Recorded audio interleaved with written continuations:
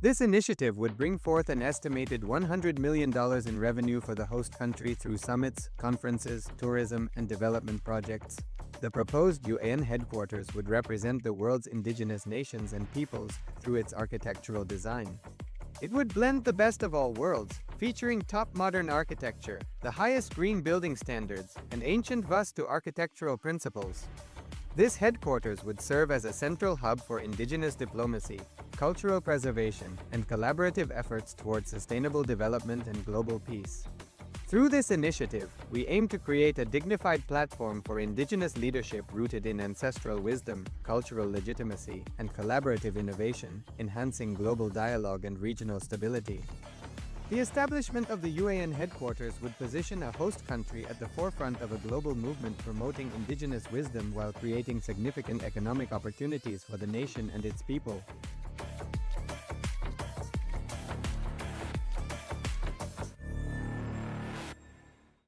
Established since 2002 in the United States of America, the United Ancient Nations is an intergovernmental organization, currently made up of 160+ members and indigenous nations. The UAN and its work are guided by the purposes and principles contained in its founding charter.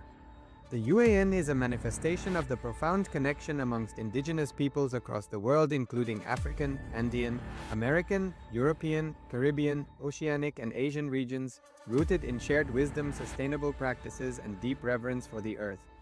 The United Ancient Nations serves as an international cultural and diplomatic organization focused on uniting indigenous cultures globally. Our governance structure is council-based without territorial claims, led by a collective leadership through our General Secretariat. As a non-state entity with UN-style advocacy, we focus on several key areas: cultural and digital heritage preservation, indigenous diplomacy, revival of indigenous knowledge systems to solve humanity's problems, global peace, environmental preservation, health and wellness, sustained economic development, indigenous and cultural tourism. While the UAN represents numerous indigenous cultures, the United States of Kalasa serves as the first indigenous nation specifically for Hindus. Kalasa's mission is focused on the revival of the ancient enlightened Sanatana Hindu civilization, with a formal governance structure including a head of state, ministers, and ambassadors. Under the leadership of SPH, Supreme Pontiff of Hinduism, Bhagavan Nityananda Paramashivoham, Kalasa has achieved recognition as a sovereign subject of international law, possessing distinctive attributes of juridical statehood. The United States of Kalasa is the main sponsor of the proposed UAN headquarters. This initiative would bring forth an estimated $100 million in revenue for the host country through summits, conferences, tourism, and development projects. The proposed UAN headquarters would represent the world's indigenous nations and peoples through its architectural design. It would blend the best of all worlds, featuring top modern architecture, the highest green building standards, and ancient Vastu architectural principles.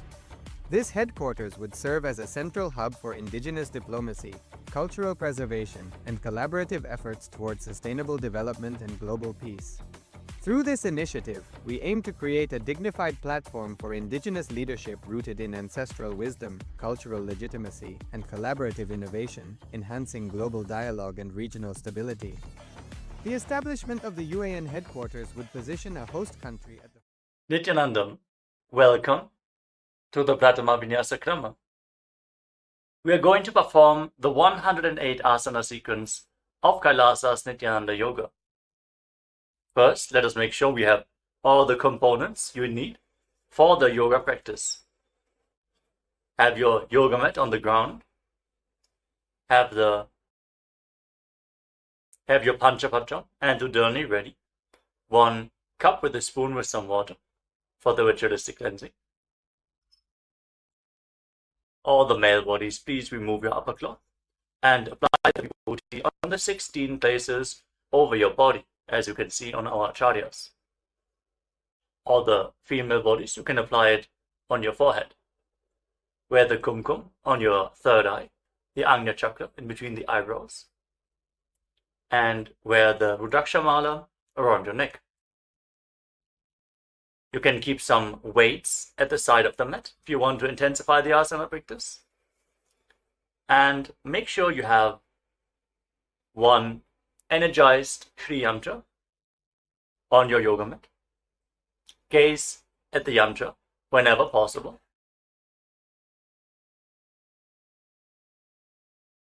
To mirror the macrocosmic energies into your microcosmos. Let us all now settle down into a comfortable cross-legged position with your head, neck and spine in a straight line. Close your eyes, take a deep breath. Visualize Swamiji in your inner space as you bring your hands into Namaskara Mudra in front of your heart center as we open this session with the Satguru Vandanam.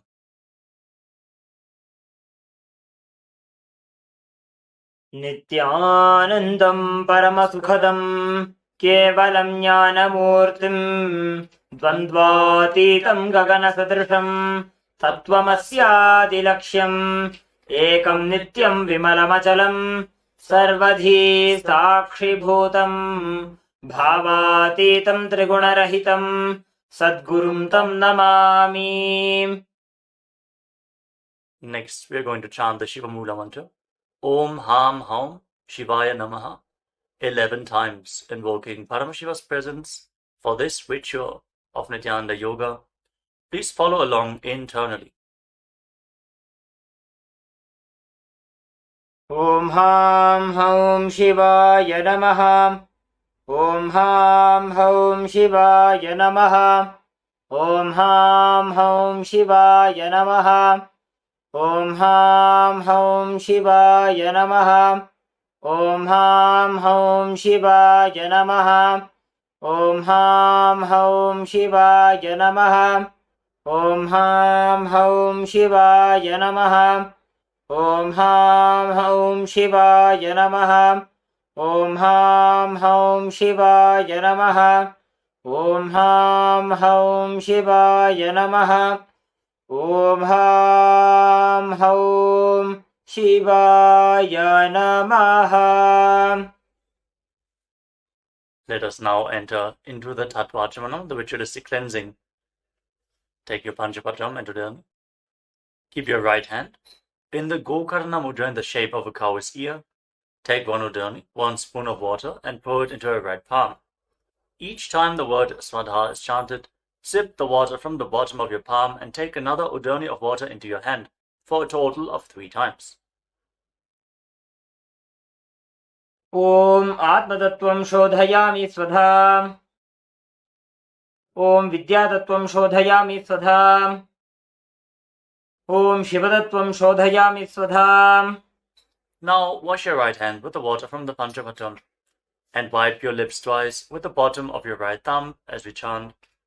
Om Ham Hridayaya Namaha. Wash your hand again.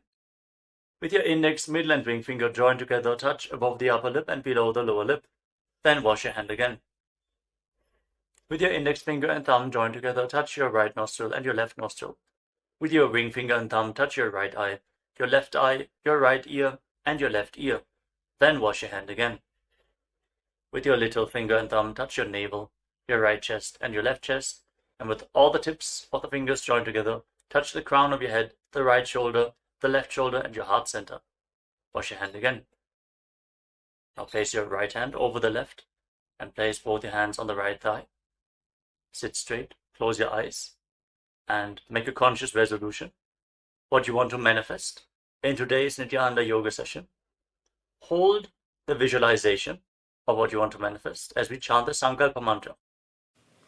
Om Mamopata Samasta Duritakshayadvara Bhagavat Shri Nityananda Paramashiva Prityartham Shri Nityanandeshwari Paramashiva Shakti Sameta Shri Nityanandeshwara Paramashiva Prityartham Cha Shubhe Shobhane Muhurte Adya Brahmanaha Dvitiya Parardhe Shri Shvetavaraha Kalpe Vaivasvatamanvantare Ashtavimshatitame Nitya Yuge Prathame Pade Jambudvipe Bharatavarse Bharatakhande Meroho Dakshine Parshve Shakabde Asmin Vartabane Vyavaharike Prabhavadinam Shashtyaha Samvatsaranam Madhye Shubhanama Samvatsare Shubhayane Shubharitau Shubhamase Shubhapakshe Shubhatitau Shubhavasarayuktayam Shubhanakshatra Shubhayoga Shubhakarana Evam Guna Visheshana Vishishtayam अस्यां शुभतिथौ श्रीकैलासोन्नतद्वादशान्तश्यामलापीठारूढ श्रीमीनाक्षीसुन्दरेश्वराभिन्नस्वरूप परशिवपुत्ररत्नकुमारगुरुमन्यतुल्यावतार श्रीपार्वतीस्तन्यपानलब्धदिव्यज्ञानविश्रुत सकलनिगमागमसारभूतद्राविडवेदप्रवक्त्रे श्रीमत्परमशिवकरुणासमधिगतमुक्तामयचतुरश्रयान् गीयमानछत्रचामरश्रीजिन्नकाहलादि समस्तबिरदावल्यलङ्कृत ज्ञानविज्ञानचक्रवर्ती सर्वजनसङ्गसद्यो निर्वाणदीक्षाव्यजापवर्गवर्ष विश्राणजीमूत परमतकलभकेसरी शैवसिद्धान्तस्थापनाचार्य श्रीराजाधिराजपाण्ड्यमहाराजगुरु क्षपनशाक्यादिमहान्धकारनिवारणज्ञानभानु वीक्षणानर्हार्हध्वजोच्छेदनपूर्वक श्रीमदृषभध्वजस्थापक शैवसमयकर्त्रे सर्वज्ञपीठारूढ श्रीजगद्गुरु श्रीज्ञानसम्बन्धदेशिकस्वामि वागीशसुन्दरमाणिक्यवाचकस्वामिनाम् अवतारभूत श्रीज्ञानसम्बन्धस्वामि पुनरुद्धृत श्यामलापीठ सर्वज्ञपीठ तृणवद्युत्तर द्विशततमगुरुमहासन्निधान अरुणगिरि योगीश्वर परंपरागत अरुणाचल सर्वज्ञपीठ गुरुमहासन्निधान कैलास परंपरागत कांची कैलास सर्वज्ञपीठ त्रयस्त्रिंशदुत्तर द्विशततम गुरुमहासन्निधान नित्योत्सव नित्यमंगल नित्यकल्याण नित्यरजित कैलास परंपरागत आदिकैलास नित्यानंदपीठ महासंस्थान महासिंहासन पीठ कर्त्रे साक्षात् श्री परमशिव समुद्भूत कैलास परंपरागत वैवस्वतमनु इक्ष्वाकु हरिश्चंद्र भगीरथ श्रीरामचंद्र शूरसेन इत्यादि अनवच्छिन्न सार्वभौम चक्रवर्ती परंपरागत चतुष्षष्टि योगिनी मंडित चतुष्षष्टि संप्रदाय प्रवर्तक मनुधर्म शासन सूर्यवंश प्राप्त सर्वज्ञपीठ सुरांगी साम्राज्य मूर्धाभिषिक्त चूड़ामणि साक्षात् श्री परमशिव समुद्भूत कपिल महागुरु पुनरुद्धृत महानिर्वाणिपीठ अष्टोत्तर सहस्र श्री महामंडलेश्वर साक्षात् श्री परमशिव समुद्भूत श्री महागणपति समारंभ अनवच्छिन्न पीठाधीश्वर गुरु परंपरा प्राप्त अटलपीठ अष्टोत्तर सहस्रतम अष्टोत्तर सहस्र श्री अटलपीठाधीश्वर धर्म मुक्ति स्वर्गपुर स्वर्णपीठ त्रयोविंश गुरु महासन्निधान कैलास परंपरागत आदिपीठ सर्वज्ञपीठ जगद्गुरु श्रीकैलास पुनरुद्धारक श्रीकैलास परमाचार्य श्रीमत्परमहंस परिव्राजकाचार्यवर्य सच्चिदानंद प्रणव स्वरूप श्रोत्रिय ब्रह्मनिष्ठ श्रीमज्जगद्गुरु श्रीलश्री भगवत् श्री नित्यानंद परमशिव श्री ज्ञान संबंध देशिक परमाचार्य स्वामिनां प्रीत्यर्थं तेषां पादारविन्दयोः भक्ति सिद्ध्यर्थं गुरुकृपा कटाक्ष सिद्ध्यर्थं क्षेमस्थैर्य वीर्य विजय आयुरारोग्य ऐश्वर्यानाम् अभिवृद्ध्यर्थं धर्मार्थ काम मोक्ष चतुर्विध बल पुरुषार्थ सिद्ध्यर्थं समस्त दुरितोपशान्त्यर्थं समस्त मंगल अवाप्त्यर्थं भगवत् श्री नित्यानंद परमशिव प्रसादेन सकुटुम्बस्य ज्ञान वैराग्य जीवन मुक्ति प्राप्त्यर्थं पूर्ण आरोग्य युक्त दृढ़गात्र यौगिक शरीर सिद्ध्यर्थं परमशिव शक्ति आविष्करणार्थं नित्यानंद योगाभ्यासं करिष्ये. Now wash your right hand once more. Om apa upasprishya. And keep your Panchapatam and Udani aside out of harm's way. Let us now enter into the first asana of the sequence, Sukhasana. In a comfortable cross-legged position with your head, neck and spine in a straight line.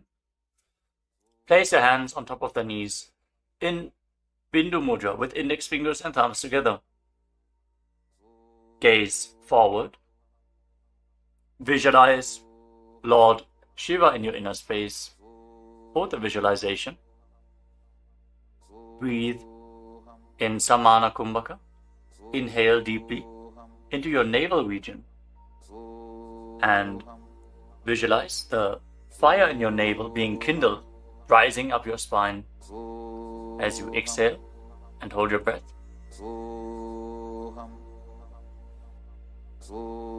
Engage Mahamudra Bandha, which is a combination of the Mula Bandha, the root lock, contracting the perineal floor and pulling it up, preventing the energy from flowing out at the bottom of your spine.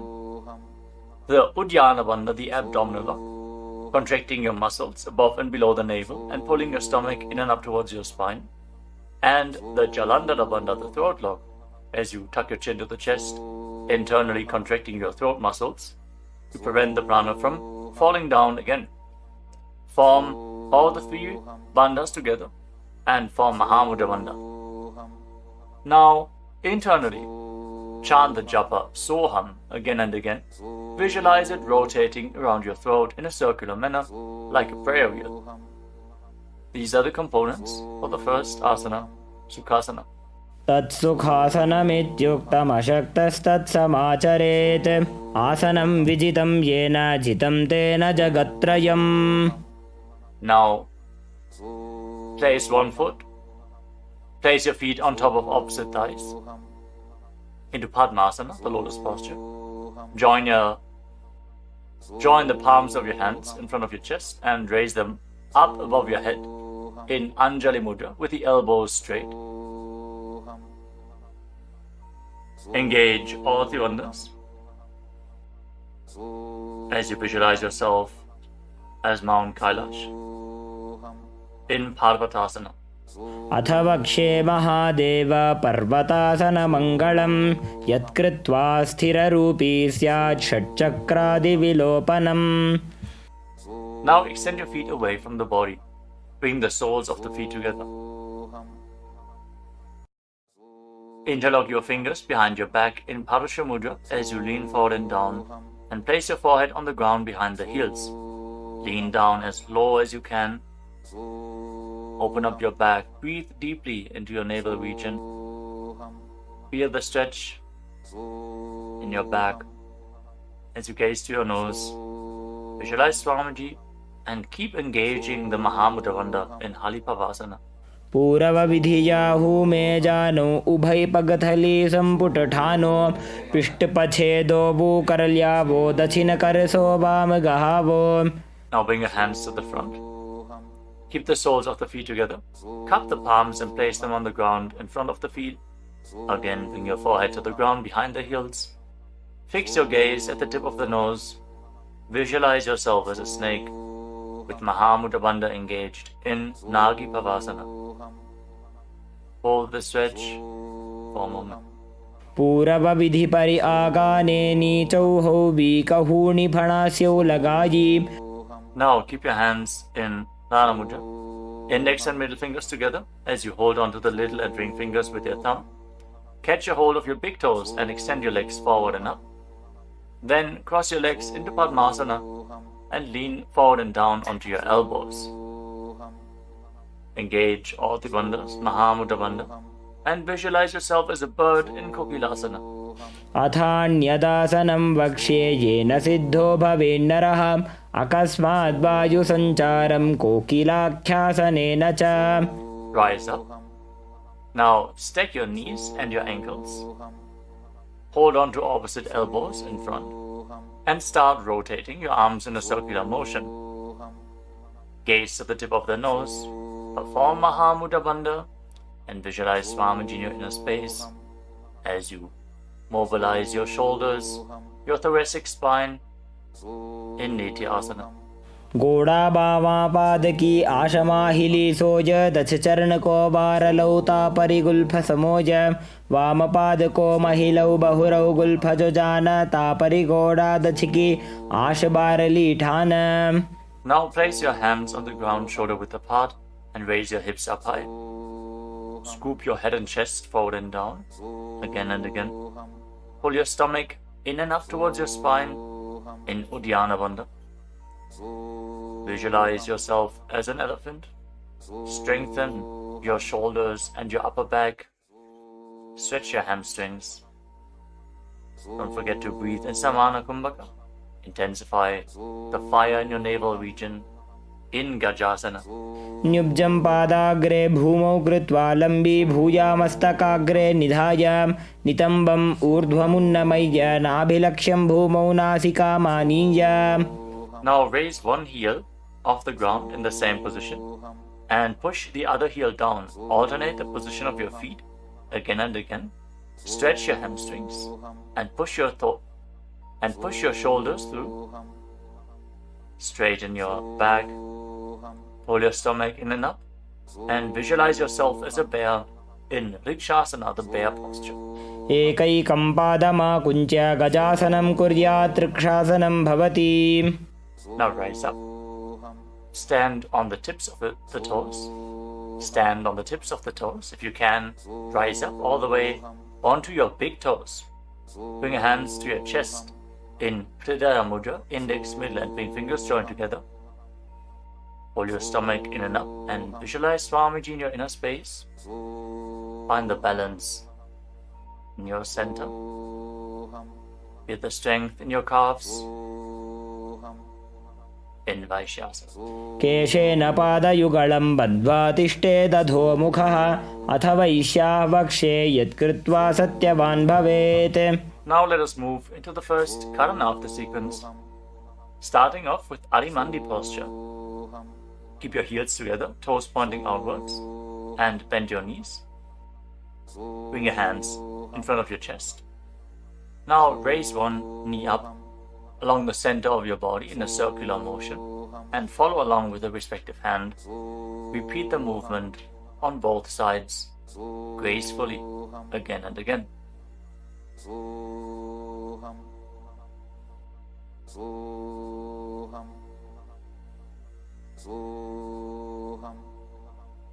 We move on to Palalingasana.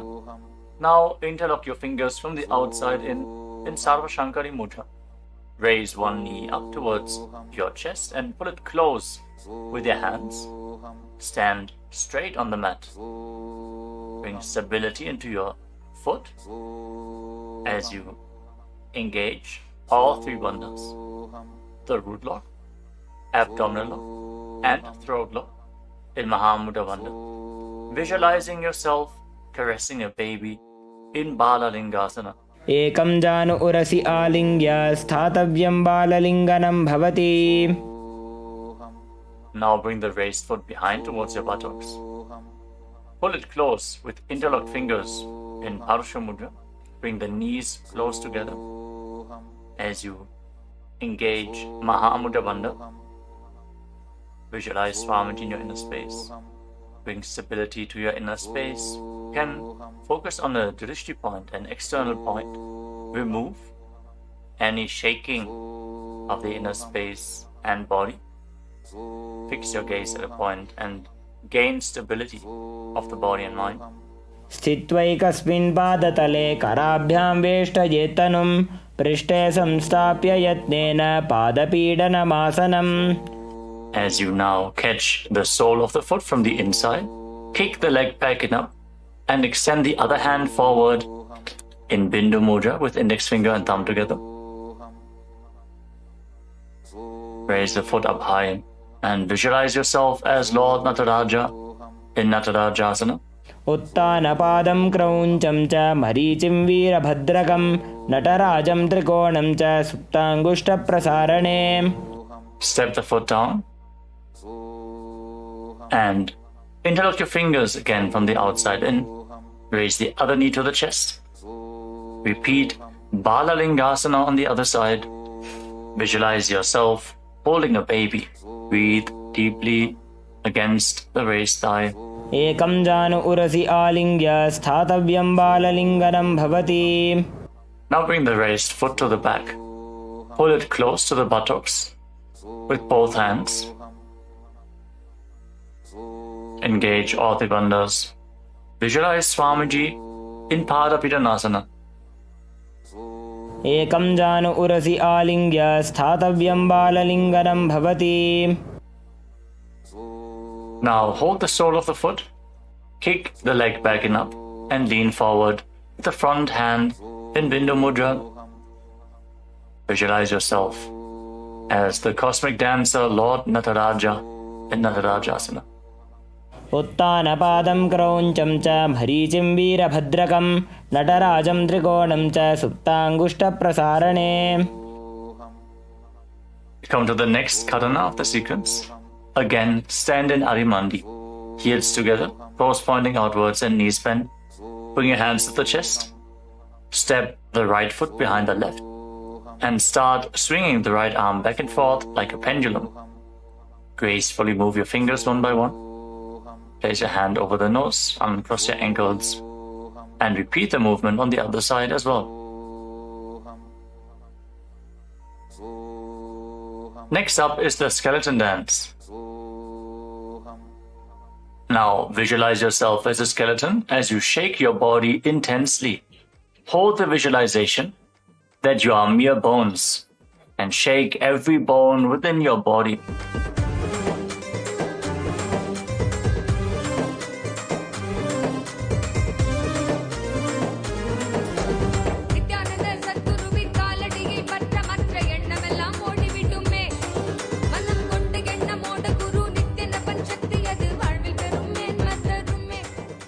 Now return to Adimandi posture and cross your arms over top of your head.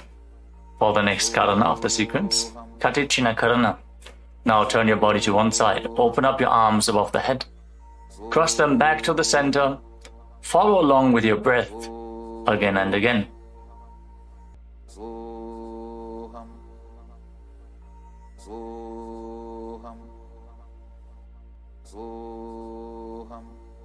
Now raise your arms up parallel above your head and rise up onto the tips of your toes. Engage Mahamudra Bandha and visualize yourself as a palm tree. As you breathe in Samana Kumbhaka, kindle the fire in your navel region. Internally chant the new japa Shivoham in Tadasana. Mahamudra Baddha Kono Tadasana Vibhedakan Vinottanam Sada Kuryadantarvatni Patipriya. Now lean forward and down. Place your hands flat on the ground if you can. Otherwise, just lean down as low as possible. Bring your head towards the knees and engage all three bandhas Mahamudra Bandha as you visualize Swamiji in Uttanasana. Mahamudra Baddha Kono Tadasana Vibhedakan Vinottanam Sada Kuryadantarvatni Patipriya. Now bring your hands flat on the ground and step your feet back. Come to a tall plank position. Take this opportunity to gaze at the Shri Yantra on your mat. Now tuck your chin to the chest and lock your throat. And start rotating your head from side to side as you visualize Swamiji in your inner space in Tarakshvasana. Gajasana Vastitva Mastakam Varam Varam Dakshina Kokshim Savya Kokshim Najet Tarakshvasanam Bhavati. Hold the plank position. Engage your core. Now lower your body down onto your stomach. Your hands by the side of your shoulders. And then raise your head and your chest by the strength of your lower back. Curl your upper back up. Open your mouth in Bhujangani Mudra, wide open. Inhaling through the hollow of your throat as you visualize yourself as a cobra in Bhujangasana. Angushthanabhiparyantam adhau bhumau vininyaset karabhyam chadharam dhritva urdhvashirsha phanivahi dehagnirvardhate nityam sarvaroga vinashanam jagarti bhujagi devi bhujangasana sadhanat. Now push your body up back into the plank position and alternate pulling one knee in towards your chest back and forth. Breathe calmly through your nose in Sahadra Kumbhaka, leading the prana along your spine and holding the breath on and off in the various energy centers along your spine. Visualize Swamiji in your inner space in Shashasana. Gajasana samstito janudvayamakuncha varam varam kartavyam shashasanam bhavati. Now step one foot in between your two hands. Simultaneously jump the front foot back and bring the other foot in between the hands. Alternate the position. Jump intensely as you visualize yourself as a chariot in Rathasana. Gajasana samstito ekaikam padam puro margena bhramajitva kartavyam rathasanam bhavati. Remain in this position and rise up. Keep one foot at the back with the toes facing sideways and bend the front knee at a 90-degree angle. Raise your arms up parallel above your head. Intensely engage your legs and your core. Pull your stomach inwards and up in Uddiyana Bandha. Fix your gaze at your third eye as you visualize yourself as Lord Veerabhadra with 8 arms in Veerabhadrasana. वासिष्ठमथ कौण्डिन्यम् ऊर्ध्वकुक्कुटमेव च अष्टावक्रमथोत्तानं मयूरं सेतुबन्धनम् उत्तानपादं क्रौञ्चं च मरीचिं वीरभद्रकं नटराजं त्रिकोणं च सुप्ताङ्गुष्ठप्रसारणे. Now exchange the position of your feet. Bring the other foot to the front and bend the front knee at a 90-degree angle as you turn the back toes facing outwards and bring your arms up above your head. Gaze to your third eye. Pull your stomach in and up and visualize yourself as Lord Advaita. Feel the intense stability this posture brings to your hip. Stand strong and stable in Virabhadrasana. वासिष्ठमथ कौण्डिन्यम् ऊर्ध्वकुक्कुटमेव च अष्टावक्रमथोत्तानं मयूरं सेतुबन्धनम् उत्तानपादं क्रौञ्चं च मरीचिं वीरभद्रकं नटराजं त्रिकोणं च सुप्ताङ्गुष्ठप्रसारणे. Now stand up straight. Take one foot and pull it up towards the inner opposite thigh with the heel close to your perineum. Join your hands in Anjali Mudra and raise your arms up straight above your head. Engage Uddiyana Bandha. Pull your stomach in and up and visualize yourself as a tree. Fix your gaze at an external point for balance in Vrikshasana, the tree posture. वामोरुमूलदेशे च याम्यं पादं निधायतु तिष्ठेत्तु वृक्षवद्भूमौ वृक्षासनमिदं विदुः. Now bring the raised foot up towards the opposite hip and join your hands in Namaskara Mudra in front of your chest. Visualize yourself as Lord Garuda with heavy wings on your back. Stand strong and stable in Garudasana. गरुडासनमावक्ष्ये येन ध्यानं स्थिरं भवेत् सर्वदोषाद्विनिर्मुक्तो भवतीह महाबली. एकपादमुरो बद्ध्वा एकपादेन दण्डवत् जङ्घापादसन्धिदेशे जानुव्यग्रं व्यवस्थितः. Now step the foot down. Raise the other foot up. Bring your hands together in Anjali Mudra. Raise your arms up above your head. Elbows straight. Perform Uddiyana Bandha and visualize yourself as a tree in Vrikshasana. Stand stable like a tree. Feel the roots growing from the standing foot.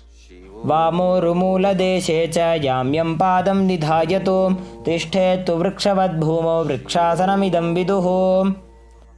Now step one foot back. Now bring the raised foot on top of the opposite hip and join your hands in Namaskara Mudra in front of your chest.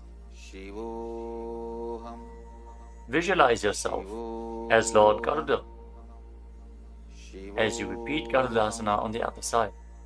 गरुडासनमावक्ष्ये येन ध्यानं स्थिरं भवेत् सर्वदोषाद्विनिर्मुक्तो भवतीह महाबली. एकपादमुरो बद्ध्वा एकपादेन दण्डवत् जङ्घापादसन्धिदेशे जानुव्यग्रं व्यवस्थितः. Now step one foot back and keep the other foot at the front. Keep the back toes facing sideways. Extend your arms out parallel to the ground, lean forward and down. Bring one hand to the foot and the other hand up to the sky. Gaze up along the raised arm and visualize yourself as a triangle in Trikonasana, the triangle posture.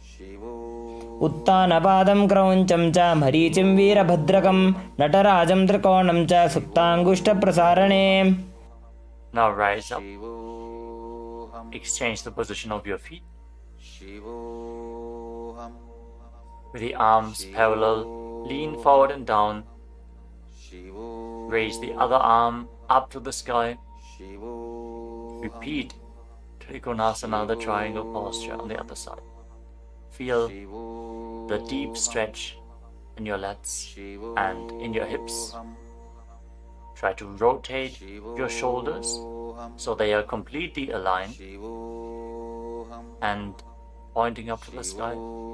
उत्तानपादं क्रौञ्चं च मरीचिं वीरभद्रकं नटराजं त्रिकोणं च सुप्ताङ्गुष्ठप्रसारणे. Now rise up. Step your feet together. Keep the heels touching, toes pointing outwards in Arimandi. With your knees bent, raise one heel off the ground and bring your hands to the chest, palms facing each other.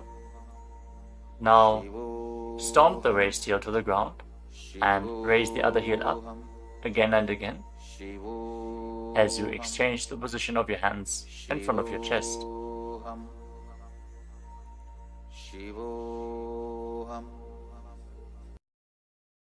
Now lower your body down into Angushtasana. Tuck the toes and sit on raised heels. Join your hands in Namaskara Mudra in front of your heart center. Visualize Swamiji in your inner space as you start buzzing like a bee on the in and exhalation in Brahmari Kumbhaka, and internally chant the new japa Sadashivoham in Angushtasana. कबन्धासनमित्याहुः गोरक्षासनमेव च अङ्गुष्ठमुष्टिकं न्येयं ब्रह्मप्रासादितं तथा. Now extend one leg forward and bring your hands to the side. Keep the palms facing forward in Vara Mudra, with the fingertips barely touching the ground. Be stable in this position as you visualize Swamiji in Saurasana. प्रसार्यैकं पादतलं संस्थाप्य त्वेकपादकम्. Now catch a hold of the big toe of the front foot in Prana Mudra with index and middle finger. Catch the back heel with the other hand and balance in this posture. Visualize Swamiji in your inner space in Vidunanasana. गुल्फस्थितो पादमेकं प्रसार्य तत्पादाग्रं संस्पृशेत् तत्करेण गुल्फं चान्यं धारयेत् तत्करेण धूनं पीठं चाभ्यसेत् चोभयत्र. Now rise back up. Step the front foot in. Extend the other foot forward. Keep the hands at the side, palms facing forward. Support your balance with the fingertips as you visualize Swamiji in Saurasana. प्रसार्यैकं पादतलं संस्थाप्य त्वेकपादकम्. Now lean forward and down. Hold on to the big toe in Prana Mudra. Again, visualize Swamiji in Vidunanasana. Feel the stretch in your calf. Build the balance to hold the back heel with the other hand.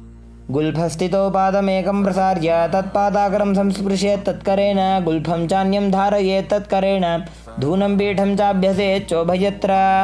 Now rise up and step both feet in. Separate your knees as you place your hands on top of the knees with the palms facing up. Now lock your chin to the chest in Jalandhara Bandha and gaze through the gap between the palms. Hold the balance. Calm your inner space and visualize Swamiji in Brahma Jurankushasana. दो बूफड़ा पानी होए वैसे एड़ी दो गुदानी वैसे कोरपक दलियां की माहिली Ayush माहेरा शेमिली. Now drop your knees down to the ground. Sit on raised heels and fix your gaze at the tip of the nose. Pull your stomach in and up in Uddiyana Bandha and visualize yourself as sage Kapila Muni in Kapilasana. दो बूफड़ा पानी होए वैसे एड़ी दो गुदानी वैसे कोरपक दलियां की माहिली Ayush माहेरा शेमिली. Now shift your gaze upwards towards your third eye. Maintain this posture and visualize Swamiji's form in your inner space in Bhadragurakasana. दो बूपकदली संपुट करे कोरवारली भूपरिधरे कोरवारली राखे ऐसे तापरी मूल द्वार टिकी बैसे. As you raise your knees off the mat, keep the soles of the feet together. Join your thumbs and little fingers and open up your palms into Padma Mudra, resembling a lotus flower.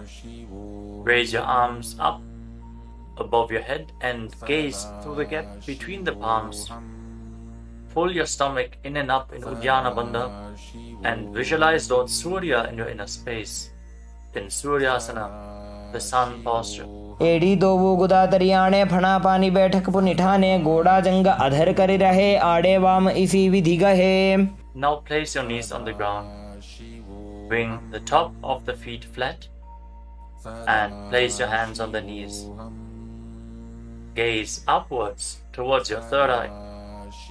Visualize yourself as a frog and keep your tongue flat against the palate of the mouth in Mandukya Mudra. Stop the buzzing sound on the breath. Breathe calmly through your nose in Sahajra Kumbhaka. Don't forget to chant Sadashivoham internally in Mandukasana.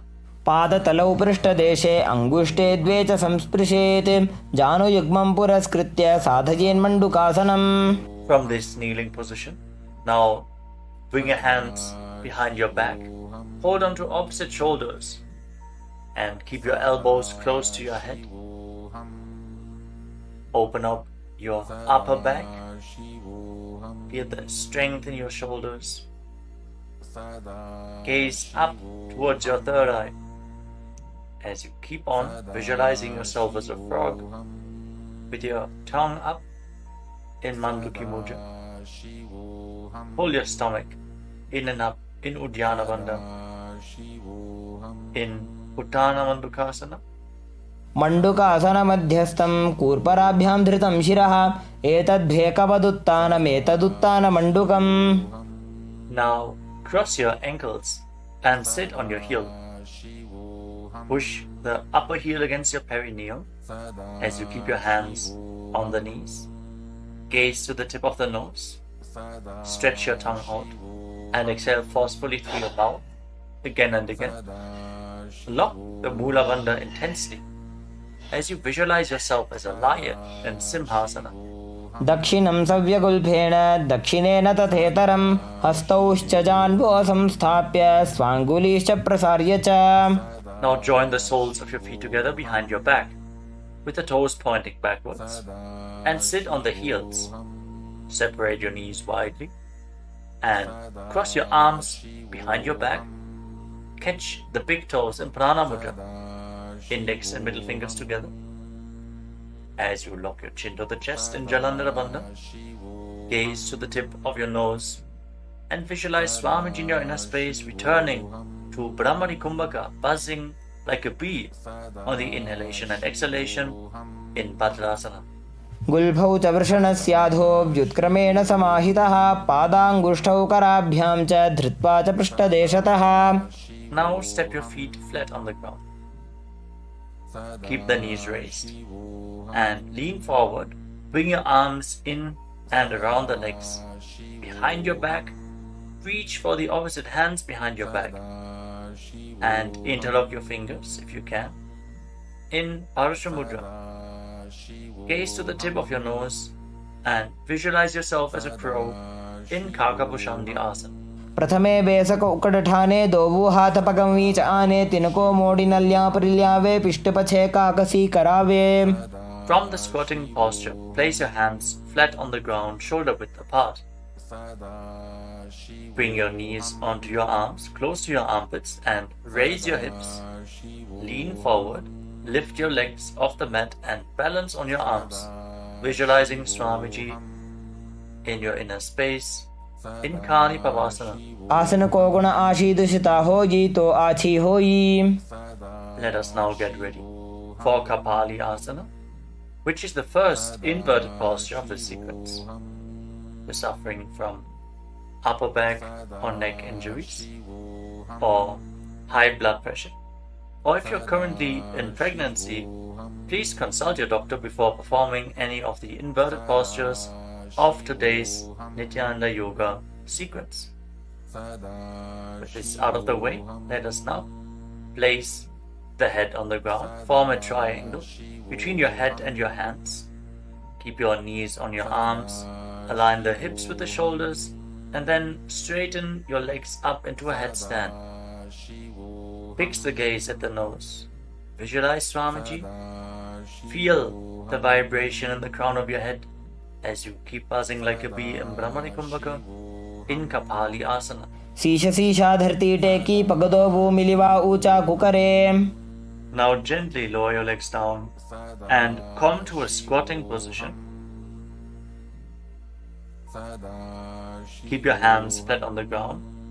Rotate your body to one side. Align the knee with your hip.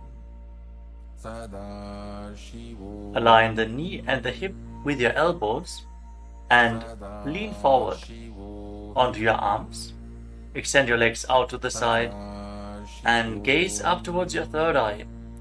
Visualize yourself as a peacock and exhale all the way. Hold your breath again and again in Vijaka Kumbhaka as you perform Paramashivoham. Balance on your arms. Bring the strength to your wrists and shoulders. मयूरं दण्डवत् कुर्यान् मायूरं दण्डनामकं कुर्यान् मायूरं पार्श्वाभ्यां मायूरपार्श्वनामकम्. Now set your legs down. Twist your body in the opposite direction. Repeat Paramashivoham on the other side. Lean onto your arms. Extend the legs out to the side and gaze to your third eye as you visualize yourself as a peacock. मयूरं दण्डवत् कुर्यान् मायूरं दण्डनामकं कुर्यान् मायूरं पार्श्वाभ्यां मायूरपार्श्वनामकम्. Now settle down. Place your hands flat on the ground and step your feet back into a plank position. Take a moment to gaze at the Shri Yantra on your mat. As you step one foot front in between the two hands. As you step one foot outside the respective shoulder in between the two hands. Fix your gaze at your third eye and visualize yourself as Lord Kala Bhairava in Bhairaganathasana. आसन को गुण पीती जाई. Now step the front foot back and bring the other foot to the front in between the two hands. Feel the stretch in your legs. Open up your hips. Push your hip forward as you engage the Mula Bandha and visualize yourself as Lord Kala Bhairava in Bhairaganathasana on the other side. आसन को गुण पीती जाई. Now step the front foot back and bring your forearms on the mat. Raise your hips up high. Slightly walk your feet forward. Open up your shoulders. Try to bring your heels to the mat. Intensely stretch your hamstrings. As you gaze towards your third eye, visualize Swamiji in Unmukha Pitasana. भून्यस्तौ जानुनी हस्तौ चतुष्पदमवाङ्मुखम् उत्थापिताङ्घ्रियुगलकटिस्थलमभिरुकाम्. Now raise back onto your arms and rotate your body. Lift one arm up towards the sky.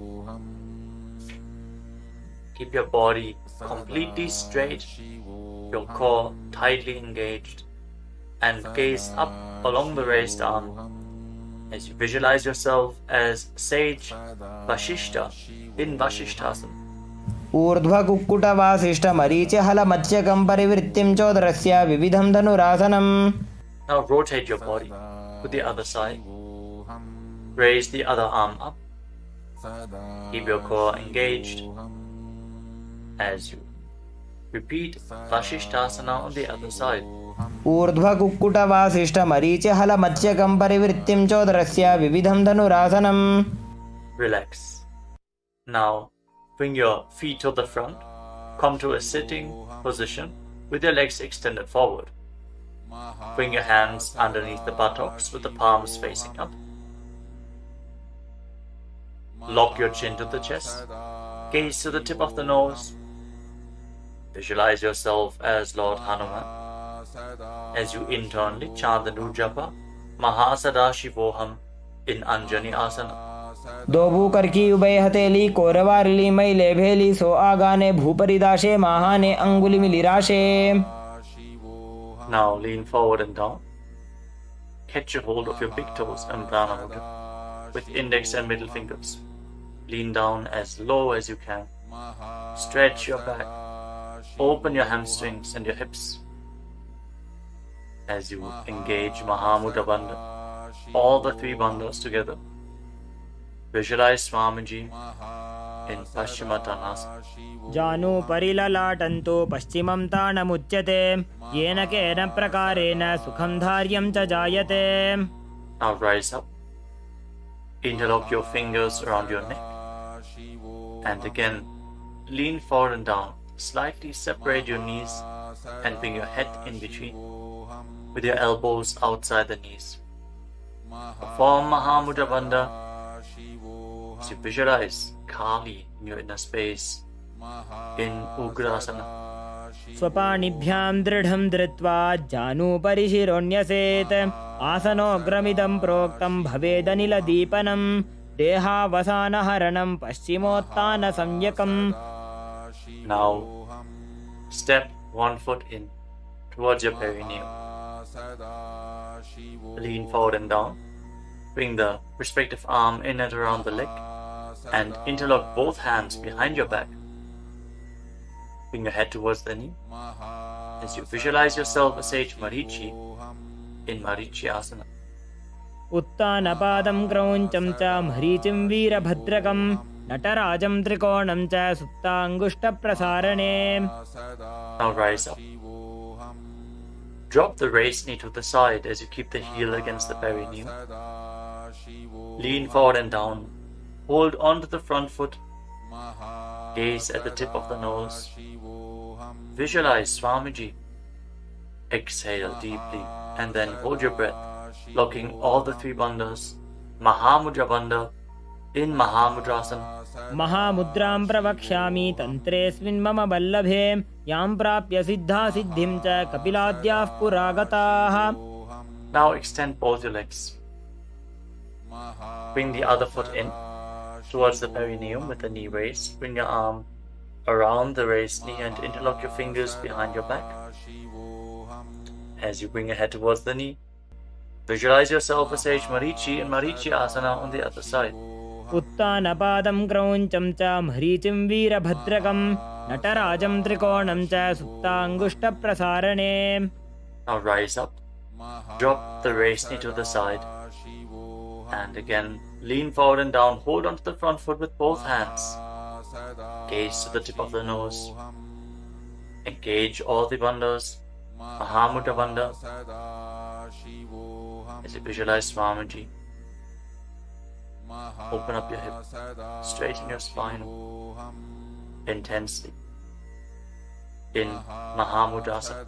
महामुद्रां प्रवक्ष्यामि तन्त्रेऽस्मिन् मम वल्लभे यां प्राप्य सिद्धा सिद्धिं च कपिलाद्याः पुरागताः. Now rise up. Bring the soles of your feet together in front. Interlock your fingers around the toes. Pull your heels in towards your perineum. Try to keep your heels down on the ground as much as possible as you gaze up towards your third eye and visualize Swamiji in your inner space in Badalasana too. गुल्भौ तवृषणस्यादः सीवन्त्याः पार्श्वयोः क्षिपेत् पादपार्श्वे तु पाणिभ्यां दृढं बद्ध्वा सुनिश्चलम्. Now extend your feet away from the body. Keep your hands on the respective knees. And lock your chin to the chest. Gaze to the nose as you visualize Swamiji in Gvalibhavasana. पूरब चरपट चौक कख्यो सोजी वाही विधि जो कीजे सो ये जामे AD भिन्न जराशे अंगुल 8 अंतरो राशे.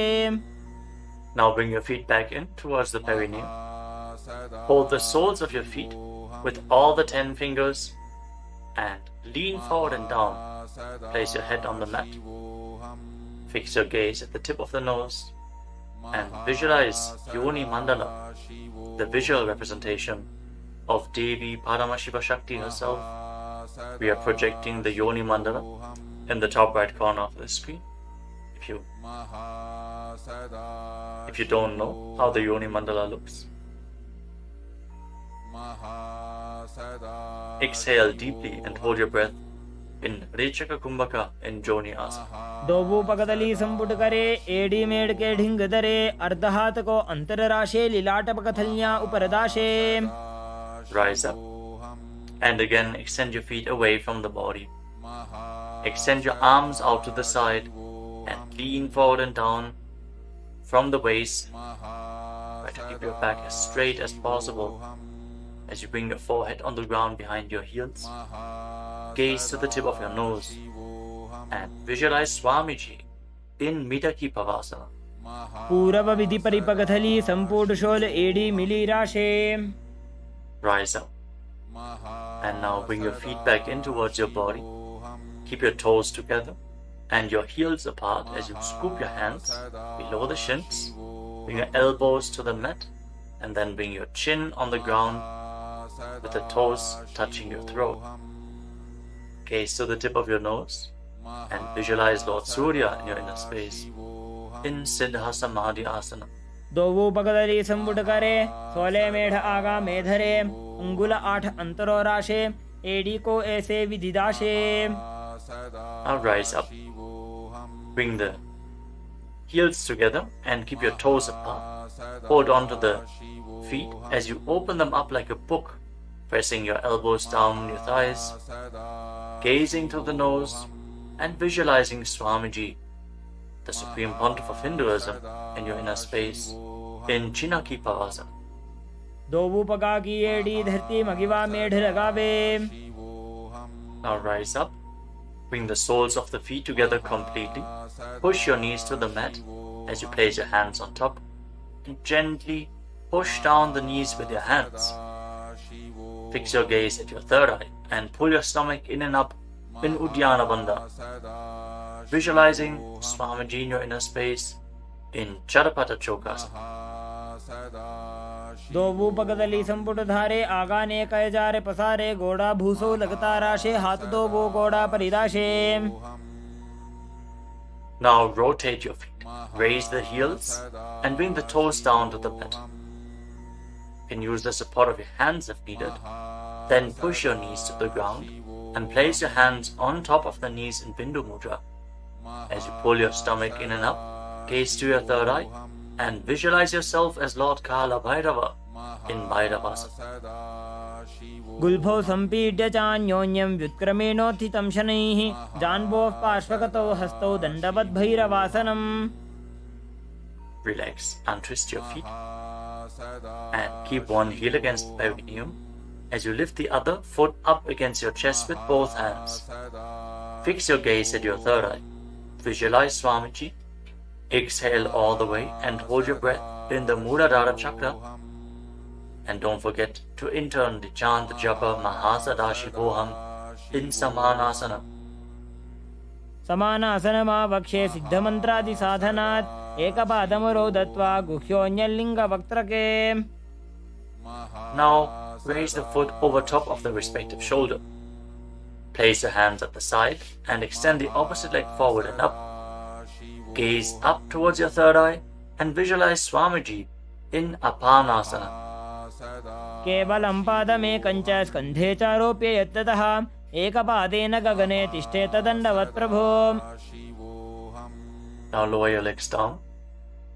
Bring the other heel against your perineum and lift the opposite foot against your chest. Breathe deeply. Exhale all the way and hold your breath in Rejaka Kumbhaka. As you gaze to your third eye, visualize Swamiji in Samanasana. समानासनमा वक्षे सिद्धमन्त्रादि साधनात् एकपादमरो दत्वा गुह्योऽन्यलिङ्ग वक्त्रके. Now lift the raised foot over your shoulder. Keep your hands at the side. Extend the opposite leg forward and up. And gaze to your third eye as you visualize Swamiji in Apanasana on the other side. Hold this posture. To straighten your legs, point the toes. Be stable in this posture. केवलं पादमेकञ्च स्कन्धे चारोप्य यत्ततः एकपादेन गगने तिष्ठेत दण्डवत् प्रभो. Now lower your legs and stack the knees in front of your body keeping the heels at the outside of the opposite hips.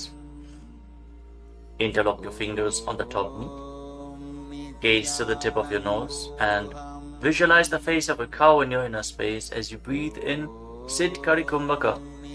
Press your tongue flat against the palate of your mouth, and as you inhale through your mouth, hiss through the teeth. Exhale through your nose and internally chant the japa Om Nityanandoham in Gomukhasana. सव्ये दक्षिणगुल्फं तु पृष्ठपार्श्वे नियोजयेत् दक्षिणेऽपि तथा सव्यं गोमुखं गोमुखं यथा. Now catch a hold of the big toes in Prana Mudra and pull your stomach in and up in Uddiyana Bandha. Fix your gaze at the tip of your nose and visualize yourself as Rishika Anasuya in Anasuyasana. दक्षिण गोड़ो नीचो ठाने बाबों तागे ऊपर आने गोड़ा संधि मिलावे भारी आड़ा पद बुनिदे संधि पसारी. With your gaze fixed at the nose, lean forward and down and interlock your fingers behind your back. Bring your chin over the knees. Lean down as low as possible. Visualizing Rishika Anasuya in Anasuyasana too. जीमणा गोदा की संधि उपरिड़ा वागोड़ा की संधि मिलाई राशे गोड़ा सेवले पकतल्यालो आड़वाई सोधा राशे. Now rise back up. Place the right foot flat on the mat with the right knee against your chest and keep the left heel against your perineum with the knee on the ground. Place your hands on the respective knees. Gaze to the tip of the nose and visualize yourself as Lord Garuda in Garudasana too. डाबो पकमोड़ी एडी माहिलो गुल्फमूल द्वारनी चैदे. From the same posture, now raise your perineum onto the heel. Interlock your fingers around your neck and twist your elbows outside the raised knee as you gaze up towards your third eye. Visualize yourself as sage Narada in Naradasana. पिष्टिजो वाम पगदली केरी भूपरी दाही लगा वे फेरी गोड़ा सुदो फणो है जो जीत छिपा शतीरा शेषो जी. Relax, untwist your spine and now raise the left foot on the right thigh and raise the right knee. Catch the big toe of the right foot with the right hand in Prana Mudra and hold onto the shin of the right leg with your left hand as you hug your knees. Fix your gaze at the tip of your nose and visualize Matsya, the fish avatar of Lord Vishnu in Matsya Pitakasana. वामेन वामांगुष्टन्तो गृहीतं मत्स्य पीठकं योनि वामेन संपीड्य मेढ्रादुपरि दक्षिणम्. Now again, stack your knees and keep your heels outside the hips. Intensely stretch your hip rotators. Keep your hands on your knees in Parashu Mudra. Gaze to the tip of your nose and visualize the face of a cow in Gomukhasana. सव्ये दक्षिणगुल्फं तु पृष्ठपार्श्वे नियोजयेत् दक्षिणेऽपि तथा सव्यं गोमुखं गोमुखं यथा. Now interlock your fingers around the toes in Prana Mudra. Pull your stomach in and up in Uddiyana Bandha and fix the gaze at the tip of the nose as you repeat Anasuyasana. दक्षिण गोड़ो नीचो ठाने बाबों तागे ऊपर आने गोड़ा संधि मिलावे भारी आड़ा पद बुनिदे संधि पसारी. Now interlock your fingers behind your back and lean forward and down. Bring your chin over the knee, the nose as close to the ground as you can. Fix your gaze at the tip of the nose and visualize yourself as Rishika Anasuya in Anasuyasana too. दक्षिण गोड़ो नीचो ठाने बाबों तागे ऊपर आने गोड़ा संधि मिलावे भारी आड़ा पद बुनिदे संधि पसारी. Now rise back up. This time place the left foot flat, the left knee against the chest, right heel against the perineum. Keep your hands on your knees. Gaze to your nose and visualize yourself as Lord Garuda in Garudasana too on the other side. जीमणा गोदा की संधि उपरिड़ा वागोड़ा की संधि मिलाई राशे गोड़ा से उले पकतल्यालो आड़वाई सुधा राशे. As you raise your perineum up onto the heel, interlock your fingers around your neck, twist your elbows outside the raised knee, gaze up towards your third eye, and visualize Sage Narada in Naradasana. पिष्ट जो वाम पगदली केरी भूपरी दाही लगा वे फेरी गोड़ा सुदो फणो है जो जीत छिपा शतीरा शेषो जी. Now raise up. Place the right foot onto the left thigh and hold on to the left shin and the big toe as you gaze to your nose and visualize Matsya, the fish avatar of Lord Vishnu, in Matsya Pitakasana. वामेन वामाङ्गुष्टन्तो गृहीतं मत्स्यपीठकं योनि वामेन संपीड्य मेढ्रादुपरि दक्षिणम्. The next asana is Matsyendrasana. Now extend your legs forward.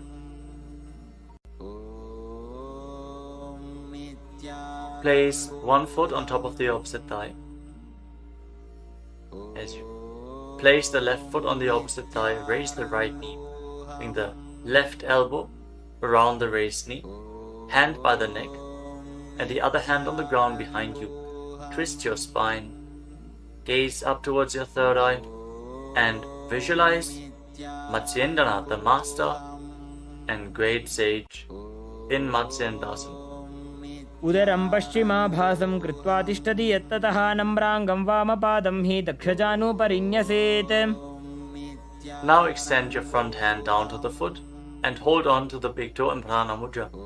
Place the other hand on the respective ear as you gaze towards your third eye and visualize yourself as a camel in Kubasana.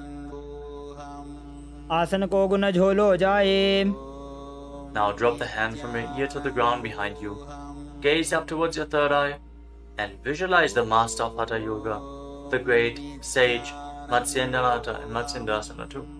मत्स्येन्द्रपीठं जठर प्रदीप्तिं प्रचण्ड रुक्मण्डल खण्डनास्त्रम् अभ्यासतः कुण्डलिनी प्रबोधं दण्डस्थिरत्वं हि ददाति पुंसाम्. Now extend your legs forward. This time, place the right foot onto the left thigh. Raise the left knee, bring the right elbow around the raised knee and the hand by the neck. As you gaze up, visualize Sage Matsyendranath, the master of Hatha Yoga, in Matsyendrasana too. In Matsyendrasana on the other side. उदरं पश्चिमाभासं कृत्वा तिष्ठति यत्ततः नम्राङ्गं वामपादं हि दक्षजानुपरिन्यसेत्. Now extend the front hand down to the foot, catch a hold of the big toe in Prana Mudra, and place the other hand on the respective ear as you gaze to your third eye and visualize yourself as a camel in Kubasana on the other side. आसन को गुण झोलो जाए. Now drop the hand from your ear on the ground behind you. Keep twisting your spine intensely as you visualize Sage Matsyendranath, the master of Hatha Yoga, in Matsyendrasana too. मत्स्येन्द्रपीठं जठर प्रदीप्तिं प्रचण्ड रुक्मण्डल खण्डनास्त्रम् अभ्यासतः कुण्डलिनी प्रबोधं दण्डस्थिरत्वं हि ददाति पुंसाम्. Untwist your spine and now place your feet on top of opposite thighs into Padmasana, the lotus posture. As you fix your gaze at the tip of the nose, place your hands on top of the knees. Engage all three wonders intensely, sincerely. Visualize yourself as Lord Shiva and perform the Shitali Kumbhaka. Press your tongue against the back of the teeth as you hiss through your teeth on the inhalation. Engage all three wonders and internally chant the new japa Om Nityananda Mahasadashivoham in Padmasana. आसनं द्विधं प्रोक्तं पद्मं वज्रासनं तथा ऊर्ध्वोरुपरि चेत् धत्ते उभे पादतले यथा. Now cross your hands in front of the body and keep your hands in Prana Mudra. Hold on to the big toes, gaze to the tip of your nose, and visualize yourself as Goddess Parvati, the consort of Lord Shiva, in Padmasana too. उत्तानौ चरणौ कृत्वा ऊरु संस्थौ प्रयत्नतः ऊरु मध्ये तथोत्तानो पाणी कृत्वा तु तादृशौ. From Padmasana, now bring your hands through your legs. Place your palms flat on the ground and straighten your arms. Pull your knees up lift your body off the ground and balance. As you visualize yourself as a rooster, breathe calmly through your nose in Sahasrara Kumbhaka in Kukutasana. पद्मासनं सुसंस्थाप्य नान्वोरौरन्तरे करौ निवेश्य भूमा वासिष्ठे व्योमस्थः कुक्कुटासनः. Now from Padmasana, rise up onto your knees. Place your hands in such a way that the fingers are pointing towards your body. Now bend the elbows and bring them towards your navel. Lean forward, find balance and lift your legs off the ground. With your legs in Padmasana, visualize Swamiji in Baddhakikyasana. धरामवष्टभ्यकरद्वयेन तत्कूर्परिस्थापिता नाभिपार्श्वः उच्चासनो दण्डवदुत्तितर्के मायूरमेतत् प्रवदन्ति पीठं मयूरं पद्मकं कुर्याद् बद्धकेकीति कथ्यते. Now extend your legs back into Mayurasana. From the kneeling position, lean your navel onto your elbows and lift your legs up straight as you visualize yourself as a peacock in Mayurasana.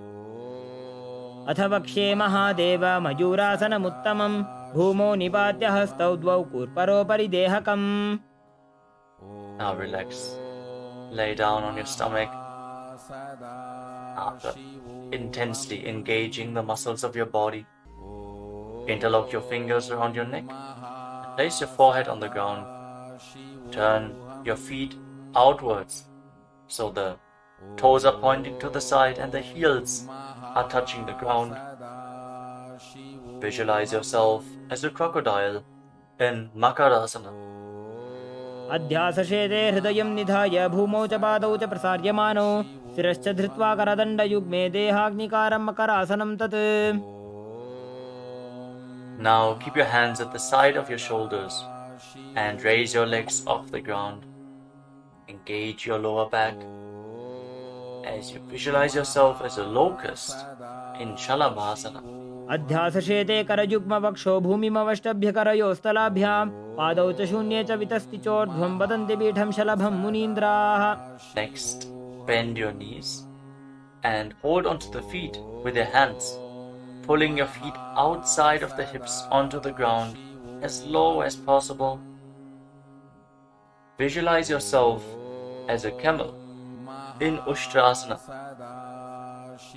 अध्यासशेते पदयुग्मव्यस्तं पृष्ठे निधायापि धृतं कराभ्याम् आकुञ्चयेत् सम्यक् उदरास्य गाढमुष्ट्रं च पीठं योगिनो वदन्ति. Now, as you hold onto the feet, kick your legs back and up and raise your head and chest. Bend your back and gaze up. Visualize yourself as Lord Shiva's bow in Dhanurasana. प्रसार्य पादौ भुवि दण्डरूपौ करौ च पृष्ठे धृतपादयुग्मं कृत्वा धनुस्तुल्य विवर्तिताङ्गं निगद्य योगी धनुरासनं तत्. Now lower your body down. Rise up and come to a comfortable kneeling position. Keep your heels outside the hips with the toes touching behind your back.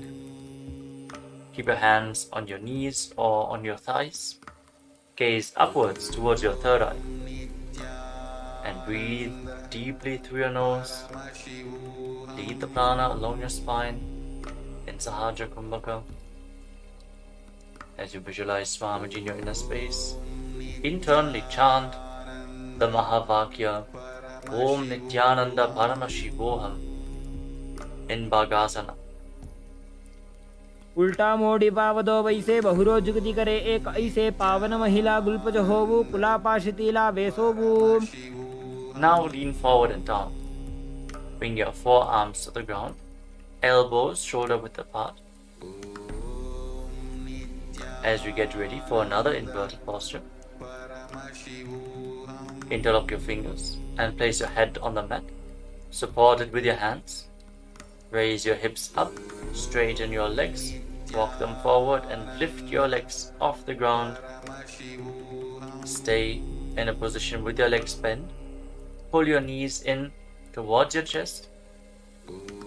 Pull your knees in towards your chest. As you gaze to the tip of the nose, visualize Swamiji in Gohi Asana.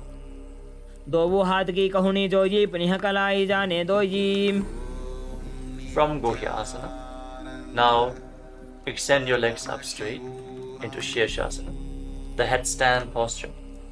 Find inner stability as you gaze to your nose and visualize Swamiji in Shirshasana.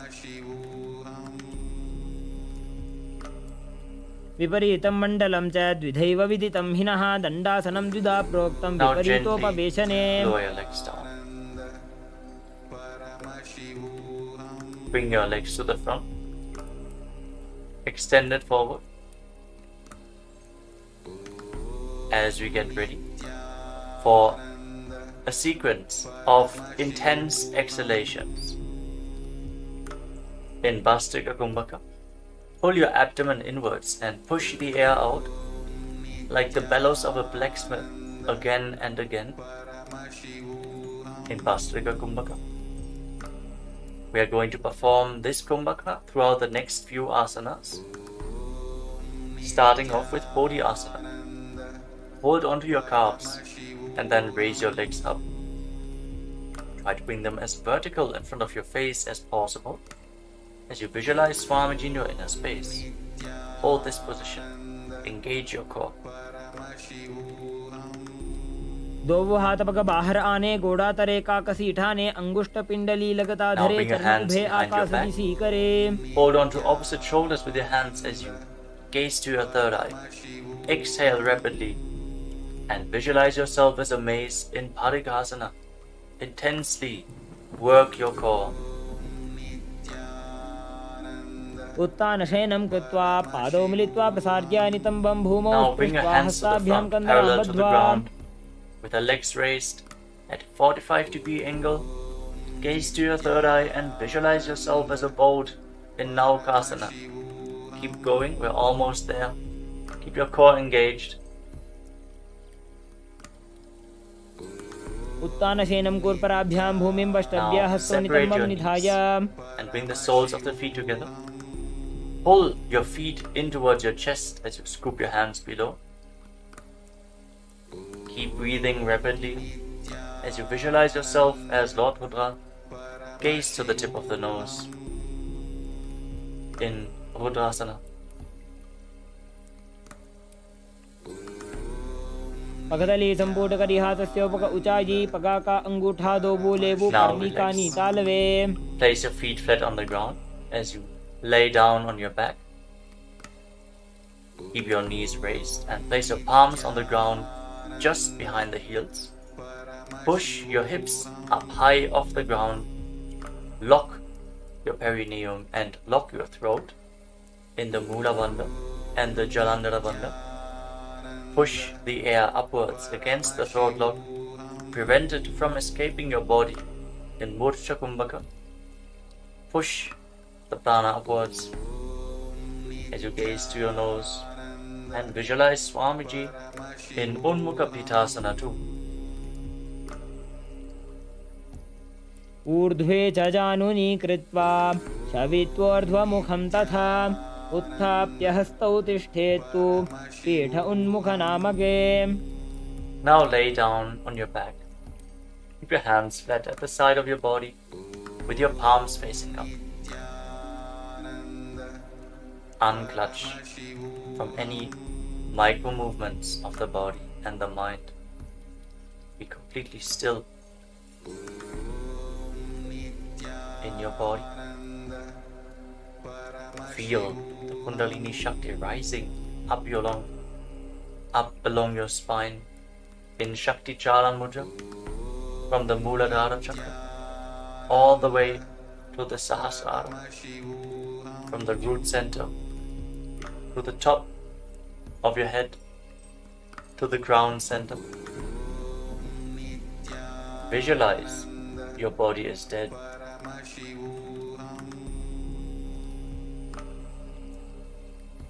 And Swamiji, the Supreme Pontiff of Hinduism, is liberating you. Internally chant the Mahavakya Om Nityananda Paramashivoham in Shivasana. उत्तानं शववद्भूमौ शयनं तुषवासनं शवासनं श्रान्तिहरं चित्तविश्रान्तिकारकम्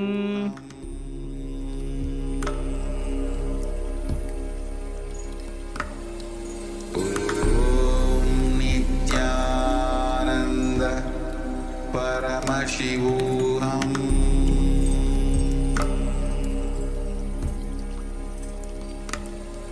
ॐ नित्यानन्द परमशिवोऽहम्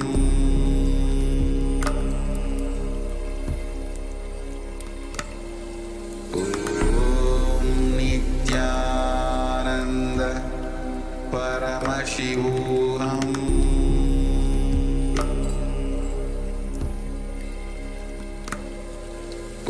ॐ नित्यानन्द परमशिवोऽहम्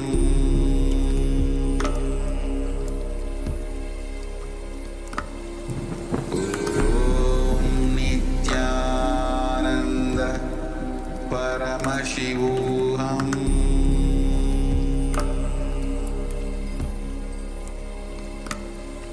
ॐ नित्यानन्द परमशिवोऽहम्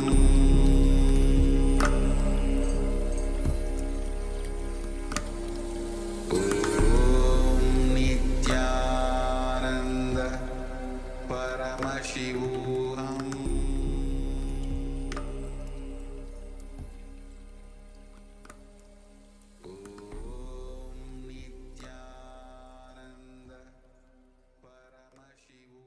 Now, slowly, return to your physical body. Wiggle your fingers and toes and rotate your wrists and your ankles. Bend and stretch your elbows and knees. Pull the legs up against your chest. Squeeze your body into a ball. And slowly return to a comfortable seated position.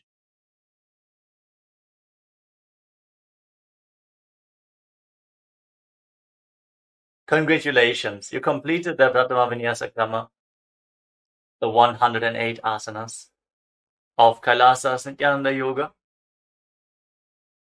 Thank you all for performing this asana sequence today. Let us conclude this ritual of Nityananda Yoga with the Purna Mantra. Sit straight with your head, neck and spine in a straight line, the hands in Namaskara Mudra in front of your chest. Close your eyes and visualize Swamiji in your inner space as we chant together. ॐ पूर्णमदः पूर्णमिदं पूर्णात् पूर्णमुदच्यते पूर्णस्य पूर्णमादाय पूर्णमेवावशिष्यते ॐ शान्तिः शान्तिः शान्तिः हरिः ॐ तत्सत् सर्वं भगवत् श्रीनित्यानन्दपरमशिवपादुकार्पणमस्तु ॐ नित्यानन्दम्.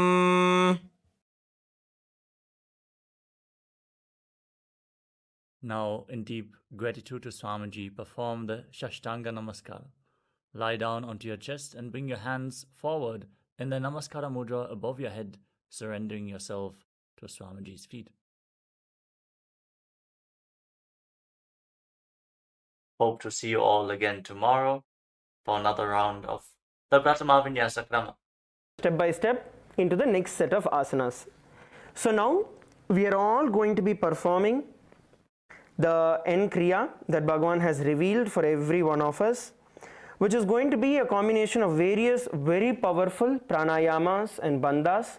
It will be a guided meditation for every one of you. So sit straight and sit comfortably.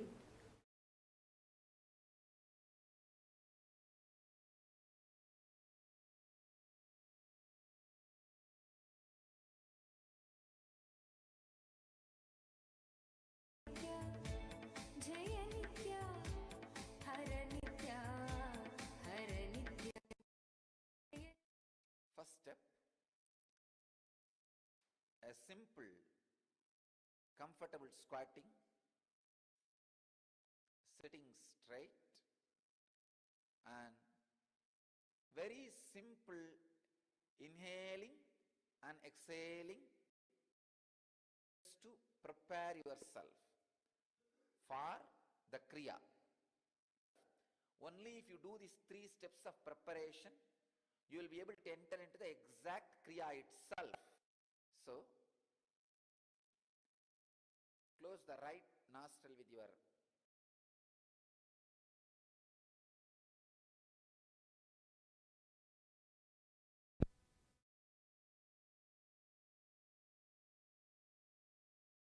sit straight, inhale and exhale.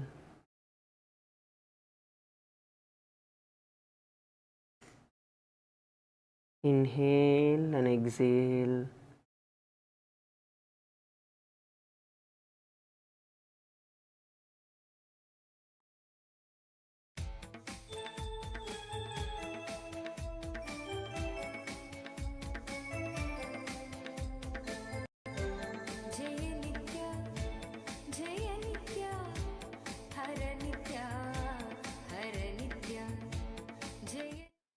first step, a simple, comfortable squatting, sitting straight, and very simple inhaling and exhaling 11 times just to prepare yourself for the Kriya. Only if you do these 3 steps of preparation, you will be able to enter into the exact Kriya itself. So, close the right nostril with your thumb, right hand thumb. Inhale through left. Once you feel complete, close the left nostril with a middle finger and ring finger and exhale through the right nostril. Simple Nadi Shodhana. Nadi Shodhana means just cleaning the nostrils, cleaning the basic nadis. Do this for 11 times. Inhaling and exhaling. Nothing else. Very simple.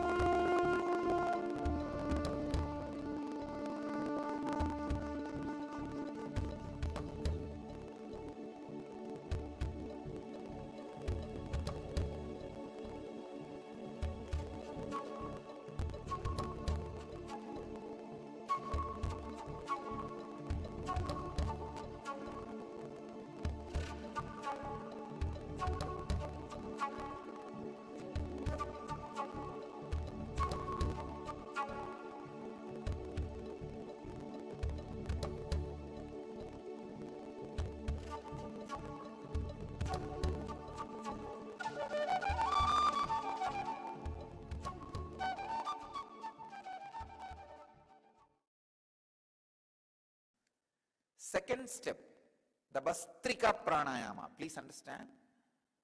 The technical term is Bastrika. Pull your lower abdomen in and up.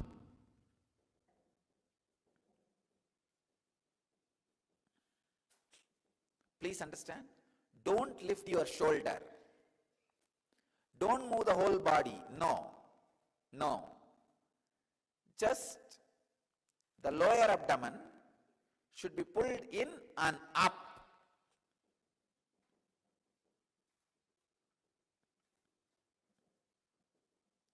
"21 times.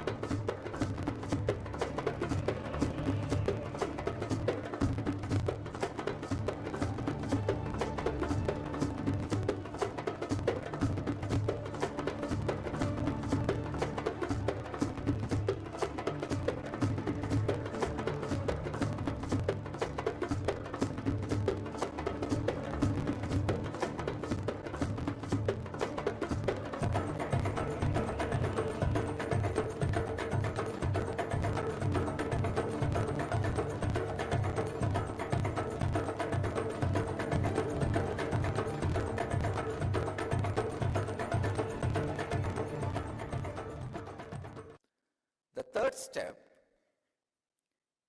inhaling as slowly as possible, holding as long as possible, exhaling as slowly as possible, holding the lungs empty without breathing as long as possible. So, this 4 action is one cycle. Like this 21 cycle. This 4 action can be called as one pranayama. So 21 pranayama. This is the third step. All these 3 steps are only preparation for the kriya.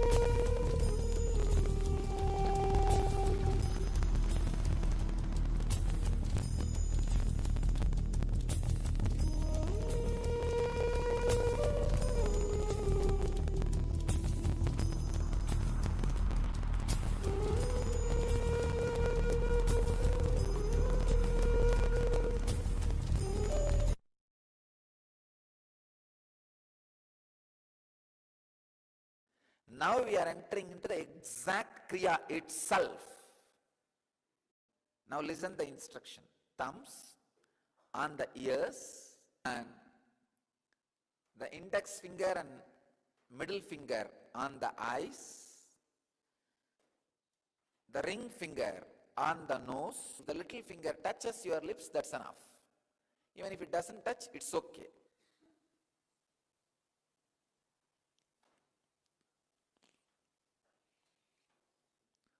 All 5 senses are in your face itself. Hands are gateway to send or receive pranic energy. Now when you lock your hands on the senses, all the senses are withdrawing inside. The pratyahara happens. Never try to do with the middle finger. If you try to lock the nose with the middle finger, you will lock it more than you can bear. Don't do with middle finger. Do it with ring finger. Thumb on the ears, the index finger and middle finger on the eyes, the ring finger on the nose, and the little finger on the mouth. Stop the breathing flow, inhaling or exhaling completely as much as you can. After a few minutes or few seconds, you will feel, oh, now I cannot stop anymore. Then just release those 2 ring fingers. For a few seconds, the body will automatically inhale or exhale. Let it do its job. You don't do inhaling or exhaling. Body will automatically balance. Please understand, you do not put your will. When you feel you can't handle anymore, just release. Body will automatically balance itself. So once if you release your nostrils and lock again, it is called 1 pranayama. So this way, 21. It's a 4th step.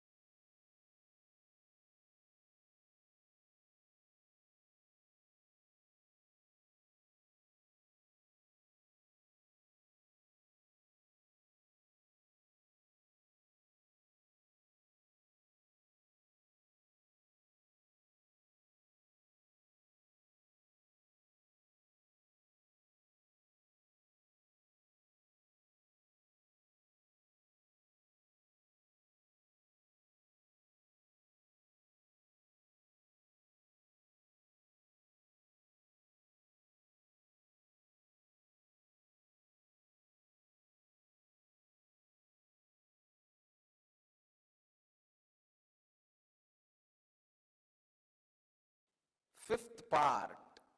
The fifth part is settling with your body, means balancing the body. The settling or balancing can be done by intense humming. 7 minutes.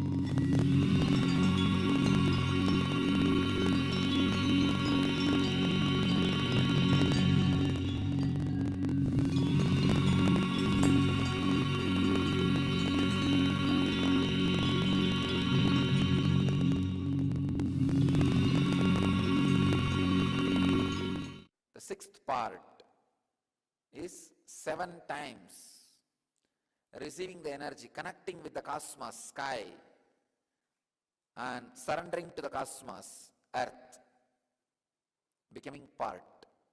By the 7 times doing Shakti Dharana. Shakti Dharana means raising your hands towards the sky and visualize the Master's presence and energy intensely landing on you, awakening your Kundalini on the whole body, and bow down to the cosmos, surrender to the cosmos 7 times. The whole thing will take less than 7 minutes. The 7 times of Shakti Dharana.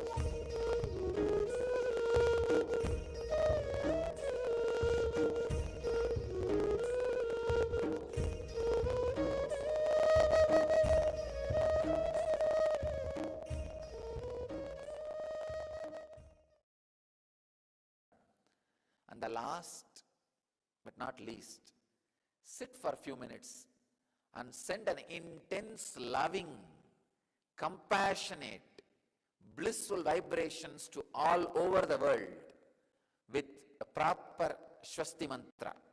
Swasti mantra means sending the peace and bliss to the whole world with the ideas like Loka Samasta Sukhino Bhavantu. Let the whole world be at peace. Let the whole world be in bliss. Loka Samasta Sukhino Bhavantu. With this beautiful, deep, spiritual feeling and compassion, send the loving, compassionate vibrations to the whole world. Healing vibrations to the whole world.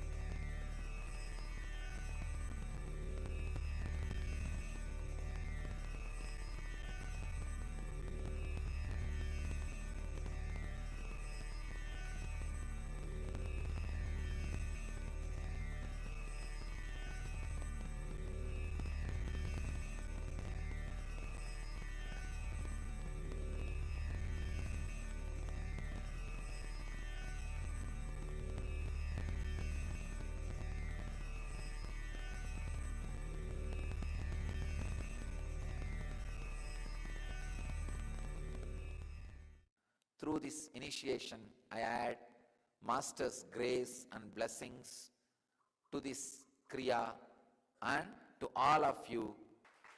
With my blessings and the grace of all the great Masters, I initiate all of you. All of you will have. People who are sitting around the world, all of you are initiated. I bless you all with the experience of initiation.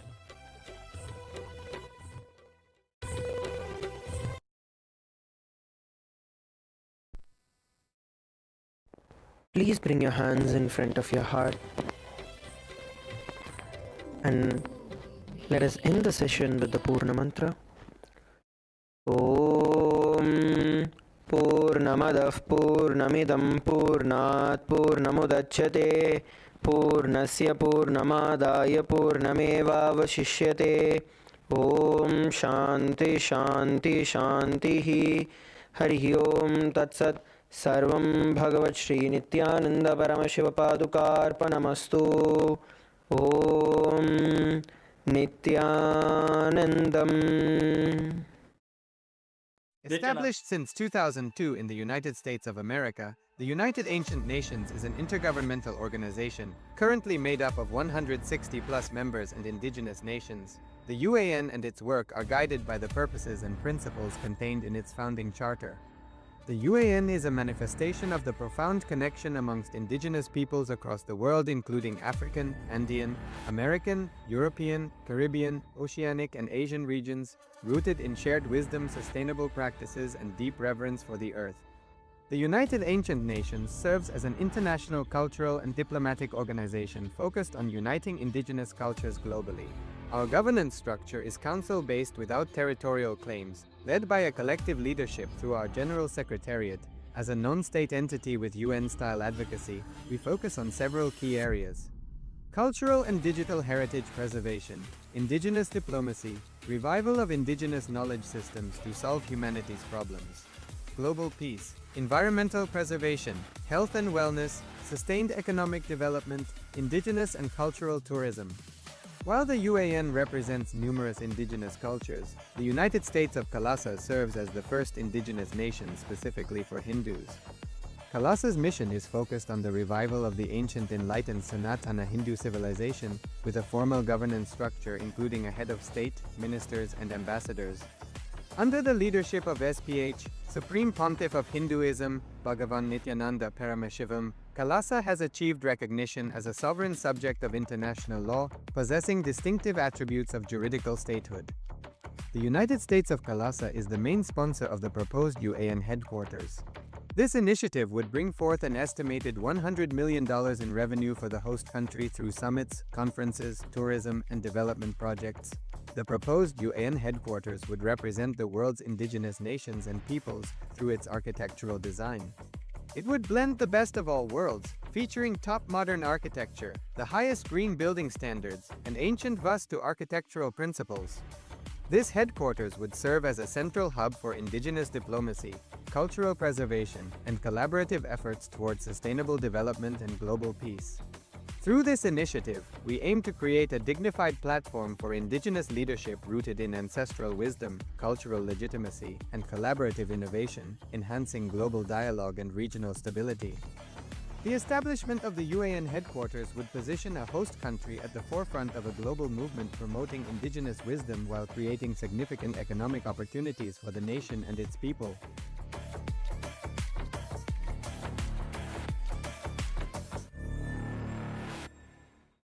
Established since 2002 in the United States of America, the United Ancient Nations is an intergovernmental organization currently made up of 160 plus members and indigenous nations. The UAN and its work are guided by the purposes and principles contained in its founding charter.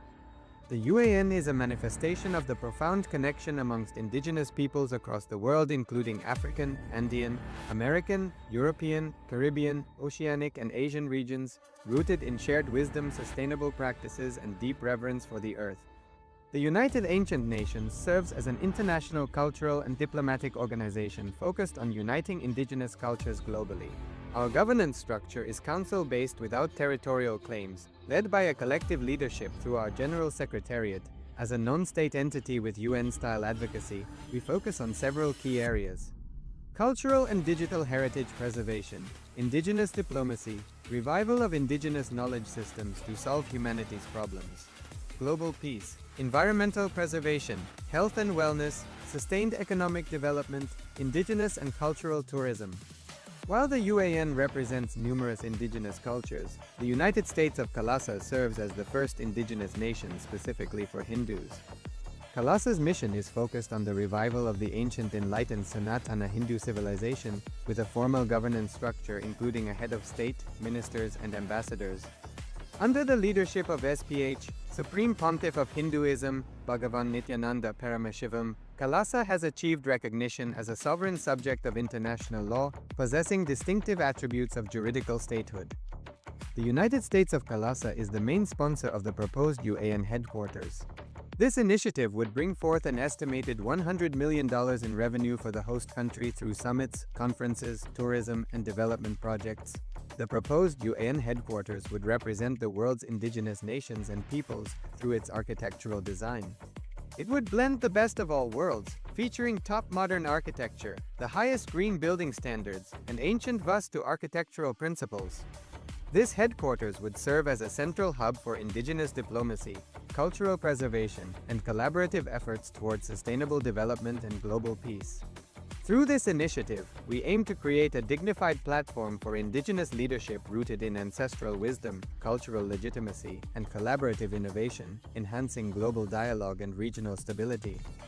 The establishment of the UAN headquarters would position a host country at the forefront of a global movement promoting indigenous wisdom while creating significant economic opportunities for the nation and its people.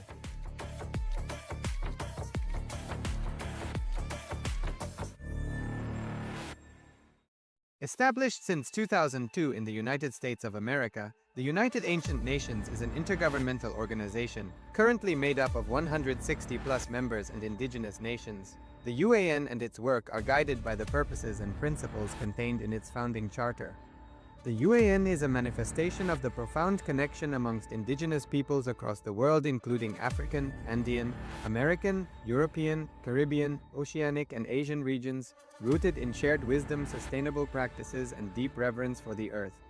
The United Ancient Nations serves as an international cultural and diplomatic organization focused on uniting indigenous cultures globally. Our governance structure is council-based without territorial claims, led by a collective leadership through our General Secretariat. As a non-state entity with UN-style advocacy, we focus on several key areas: cultural and digital heritage preservation, indigenous diplomacy, revival of indigenous knowledge systems to solve humanity's problems, global peace, environmental preservation, health and wellness, sustained economic development, indigenous and cultural tourism. While the UAN represents numerous indigenous cultures, the United States of Kailasa serves as the first indigenous nation specifically for Hindus. Kailasa's mission is focused on the revival of the ancient enlightened Sanatana Hindu civilization with a formal governance structure including a head of state, ministers, and ambassadors. Under the leadership of SPH, Supreme Pontiff of Hinduism, Bhagavan Nityananda Paramashivoham, Kailasa has achieved recognition as a sovereign subject of international law, possessing distinctive attributes of juridical statehood. The United States of Kailasa is the main sponsor of the proposed UAN headquarters.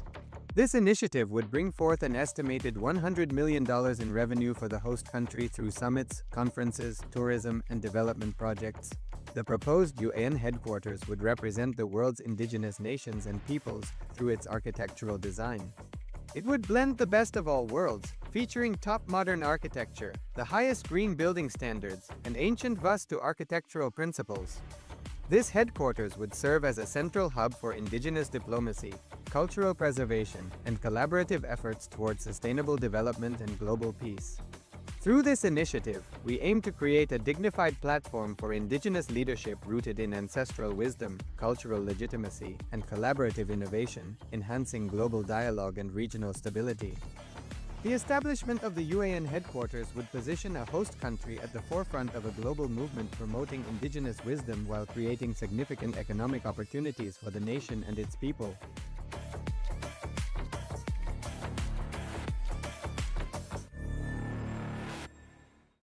Established since 2002 in the United States of America, the United Ancient Nations is an intergovernmental organization, currently made up of 160+ members and indigenous nations. The UAN and its work are guided by the purposes and principles contained in its founding charter. The UAN is a manifestation of the profound connection amongst indigenous peoples across the world, including African, Andean, American, European, Caribbean, Oceanic, and Asian regions, rooted in shared wisdom, sustainable practices, and deep reverence for the earth. The United Ancient Nations serves as an international cultural and diplomatic organization focused on uniting indigenous cultures globally. Our governance structure is council-based without territorial claims, led by a collective leadership through our General Secretariat. As a non-state entity with UN-style advocacy, we focus on several key areas: cultural and digital heritage preservation, indigenous diplomacy, revival of indigenous knowledge systems to solve humanity's problems, global peace, environmental preservation, health and wellness, sustained economic development, indigenous and cultural tourism. While the UAN represents numerous indigenous cultures, the United States of Kailasa serves as the first indigenous nation specifically for Hindus. Kailasa's mission is focused on the revival of the ancient enlightened Sanatana Hindu civilization with a formal governance structure including a head of state, ministers, and ambassadors.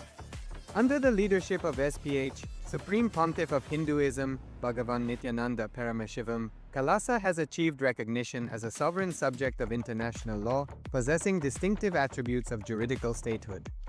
The United States of Kailasa is the main sponsor of the proposed UAN headquarters. This initiative would bring forth an estimated $100 million in revenue for the host country through summits, conferences, tourism, and development projects. The proposed UAN headquarters would represent the world's indigenous nations and peoples through its architectural design. It would blend the best of all worlds, featuring top modern architecture, the highest green building standards, and ancient Vastu architectural principles. This headquarters would serve as a central hub for indigenous diplomacy, cultural preservation, and collaborative efforts towards sustainable development and global peace.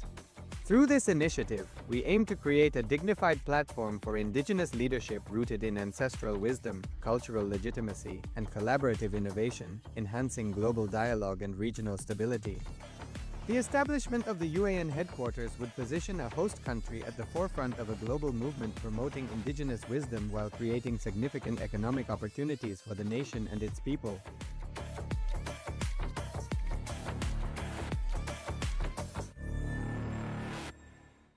Established since 2002 in the United States of America, the United Ancient Nations is an intergovernmental organization, currently made up of 160+ members and indigenous nations. The UAN and its work are guided by the purposes and principles contained in its founding charter.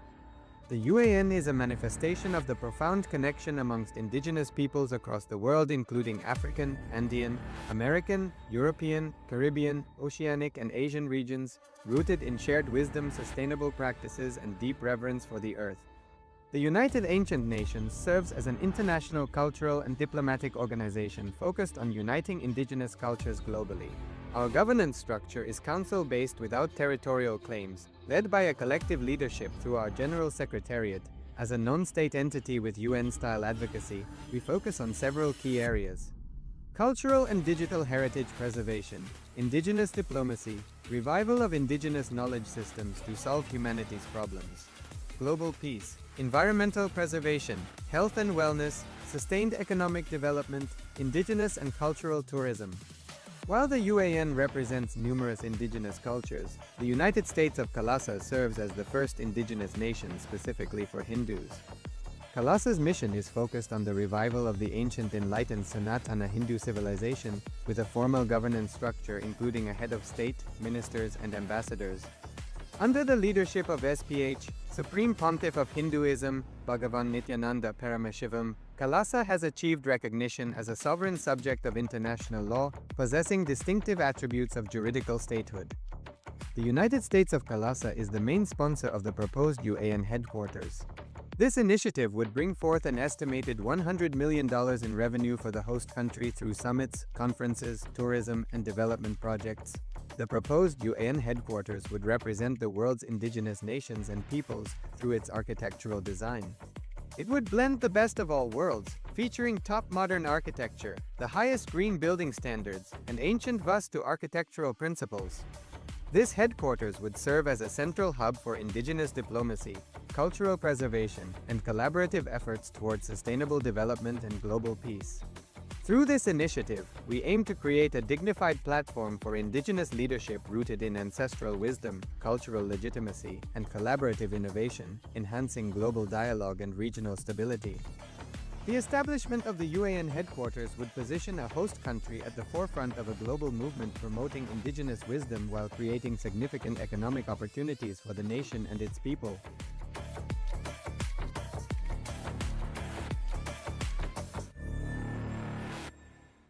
Established since 2002 in the United States of America, the United Ancient Nations is an intergovernmental organization, currently made up of 160+ members and indigenous nations. The UAN and its work are guided by the purposes and principles contained in its founding charter.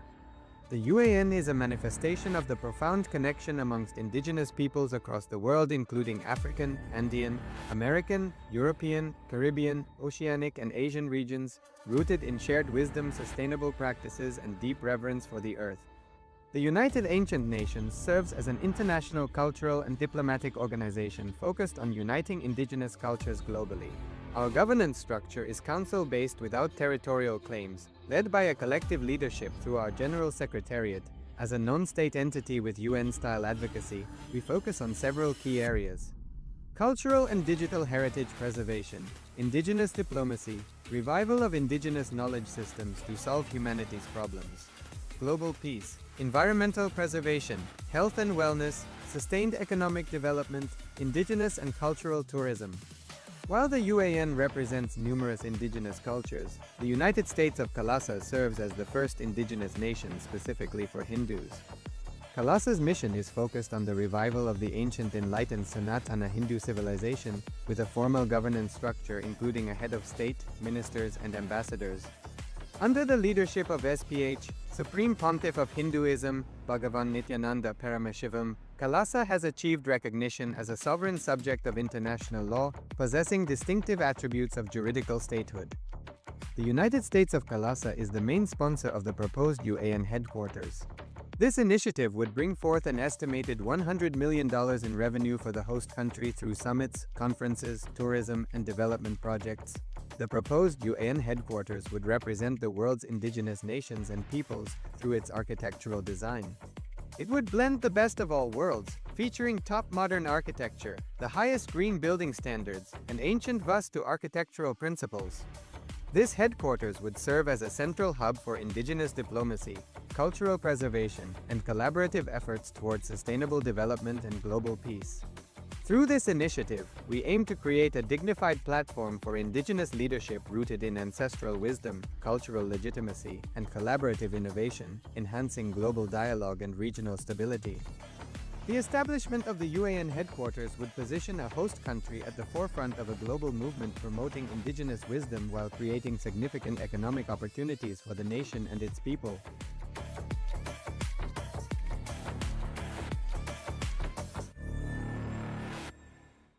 Established since 2002 in the United States of America, the United Ancient Nations is an intergovernmental organization, currently made up of 160+ members and indigenous nations. The UAN and its work are guided by the purposes and principles contained in its founding charter. The UAN is a manifestation of the profound connection amongst indigenous peoples across the world, including African, Andean, American, European, Caribbean, Oceanic, and Asian regions, rooted in shared wisdom, sustainable practices, and deep reverence for the earth. The United Ancient Nations serves as an international cultural and diplomatic organization focused on uniting indigenous cultures globally. Our governance structure is council-based without territorial claims, led by a collective leadership through our General Secretariat, as a non-state entity with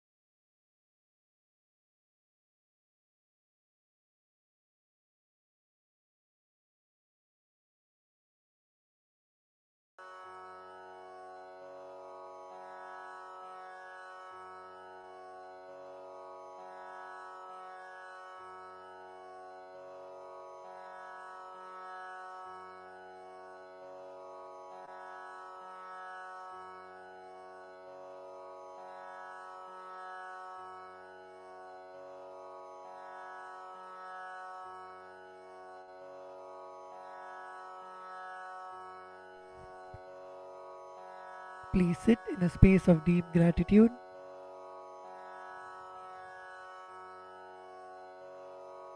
Inhale deeply and exhale.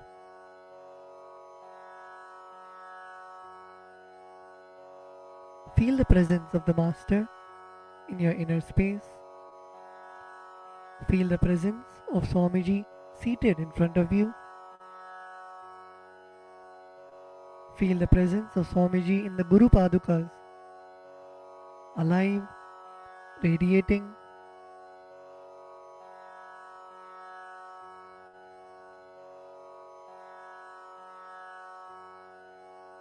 When you offer the puja, visualize you dropping all of your karmas of lifetimes, your incompletions, unfulfilled desires, patterns. Visualize all of that being liberated by the Guru.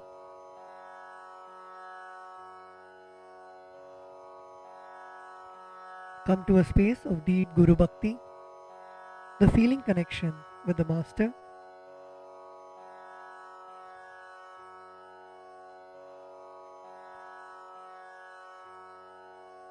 Let us now enter into the Pada Puja. We request all the Pada Puja participants to declare the following with integrity and authenticity. If you agree to this, please say yes loudly. I authentically cognize, which is internally process, understand and declare the truth that the cosmic energy exists. Yes, I authentically cognize, which is internally process, understand and declare the truth that the Supreme Pontiff of Hinduism, Sri Nityanandeshwara Paramashiva, Devi Nityanandeshwari Paramashiva Shakti, the Guru Padukas and the Atmalinga are the Chinmaya Vigrahas, embodiments and representations of that very cosmic energy. Yes, I authentically cognize, which is internally process, understand and declare the truth that whatever I offer during the Pada Puja and Paramashiva Puja will reach the cosmic source of energy directly. Yes, I authentically cognize, which is internally process, understand and declare the truth of Soham Asmi, that even when I worship, I am Him. Yes.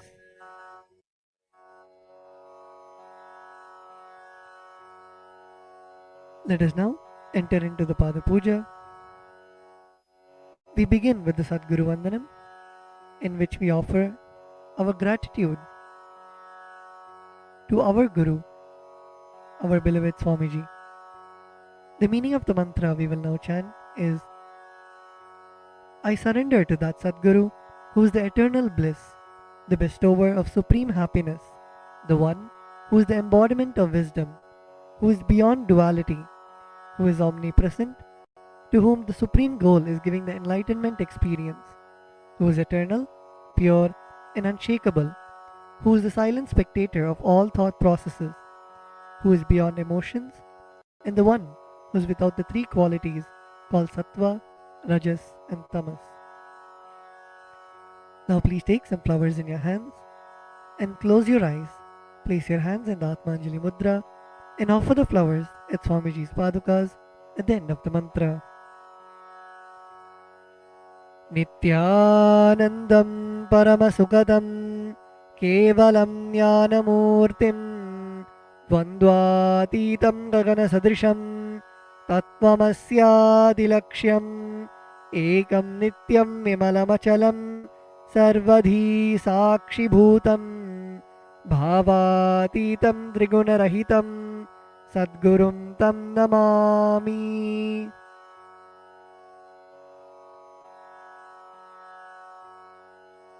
The next offering is the Guru Parampara Vandanam, where we offer our gratitude to the eternal lineage of all the Gurus, the enlightened masters.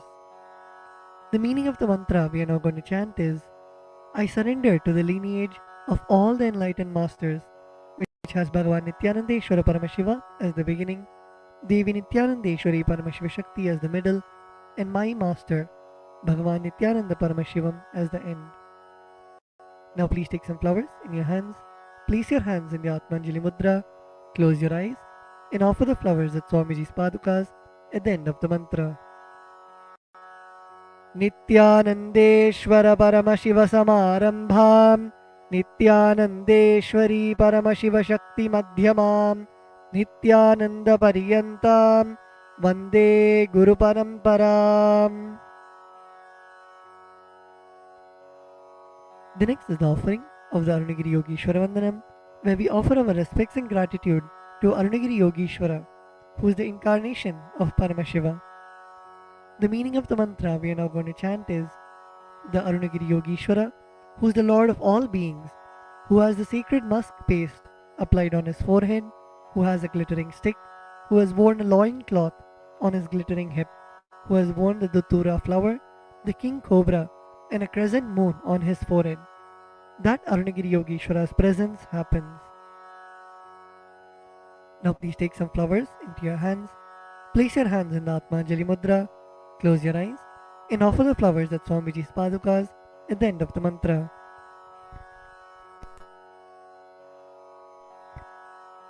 Lalate Tripundri Nitilakrita Kasturi Tilakaha Spuranmaladhara Spurita Katikaupi Nasanaha Dadhano Dustaram Shirasi Phanirajam Shashikalam Pradipas Sarvesham Arunagiri Yogi Vijayate.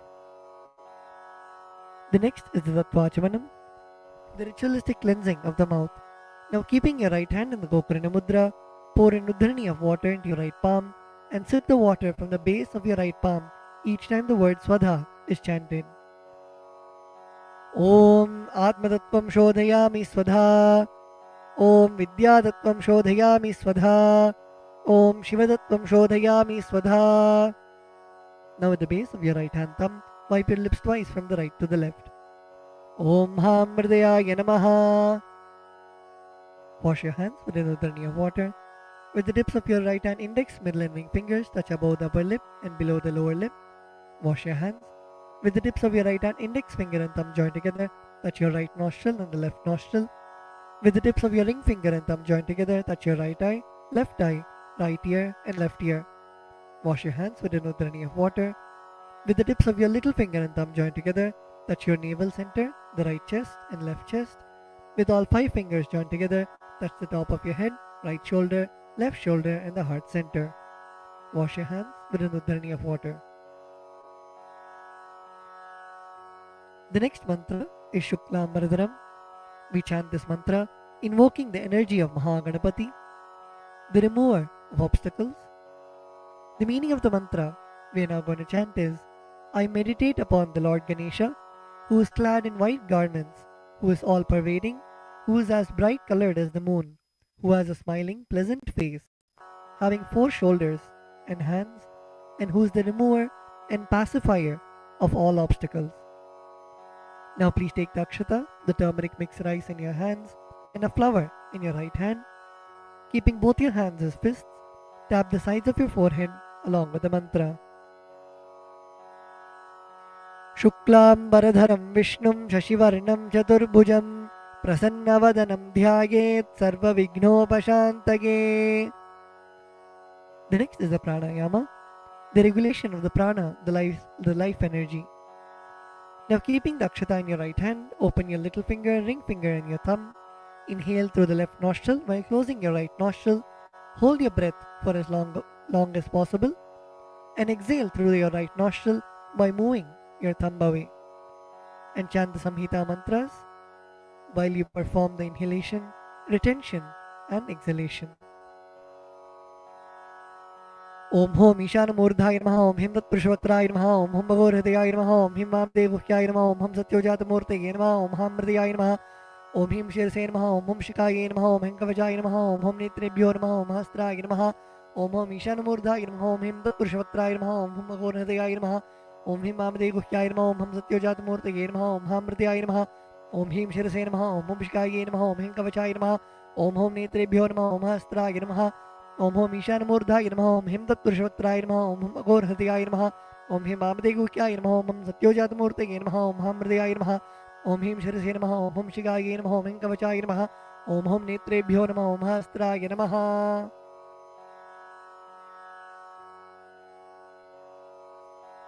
The next is the Sankalpa, the conscious resolution. When you make a conscious resolution in the presence of the Master, the power of the Master's presence itself will simply manifest it as reality.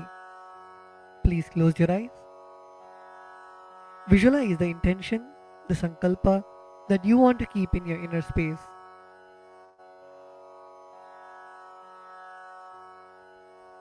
Visualize your feeling connection with the Master. Visualize anything that you want to happen as reality.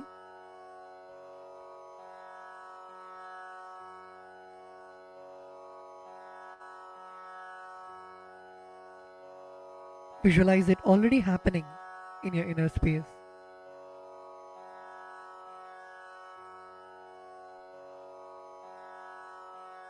Now with this intention,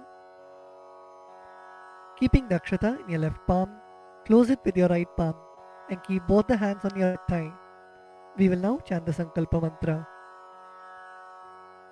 Om Mamopatta Samasta Duridakshayadvara Bhagavat Shri Nityananda Paramashiva Prityartham Shri Nityanandeshwari Paramashiva Shakti Sameta Shri Nityanandeshwara Paramashiva Prityartham Cha Shubhe Shobhane Muhurte Adya Brahmanaha Dvitiya Parardhe Shri Shvetavaraha Kalpe Vaivaswatamanvantare Ashtavimshatitame Nitya Yuge Prathame Pade Jambu Dvipe Bharatavarshe Bharadakhande Meroho Dakshine Parshve Shakabde Asmin Vartamane Vyavaharike Prabhavadinam Shashtyaha Samvatsaranam Madhye.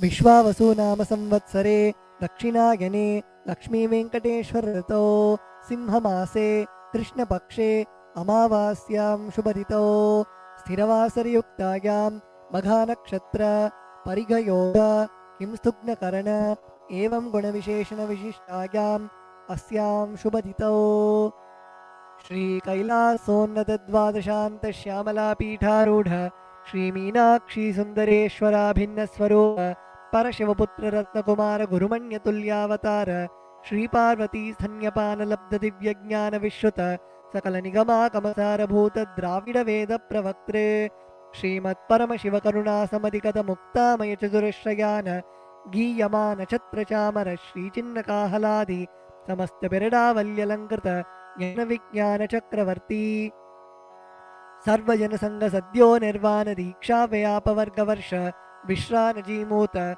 Paramata Kalaba Kesari Shaiva Siddhanta Sthapanacharya Shri Rajadiraja Pandya Maharaja Guru Shapana Shakyadi Mahandakara Nivarana Jnana Bhanu Vikshana Narharha Dhvajochedana Purvaka Srimad Vrishabhadhvajastapaka Shaiva Samaya Kartre Sarvajna Pitharudha Shri Jagat Guru Shri Jnana Sambandha Deshika Swami Vagisha Sundara Manikya Vachaka Swami Nam Avatara Bhuta Shri Jnana Sambandha Swami Punarudhrita Shyamala Pita Sarvajna Pita Trinavatyuttara Dushatatama Guru Mahasannidhana Arunagiri Yogishwara Paramparagata Arunachala Sarvajna Pita Guru Mahasannidhana Kailasa Paramparagata Kanchi Kailasa Sarvajna Pita Trayastrim Shaduttara Dushatatama Guru Mahasannidhana Nityotsava Nityamangala Nitya Kalyana Nitya Rajita Kailasa Paramparagata Adi Kailasa Nityananda Pita Mahasamsthana Mahasimhasana Pita Kartre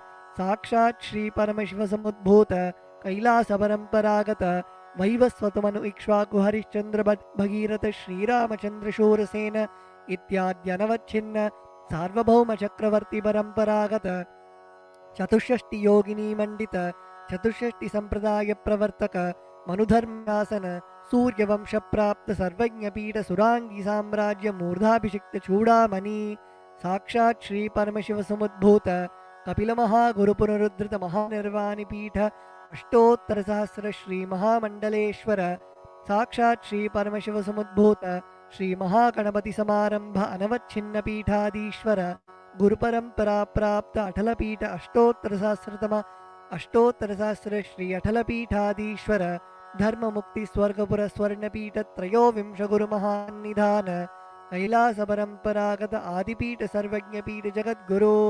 श्रीकैलासपुनरुद्धारक श्रीकैलासपरमाचार्य श्रीमत्परमहंसपरिव्राजकाचार्यवर्य सच्चिदानन्दप्रणवस्वरूप श्रोत्रिय ब्रह्मनिष्ठ श्रीमज्जगद्गुरु श्रीलश्री भगवत्श्री नित्यानन्द ब्रह्मशिवश्री ज्ञानसम्बन्धदेशिक परमाचार्य स्वामिनां प्रीत्यर्थं तेषां पादारविन्दयोः भक्तिसिद्ध्यर्थं गुरुकृपाकटाक्षसिद्ध्यर्थं क्षेमस्थैर्यवीर्यविजय आयुरारोग्य ऐश्वर्याणाम् अभिवृद्ध्यर्थं धर्मार्थकाममोक्षचतुर्विधफलपुरुषार्थसिद्ध्यर्थं समस्तदुरितोपशान्त्यर्थं समस्तमङ्गलावाप्त्यर्थं भगवत्श्रीनित्यानन्दपरमशिवप्रसादेन सकुटुम्बस्य ज्ञानवैराग्यजीवन्मुक्तिप्राप्त्यर्थं श्रीनित्यानन्देश्वरी परमशिवशक्तिसमेत श्रीनित्यानन्देश्वर परमशिव अवतारभूत श्री सर्वदेवदेवी स्वरूप भगवत्श्रीनित्यानन्द परमशिव प्रत्यक्षपादपूजां करिष्ये श्रीनित्यानन्देश्वरी परमशिवशक्तिसमेत श्रीनित्यानन्देश्वर परमशिव पूजां च करिष्ये ॐ अपौपस्पृश्य wash your hands with an udrani of water. The next is the Ghantanada. Now please take the bell in your left hand and hold it above your heart center and ring the bell as you chant the following mantra. Om Agamarthantu Devanam Gamanarthantu Rakshasam Ghantanadam Karomyado Devata Hvanalanchanam Ghanta Devatabhyo Namaha. The next is the Manasa Puja, the internal worship. Now please close your eyes. Visualize the meaning of the mantra in your inner space.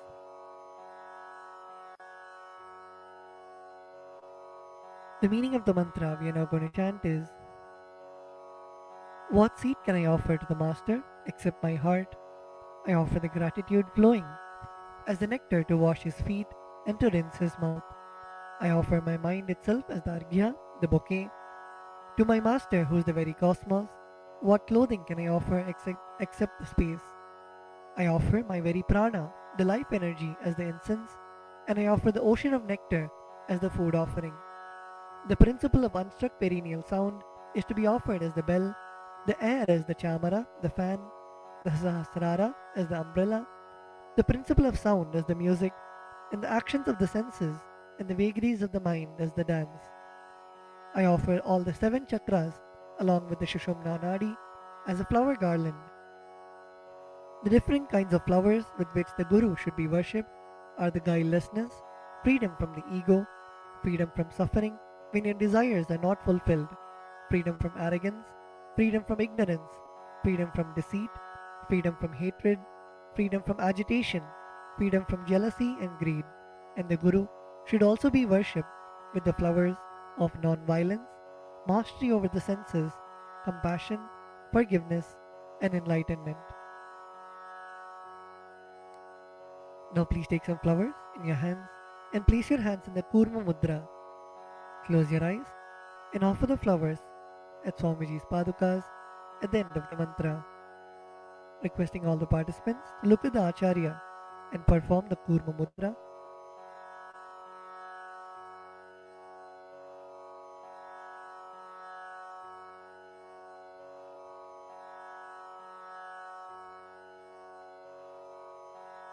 ॐ हृत्पद्ममासनं दद्यात् सहस्रारच्युतामृतैः पाद्यं शरणयोर्दद्यात् मनस्तु अर्घ्यं निवेदयेत् तेन अमृतेन आचमनीयं स्नानीयं तेन च स्मृतम् आकाशतत्त्वं वस्त्रं स्यात् गन्धः स्यात् गन्धतत्त्वकम् चित्तं प्रकल्पयेत् पुष्पं धूपं प्राणान् प्रकल्पयेत् तेजस्तत्त्वं च दीपार्थं नैवेद्यं स्यात् सुधाम्बुधिः अनाहतध्वनिर्घण्टा वायुतत्त्वं च चामरं सहस्रारं भवेत् छत्रं शब्दतत्त्वं च गीतकं नृत्यमिन्द्रियकर्माणि चाञ्चल्यं मनसस्तथा सुमेखलां पद्ममालां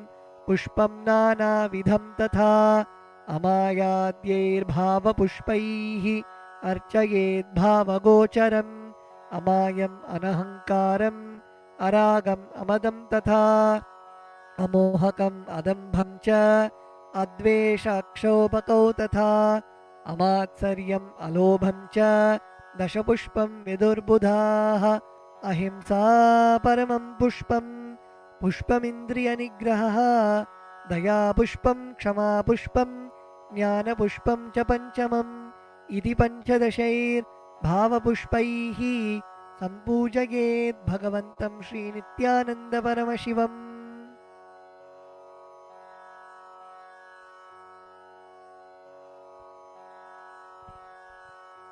The next offering is the Upachara Puja, the external worship. The first offering is the Asanam, the offering of seat to the Master. The meaning of the mantra we are now going to chant is, O the One who resides in all the beings, the One who is the very soul of all beings, I offer this seat to you. I surrender, I surrender. Now please take some flowers and akshata in your hands and offer it at Swamiji's padukas along with the mantra.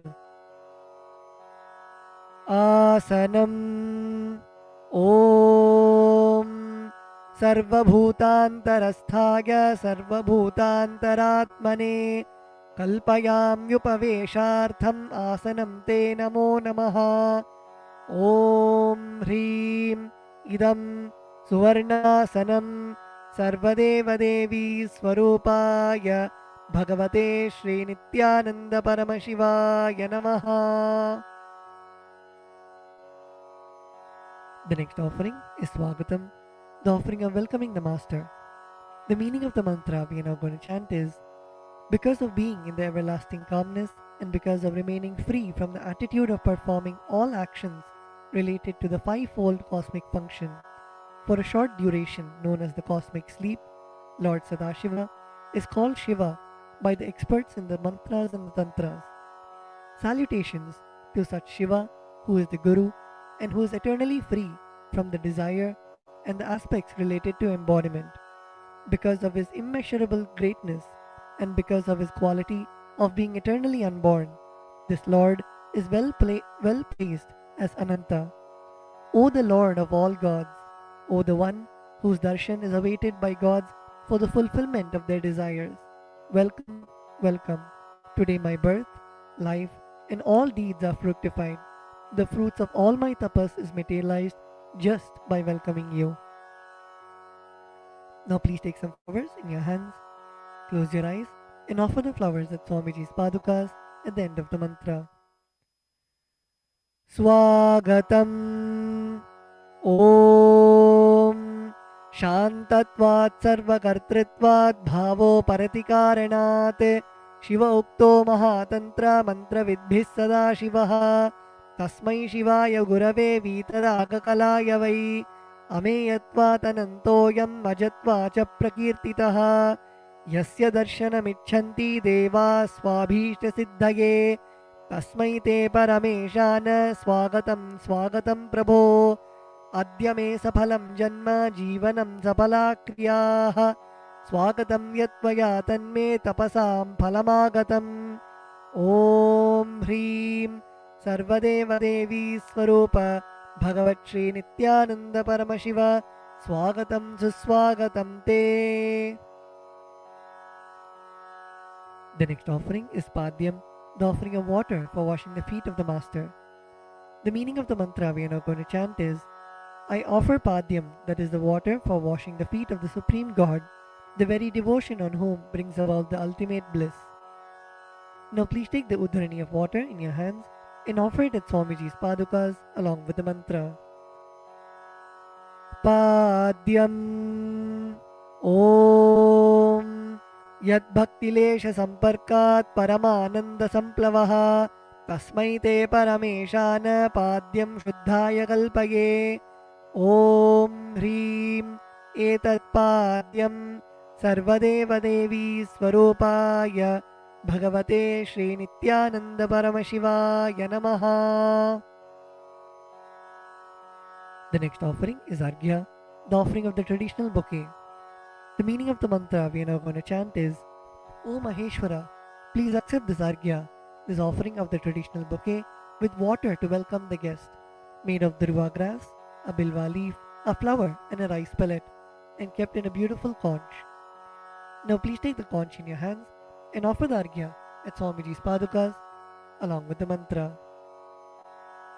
Arghyaha Om Durvakshatasamaayuktam Bilvapatram Tathaparam Shobhanam Shankhapatrastam Grahanargyam Maheshwara Om Hrim Esho Argyaha Sarvadeva Devi Swarupaya Bhagavate Shri Nityananda Paramashivaya Swaha.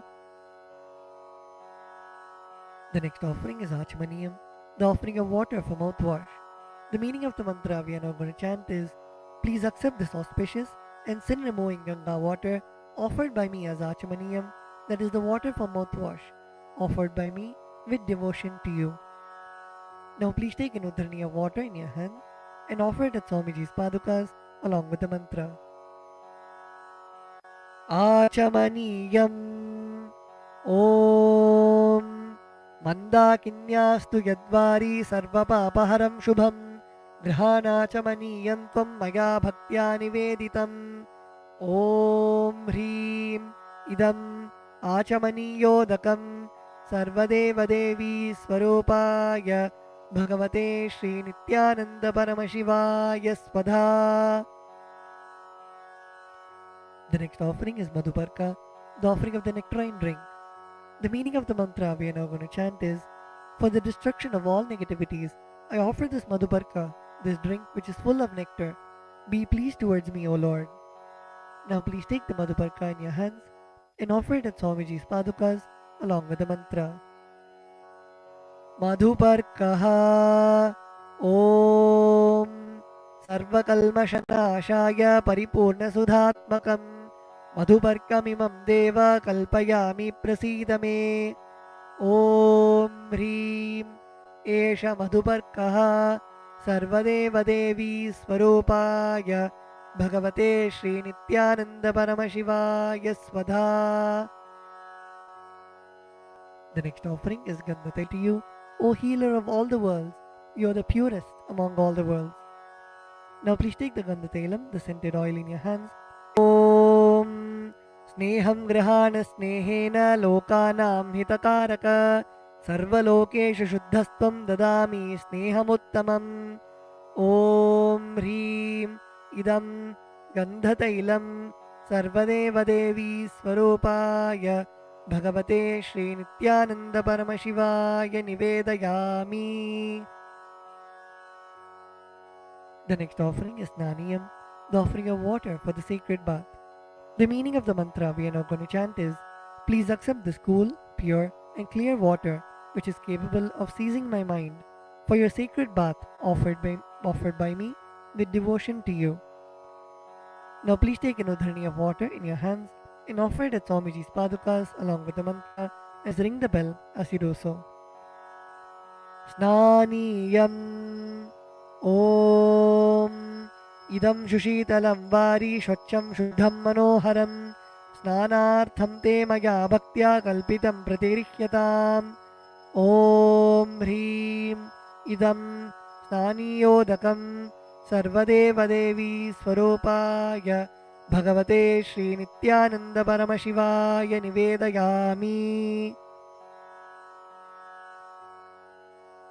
The next offering is Vastram, the offering of the sacred cloth.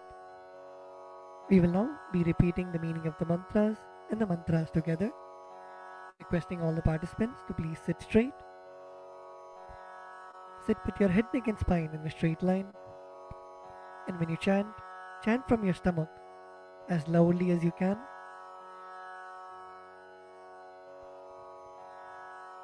The meaning of the mantra we are now going to chant is, I offer Vastram, I offer Vastram, this cloth offering, this cloth offering, to the Master to the Master, who removes who removes the veil of Maya the veil of Maya or illusion.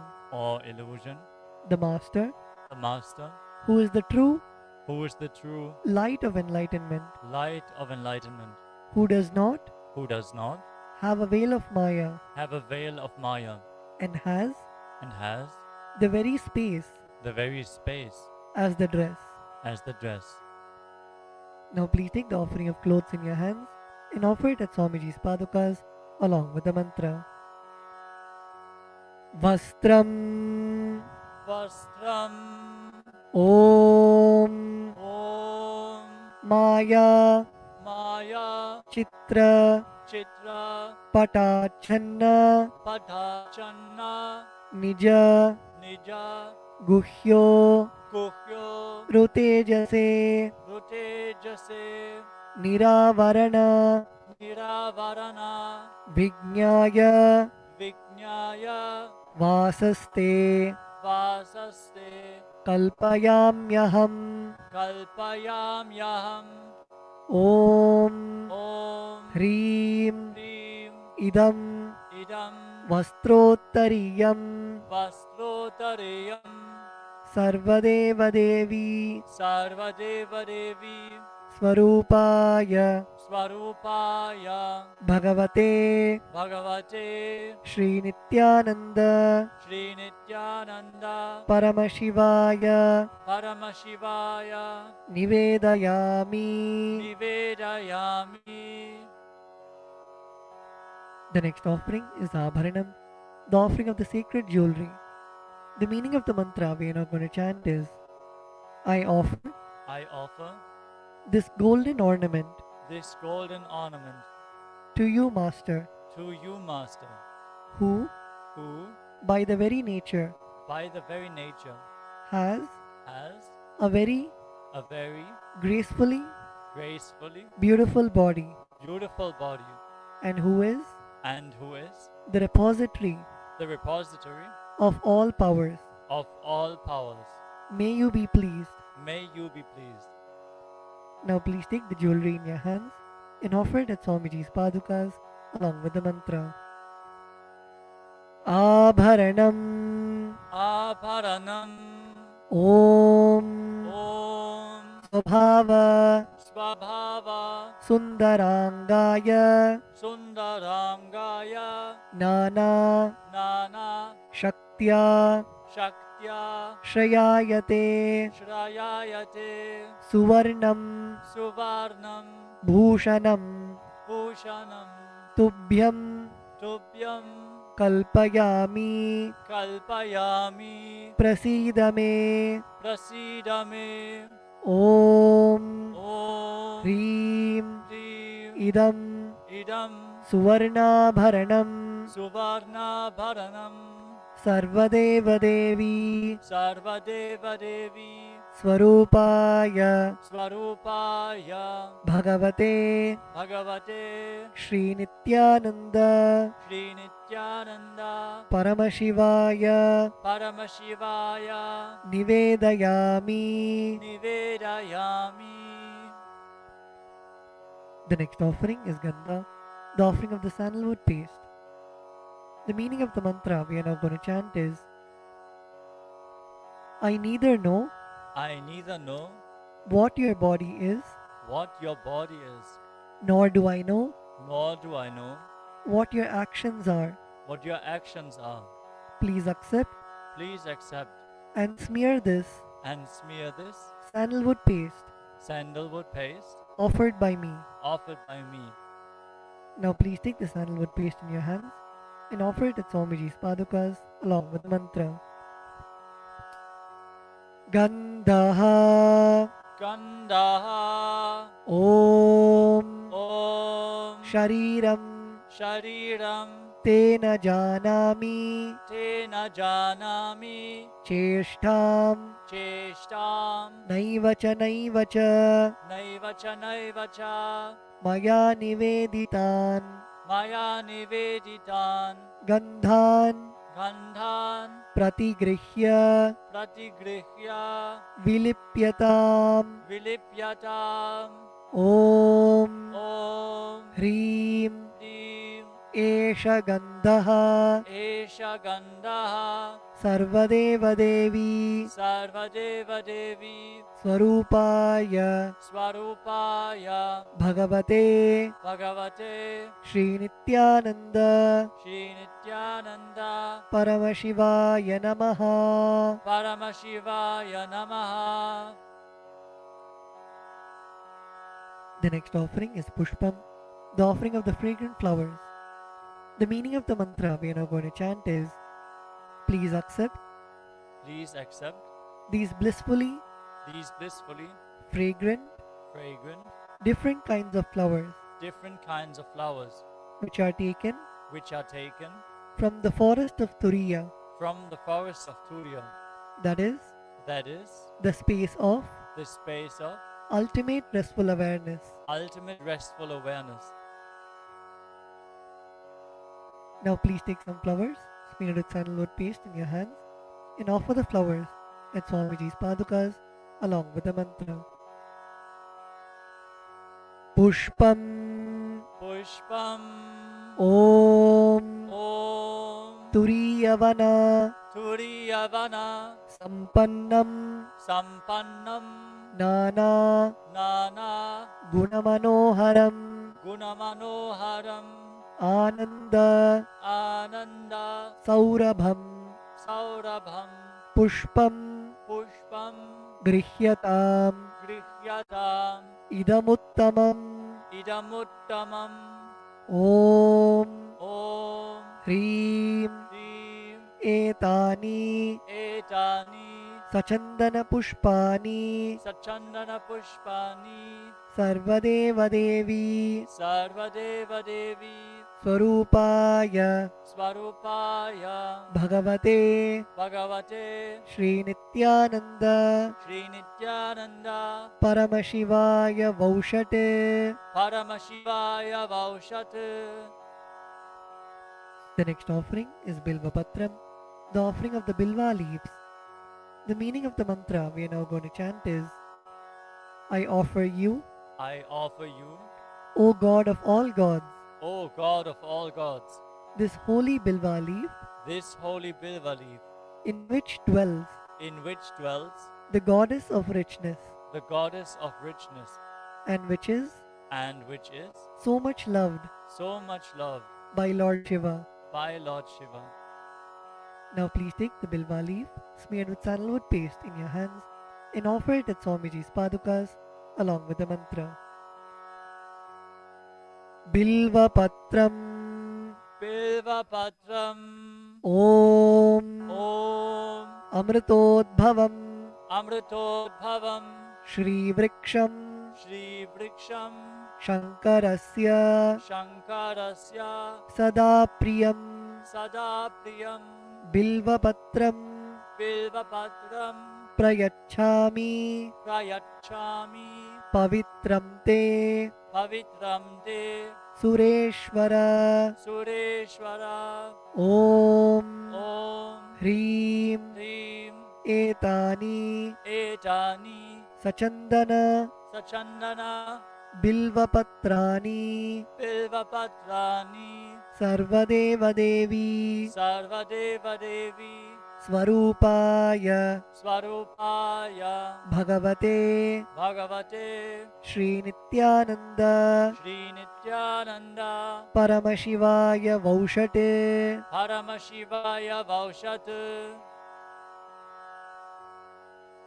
The next offering is Tulasi Patram, the offering of the Tulsi leaves. The meaning of the mantra we are now going to chant is: let this offering Let this offering of Tulsi leaf of Tulasi leaf be unto the be unto the Supreme Soul Supreme Soul who has who has unlimited forms unlimited forms and who is and who is the bestower the bestower of all boons. of all boons. Now please take the Tulsi leaf smeared with sandalwood paste in your hands and offer it at Swamiji's padukas along with the mantra.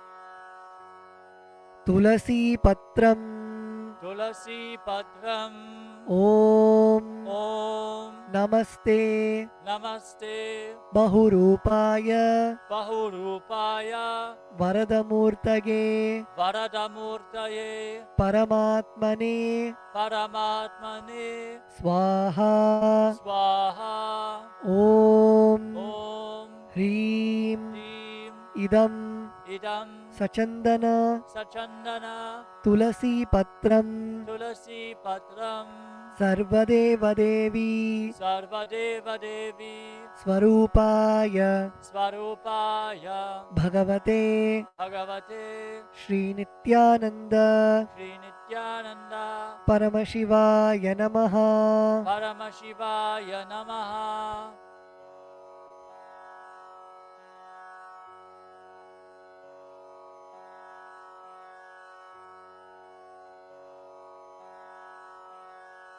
We will be continuing with the repetition from tomorrow. The next offering is Dhupa, the offering of the lit incense. The meaning of the mantra we are now going to chant is, this incense smoke is made of the sacred herbs of intoxicating fragrance. Please accept this incense smoke fit to be inhaled by all the devas. Now please take the lit incense sticks in your hands and slowly wave it towards Swamiji's padukas along with the mantra, and please ring the bell as you do so. Dhupaha Om Vanaspatiraso Divyo Gandhadhyassu Manoharaha Agreya Sarvadevanam Dhupoyam Pratigrihyatam Om Hreem Esha Dhupaha Sarvadeva Devi Swarupaya Bhagavate Shri Nityananda Paramashivaya Namaha. The next offering is Deepa, the offering of the lit lamp. The meaning of the mantra we are now going to chant is, please accept this light of inner and outer worlds, which is very bright and removes darkness from everywhere. Now please take the lit lamp in your hands and slowly wave it towards Swamiji's padukas along with the mantra, and please ring the bell as you do so. Deepaha Om Suprakasho Mahadeepaha Sarvatastimiراpaha Sabāhyābhyantarajyotirdeepoyam pratigrihyatam Om Hreem Esha Deepaha Sarvadeva Devi Swarupaya Bhagavate Shri Nityananda Paramashivaya Namaha. The next offering is Naivedyam, the offering of the food. The meaning of the mantra we are now going to chant is, these different kinds of food offerings are prepared from sweetener and other ingredients. O Lord, please accept this food offering prepared by me with devotion. Now please take an udrani of water in your hands and hover it clockwise over the Naivedyam and offer the water at Swamiji's padukas along with the mantra, and please ring the bell as you do so. Naivedyam Om Naivedyam Vividham Deva Sharkaradi Vinirmitam Maya Niveditam Bhaktya Grahana Parameshwara Om Hreem Idam Shopakarna Naivedyam Sarvadeva Devi Swarupaya Bhagavate Shri Nityananda Paramashivaya Nivedayami. The next offering is Paniyam, the offering of water for drinking. The meaning of the mantra we are now going to chant is, O God, the Lord of all demigods, the one who bestows deep fulfillment upon us, please accept this water full of infinite bliss. Now please take an udrani of water in your hands and offer it at Swamiji's padukas along with the mantra. Paniyam Om Samastadeva Devesha Sarvatriptikaram Param Akhandananda Sampurnam Grahana Jalamuttamam Om Hreem Idam Panarthodakam Sarvadeva Devi Swarupaya Bhagavate Shri Nityananda Paramashivaya Namaha. The next offering is Punarachamaniyam, the offering of water for drinking. Now please take the meaning of the mantra we are now going to chant is, I offer this water for washing the hands and the mouth to you, whose mere remembrance purifies everybody. Now please take an udharani of water in your hands and offer it at Swamiji's padukas along with the mantra.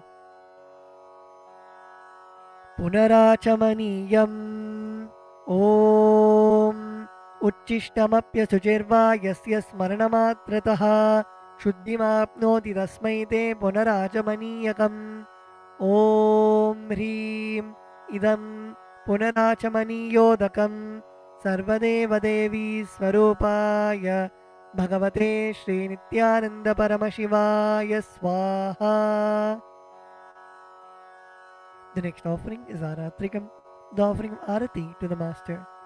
Now please take the lit camphor in your hands and slowly wave it towards Swamiji along with the mantra, and please ring the bell as you do so. Aratrikam Om Hrim Esha Deepamala Sarvadeva Devi Swarupaya Bhagavate Shri Nityananda Paramashivaya Namaha. Om Sangrahanyeshtya Yajate Imam Janatagum Sangrinhaniti Dwadasharatni Rashana Bhavati Dwadashasa Samvatsaraha Samvatsarameva Varunde Maunji Bhavati Urgvai Munjaaha Urjameva Varunde Chitra Nakshatram Bhavati Chitram va etat karma Karpura Gauram Karunavataram Samsarasaram Bhujagendraharam Sada Vasantam Hridayaravinде Bhavam Bhavani Sahitam Namami Bhavam Bhavani Sahitam Namami Bhavam Bhavani Sahitam Namami. Aratrikam Samarpayami Bhagavat Shri Nityananda Paramashiva Charanakamaleebhyo Namaha. The next offering is Pushpanjali, the offering of the fragrant flowers. The meaning of the mantra we are now going to chant is: Guru is the Brahma, who is the source of creation of the universe, Vishnu, who is the source of sustenance of the universe, and Shiva, who is the rejuvenation of the universe. I surrender to that Guru. Guru is all the three put together in a single form. I surrender to the Guru, who is omnipresent and who has also given me a glimpse of his experience. I surrender to the Guru, who has with the brush of wisdom opened my eyes, blinded by ignorance. I surrender to the Guru, who by giving the knowledge about the self has burnt my karmic baggage of so many births. I surrender to the Guru, who is the Lord of the cosmos, who is the Guru of the cosmos. My soul is the same soul which is in all the beings. I surrender to Dakshinamurti, the primal Guru, who manifests himself differently in the form of Ishvara, Tower of supreme happiness, the one who is the embodiment of wisdom, who is beyond duality, who is omnipresent, to whom the supreme goal is giving the enlightenment experience, who is eternal, pure, and unshakable, who is the silent spectator of all thoughts, and who is beyond emotions, and who is beyond the three qualities called Sattva, Rajas, and Tamas. Now please take a few flowers in your hands and close your eyes till the end of the mantra and offer the flowers at Swamiji's padukas at the end of the mantra. Pushpanjalihi Gurur Brahma Gurur Vishnuho Gurur Devo Maheshwaraha Guru Sakshat Param Brahma Tasmai Shri Gurave Namaha. Akhanda Mandala Karam Vyaptam Yena Characharam Tatpadam Darshitam Yena Tasmai Shri Gurave Namaha. Ajnanatimirandhasya Jnananjanashalakaya Chakshurunmilitam Yena Tasmai Shri Gurave Namaha. Aneka Janma Samprapta Karma Bandha Vidahine Atmajnana Pradhanena Tasmai Shri Gurave Namaha. Mannatha Shri Jagannatho Madguru Shri Jagadguruho Mamatma Sarvabhutatma तस्मै श्रीगुरवे नमः।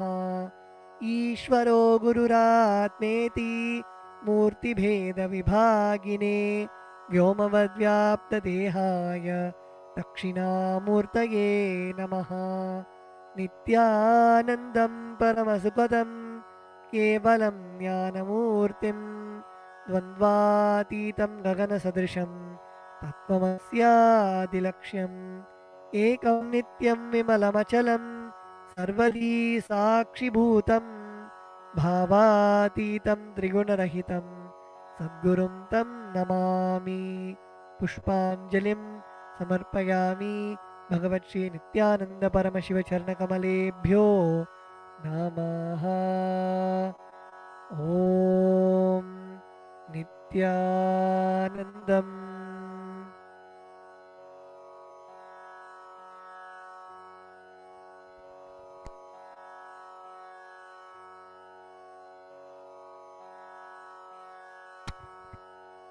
We will now be beginning with the Paramashiva Puja. The first is the Tattvachamanam, the ritualistic cleansing of the mouth. Now keeping your right hand in the Gokarna Mudra, pour an udhrani of water into your right palm and sip the water from the base of your right palm each time the word Swadha is chanted. Om Atmadattvam Shodhayami Swadha. Om Vidyadattvam Shodhayami Swadha. Om Shivadattvam Shodhayami Swadha. Now with the base of the right hand thumb, wipe your lips twice from the right to the left. Om Ham Hridayaya Namaha. Wash your hands with an udhrani of water. With the tips of your right hand index, middle and ring fingers touch above the upper lip and below the lower lip. Wash your hands with an udhrani of water. With the tips of your right hand index finger and thumb joined together, touch your right nostril and the left nostril. With the tips of your right hand ring finger and thumb joined together, touch your right eye, right ear and left ear. Wash your hands with an udhrani of water. With the tips of your little finger and thumb joined together, touch your navel center, your right chest and left chest. With all 5 fingers joined together, touch the top of your head, right shoulder, left shoulder and the heart center.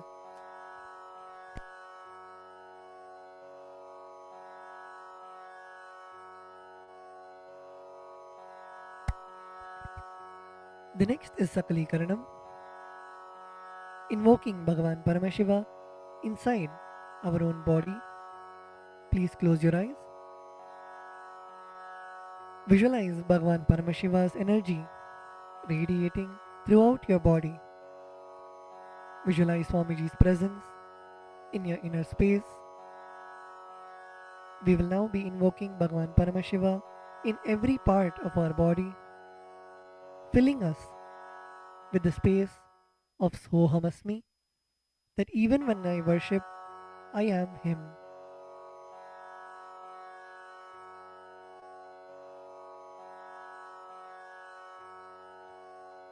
Now, using your left hand, wipe the front and back side of your right hand once, and using your right hand, wipe the front and back side of your left hand twice. Om Hastraya Namaha. Now bring your hands in a Namaskara Mudra in front of your third eye. Om Ham Shaktaye Vaushate. Now keeping your palms together, bring your thumbs to the center of your palms. Om Ham Shivasanaya Namaha. Om Ham Shivamurtaye Namaha. Now with the tips of your thumbs, touch the tip of your little finger and move your thumbs down towards the base of your little finger. Om Ham Satyojatamurtaye Namaha. With the tip of your thumbs, touch the tip of your ring finger and move your thumbs down towards the base of your ring finger. Om Him Vamadevuhyaya Namaha. Now your middle finger. Om Hum Agora Hridayaya Namaha. Now your index finger. Om Him Tat Purushavakraya Namaha. Now your thumbs. Om Hom Ishanamurdhaya Namaha. Now bring your palms in front of you. Bring your thumbs touching the center of your palms. Om Ham Hom Vidyadehaya Namaha. Now bend your index, middle and ring fingers such that they touch the center of your palms. Om Hom Netrebhyo Namaha. Now bend your thumbs inwards and now with the tip of your thumbs, touch the tip of your lip. Murtaye Namaha. Now your ring finger. Om Him Shirase Namaha. Now your middle finger. Om Hum Shikhaye Namaha. Now your index finger. Om Haim Kavachaya Namaha. Now with the base of your index finger, now your thumbs. Om Hastraya Namaha. Now bring your hands into the Mushti Mudra and roll them around each other once. Om Haim Kavachaya Hum. Now bring your hands in the Namaskara Mudra in front of your third eye. Om Ham Shivaya Vaushate. Now bend your thumbs inwards and touch the center of your palms. Om Ham Hom Shivaya Namaha. Now with the right hand, ring finger and thumb joined together, touch Ananda Gandha. Om Ham Shivasanaya Namaha. Om Ham Shivamurtaye Namaha. Now keeping your thumbs and little finger together, touch your respective knees. Om Ham Satyojatamurtaye Namaha. Now with the right hand thumb and ring finger joined together, touch your navel center. Om Him Vamadeva Guhyaya Namaha. Now with your right hand thumb and middle finger joined together, touch your heart center. Om Hum Agorahridayaya Namaha. Now with your right hand thumb and index finger joined together, touch above your upper lip. Om Him Tat Purushavatraya Namaha. Now with the tip of your right hand thumb, touch the top of your forehead. Om Hom Ishanamurdhaya Namaha. With your right hand thumb and ring finger joined together, touch your Ananda Gandha. Om Ham Hom Vidyadehaya Namaha. With the tip of your right hand index, middle and ring finger, touch your right eye, third eye and left eye respectively. Om Hom Netrebhyo Namaha.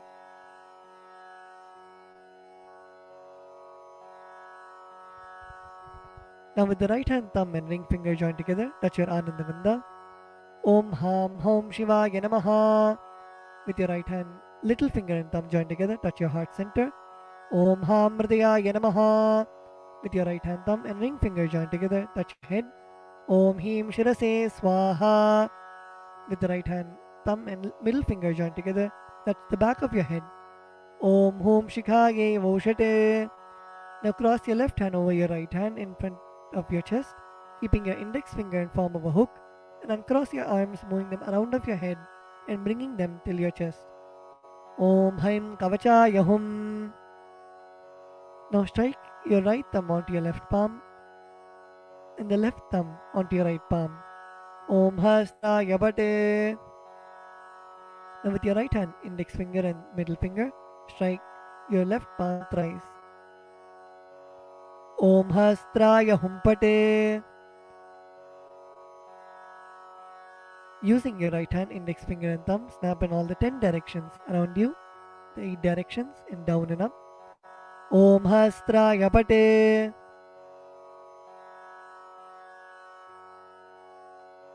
Now move your hands from the head to the toes, touching the sides of your body. Om Ham Shivaya Vaushate.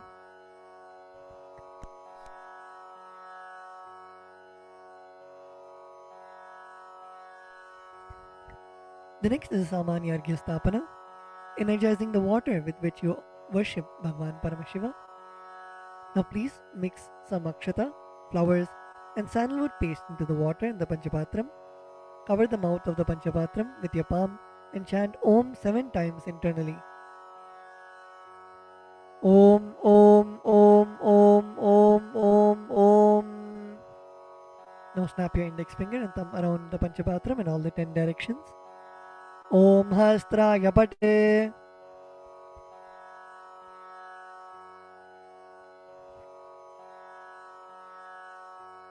Now keeping your right hand in the Avakuntana Mudra, rotate your index finger around the Panchapatram once.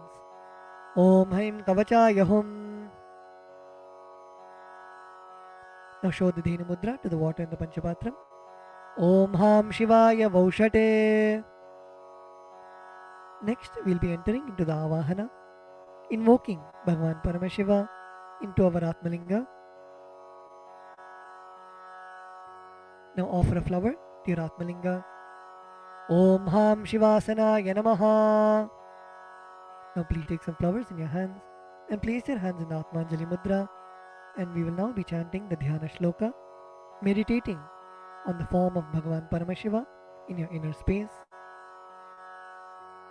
Lalate Tripundri Nitilakೃತ Kasturi Tilakaha Spuranmala Spurita Kadikaupi Navasanaha Dadhano Dustaram Shirasi Panirajam Shashikalam Pradipas Sarvesham Arunigiri Yogi Vijayate Indhuni Papanchamuka Hastadashayuktam Shulamrigatankama Sivajrama Bayam Syat Pashavaradangkushamanijwalanavame Shvetakamalasana Sadashivaswarupam Om Ham Shivamurtaye Namaha Om Ham Om Shivaya Namaha Shri Nityanandeshwari Paramashiva Shakti Sameta Shri Nityanandeshwara Paramashivaya Namaha Dhyayami Avahayami.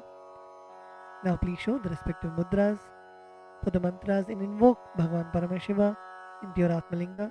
Request him to receive all of your offerings. Now place your thumbs onto your respective palms and place your palms open facing upwards. Om Ham Shivaya Namaha Ityavahana Mudram Pradarshya. Turn your palms facing downwards. Sthapana. Bring your hands into fists parallel to each other. Sannidhana. Now place your thumbs inside of your fists. Nishthura Mudram Pradarshya. Now interlace your fingers inwards and clasp your hands, keeping your thumbs out. Astraya Humphat Iti Kalakanthi Mudram Pradarshya. Now hold your left thumb with your right hand and cover your right hand with your left hand. Om Ham Shivaya Namaha Iti Linga Mudram.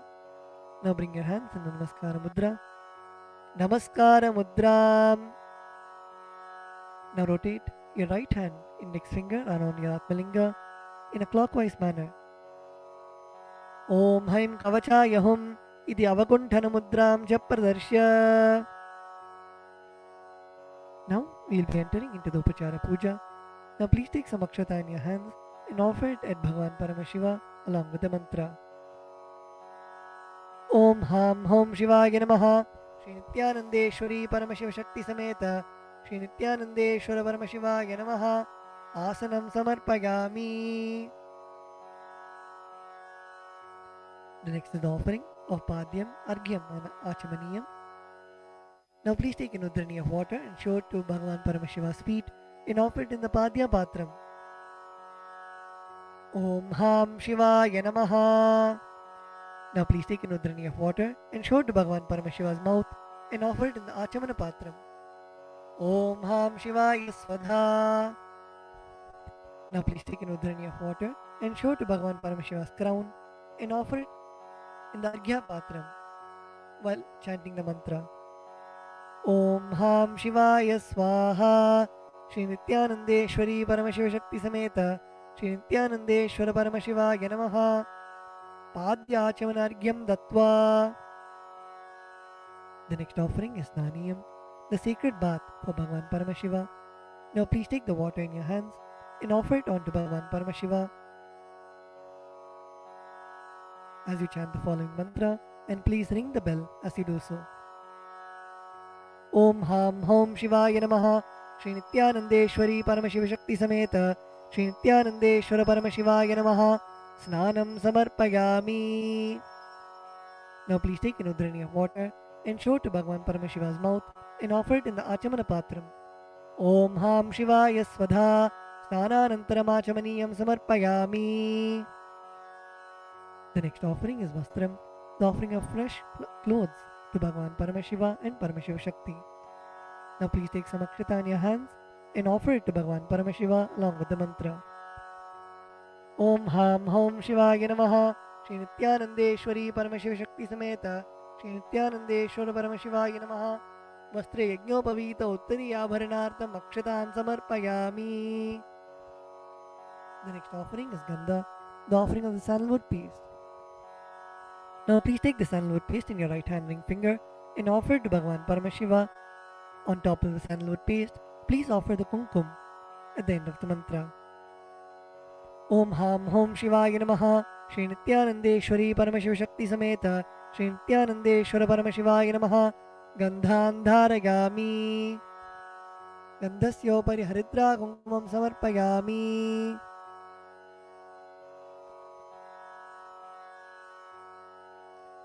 The next offering is Ashtapushpa Puja, the offering of flowers to Bhagavan Paramashiva.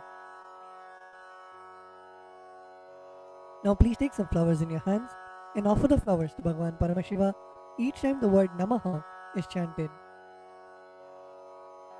Om Bhavaya Devaya Namaha, Om Bhavasya Devasya Patne Namaha, Om Sharvaya Devaya Namaha, Om Sharvasya Devasya Patne Namaha, Om Ishanaya Devaya Namaha, Om Ishanasya Devasya Patne Namaha, Om Pashupate Devaya Namaha, Om Pashupate Devasya Patne Namaha, Om Ugraya Devaya Namaha, Om Ugrasya Devasya Patne Namaha, Om Rudraya Devaya Namaha, Om Rudrasya Devasya Patne Namaha, Om Bhimaya Devaya Namaha, Om Bhimasya Devasya Patne Namaha, Om Hater Devaya Namaha, Om Hatno Devasya Patne Namaha, Om Ham Hom Shivaya Namaha, Shri Nityanandeshwari Paramashiva Shakti Sameta, Shri Nityanandeshwara Paramashivaya Namaha, Ashtapushpa Pujam Samarpayami. The next is the offering of Bilva Patram, the offering of the Bilva leaf. Now please take the Bilva leaf, smear the sandalwood paste in your hands, and offer it to Bhagavan Paramashiva. Om Ham Hom Shivaya Namaha, Shri Nityanandeshwari Paramashiva Shakti Sameta, Shri Nityanandeshwara Paramashivaya Namaha, Bilva Patram Samarpayami. The next is the offering of Dhupa, the offering of incense to Bhagavan Paramashiva. Now please offer a flower on the bell. Om Hastraya Namaha. Now sprinkle some water on the incense stick stand. Om Hastraya Pate. Now offer a flower on the incense stick stand. Om Hamrdayaya Namaha. Now please take the lit incense sticks in your hands and slowly wave it towards Bhagavan Paramashiva along with the mantra, and please ring the bell as you do so. Om Ham Hom Shivaya Namaha. Shri Nityanandeshwari Paramashiva Shakti Sameta, Shri Nityanandeshwara Paramashivaya Namaha, Dhupam Agrapayami. Now please take an udharani of water and show it to Bhagavan Paramashiva's mouth and offer it in the Achamana Patram. Om Ham Shivaya Swadha. The next offering is Deepa, the offering of the lit lamp for Bhagavan Paramashiva. Now please sprinkle some water on the Deepa. Om Hastraya Pate. Offer a flower on the Deepa. Om Hamrdayaya Namaha. Now please take the lit lamp in your hands and slowly wave it towards Bhagavan Paramashiva along with the mantra, and please ring the bell as you do so. Om Ham Hom Shivaya Namaha. Shri Nityanandeshwari Paramashiva Shakti Sameta, Shri Nityanandeshwara Paramashivaya Namaha, Deepam Darshayami. Now please take an udharani of water and show it to Bhagavan Paramashiva's mouth and offer it in the Achavana Patram. Om Ham Shivaya Swadha. The next offering is Naivedyam, the offering of food for Bhagavan Paramashiva. Now please sprinkle some water on the Naivedyam. Om Hastraya Pate. Please offer a flower on the Naivedyam. Om Hamrdayaya Namaha. Now please take an udharani of water and hover it clockwise over the Naivedyam and offer the udharani of water in front of Bhagavan Paramashiva at the end of the mantra. Om Ham Hom Shivaya Namaha. Shri Nityanandeshwari Paramashiva Shakti Sameta, Shri Nityanandeshwara Paramashivaya Namaha, Naivedyam Nivedayami. Now please take an udharani of water and show it to Bhagavan Paramashiva's mouth and offer it in the Achamana Patram. Om Ham Shivaya Swadha. The next offering is Tambulam, the offering of beetle leaves. Now please take some akshata in your hands and offer it to Bhagavan Paramashiva along with the mantra. Om Ham Hom Shivaya Namaha. Shri Nityanandeshwari Paramashiva Shakti Sameta, Shri Nityanandeshwara Paramashivaya Namaha, Tambulam Samarpayami. The next offering is Aratrikam, the offering of Arati to Bhagavan Paramashiva and Paramashiva Shakti. Now please sprinkle some water on the Karpura Arati plate. Om Hastraya Pate. Please offer a flower on the Karpura Arati plate. Om Hamrdayaya Namaha. Now please take the Karpura Arati in your hands and slowly wave it towards Bhagavan Paramashiva along with the mantra, and please ring the bell as you do so. Om Ham Hom Shivaya Namaha. Shri Nityanandeshwari Paramashiva Shakti Sameta, Shri Nityanandeshwara Paramashivaya Namaha, Karpura Nirajanam Sandarshayami. Now please take a flower in your hands and hover it clockwise over the flame and offer it to Bhagavan Paramashiva along with the mantra. Rakshan Dharayami. The next offering is Pushpanjali, the offering of fragrant flowers. Now please take some flowers, a durva grass and akshata in your folded hands and offer it to Bhagavan Paramashiva at the end of the mantra. Om Ham Hom Shivaya Namaha Shri Nityanandeshwari Paramashiva Shakti Sameta Shri Nityanandeshwara Paramashivaya Namaha Pushpanjalim Samarpayami. The next is the Gayatri Mantra. Now please hold the Yajnopavita with your right hand and chant the Gayatri Mantra 11 times internally.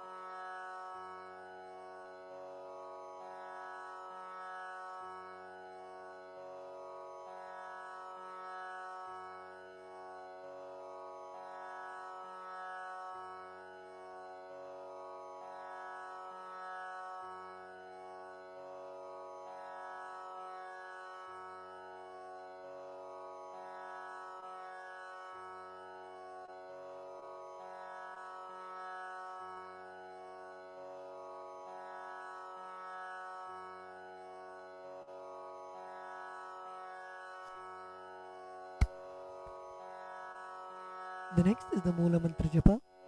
Please close your eyes and chant the Shiva Mula Mantra 11 times internally.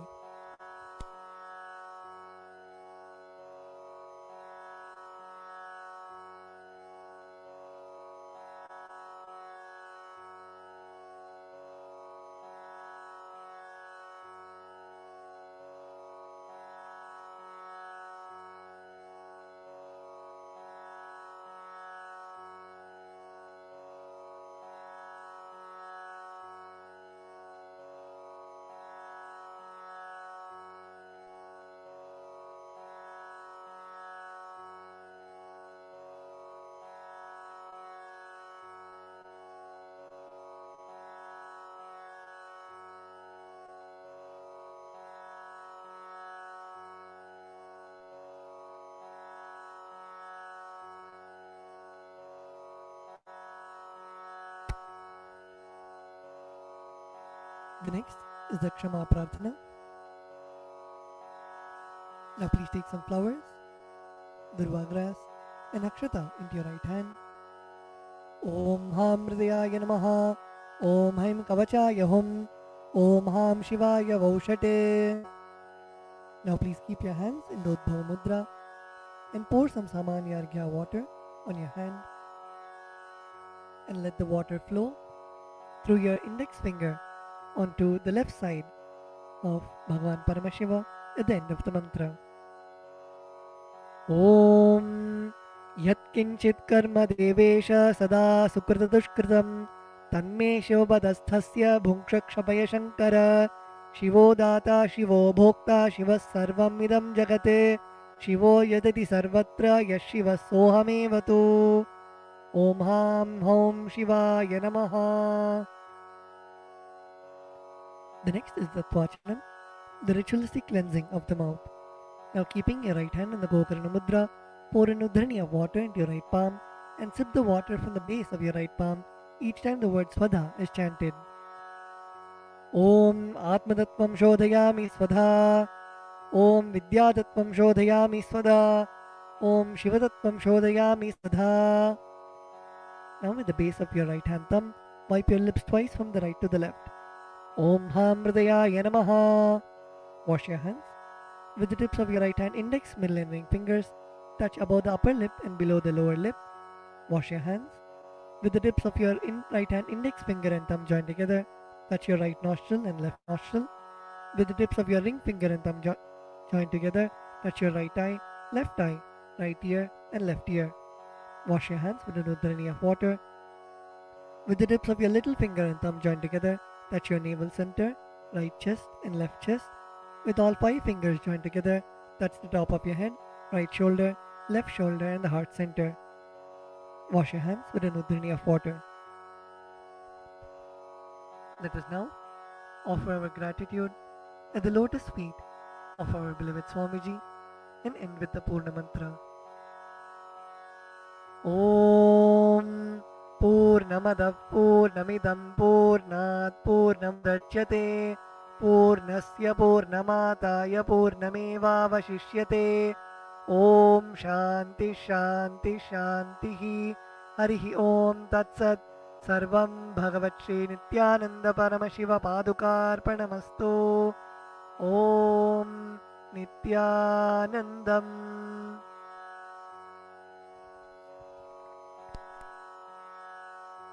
Established since 2002 in the United States of America, the United Ancient Nations is an intergovernmental organization, currently made up of 160+ members and indigenous nations. The UAN and its work are guided by the purposes and principles contained in its founding charter. The UAN is a manifestation of the profound connection amongst indigenous peoples across the world, including African, Andean, American, European, Caribbean, Oceanic, and Asian regions, rooted in shared wisdom, sustainable practices, and deep reverence for the earth. The United Ancient Nations serves as an international cultural and diplomatic organization focused on uniting indigenous cultures globally. Our governance structure is council-based without territorial claims, led by a collective leadership through our General Secretariat.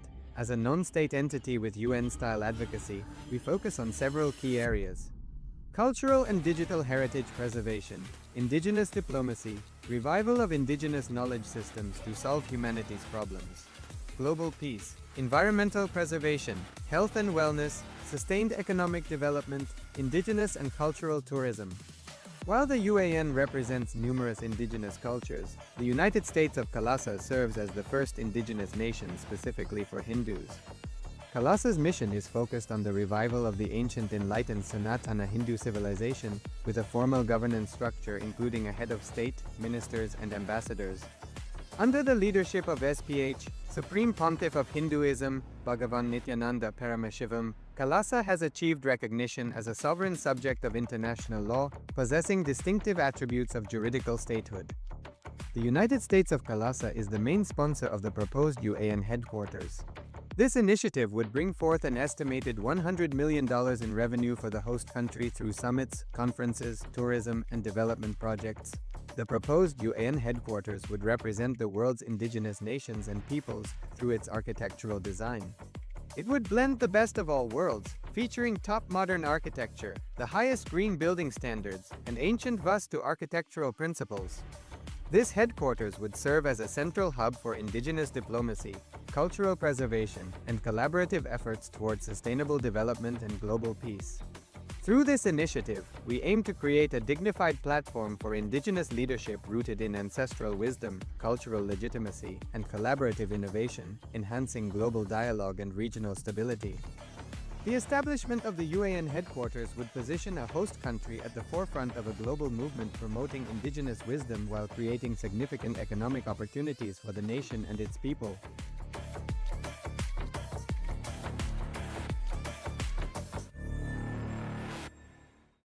Established since 2002 in the United States of America, the United Ancient Nations is an intergovernmental organization, currently made up of 160+ members and indigenous nations. The UAN and its work are guided by the purposes and principles contained in its founding charter.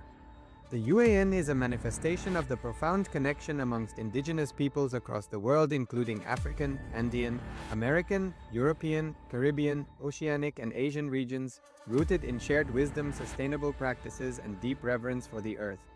The United Ancient Nations serves as an international cultural and diplomatic organization focused on uniting indigenous cultures globally. Our governance structure is council-based without territorial claims, led by a collective leadership through our General Secretariat. As a non-state entity with UN-style advocacy, we focus on several key areas: cultural and digital heritage preservation, indigenous diplomacy, revival of indigenous knowledge systems to solve humanity's problems, global peace, environmental preservation, health and wellness, sustained economic development, indigenous and cultural tourism. While the UAN represents numerous indigenous cultures, the United States of Kailasa serves as the first indigenous nation specifically for Hindus. Kailasa's mission is focused on the revival of the ancient enlightened Sanatana Hindu civilization with a formal governance structure including a head of state, ministers, and ambassadors. Under the leadership of SPH, Supreme Pontiff of Hinduism, Bhagavan Nityananda Paramashivoham, Kailasa has achieved recognition as a sovereign subject of international law, possessing distinctive attributes of juridical statehood. The United States of Kailasa is the main sponsor of the proposed UAN headquarters. This initiative would bring forth an estimated $100 million in revenue for the host country through summits, conferences, tourism, and development projects. The proposed UAN headquarters would represent the world's indigenous nations and peoples through its architectural design. It would blend the best of all worlds, featuring top modern architecture, the highest green building standards, and ancient Vastu architectural principles. This headquarters would serve as a central hub for indigenous diplomacy, cultural preservation, and collaborative efforts towards sustainable development and global peace. Through this initiative, we aim to create a dignified platform for indigenous leadership rooted in ancestral wisdom, cultural legitimacy, and collaborative innovation, enhancing global dialogue and regional stability. The establishment of the UAN headquarters would position a host country at the forefront of a global movement promoting indigenous wisdom while creating significant economic opportunities for the nation and its people.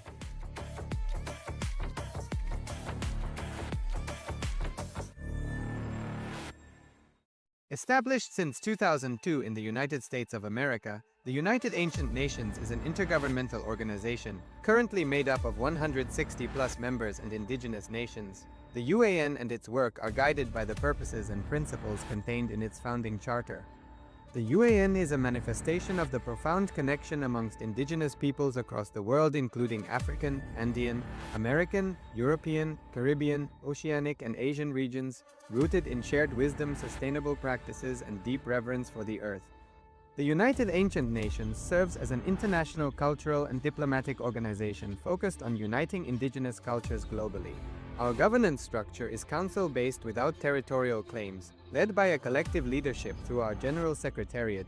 As a non-state entity with UN-style advocacy, we focus on several key areas: cultural and digital heritage preservation, indigenous diplomacy, revival of indigenous knowledge systems to solve humanity's problems, global peace, environmental preservation, health and wellness, sustained economic development, indigenous and cultural tourism.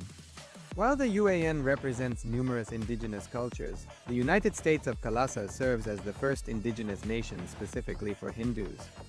Kailasa's mission is focused on the revival of the ancient enlightened Sanatana Hindu civilization with a formal governance structure including a head of state, ministers, and ambassadors. Under the leadership of SPH, Supreme Pontiff of Hinduism, Bhagavan Nityananda Paramashivoham, Kailasa has achieved recognition as a sovereign subject of international law, possessing distinctive attributes of juridical statehood. The United States of Kailasa is the main sponsor of the proposed UAN headquarters. This initiative would bring forth an estimated $100 million in revenue for the host country through summits, conferences, tourism, and development projects. The proposed UAN headquarters would represent the world's indigenous nations and peoples through its architectural design. It would blend the best of all worlds, featuring top modern architecture, the highest green building standards, and ancient Vastu architectural principles. This headquarters would serve as a central hub for indigenous diplomacy, cultural preservation, and collaborative efforts towards sustainable development and global peace. Through this initiative, we aim to create a dignified platform for indigenous leadership rooted in ancestral wisdom, cultural legitimacy, and collaborative innovation, enhancing global dialogue and regional stability. The establishment of the UAN headquarters would position a host country at the forefront of a global movement promoting indigenous wisdom while creating significant economic opportunities for the nation and its people.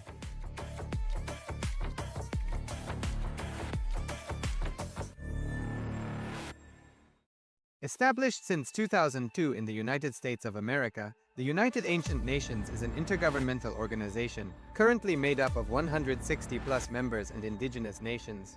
The UAN and its work are guided by the purposes and principles contained in its founding charter. The UAN is a manifestation of the profound connection amongst indigenous peoples across the world, including African, Andean, American, European, Caribbean, Oceanic, and Asian regions, rooted in shared wisdom, sustainable practices, and deep reverence for the earth. The United Ancient Nations serves as an international cultural and diplomatic organization focused on uniting indigenous cultures globally. Our governance structure is council-based without territorial claims, led by a collective leadership through our General Secretariat.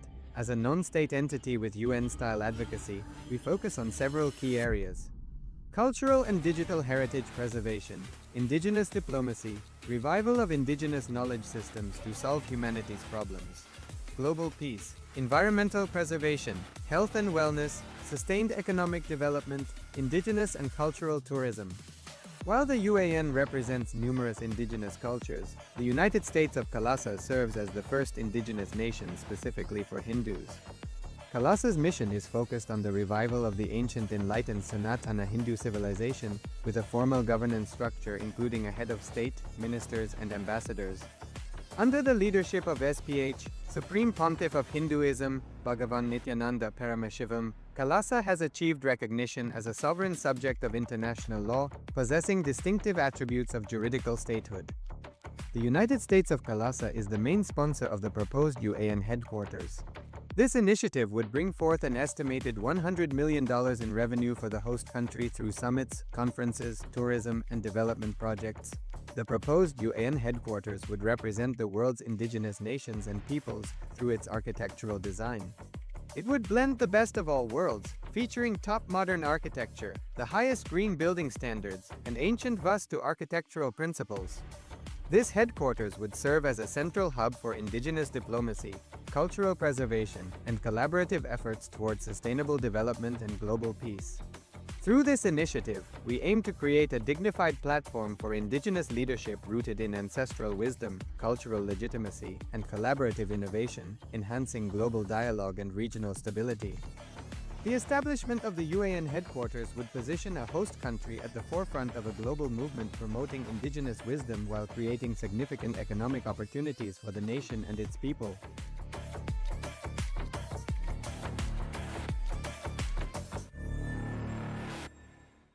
Established since 2002 in the United States of America, the United Ancient Nations is an intergovernmental organization, currently made up of 160+ members and indigenous nations. The UAN and its work are guided by the purposes and principles contained in its founding charter. The UAN is a manifestation of the profound connection amongst indigenous peoples across the world, including African, Andean, American, European, Caribbean, Oceanic, and Asian regions, rooted in shared wisdom, sustainable practices, and deep reverence for the earth. The United Ancient Nations serves as an international cultural and diplomatic organization focused on uniting indigenous cultures globally. Our governance structure is council-based without territorial claims, led by a collective leadership through our General Secretariat. As a non-state entity with UN-style advocacy, we focus on several key areas: cultural and digital heritage preservation, indigenous diplomacy, revival of indigenous knowledge systems to solve humanity's problems, global peace, environmental preservation, health and wellness, sustained economic development, indigenous and cultural tourism. While the UAN represents numerous indigenous cultures, the United States of Kailasa serves as the first indigenous nation specifically for Hindus. Kailasa's mission is focused on the revival of the ancient enlightened Sanatana Hindu civilization with a formal governance structure including a head of state, ministers, and ambassadors. Under the leadership of SPH, Supreme Pontiff of Hinduism, Bhagavan Nityananda Paramashivoham, Kailasa has achieved recognition as a sovereign subject of international law, possessing distinctive attributes of juridical statehood.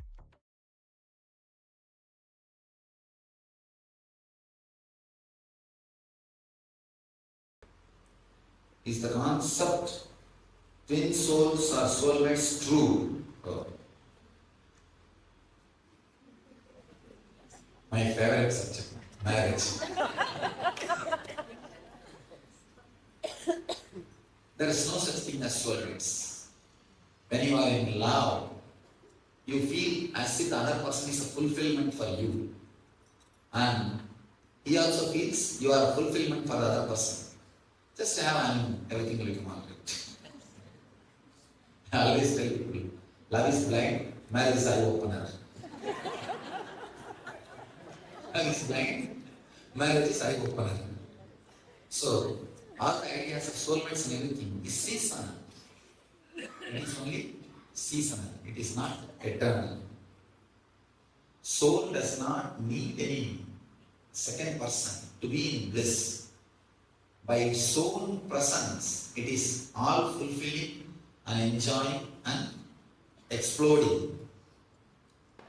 What is a relationship without expectation? I tell you, without expectation only real relationship can flower. Somebody asked me, in America, just like this I was telling, somebody asked me, Swamiji, I am afraid of marrying. Under what layer the fear of marriage comes? What is the layer under which the marriage comes? I told them, marriage comes under all the 4 layers. First thing is the fear of losing the status. Somebody asked me, Swamiji, people say that marriages are decided in heaven. Is it true? I tell them, I don't know whether it is decided in heaven or not. But after that, people live in hell. That much I know. After that, people live in hell. You are talking a lot about marriage and joking about wives. Would you ever get married and have a family? After all, you said at age 14, 21, 28, lamas are allowed to marry. What about Swamis? Now, Swamis can marry at any time, no problem. And actually, Paramahamsas can marry at any time. There is no problem. First of all, I am not technically a Swami, I am technically Paramahamsa. Swami means somebody who is trained by a earlier master to sit in that same seat, like a successor, predecessor. They are only called the Pidadhipatis and they have lineage and they have so many rules and all those things. Paramahamsas are the people who left their house and took this life to achieve enlightenment. They have not left for the sake of some Peetam, to sit in some throne or to be a head of some institution. They left out of their quest for enlightenment. So Paramahamsas are no way bound by the rules and regulations of the Swamis. But one thing, let you be very clear, I am not going to marry. And that I am very clear. And because I have seen many people, and I have some more jokes now, I don't want to tell, enough. And I have now too many jokes coming up. They are all coming and crashing now. The traffic jam is happening in my throat. Everyone is trying, hey, I am coming, So, whose question it is? Okay. Let me be very clear, I am not going to marry. In Hinduism, the idea of divorce never exists. There is no idea of divorce. According to Hindu marriage laws, the divorce is not possible. And I want to tell you one important thing. Still, we don't have a Sanskrit equivalent word for divorce. We don't have a Sanskrit word for divorce. Divorce as such, the very idea is not socially accepted. Because before the marriage, they are very clearly made to understand nobody can suit or match your fantasies.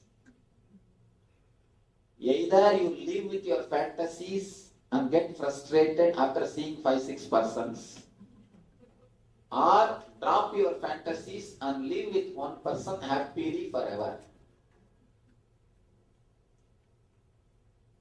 Only in the fairy tales you get the word.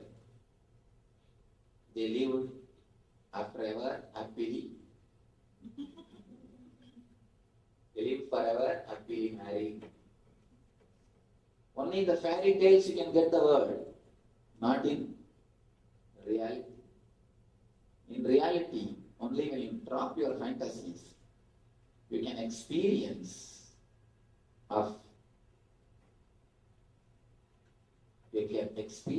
what I call Brahmacharya.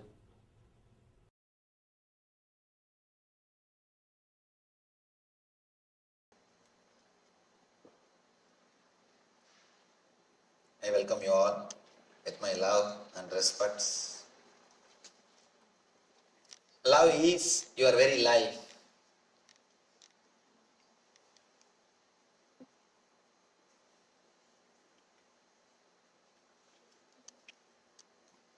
It's beautiful.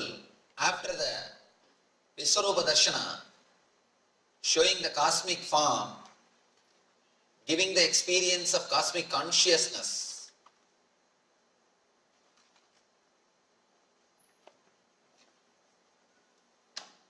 Krishna speaks about bhakti, love. Usually people think after bhakti comes spiritual experience. But I tell you the truth. After spiritual experience comes bhakti. Never a real bhakti can happen to you before spiritual experience. East always believes first spiritual experience, then social service. But Western religions believe social service will lead to spiritual experience. No. Never. Only a person who had the experience of every being as part of cosmic consciousness can really radiate love. Only he can know what is love. Nobody else can know what is love. Others can think they love or act as if they love. Be very clear. There are so many people who act as if they love. Sometimes by acting, they start thinking that they are loving. Never you can love by acting. Love is supposed to flow from your very being. It happens only when you experience the cosmic consciousness, spiritual experience. It is so nice. Krishna puts the whole thing step by step.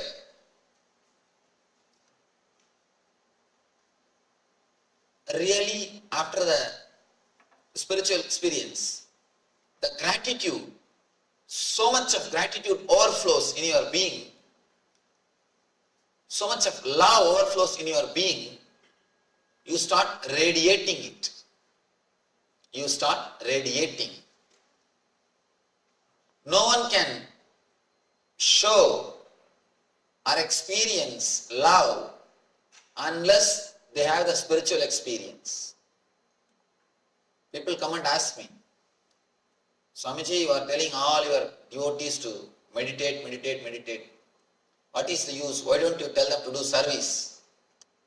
There are so many spiritual organizations, I can't say spiritual organizations, so-called spiritual organizations, caught in social service, just for the sake of name and fame and social prestige. There are so many organizations. Organized charity, I always tell people, organized charity is beautiful way of cheating yourself and others. Charity can never be organized. It just flows. It can never be organized. The moment you organize it, the whole thing has got different quality, different color, different purpose. Different color, different quality, different purpose. Only when it flows after the experience, it is a solid expression of love. There is a beautiful saying in Zen Buddhism.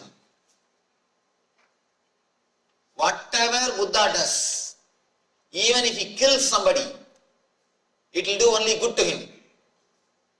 But an unenlightened man, whatever he does, even if it is a great service, it will do only bad for him and the society. Good or bad, is not decided by doing, it is decided by being. When an enlightened man does, even small things lead to great good things or good results in the world. When unenlightened people do, even a great truths lead to misery and destruction. See, a simple word uttered by Buddha, watch your breath, or observe, witness your inhaling and exhaling. Simple truth discovered by Buddha. Thousands of people have become enlightened through this Vipassana meditation. The simple one technique, Vipassana, thousands of people have become enlightened. When Buddha utters even ordinary truth, even ordinary simple truth leads thousands of people to higher consciousness. If an unenlightened person discovers even a great truth leads to destruction. See the atomic bomb. Great truth, the theory of relativity. Great truth. But when it comes out from unenlightened mind, it always leads to destruction. Important thing. I was just reading a statistics report in a magazine. They say all the governments, all the countries in the world have got enough of atomic weapons which can burn planet Earth 700 times. Not once or twice. Once burning the planet Earth is enough. The atomic weapons they have stored, they have piled, can destroy planet Earth 700 times. Any single person with sadistic attitude, if he goes and sits in the seat or if he gets the power, the whole humanity is in danger. We have everything ready. Just somebody has to come and press the button. He should be mad enough, should be sadistic enough to press the button. The global suicide will happen. So much of atomic weapons are piled. See, it's a great truth. The theory of relativity is such a great truth, but expressed from unenlightened mind. So naturally it leads to destruction. Deed or word by themselves don't do good or bad. It does good or bad based on the consciousness from which it emits. Based on the consciousness from which it expresses. Only after the experience you feel the gratitude. It's your solid experience that every living being is God. You start radiating love. Your very being becomes love. Krishna starts the Bhakti Yoga after Visurupa Darshana Yoga. After that experience, he starts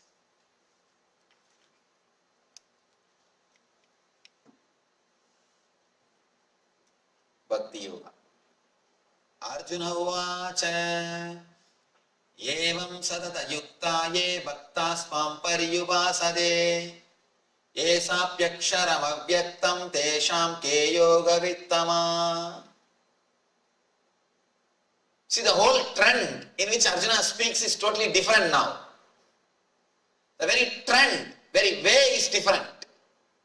He says, which are considered to be the more perfect?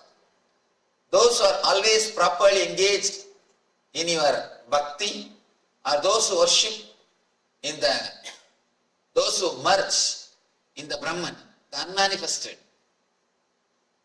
Please be clear. Here, he is not asking for himself. It is from here the trend starts like a simple discussion. It's more like a trying to record the truth, trying to put the whole thing in record for future generation. The questions from here is neither doubt nor enquiries. Just he tries to put the whole thing in the form of writing so that it will be useful for the next generation. A simple understandings. Yes, who is established in you totally, whether a person who is devotee or person who is enlightened. Two things. The religious people or so-called religious people always confuse this sloka, giving the meaning of Arjuna is asking whether worshipping the form or formless, which is right one. But I tell you, that is not the way Arjuna is asking. If you see the answer of Krishna, you can understand that is not the way Arjuna is asking. Arjuna is asking, is it good to be established in the same consciousness or to express the love and gratitude which is created by the conscious experience to the whole universe, to every being? See, when you get that spiritual experience, some people stay in that same experience inside, that's all. With closed eyes only they can see God. He is asking, that type of person is great, or a person who opens his eyes and sees God in every being, he is great.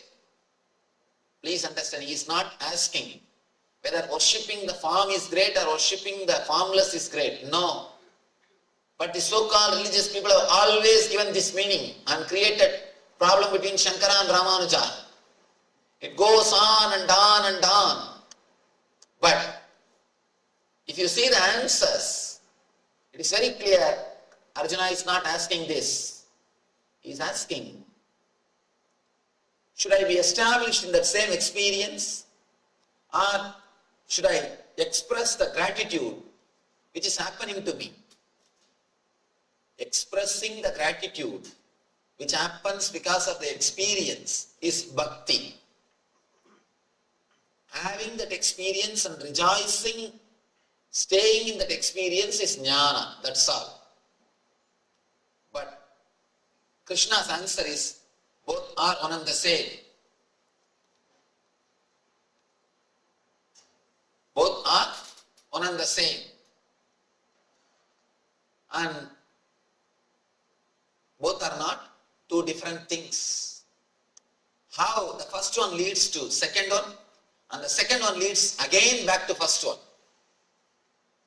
You see, you must have heard about the vicious circle. First one leads to second one, and second one leads to the first one.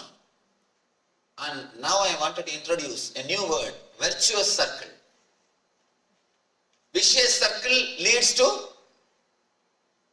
low energy, to a lower level of consciousness. Virtuous circle leads you to higher energy, higher level of consciousness. Bliss and devotion. Bliss and gratitude. Gratitude and bliss. These two are virtuous circle which leads you to the higher consciousness. Bliss means the experience leads you to expression, gratitude, service. Again, the expression, the gratitude or service leads you to bliss. One leads to other, the other leads to first. So it is called virtuous circle. Usually we are caught in the vicious circle. Fear leads to greed, greed leads to fear. Fear leads to more greed, fear leads to more greed, and more greed leads to more fear leads to more and more greed, and more greed leads to more and more fear. This is vicious circle. And here Krishna introduces virtuous circle. Virtuous circle is what he calls dharma. Dharma means virtuous circle, which leads you to higher and higher consciousness, which leads you to higher and higher level of experiences. Sri Bhagavan Maya Vesya Mano Yemam Nitya Yukta Upasade Shraddhaya Parayo Veda Deme Yukta Tamamada Maya Vesya Mano Yemam Nitya Yukta Upasade Shraddhaya Parayo Veda Deme Yukta Tamamada. Bhagavan says, those who fix, those who are established in the consciousness which expresses the gratitude, bhakti, are always engaged in me. And the transcendental faith means the experience which they undergo at the time of cosmic experience. Both are ultimate. Of course, there are so many people who translate this text. Now I have to tell an important thing. Sanskrit is such a beautiful language. You can make any meaning out of any word. That is why so many thousands of commentaries on Gita is possible. But still Gita is new. No other book is commented by so many masters like Gita. But still Gita is new. Each one tries to give their own meaning. Again and again I insist. A person who is not experienced, if he starts speaking, naturally he will be in trouble, and he will be creating trouble to others. How blind leading blind leads both of them to trouble. Same way, a person without experience, when he translates or starts, he automatically does something called text torturing. Understand this small example. Here I am putting some diagram and explaining to you. After few days, you are presenting only audio CD to one of your friend who has not attended the lecture. How much he can grasp? He cannot. Because so many things are there in the diagram.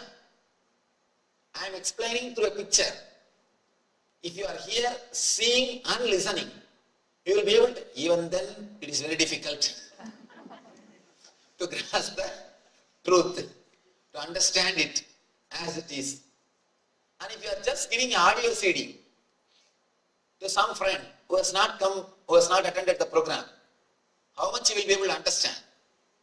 Same way, and if he tries to understand and he wants to give a lecture on this subject to somebody else, how much it will be original? Same way, person who has not seen, just got the audio recording, only the book. Bhagavad Gita is just audio recording.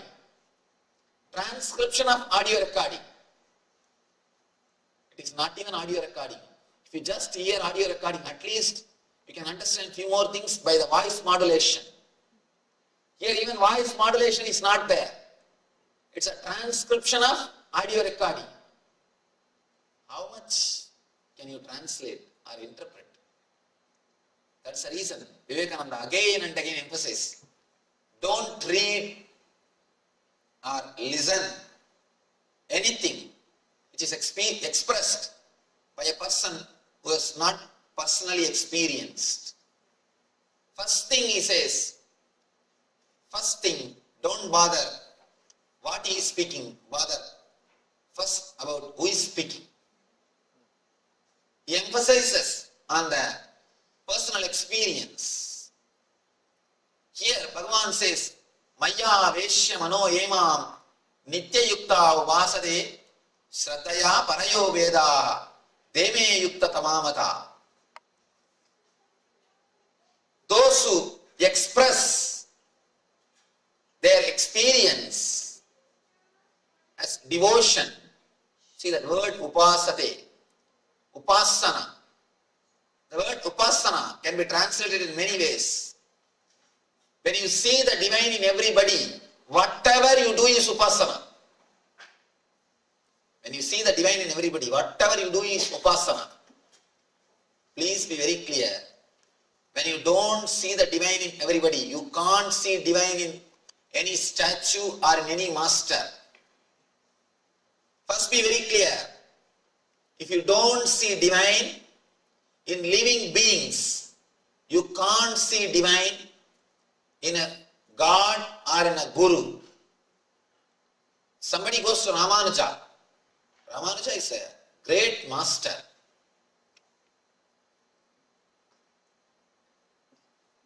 But for Ramanuja, South India would have lost the whole spirituality. Shankara went and settled in North. Even though he is born and brought up in South, he spent most of his time in North. It is because of Ramanuja, the devotion and the spirituality thrived in South India. Till the end, Ramanuja stayed in South India. Not only that, Shankara lived only 32 years. But Ramanuja lived for a long time. He lived in the planet Earth for a long time. And he inspired thousands of people. Ramanuja inspired thousands of people in the path of spirituality and meditation. One young man goes to Ramanuja and asks, Bhagavan, please tell me how to achieve bhakti, how to achieve God, how to achieve the devotion. Ramanuja says, have you loved anybody in your life? This man was shaken. He said, I am a pure brahmachari. How can you ask me this question? I came to you to learn about God, but you are asking this question. Ramanuja says, first go and love somebody. See how you feel when you love somebody. Then come back, I will teach you about God. I will teach you about bhakti. Understand? The man was, of course, naturally taken aback. He is not able to understand what Ramanuja says. Unless you love the person whom you are seeing, how you will be able to love the person whom you have never seen? If you can't love human beings whom you are seeing every day, how can you love the form of God or God whom you have never seen? What he says is true. What he says is true. We also should understand, unless you start radiating love in the space where you are staying, you can't love the whole world. Again and again I tell people, loving the whole world is very easy, but loving your wife is very difficult. Loving the whole world is easy because you don't have to do anything. Just say, I love whole world, I love whole world. But when you love your wife, you have to change your attitude. You have to change your mind. You have to change your words. You have to do something. You have to do something. Being established in the consciousness or expressing it towards the universe, both are one and the same. And only one more thing, when a person is merged, when a person is established, automatically he will radiate. Automatically he will radiate. Please be very clear. If the love is not happening, if the expression is not happening, be very clear, the person has not experienced. When a real experience happens, it automatically expresses. Experience is not something you can possess and keep it in your cupboard. No. Experience will possess you. and it will sing through you. Somebody asks a Zen master, will enlightened man speak? Master says, no. Enlightened man will never speak. Only a person who don't know will speak. Then he asks, then enlightened master will keep quiet? Master says, no. An enlightened man can never keep quiet. If he keeps quiet, be very clear, he don't know. He is not enlightened. Disciple was puzzled. He was taken aback. You say neither he will speak, nor he will keep quiet.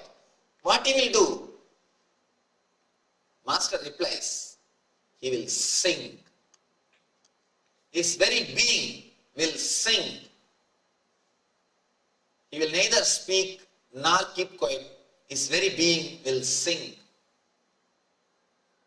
Because you can't possess experience. Experience will possess you. When experience possesses you, whatever you do will be a song. Any word which comes out of you will be a song. Your very walking will be a dance. Your very body language will radiate a grace. All your expressions will be a service.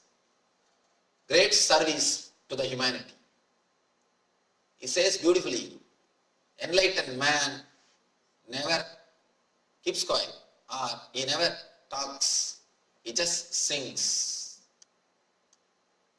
That is why Gita is given in the form of song. Gita is not prose, it is song. The great truths can never be expressed in logic. It can be expressed only through poems. He says, Krishna says, who is established in the consciousness is great. But the person who expresses, who shares, who automatically radiates will be much greater than who is established. But the truth is, if a man is established, he will radiate. He will radiate. Let me tell you a small story from a great devotee, Bhakta, who lived in Varanasi. He's a great Bhakta of Krishna. He had a small Bhagavad Gita book. Every day morning, he will take bath in Ganga, recite the Krishna's message, Bhagavad Gita, with all his devotion. Whole day he will be sitting and meditating on Krishna. He is continuously in the ecstasy of Krishna. He is just radiating Krishna Bhakti. Of course, you can see this type of souls only in India. People who can just sit and be in ecstasy. Society will never disturb them. Society takes care of them. In any other country, you will be called as homeless, put in the shelter, disrespected. That culture is so beautiful. And even if you sit, if you are in ecstasy, you are respected, you are worshipped. And this person, he is in ecstasy, always singing Krishna's name in the Krishna Dhyana, the Leela Dhyana, in the Krishna Smarana. He is lost. One day, a beggar comes to him and asks, "Oh Swami, please give me something. For last 3 days I have not taken food." Now big difficulty. Because he himself is a beggar. And he has got only one property with him, that Krishna, the Gita book, that's all. Nothing else is his property. He has nothing. And he is always in ecstasy. If somebody gives, he eats. Otherwise he is singing the Krishna's name. His only property is that book, the Gita book. And this guy comes and asks, "I have not taken food for last 3 days, please give me something." He feels very bad and he looks this side and that side, nothing is there. only one thing is there, that is Bhagavad Gita, which is preserved or worshipped for last so many years. That's the only property that is almost like a god for him. That's everything for him. Nothing else is his property. Suddenly, he gathers courage and takes that book. Tells that beggar, you see, I have nothing. To tell you honestly, I have only this book. But I can tell you one thing. If you go inside the city and tell this book is my property and auction it, surely people will buy. There are so many people who respect me. Some way they feel devoted to me. So Krishna's blessing is there. Just go to the market and auction this book. Say that this book is my book. Surely people will buy, giving money, and take that money and eat and fulfill yourself. Be happy. And gives that book. Beggar just takes the book and goes away. Next day morning, when he is supposed to chant the Gita, he says, "Oh Krishna, I have given away your words to keep your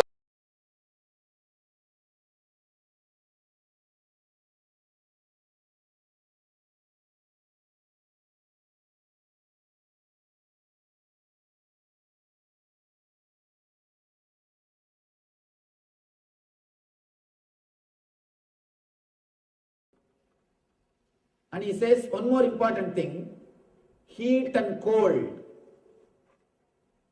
Heat and cold. Try this also. Beautiful experiment.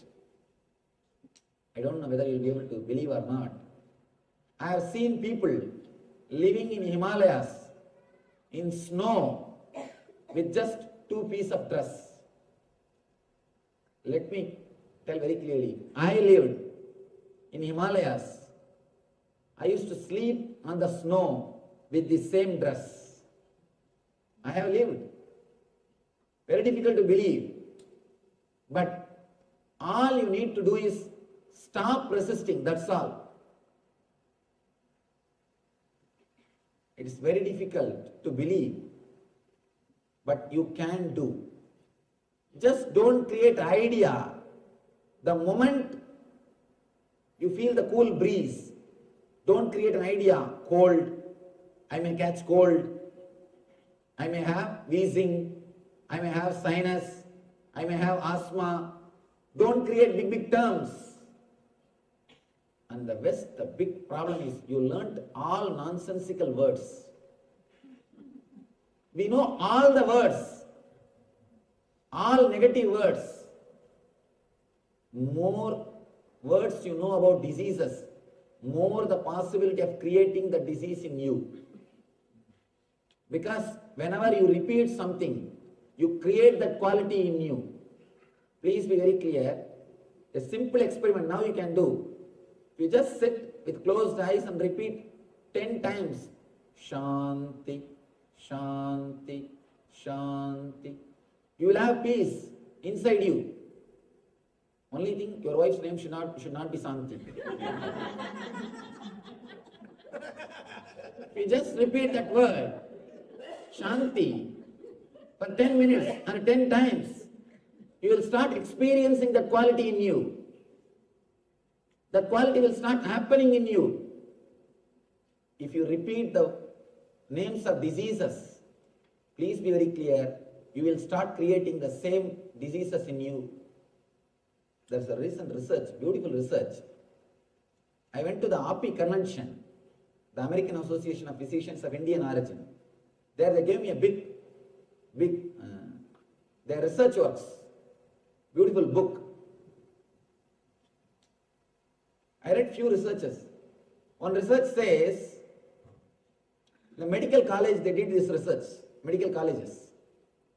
If a particular disease, if the lessons are going on about that particular disease, for example, knee pain, more than 40% of the students get that pain. I don't know how you will understand this. More than 40%. Because continuously you are thinking about that symptom. And one more big problem, whenever you hear any disease, any symptom, first thing you will do is you will compare with yourself. Do I have that? You will compare with yourself. You will see, do you have that symptom? Continuously, because they are meditating on that symptoms, 40% of the students express the same symptoms in their life. If the lesson goes to the next disease, they express that symptoms. Whatever you think, you express. If you are continuously thinking the wrong things, your senses will be created in the same way. Only one thing you need to do, just work on the mind. Just liberate the mind. Just purify the mind. Your whole system will be purified. Your whole senses will be reconstructed. Krishna gives a beautiful technique also to work on the mind. To work on the mind. Krishna says one more thing. Honor and dishonor will also be the same. This is very difficult. Cold and heat can be the same. You can even accept that. But honor and dishonor, very difficult. And it is simply impossible. One word is enough to make us mad. One word, single word thrown on us is enough to make us mad. Because somebody asked me actually, Swamiji, why do we bother so much about others' opinion? You bother about others' opinion so much because you don't know about yourself. You know about yourself only through others' words, others' opinions. You understand about yourself only from others. If everybody says you are beautiful, you get that record, you get that certificate. If everybody says you are intelligent, you get that certificate. If everybody says you are great, you get that certificate. If everybody says you are very smart, you get that certificate. Collecting all these certificates, with those certificates you build your personality. In our Life Bliss program, the first session is about this. The first session, why we get depressed. Why again and again we fall into a low energy. Because the energy source for you is other certificates. You don't have self-respect. You respect yourself only based on others' opinions. If others' opinions about you is good, you think you are great. If others' opinions about you is not good, immediately you fall. Have you seen the kids playing? They will build castles with playing cards. Same way, you build castles with other certificates. Your personality is nothing but a castle built with others' certificates. If one card is removed in that castle, what will happen to that castle?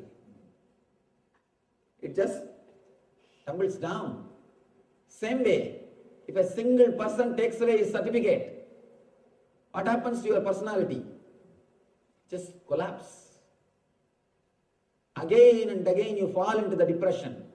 Please be very clear. Whenever you fall into the depression, either somebody would have taken their certificate or you are afraid that somebody may take away their certificate. That's all.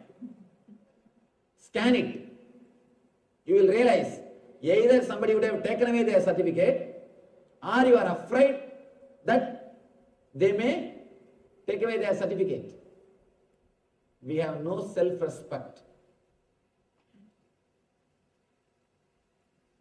Christ says, Jesus says, love thy neighbor as you love thyself. That is why so much of war.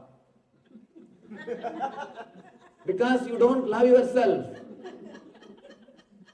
That is why so much of hatred. Jesus says, love thy neighbor as you love thyself. You don't love yourself. We don't have self-respect. We know about ourselves only based on others' opinions. We build our personality only by others' opinions. That is why we care so much for others' opinions. The first session of Life Bliss is this session. First thing I tell people is, if you want to live, learn how to live, how to stand on your own foot, how to be with yourself. As on now, our source of energy is others' opinions. If somebody comes and tells you, you are really great, you will try your best to say, no, I am not, but inside what happens? See very clearly, inside what happens? Inside the mind is telling, tell little more. But outside you feel very shy. But inside mind says, no, little more. Okay.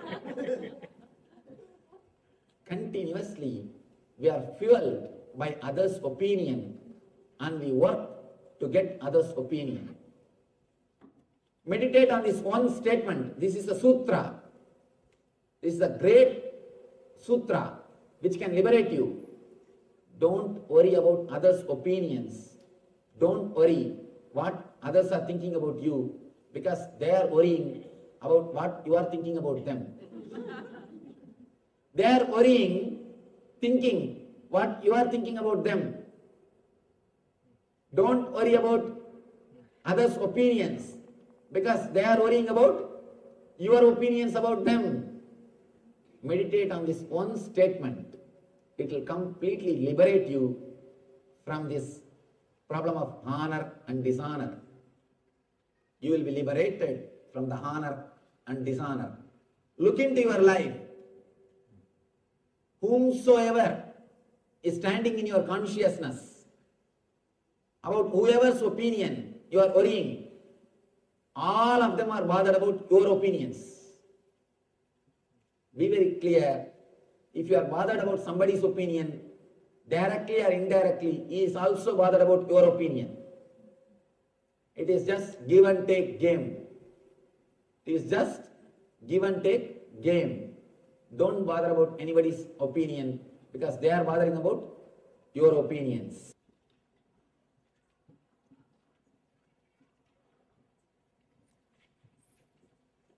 The next sloka, Krishna says, a person whose mind is contented because of the spiritual knowledge, who has subdued his senses, and to whom stone and gold are same, and who is satisfied with what he is having, is said to be established in self-realization and is called enlightened being.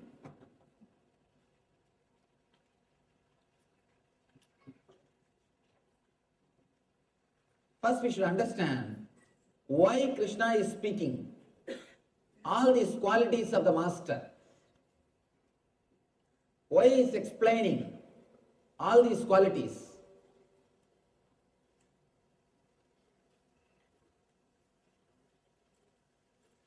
These qualities are techniques. If you practice them, you will reach the same state.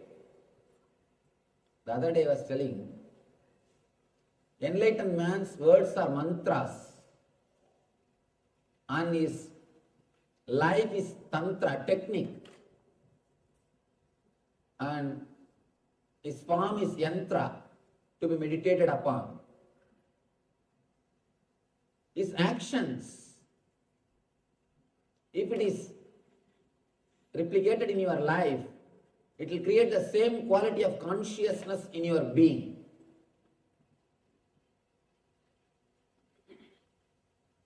For example,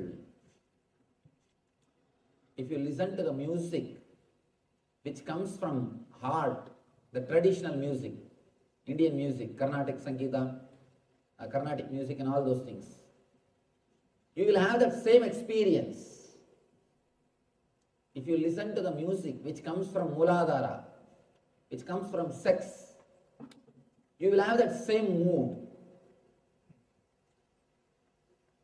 If you meditate on some expression, you will have that same experience.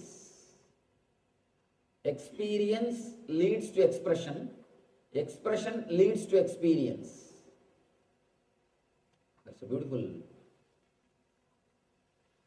story. This again a research report.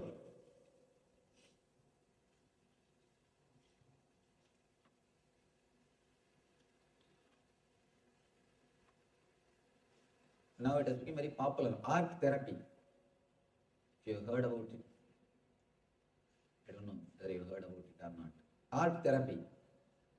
All these mad people are asked to paint. They are given canvas cloth and the paint. And you know how they will paint. Because there are a lot of mad people who are painting.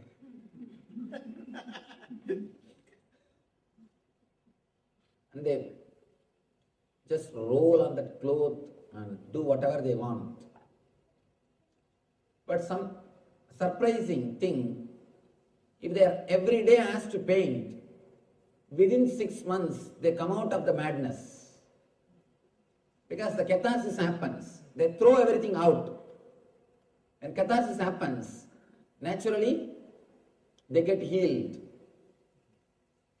And the next step is beautiful thing. There was a doctor who was doing research on this art therapy. He says people who became mad because of money, they all paint and draw in the same way. People who become mad because of women, they all paint and draw in a very same way. People who become mad because of name and fame, they all paint in the same way. There are so many reasons why you can become mad. One more small story. One guy went to the mental hospital just to see what is happening. The doctor took him to show around. The first room, he saw one person. All over his room he has written the name Lata, Lata, Lata, Lata, Lata in blood.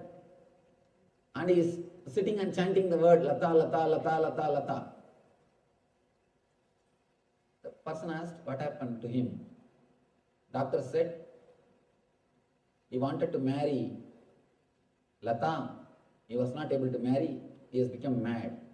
That is why he is continuously repeating her name, and he is here. He goes around, he shows different kind of people. One person is just swimming on the floor, another one is hanging in the ceiling, another one is walking just with his hands. He sees all kinds of people.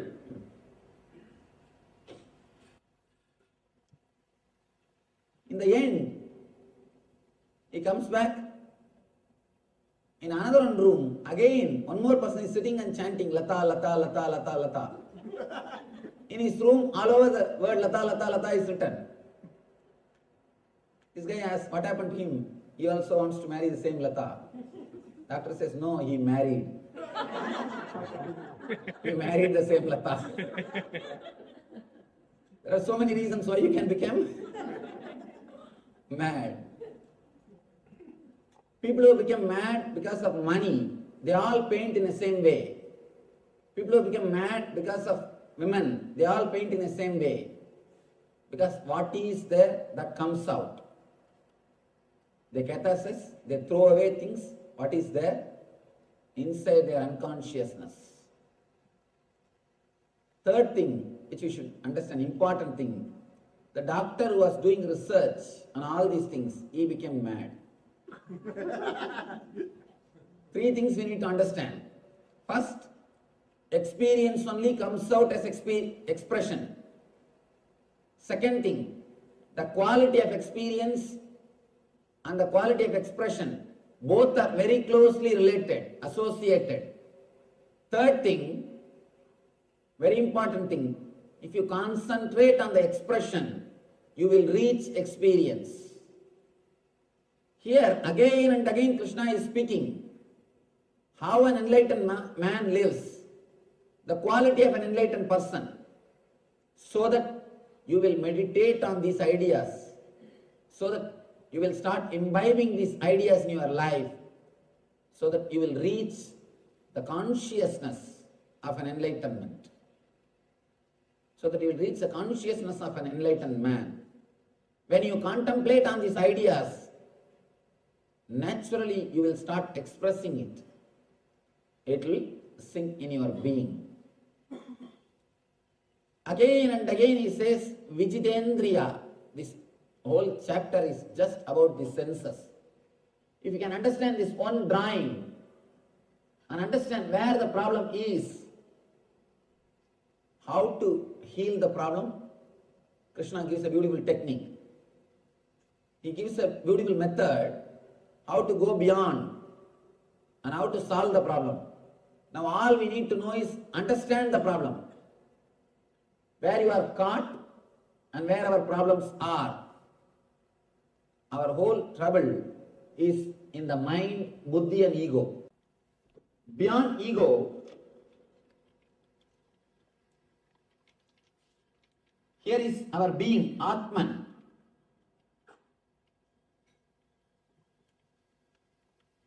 Just the presence of the Atman or the light of the Atman only radiates and makes your ego work.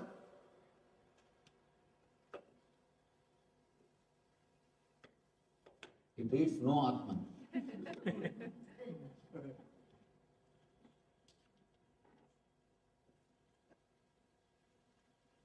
Just by the presence of the Atman, the ego works. The whole trouble is here, where you identify yourself, where you start thinking, what is there for me? How I am related? How I am going to gain from this? Or how I am going to lose? Here is where the whole trouble starts. If somehow this is erased, this is removed from this system, the Atman directly starts radiating its energy, its tejas through your senses. That is why the enlightened people will have sharp senses. Their senses are not contaminated. Whether their vision or their hearing will be sharp and deep, because it is not corrupted by buddhi and ego. They have not lost their sensitivity. Please be very clear. Only a man whose being is clear, he will have pure senses. His senses will be sharp and alive. A man who continuously uses his senses, who uses his senses too much, he abuses it. He will not have the energy or tejas in his senses. Man who has used and abused his senses, first thing which will happen to him is he will lose the smell. The smell will be lost. If you have lost smell, please be very clear. Immediately you need emergency treatment. You need to get admitted in ICU of spirituality. You immediately need meditation. Meditation is basic need for you. Again,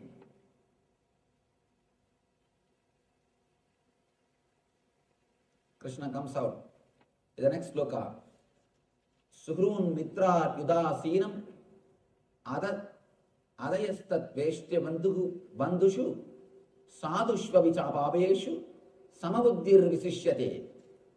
Suhrun Mitra Udasina Madhyas Tatvesh Upapandushu Sadhushvabicha Paveshu Samabuddhir Visishyate. Person is considered still further advanced when he regards honest well-wishers, affectionate benefactors, the neutral mediators, the envious, the friends and enemies, the pious and the sinners, with all with an equal mind. This happens really when you become enlightened. When you become enlightened, there is nothing to be achieved. There is nothing to be gained. Automatically, your being starts respecting everybody. Please be very clear. Here they use the word equal, but the exact translation should be unique. You will not treat everybody equal. You will respect everybody as unique beings. Treating equal is different. Treating them as unique is different. You understand everybody's uniqueness and respect. Treating everybody equal is different. Sometimes when we say the word treat everybody equally, we start disrespecting everybody. We think that is the way I do. Let me disrespect everybody. Instead of raising others, we come down.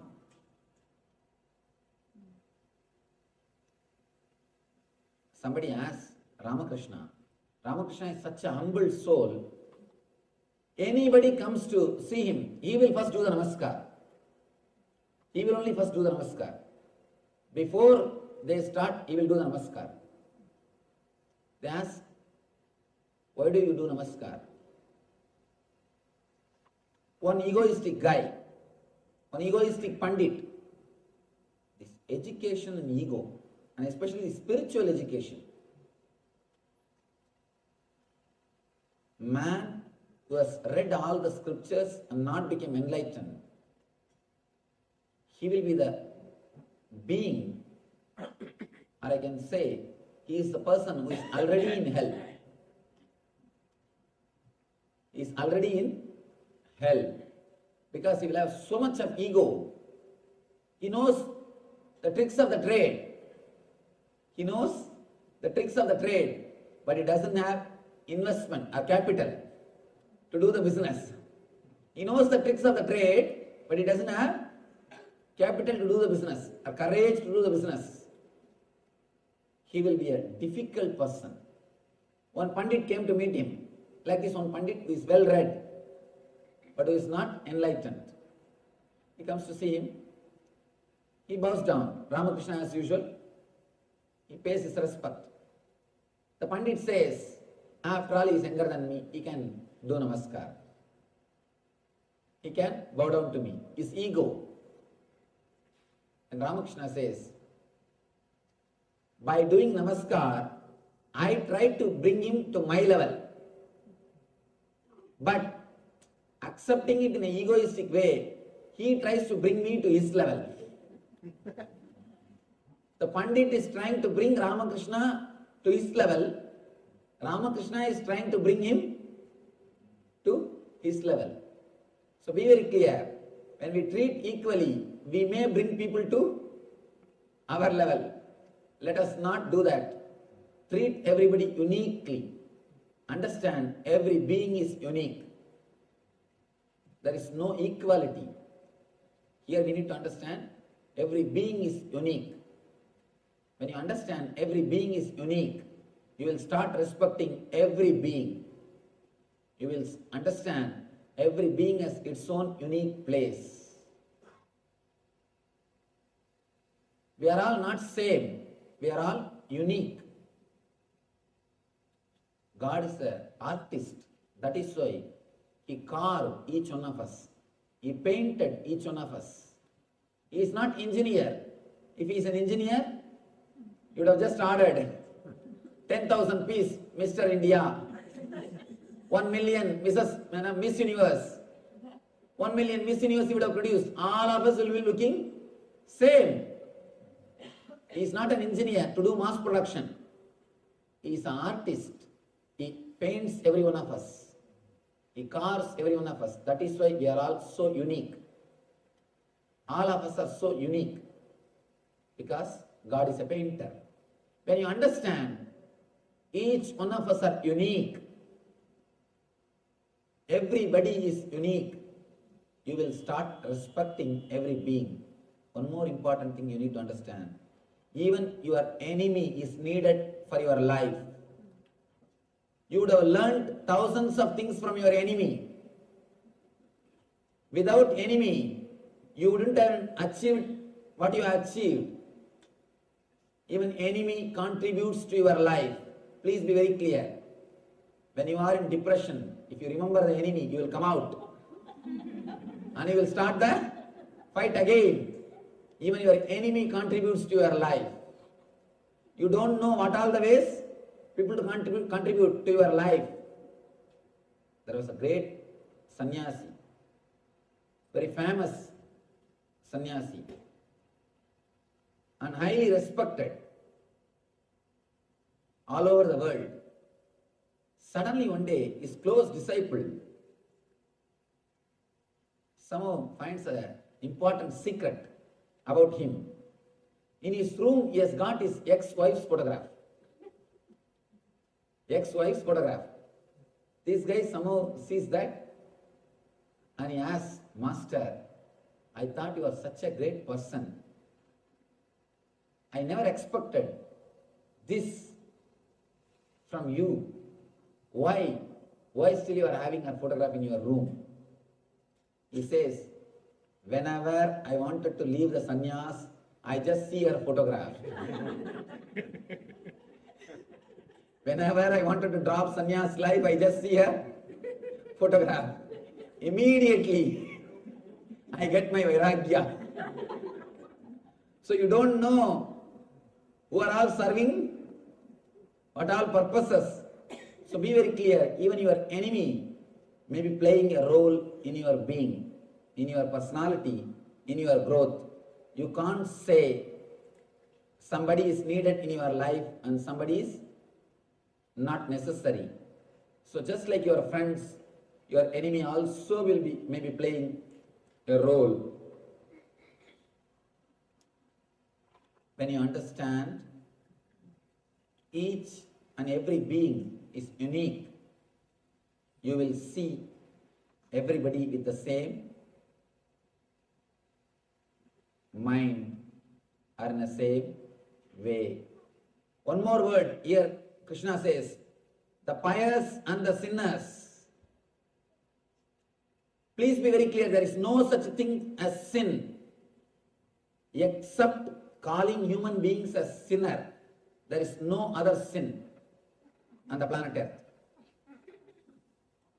There is no such thing as sin.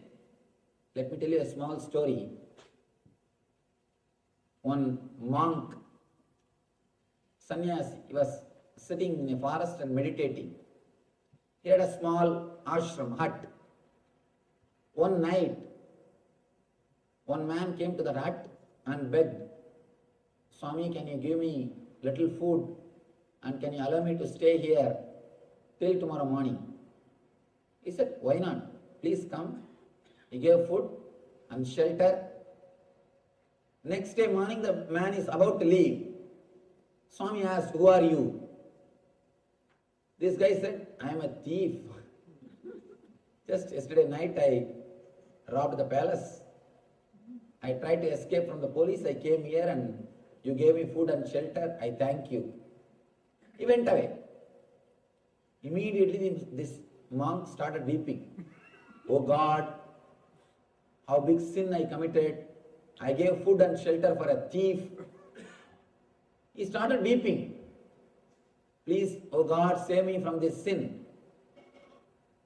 In few minutes, he heard booming voice from the heaven. That voice is also weeping, crying.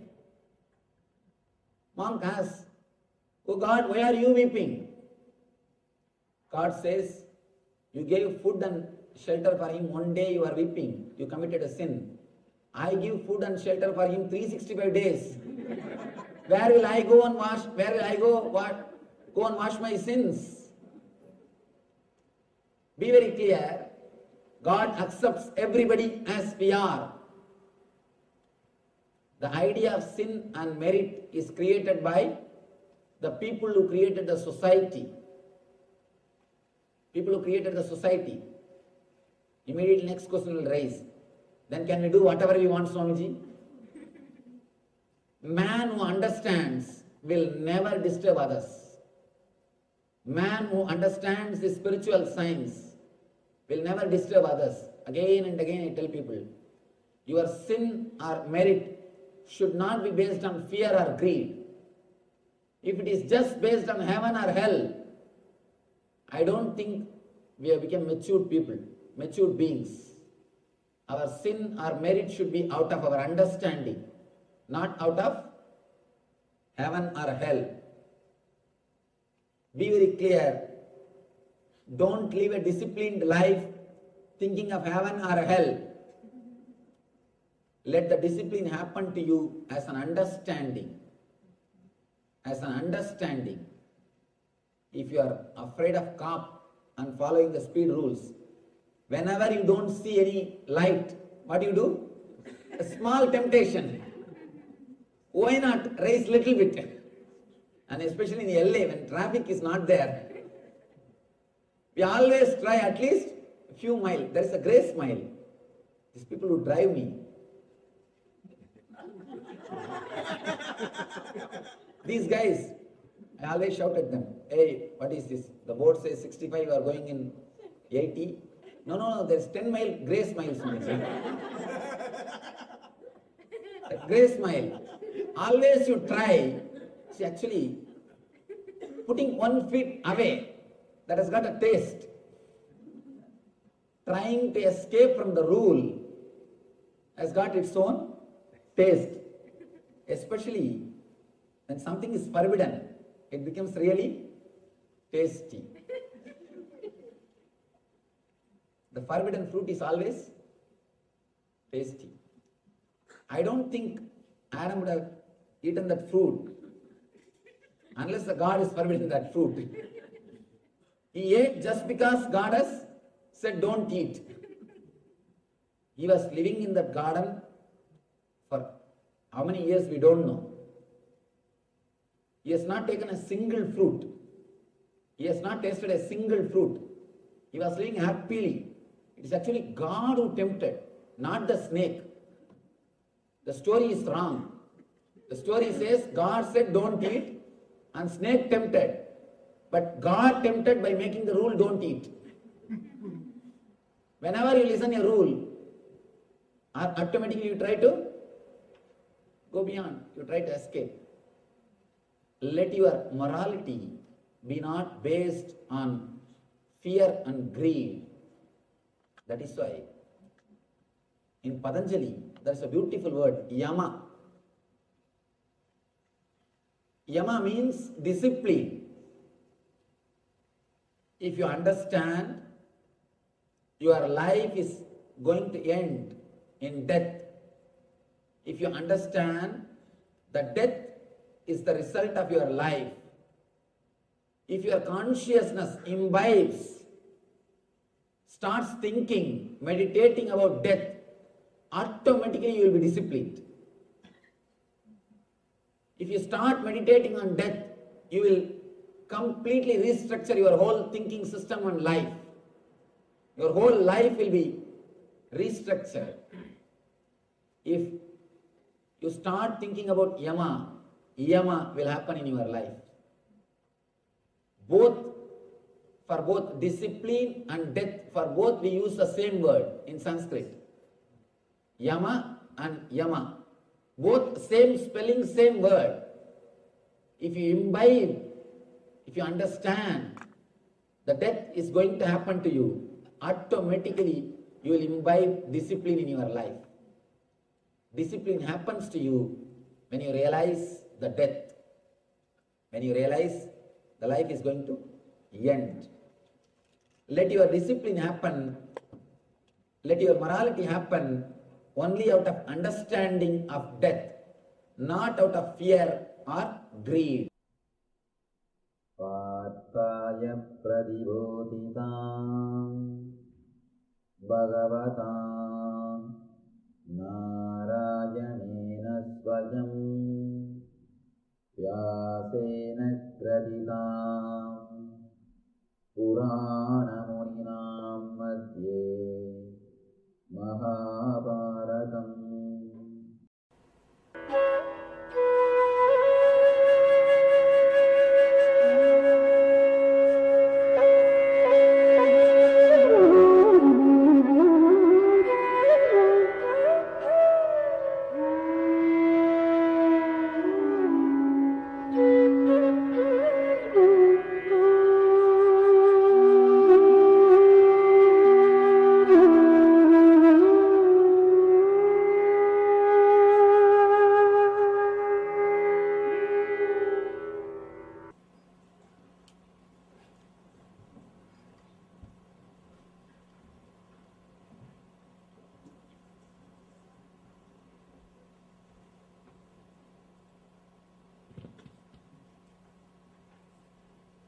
Brahmanandam Paramashuvoham Kevalam Jnanamurtim Dvandvaditam Gaganasatrisam Tattvamasyaadilakshyam Ekam Nityam Vimalamachalam Sarvadi Sakshibhutam Bhavaditam Trigunarahitam Sadgurum Tam Namami.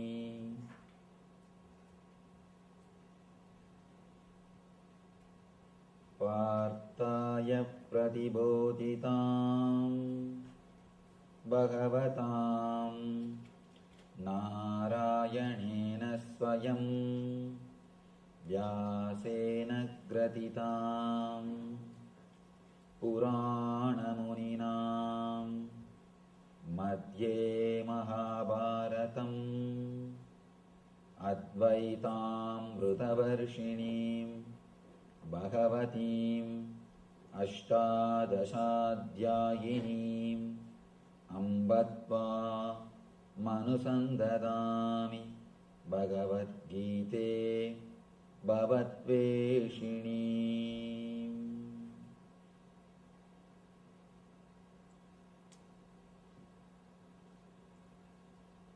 Vasudeva Sutam Devam Gamsachanuramardanam Devagi Paramanandam Krishnam Vande Jagadgurum.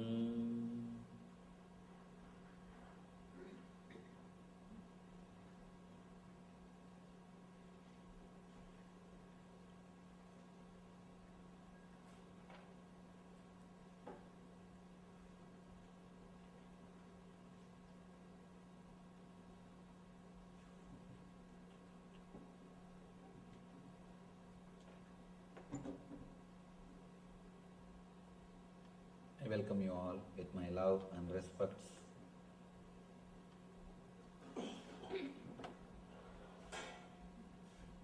You and me. This is a subject today. Daivasura Sambat Vibhaga Yoga.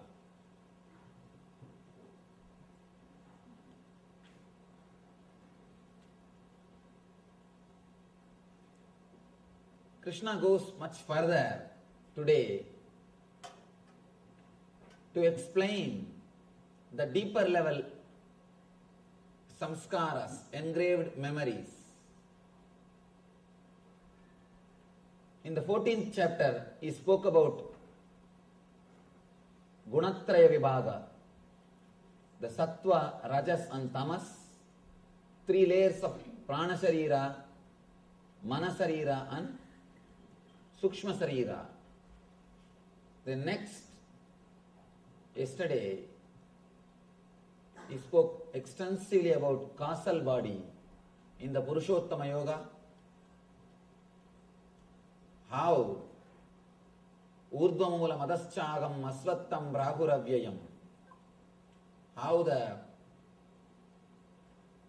roots of the tree is centered. Roots of the tree are in the physical world and the branches are in the causal world. That is why he says, Urdvamulam adaschagam asvattam brahuravyayam chandamsi yasya varnani yastam vedasa vedavit. The roots are, usually the roots of the tree will be in the ground, under the ground, unknown space. And the leaves will be in the known area, known space. But this tree is opposite. The leaves are in the unknown space, the causal layer, the underground area. The roots are in the known space, conscious space, in the physical world. And he explains the leaves are the Vedas, means the words which you are using continuously in your being. And he further explained how to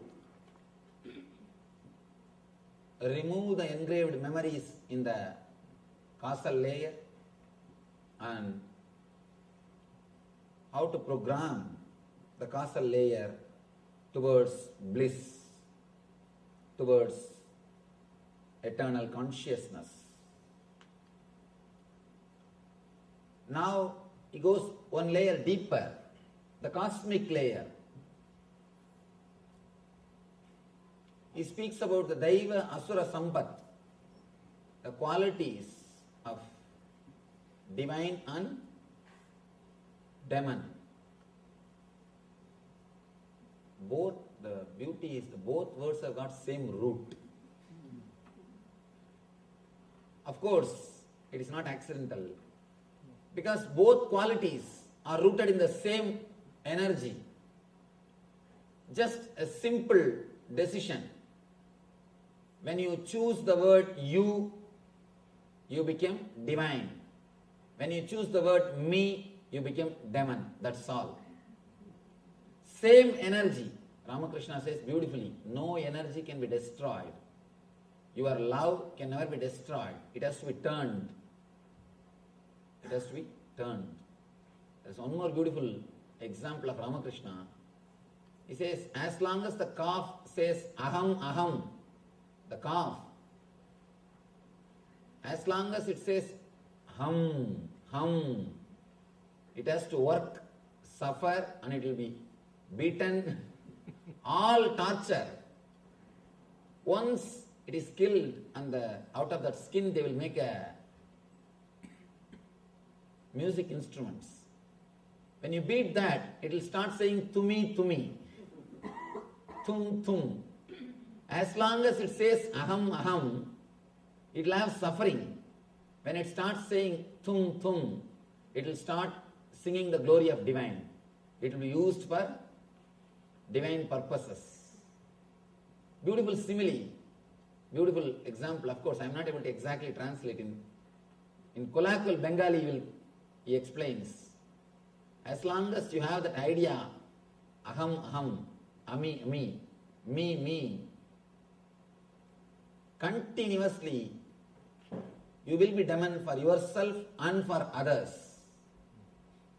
The moment the cognitive shift happens in you, you will be a blessing for yourself and for others. Here, in the causal layer, you have all the engraved memories. All the engraved memories are stored. But in the deeper level, in the cosmic layer only, you decide. You decide, you are me. Let me explain it in a small diagram where we take that decision. How usually our mind receives the data and processes, and how the cognitive shift can happen in our being. Established since 2002 in the United States of America,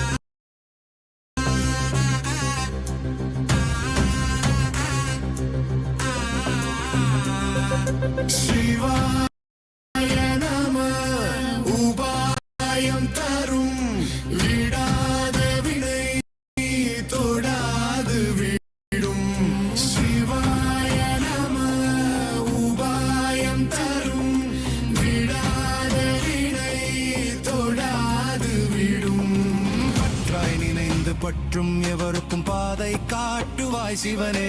நிம்மதி வாழ்வில் நித்தமும் தந்திட கைலை கொண்ட சிவனே. சித்தர் பூமியாய் பக்தர் நெஞ்சினை சிவமயமாக்கும் நித்யானந்தனே. கலியுகத்திலே மாயையாவையும் நீக்கிய அருளும் நித்யானந்தனே.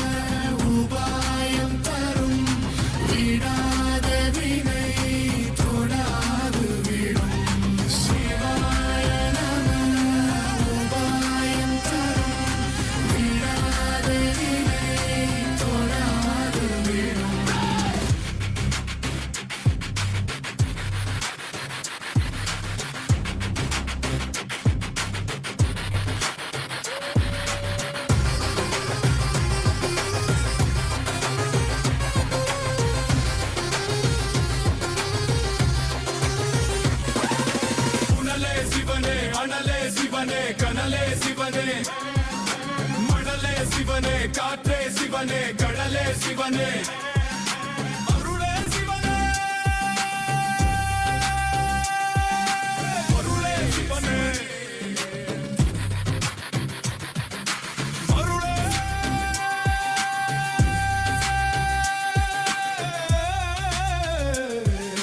சிவனே.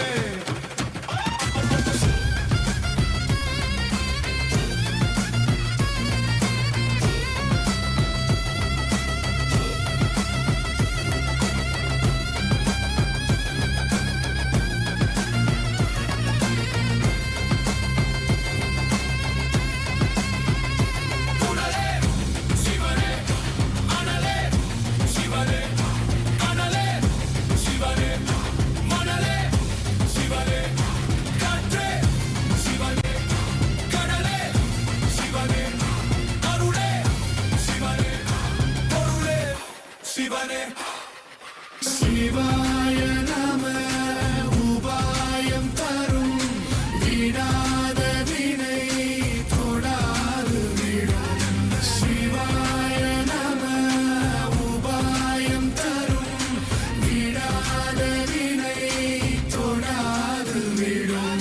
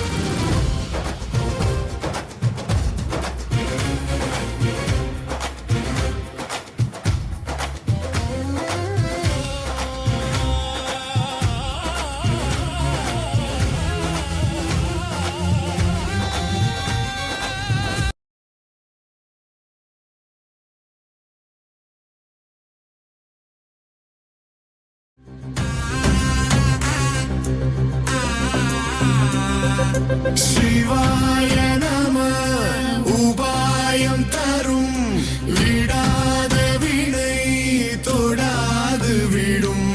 சிவாய நம உபாயம் தரும் விடாத வினை தொடாது விடும். பற்றாய் நினைந்து பற்றும் எவருக்கும் பாதை காட்டுவாய் சிவனே நிம்மதி வாழ்வில் நித்தமும் தந்திட கைலை கொண்ட சிவனே சித்தர் பூமியாய் பக்தர் நெஞ்சினை சிவமயமாக்கும் நித்யானந்தனே கலியுகத்திலே மாயையாவையும் நீக்கிய அருளும் நித்யானந்தனே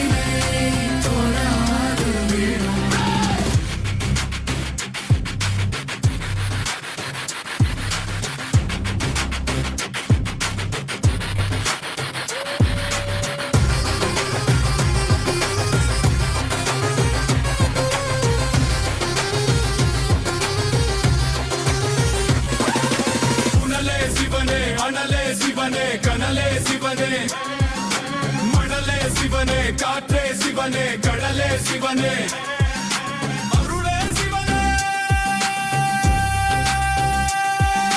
பொருளே சிவனே அருளே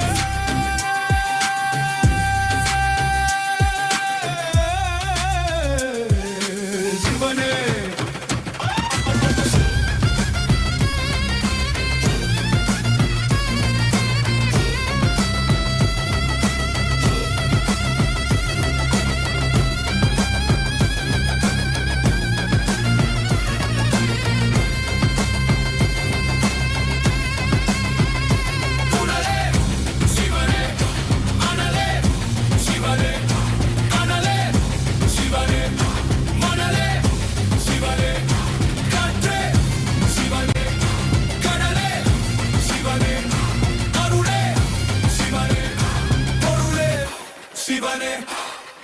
சிவாய நம உபாயம் தரும் விடாத வினை தொடாது விடும் சிவாய நம உபாயம் தரும் விடாத வினை தொடாது விடும்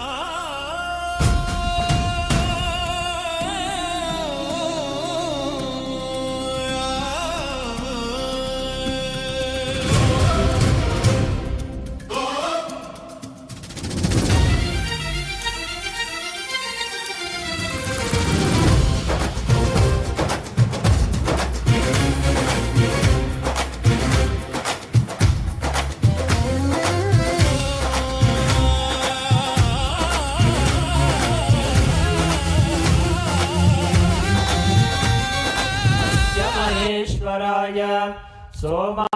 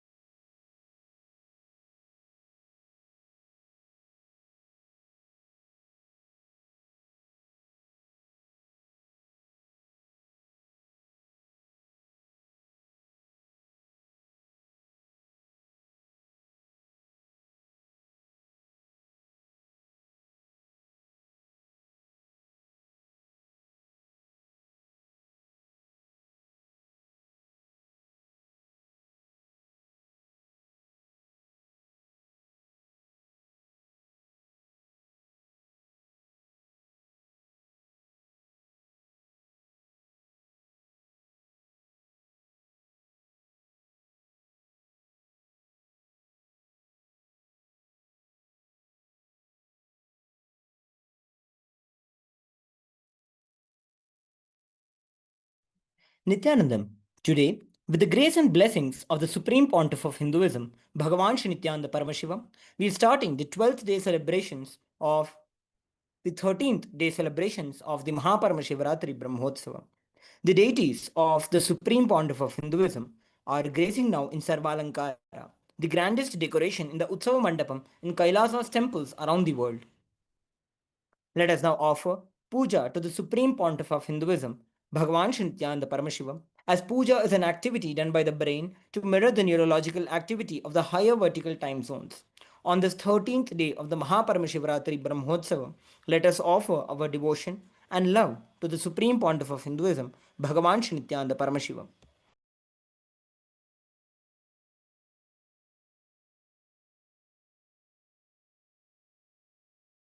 ॐ श्रीरामपूजितपदाम्बुजचापपाणे श्रीचक्रराजकृतवासकृपाम्बुराशे श्रीसेतुमूलचरणप्रवणान्तरङ्ग श्रीरामनाथलघुतारय जन्मवार्धिम् सहस्रदलपङ्कजे सकलशीतरश्मिप्रभं वराभयकराम्बुजं विमलगन्धपुष्पाम्बरम् प्रसन्नवदनेक्षणं सकलदेवतारूपिणम् स्मरेत् शिरसि हंसकं तदभिमानपूर्वं गुरुम्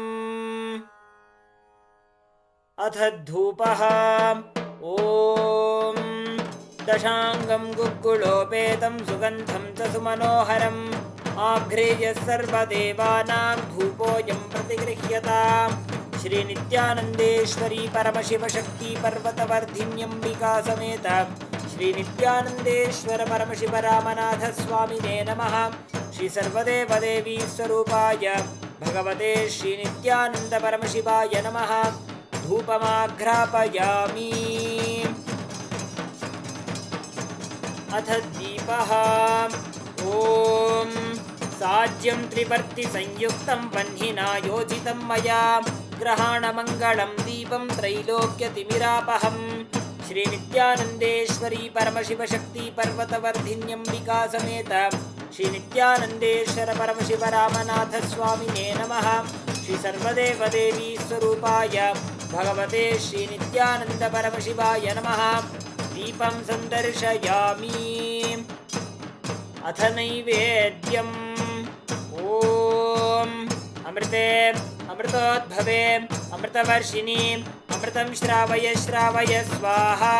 श्रीनित्यानन्देश्वरी परमशिवशक्ति पर्वतवर्धिन्यम्बिका समेत श्रीनित्यानन्देश्वर परमशिवरामनाथ स्वामिने नमः। श्री सर्वदेवदेवी स्वरूपाय भगवते श्रीनित्यानन्द परमशिवाय नमः। नैवेद्यं निवेदयामि। नैवेद्यानन्तरमाचमनं समर्पयामि। नीराजनम् ॐ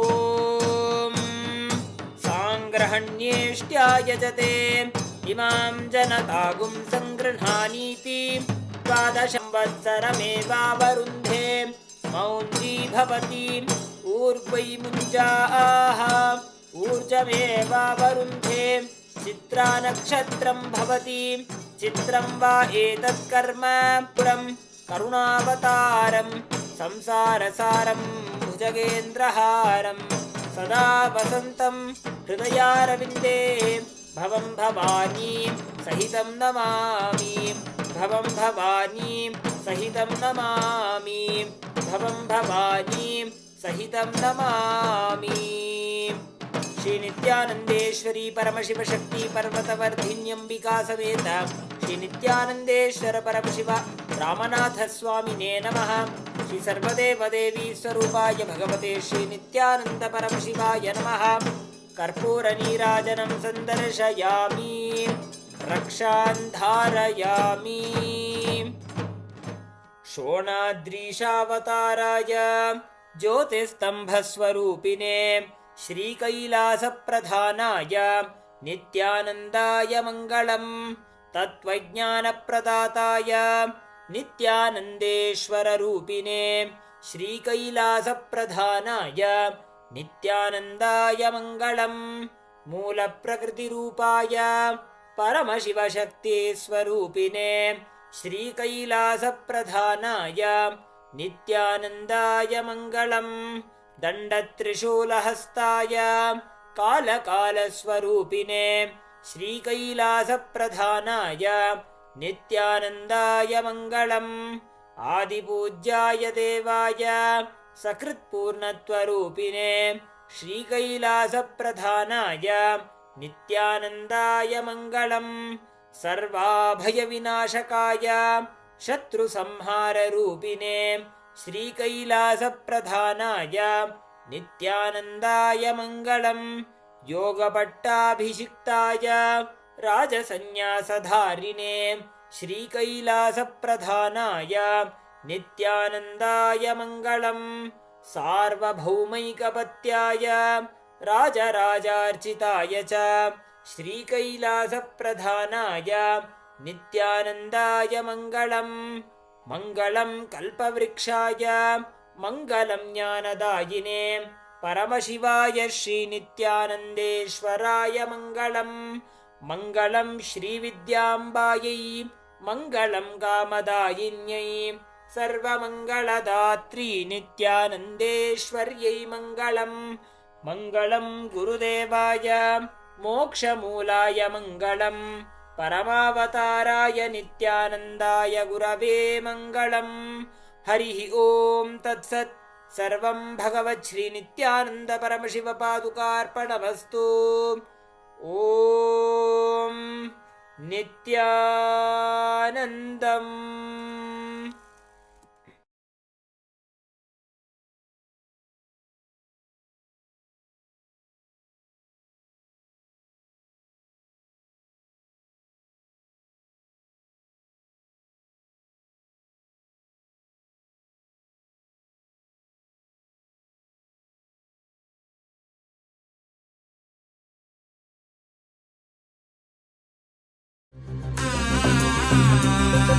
शिवाय नमः उपायं तरुं विडाद विनै तोडाद विडुं शिवाय नमः उपायं तरुं विडाद विनै तोडाद विडुं பற்றாய் நினைந்து பற்றும் எவருக்கும் பாதை காட்டுவாய் சிவனே நிம்மதி வாழ்வில் நித்தமும் தந்திட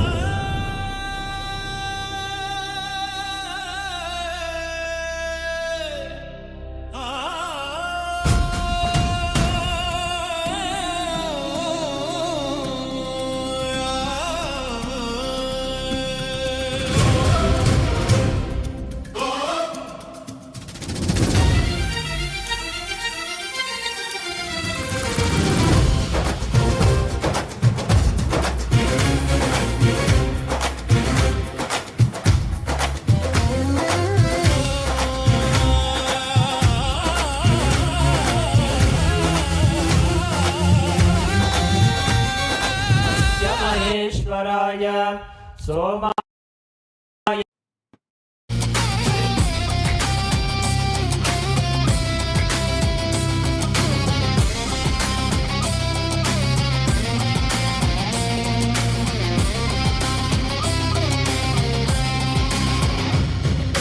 கருணையாய் இருப்பான் காலனை உதைப்பான் கவலையை கரைத்திட கண்ணெதிர் இருப்பான் கையிலையின் கடவுளே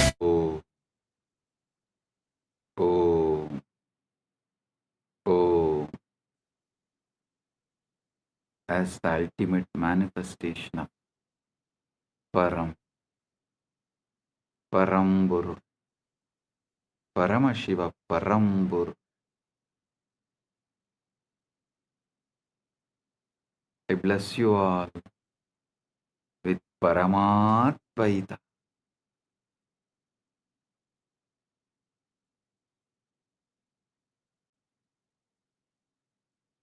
Paramadvaita praptirastu.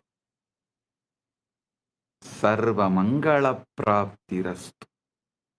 Sarva Aishwarya praptirastu. Sarva Ananda praptirastu.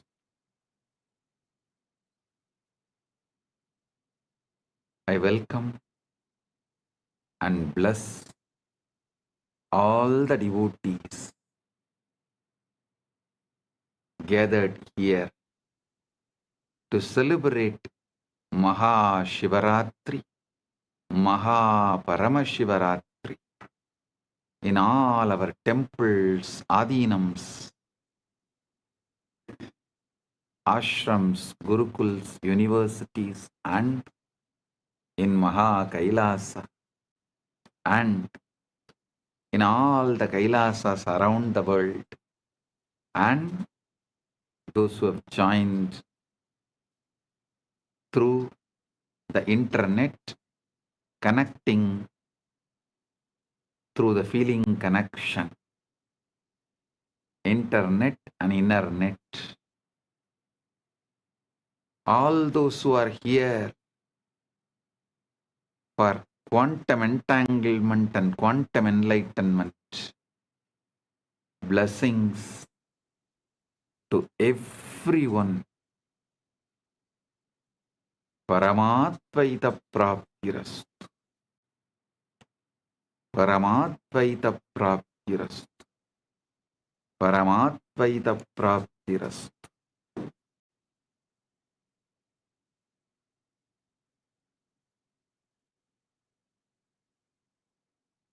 All those adinams who are celebrating the anniversaries, Kailasa Houston 20th anniversary, Kailasa Seattle 21st anniversary.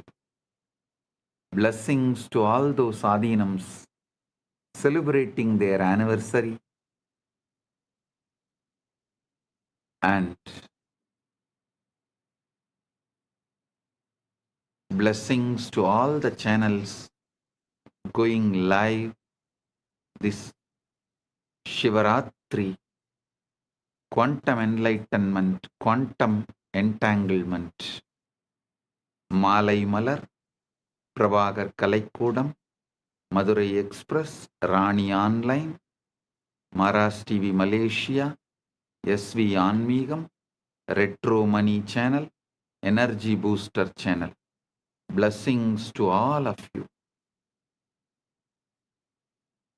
And blessings to all those who received Kailasa's Nityananda Global Peace Award, Her Excellency F.C. Romer, Curacao, Kingdom of Netherlands, former Prime Minister and Minister of Justice, Minister of Economic Affairs, Minister of Transport, Traffic and Urban Planning, Minister of Health, Environment and Nature, as a Member of Parliament, Curacao, Kingdom of Netherlands.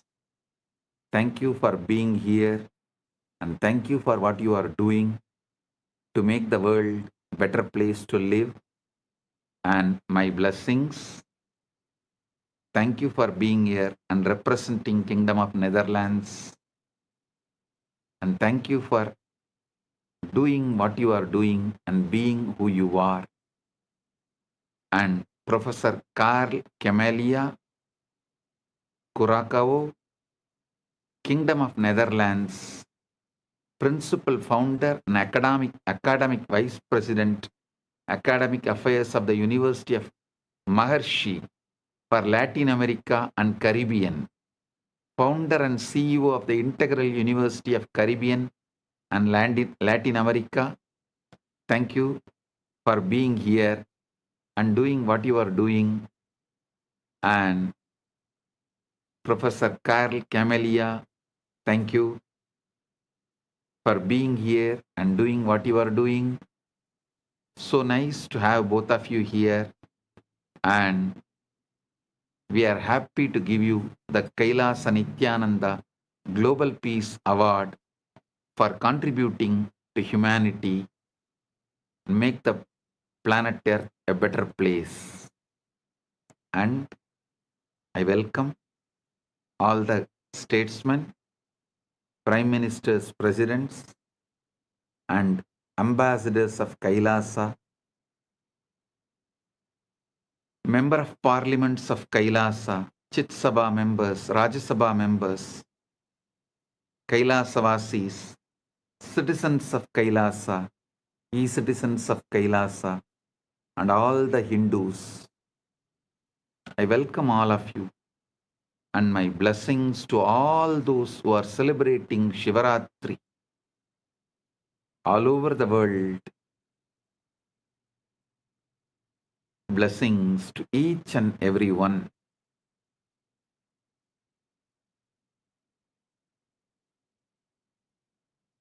Om, Om, Om. Understand the Shivaratri. Why is Shivaratri, the night, so significant?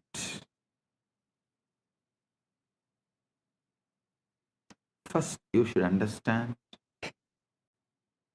that darkness is not the absence of light, it is ground of light.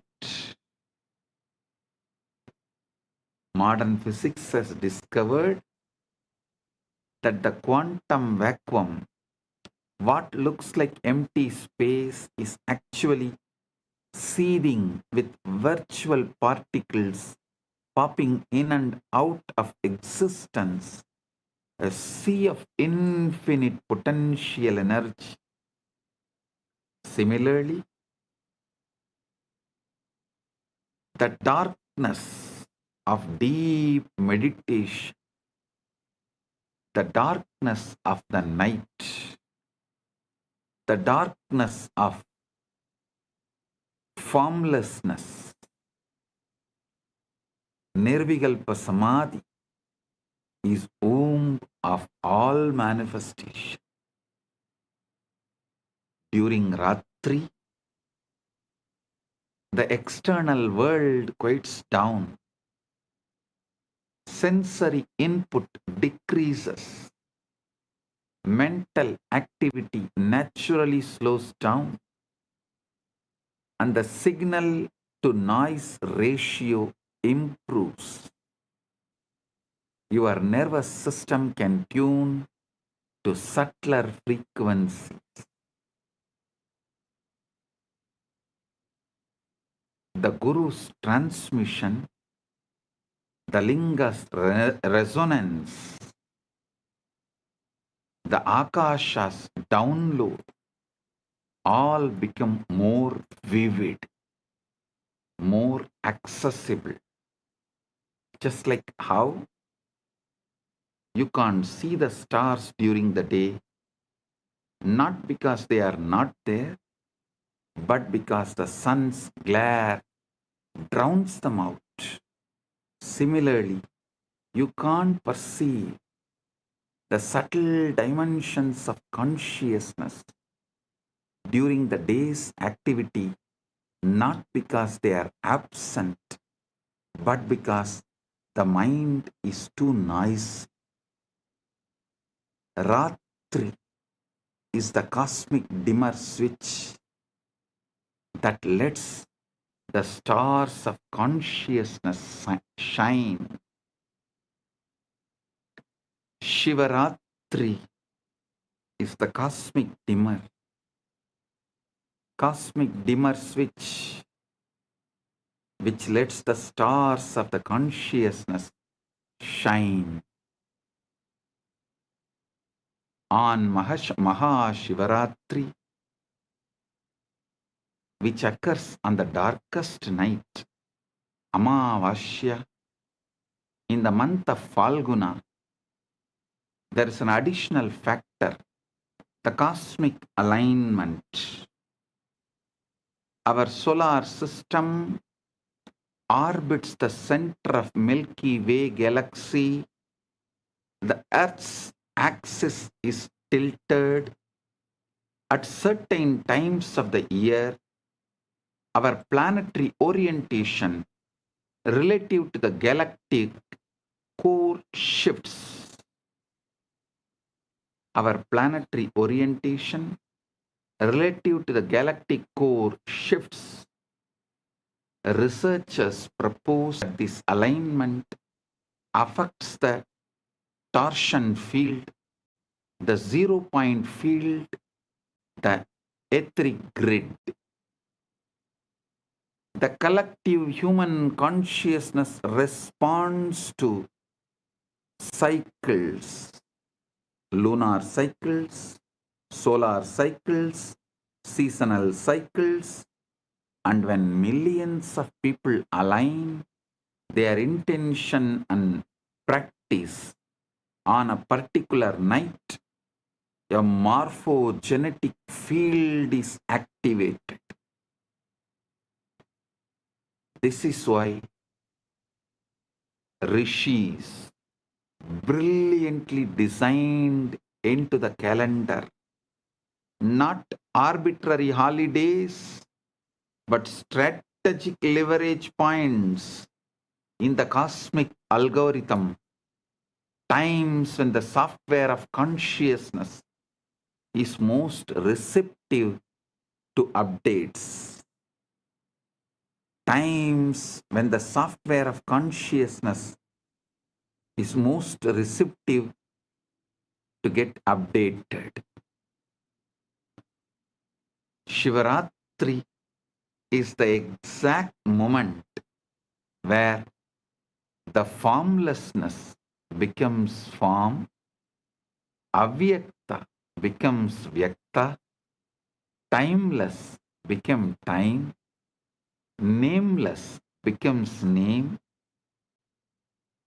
unmanifest manifests, spaceless becomes space,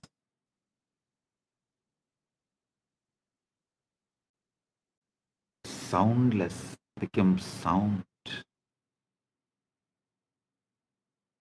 unmanifest manifests.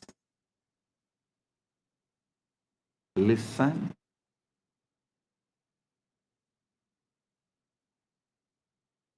Not just Vedas describing. Even the NASA has published a study about the first atoms, the moment when unmanifest become manifest, what the Vedas describe as the transition from avyakta, unmanifest, to manifest, vyakta, unmanifest to manifest. Science has begun to catch up. NASA has documented the moment when the formless become form, when the pure energy condensed into the first atoms. For the first 3,800 years, for the first 3,800 years, 3,800,000, 38030, 380,000 years after the Big Bang, the universe was not made of things. There were no atoms, no molecules, no structures. Instead, it was a seething ocean of ionized plasma, protons, neutrons, and electrons flying freely, too hot and dense for them to combine into stable forms. Photons, light, could not travel freely because they kept bouncing off the charged particles, making the universe completely opaque, completely dark. Then, at the 380,000 year mark, 38030, 380,000 year mark, as expansion and cooling reached a critical threshold, something miraculous happened. Electrons were finally captured into orbits around nuclei, forming the first neutral atoms. For the first time, light could travel freely across the cosmos. This moment is called recombination or the epoch of photon decoupling, and it is the origin of cosmic microwave background radiation that NASA satellites have mapped in inexquisite detail, that afterglow of creation, the first let there be light moment, and the formless became form. Vedas describe the exact same process. Before creation, there is only avyakta, unmanifest, pure potentiality with no differentiation, no name, no form, like the ionized plasma, where individual particles cannot hold stable identity. Then, through the power of Shakti, the creative force,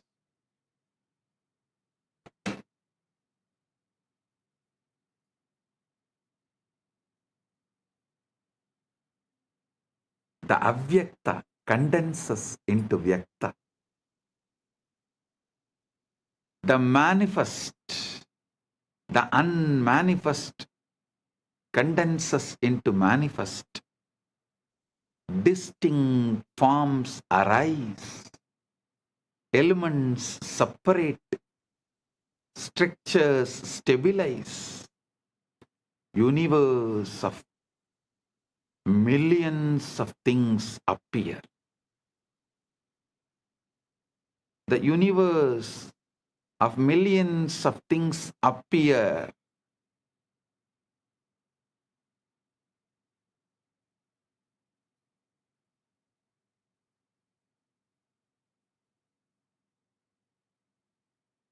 So understand,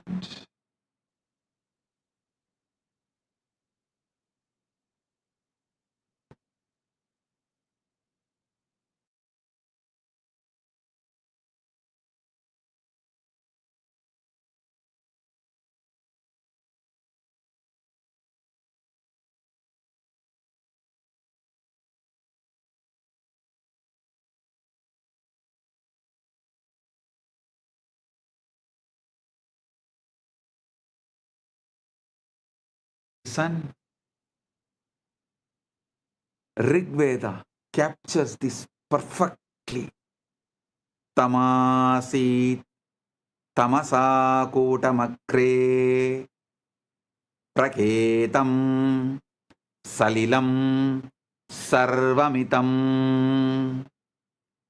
Tamasi tamasa kotamakre praketam salilam sarvamitam. Darkness there was, wrapped in darkness at first. All this was but unmanifested water, the formless ocean, before atoms, before light, before things. And then the verse, Kamastatre Samavartata Adi Manasoreta Pretam Yadasit. Listen. Kamastatakre Samavartata Adi Manasoreta Pratamam Yadasit. Desire, the impulse to know, to become, arose in the beginning. What was the first seed of mind? The collapse from potential to actual, from wave to particle, from ionized chaos to atomic order, from ionized chaos to atomic order, started manifesting. Our Puranas very clearly describe, first Linga manifests. From there, Lingodbhava manifests. You are not just the atoms, the formed. You are the entire process. The formless that becomes form, and the form that can remember the formless. Listen. You are not just the atoms which got created. No. You are not just the atoms that formed. You are the entire process. The formless that becomes form, and the form that can remember the formless.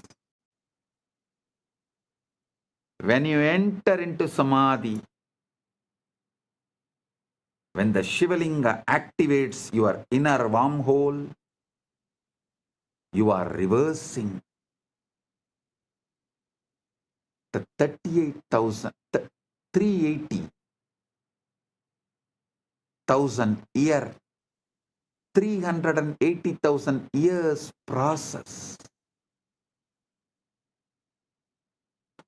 You are deionizing, dissolving the stable structures of ego and identity, returning to the plasma-like state of pure potential,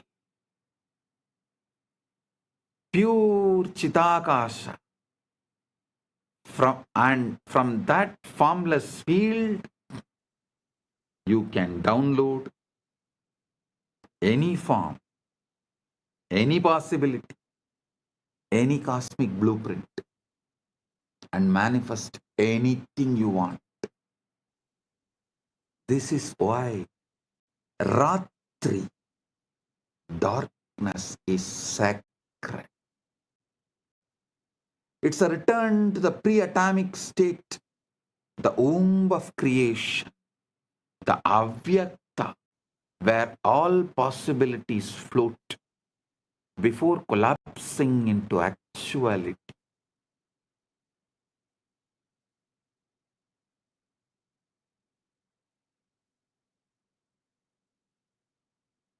Listen. You are a form that can remember your formless field.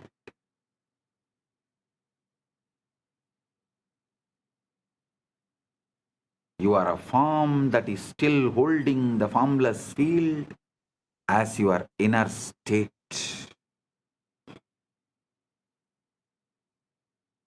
Your form is the statement of the formless. Your formless is the state of your form. Your form is the statement of your formless. Your formless is the state of your form. Unfortunately, you have been brainwashed and addicted to looking outward, editing the external dream, when the entire source code is inside, waiting to be accessed. You are a holographic principle, whole in part, ocean inside the wave.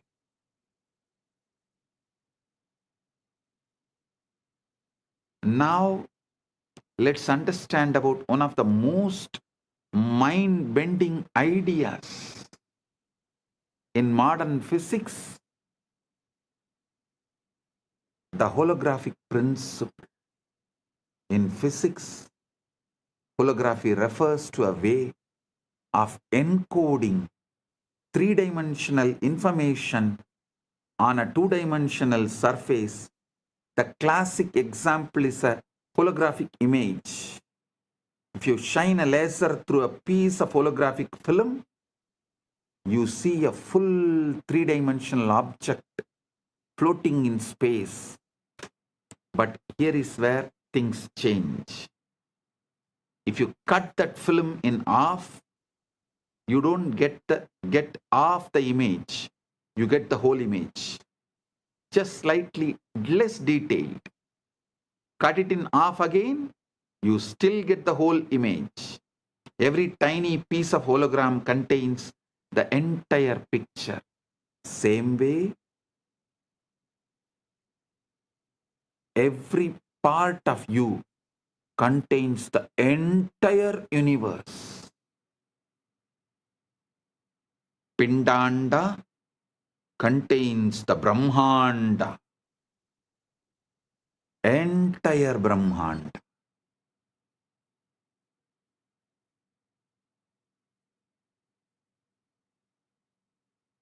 So understand, this principle was first discovered in black hole thermodynamics by physicists Jacob Bekenstein and Stephen Hawking, who realized that the information content of a black hole is not proportional to its volume, but to the surface area of its event horizon. It's as if the three-dimensional interior is somehow written on the two-dimensional boundary. This led to the hypothesis that our entire universe might work the same way. The three-dimensional reality you experience with all its stars, galaxies, mountains, and people might be holographic projection of information encoded on a two-dimensional boundary. Understand? Here I wanted to remind you about the great truth I revealed in yesterday's satsang. Evolved body evolves from animals, so it carries all that survival of the fittest, everything. Consciousness descends from the higher. It carries everything of the ultimate Ishvara of the universe, Paramashiva of the universe. Listen.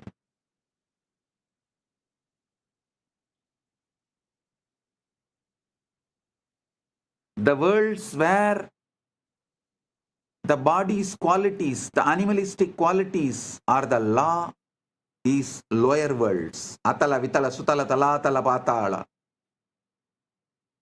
The worlds where the laws of the consciousness is the law, they are higher worlds. Bhuva, Suva, Maha, Jana, Tapa, Brahma, Vaikunta, Shripura, Kailasa, Mahakailasa. Planet Earth is the space where both worlds meet. Human being is the species where matter and consciousness meets. The best evolved body and ultimately descended pure consciousness.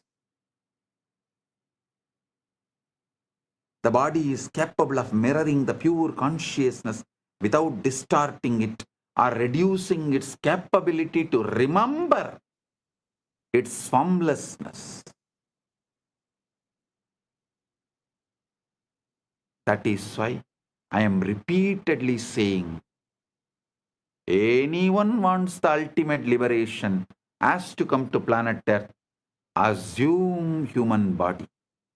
Oh, human beings, you have something rarest, even gods yearn for it. Even gods up to Brahmaloka, all beings who are living, Bhuva, Suva, Maha, Jana, Tapa, Brahma, up to Brahmaloka, all those beings who live, even for them to have Paramukti,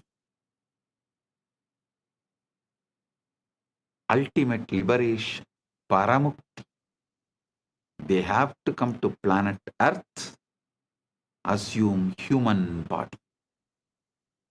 So don't take your human body for granted.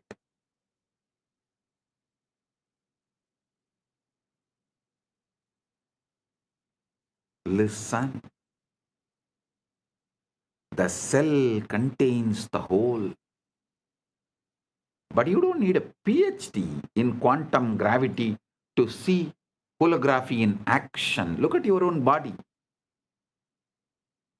Every single one of your trillion cells contains, every single one of your 37 trillion cells contains the complete genetic blueprint, the entire instruction manual for building the whole body.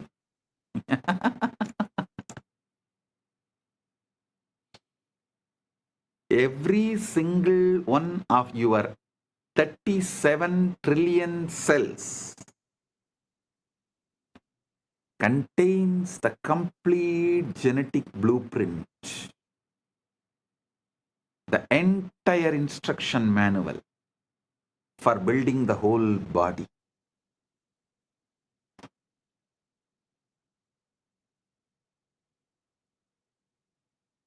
A cell from your liver has the same DNA as the cell from your brain or your toe.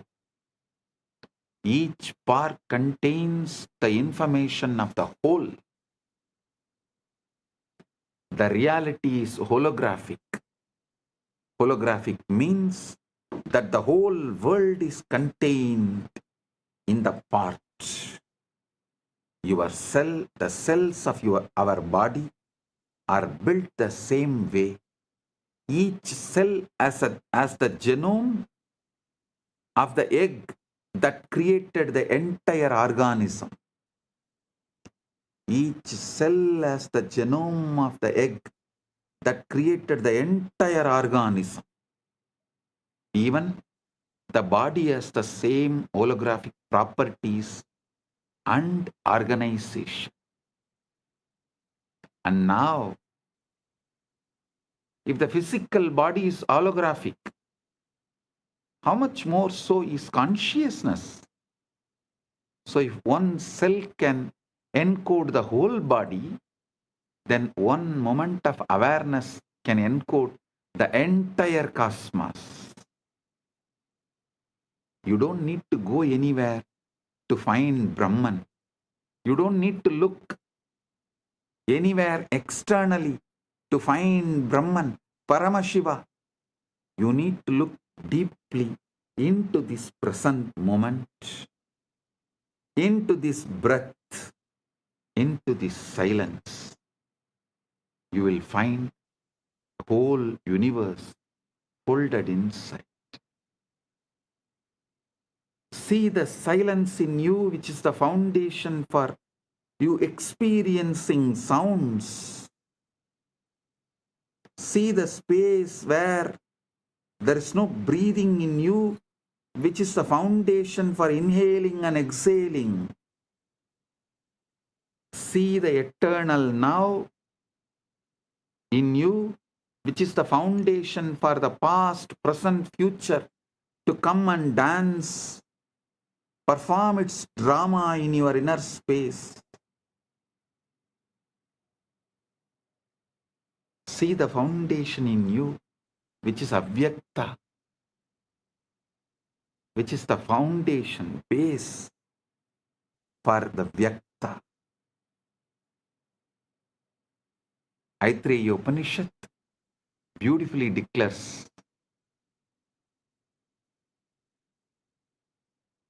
Prajnanam Brahma. This is the master key. Prajnanam Brahma. Consciousness is Brahman.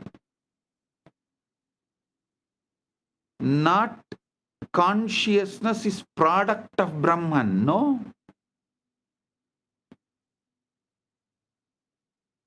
Not even consciousness comes from Brahman. No, but consciousness is Brahman. The knower, the knowing, and the known are one seamless reality. And that reality is what you are. When you deeply get this, not as philosophy, but as lived experience, you stop trying to improve the dream and start waking the dreamer. You stop polishing the hologram and start recognizing the light that projects it.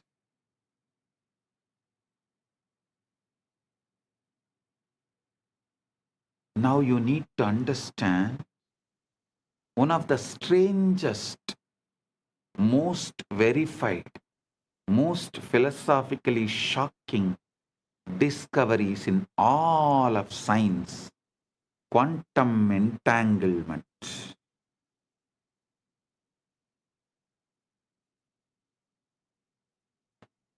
Listen, sit straight, listen intensely. Now, from now, every word I am uttering, I am vibrating with your being. The quantum entanglement is happening right now. If you are an initiated disciple, get the Atmalinga and sit. I'll give you a few minutes. You can just pick up your Atmalinga and sit. If you want, you can pick up a cup of coffee, tea. Come and settle down. Now I am going to lead you into quantum entanglement and quantum enlightenment. Right now you can experience Paramashiva. Settle down. Get ready.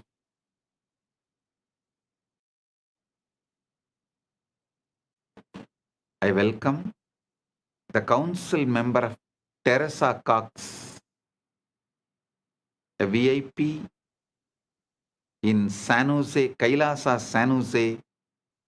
I welcome you, the council member Teresa Cox. Thank you for being here.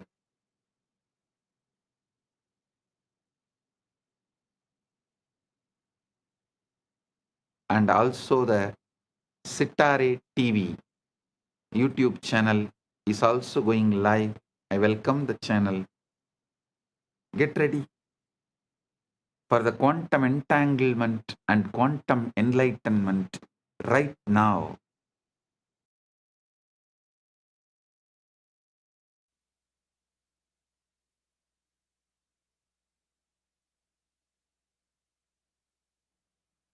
Om, Om, Om.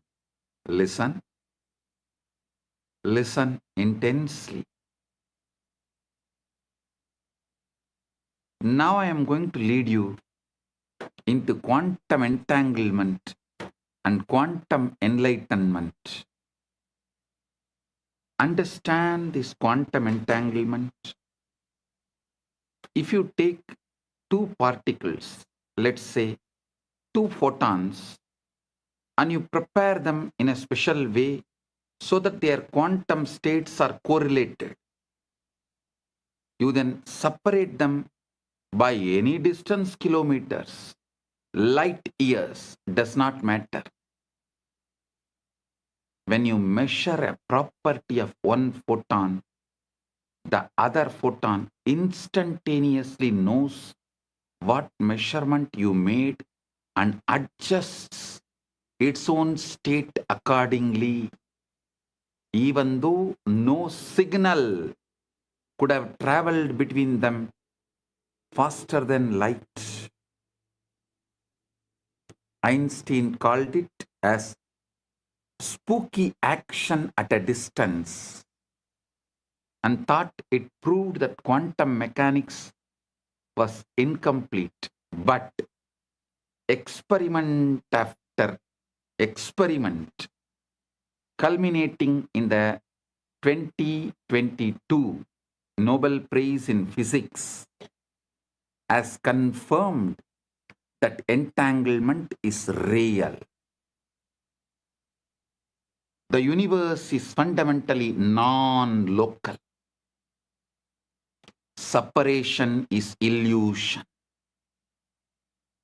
And separation is illusion of our macroscopic perspective, microscopic vision. Listen. Separation is an illusion of our macroscopic perspective and microscopic vision. Separation is an illusion. Quantum field theory has shown that the foundational aspect of reality is the quantum field of particles. Quantum physics is saying everything is interconnected. The interconnection comes from quantum entanglement. When states of the fields interact, they create properties in common that connect them independent of the distance. Independent of the distance.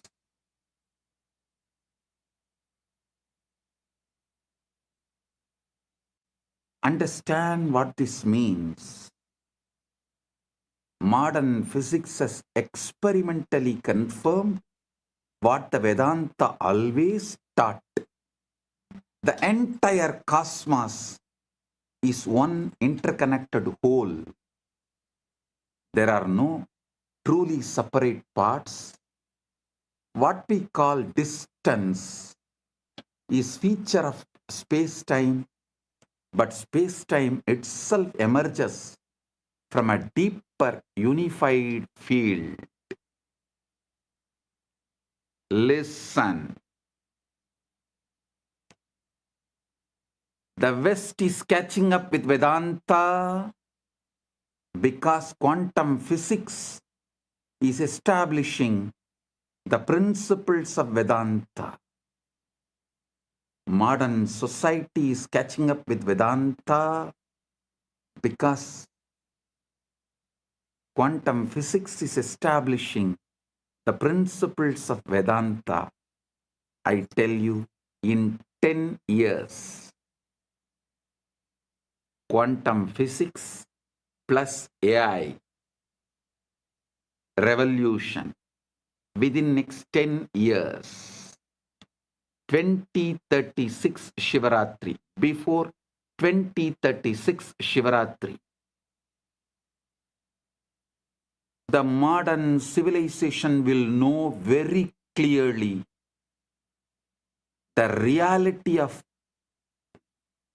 Bhuva, Suva, Maha, Jana, Tapa, Brahma, Lokas and Vaikunta, Sripuram, Kailasa and Maha Kailasa. Listen. I mean what I am saying. By 2036 Shivaratri,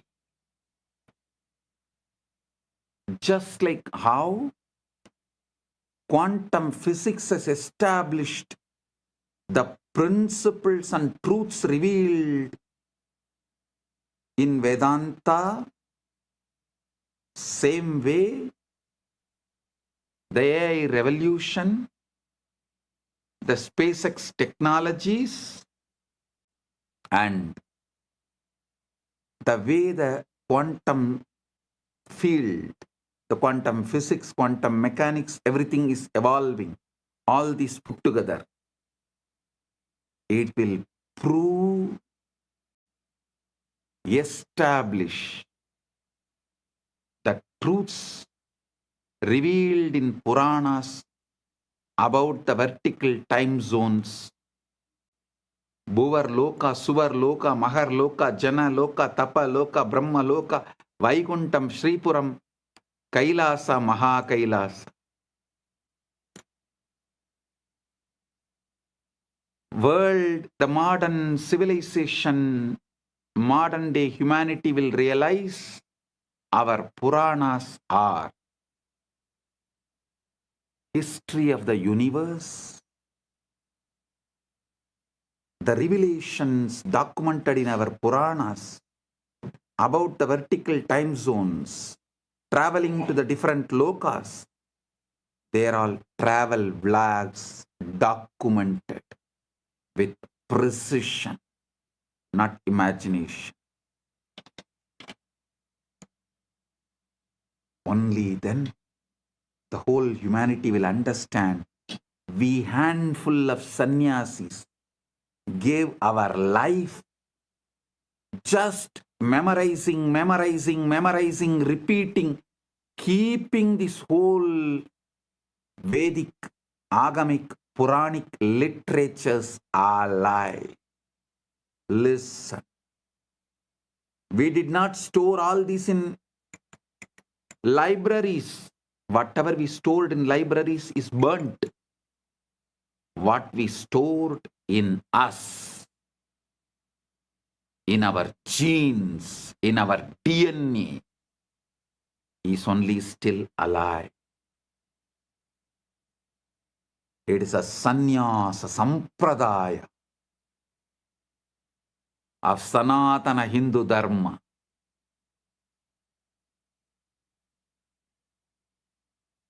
They are responsible for keeping this knowledge alive, even though modern day society, humanity made fun of them, mocked at them for spending the whole life, entire life, to preserve something out of the imagination, out of the minds which was fully drunk with somarasa or addicted to some weed. That is the way modern civilization treated our sannyasis, as for keeping this great knowledge of Veda, Upaveda, Vedanga, Vedanta, Agama, Upagama, Agama Anga, Agamanta, Purana, Upapurana. Keeping this knowledge alive.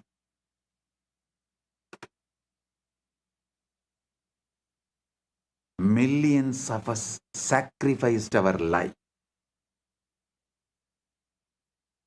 But now the time has come. The universe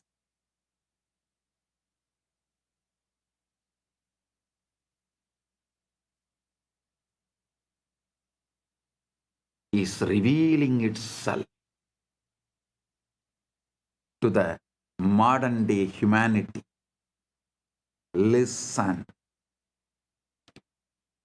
The combination of the supercomputers, AI, AGI, ASI, quantum mechanics, quantum physics, quantum field, and the SpaceX technologies, all this merging together, working together, is going to reveal it to the world. Everything documented in Puranas are true. Veda, Agamas and Puranas are true. If modern day humanity listens to this one truth and puts little attention, energy, time, treasure, talent into exploring consciousness, the principles of consciousness, this tenure will be reduced dramatically. But even if the world is not putting, even the modern day humanity is not putting the time, treasure, talent into exploring the consciousness field, the humanity has arrived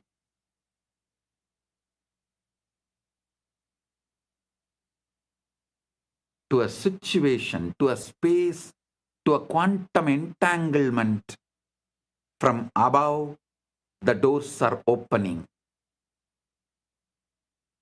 They are interested in receiving us humans and educating us directly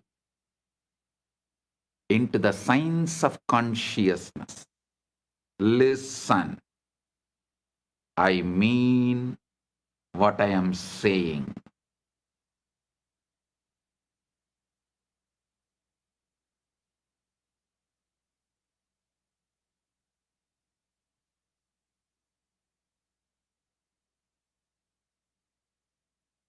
And I have a good news for you guys. Just yesterday, someone was telling, a very popular person who is in the field of AI, was telling the disruption which is going to come due to AI will be much worse than COVID. I'm saying no. No. The AI, AGI, ASI is going to help us open the doors of the vertical time zone, higher worlds. It is going to make us understand mathematically our past births, studying our DNA and genes, and future births. Understand the way our Chit and Jata is meeting with each other. The way the Chit Jata Granthi is made means our consciousness and body-mind combo is connected. Just one night of sleep study. What kind of a patterns you go through in your deep sleep, in your dream, in your waking state, in one night. That will show what all ways your Chit and Jata is connected. What all the patterns your Chit is empowering in your Jata. Means your consciousness is empowering in your matter. This study will show clearly, very logically, rationally, mathematically, the past births you had with vivid photographic memory, with the details. It can be demonstrated, presented, established, proved. And listen carefully. After every death, before every birth, your soul travels to different lokas. So those memories are also documented in your DNA, in your genes. So when we decode your DNA, your genes, not only we will be able to pull out the informations of how many births you had on this planet Earth, your experiences in higher worlds also can be pulled out. This will establish the authenticity of the vertical time zones, higher worlds. Bhur, Bhuva, Suva, Maha, Jana, Tapa, Brahma, Lokas, Vaikunta, Shripuram, Kailasam, Maha Kailasa. I am telling you, not because I am seeing the way AI, AGI, ASI, quantum field, quantum physics, the SpaceX, all of this is evolving in the planet Earth. I am not talking just because I am seeing what is happening in the planet Earth. I am seeing the Sankalpa happening in the vertical time zone. They have given green signal to open the doors of the higher worlds for the human beings to understand, study, realize the cosmic truths. Their compassion is showering on human beings. So be very clear. I am giving you the good news, breaking news. Of course, from the vertical time zones, I am the only person who can give news. I am the only person who can give the news. So I am giving you the breaking news. Whatever you can call it, breaking news, hot news, whatever you call it, I am giving you, I am revealing these truths. Listen.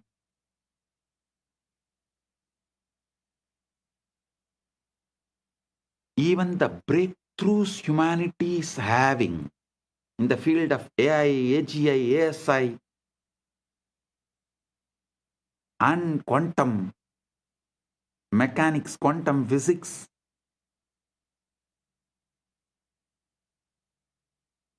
in various disciplines,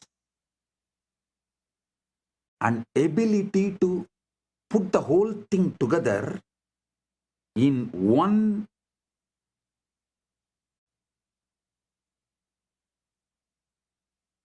field of information and process it. All these revelations are happening because the blessings from the higher worlds, because the green signal from the higher worlds, and now it is time. This opening is going to happen. I can say it is already happening. Paramashiva is here to bless and make this happen properly, beautifully, successfully.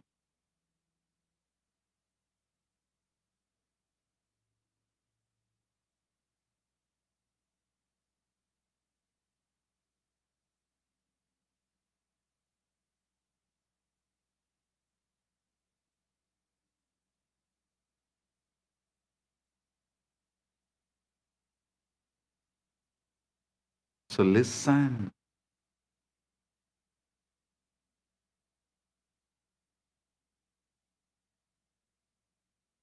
You should understand.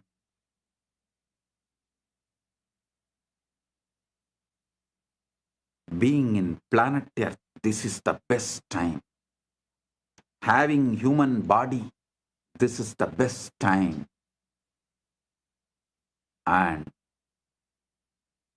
fortunately, listening to this truth, ultimate, blessed.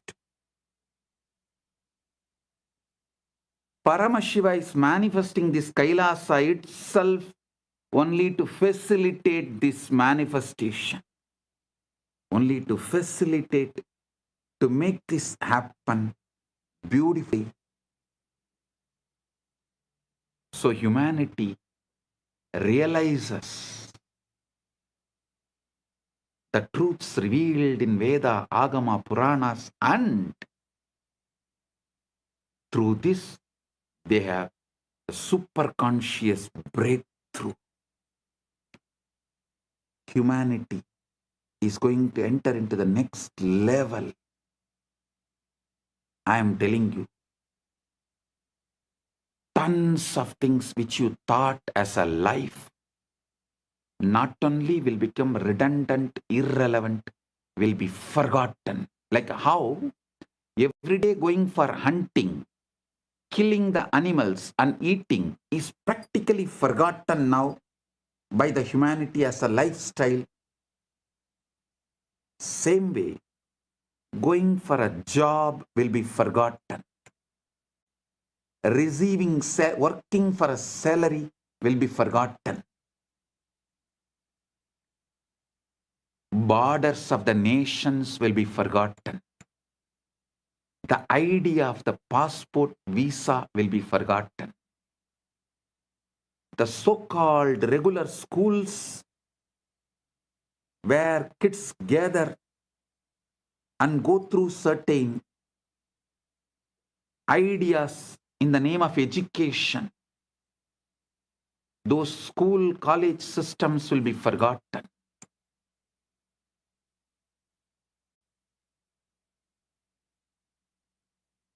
Life will be aligned to absolute integrity. Because when people realize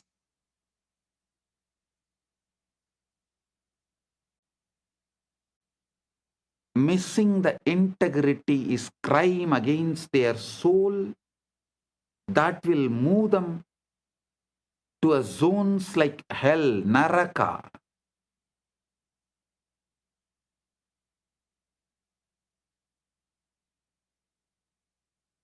Literally, planet Earth will become a crime-free society, crime-free civilization. The definition of the crimes will be rewritten. Planet Earth, the humanity will follow precisely the jurisprudence of Dharmashastras. Because Dharmashastras is the jurisprudence revealed by the rishis with the knowledge of all these universes. Vertical time zones are true, parallel universes are true, 25 states of consciousness is true.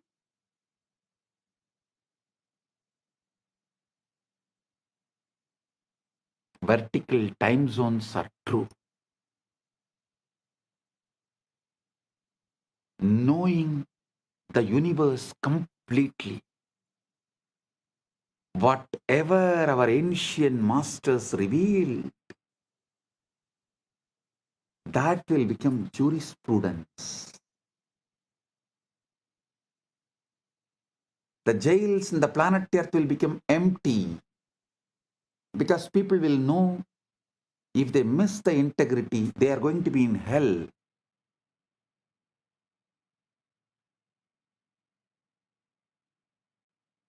Neither the people will miss integrity, nor the human beings will plan to control the other human beings and punish them in this planet Earth itself if someone misses the integrity.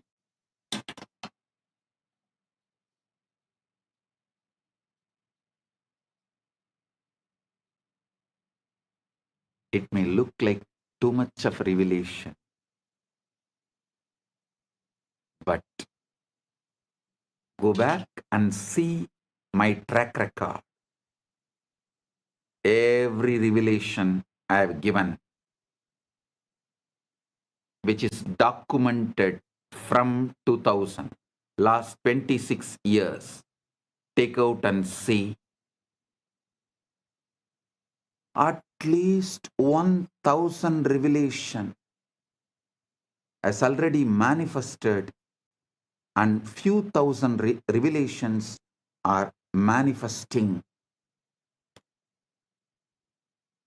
Understand, modern physics has experimentally confirmed what the Vedanta has always taught reveal the entire cosmos is one interconnected whole. There are truly no separate parts.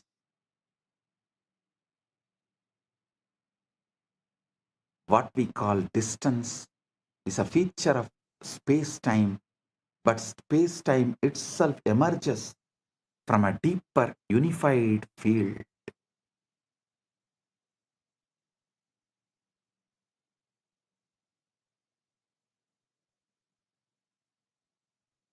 Isavasya Upanishad captures this paradox perfectly.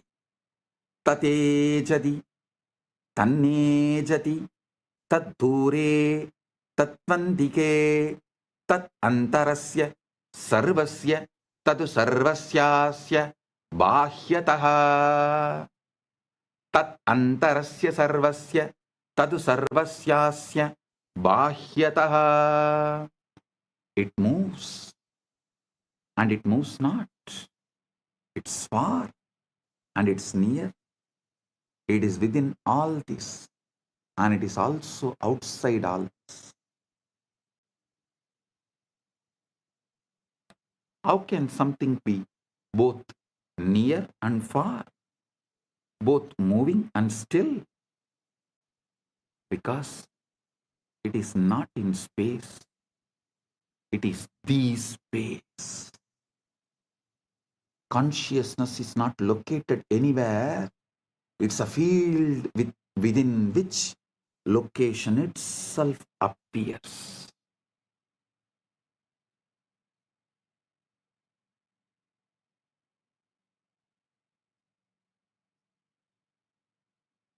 It's a field within which location itself appears.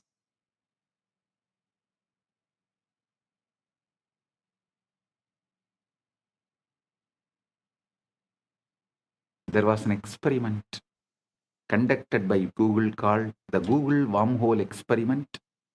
In November 2022, a team from Google, Caltech, Harvard, MIT, and Femilab published a paper in Nature titled Traversable Wormhole Dynamics on a Quantum Processor.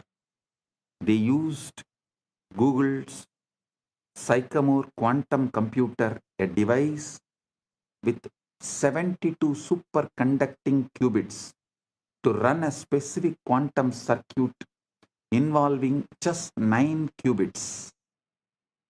They simulated the dynamics of a quantum system that, according to a theoretical framework called holographic duality, is mathematically equivalent to a traversable wormhole.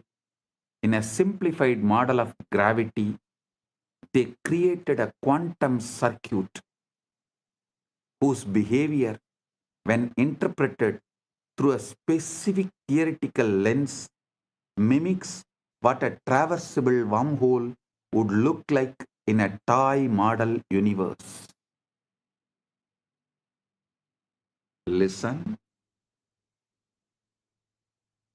The theory they used is called ADS/CFT, correspondence discovered by physicist John Maldacena in 1997. It's one of the most important ideas in theoretical physics. This is the holographic principle in action. The three-dimensional gravitational physics inside the space is dual to, mathematically equivalent to, a two-dimensional quantum theory on the boundary.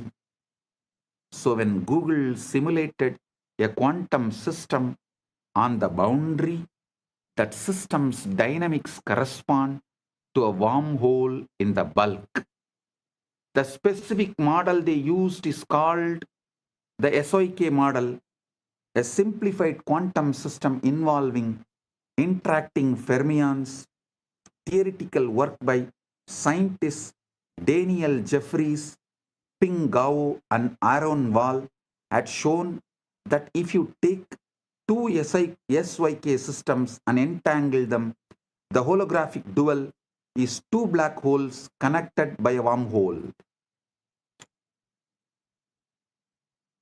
Listen. Normally, such a wormhole would collapse immediately. No information could pass through.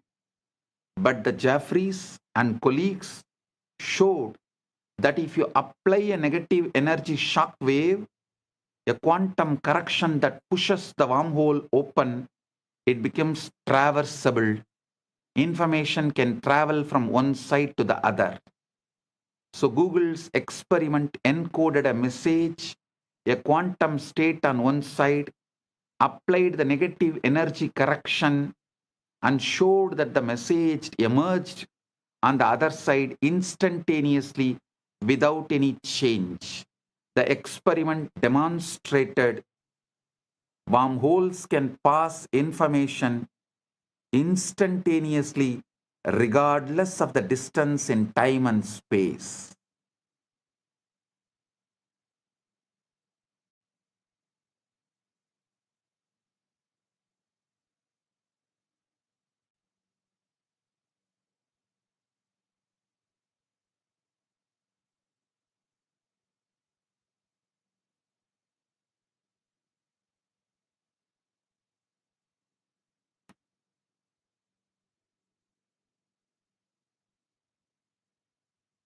I am quoting this experiment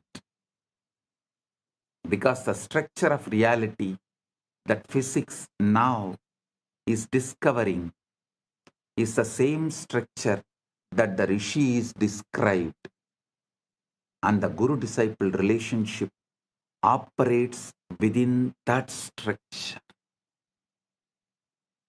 I tell you, within 10 years, with all this modern day technology, not only I will establish a very systematic, mathematical, rational way of seeing your past births in this planet Earth and in vertical zones in a verifiable way, verifying your past births which has happened in the planet Earth with the historical documents of where you have happened in the past janma, which village, which part of the world, going and verifying with the available records. And your vertical time zone experiences,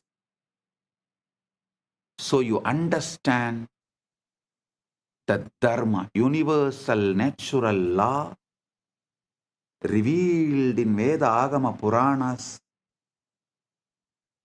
and celebrate yourself, awaken your being, you wake up to your ultimate truth. Whole humanity is led to quantum enlightenment in mass. The superconscious breakthrough happens en masse. Like how humanity experienced from animal to the transition of human being by having conscious breakthrough. Now the time has come for the humanity to experience superconscious breakthrough, and through these machines, mathematically, rationally, how it will be established your past births and the future births based on the way your chit and jata is relating with each other. A person who had many births and learnt many things, his connection of chit and jata will be very minimal with a high power, influence, energy, radiation of the chit over the jata. Person with less births and less wisdom will have more binding over his chit. The jata will be predominant, its patterns will be predominant, binding the chit, not letting the free flow or the full radiation awakening of the chit. All this can be very clearly, mathematically, rationally established in a verifiable way. Using the same science, Paramashiva will reveal out of his compassion to the whole world, to all. He directly from Mahakailasa assumed this body, manifesting as this being without any past births.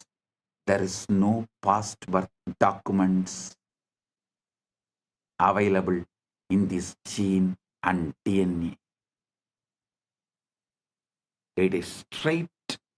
He is manifesting. He is playing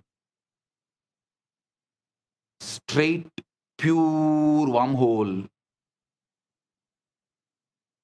The parallel universe manifestation of Maha Kailasa in his pure Nirvikalpa Samadhi state. Paramashiva Paramborul in his pure Nirvikalpa formless state, space, and the first form he assumed as Maha Sadashiva, then manifested as Manonmani and all that. That and this. Paramashiva with his Paramashakti together is manifesting in this being without any past birth records, memories, nothing. Pure radiation, pure manifesting as he is.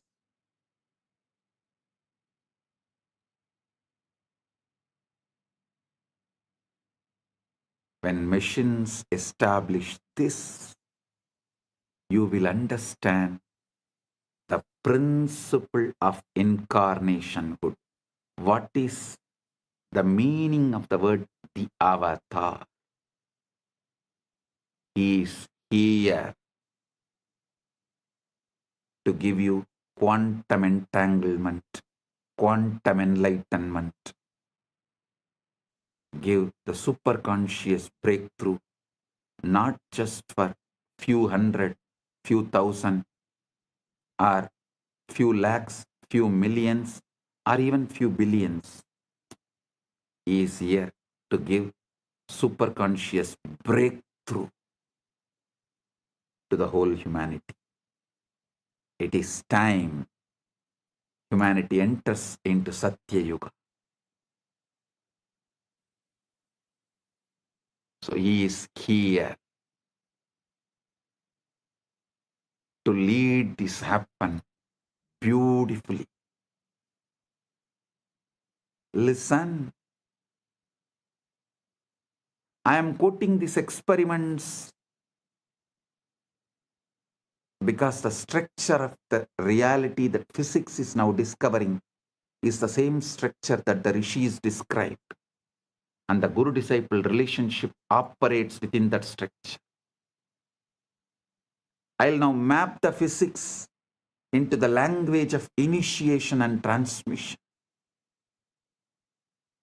Quantum entanglement is when Guru initiates a disciple. They are establishing a non-local, coherent connection in the field of consciousness. The Guru is not sending information across space. Guru is modulating the field that both Guru and disciple are expressions of. I am repeating. Guru is not sending information across space. The Guru is modulating the field that both Guru and disciple are expressions of. Tattvamasyadilakshya Ekam Nityam Vimalam Achalam Sarvadi Sakshibhutam Bhavaditam Trigunarahitam.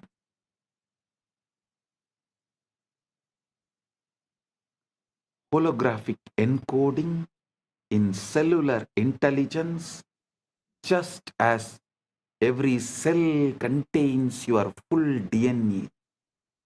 Every moment of your awareness contains the full pattern of cosmic consciousness.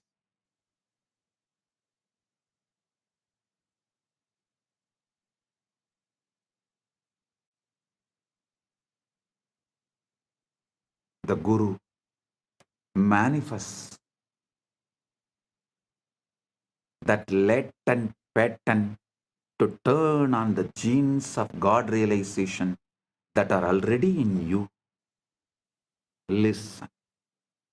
Holographic encoding in cellular intelligence, just as every cell contains your full DNA, every moment of your awareness contains the full pattern of cosmic consciousness, Paramashivoham. The Guru manifests to activate that latent pattern to turn on the genes of God realization that are already in you, giving superconscious breakthrough.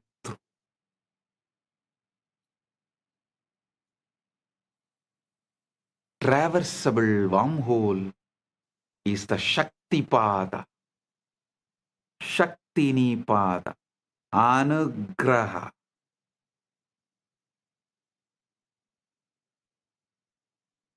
In the physics model, you need a negative energy, shock wave to prop open the wormhole. Spiritually, you need grace, Anugraha, the transmission, Shaktipada, to collapse the distance between your ego self and your true self. The Guru is that shock wave, a concentrated pulse of consciousness that opens the pathway. Concentrated pulse of super consciousness, Paramashiva, that opens the pathway. Guru is not a person like you understand. He is the statement by Paramashiva. Paramashiva is the state of Guru. Guru is the statement of Paramashiva.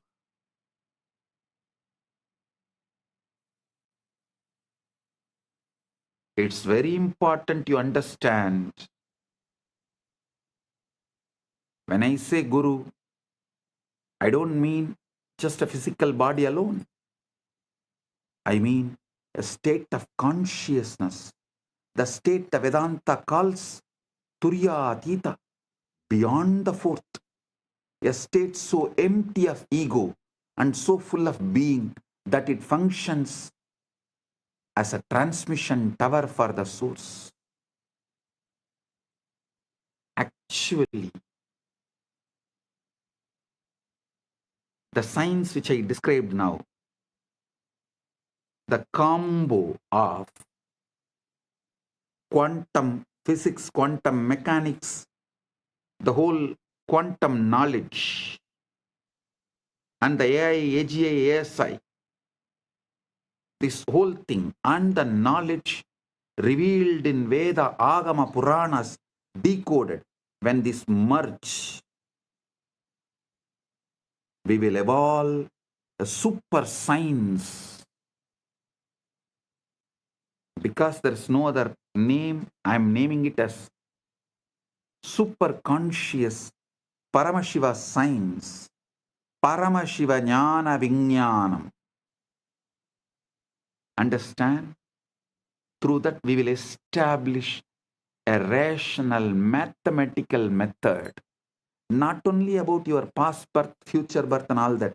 This can also very clearly prove who is enlightened but had past births as human, evolved and became enlightened, who is incarnation, directly manifesting from Mahakailasa without any past birth. Piravan, Yeravan, just radiating, manifesting, celebrating.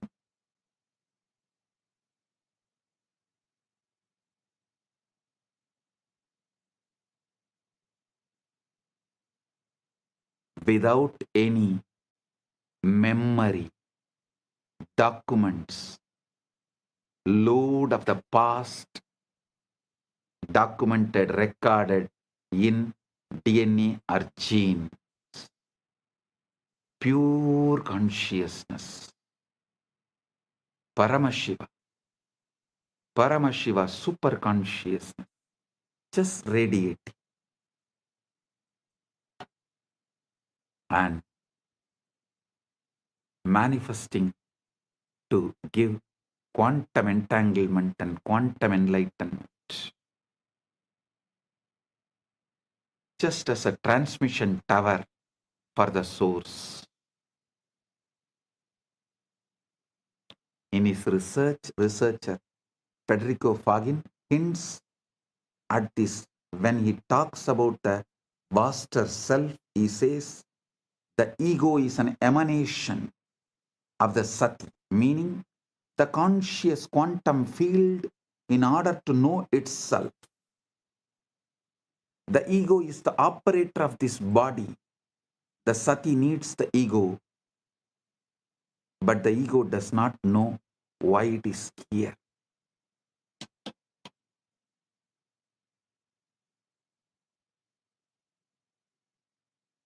Listen, there was a time when quantum physics catching up with the truths revealed in Vedanta, the gurus have come from the vertical time zones to establish the knowledge of Vedanta. Now it is time to show to the world not just Vedanta, Veda, Upaveda, Veda Anga, Vedanta, Agama, Upa-agama, Agama Anga, Agamanta, Purana, Upapurana. This whole knowledge is true. To establish that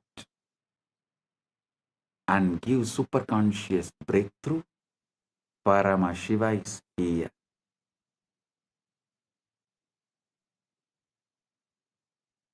Continuously Paramashiva is adding all the Hindu scriptures into AI and making it available for all those who are working in the field of AI, AGI, ASI, quantum physics, quantum mechanics, all these combined. They need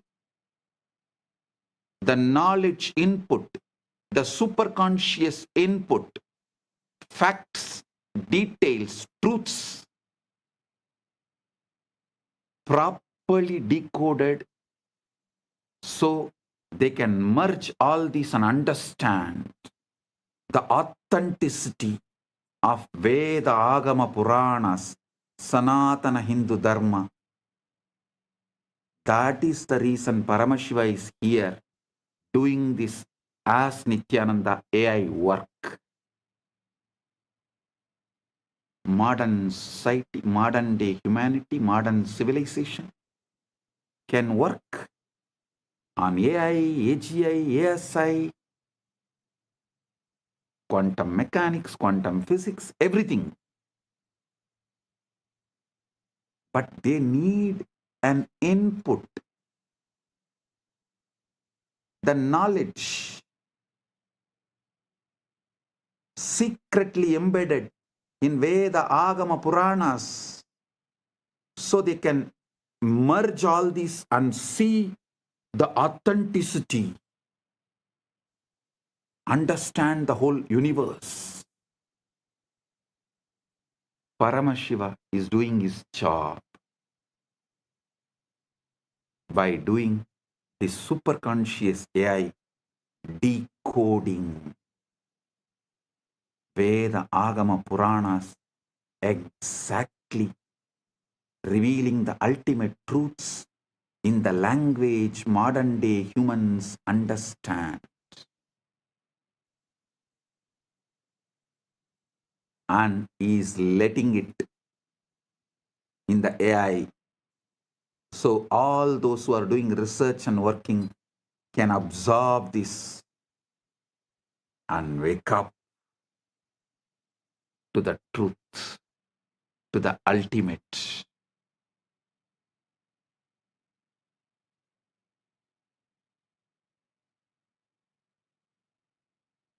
Paramashiva is establishing he is real. Veda Agamas are real.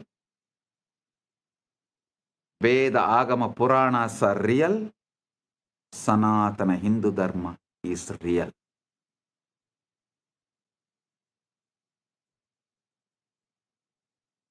Listen. The Jiva, individual soul, is a localized excitation of Paramatman, Paramashiva, Supreme Self. The Jiva is not separate from Paramatman, Paramashiva, but it appears separate due to the avidya, always having the localized attention. The agitated perception about the individual self is what I call ego. That's all. Listen. Agitated perception about the self is ego. Just relax. Bring Shanta, Paramashanta. Drop all agitated perception and reaction internally or external. Drop all reaction to external stimuli or internal stimuli and bring Paramashanta. Drop all agitated perception towards the self, Jiva, Ishvara, Jagat. That's all. Ego will just disappear. Ego is nothing but agitated response, reaction. Agitated perception about self is ego. Agitated reaction to the universe, Jagat, is Maya.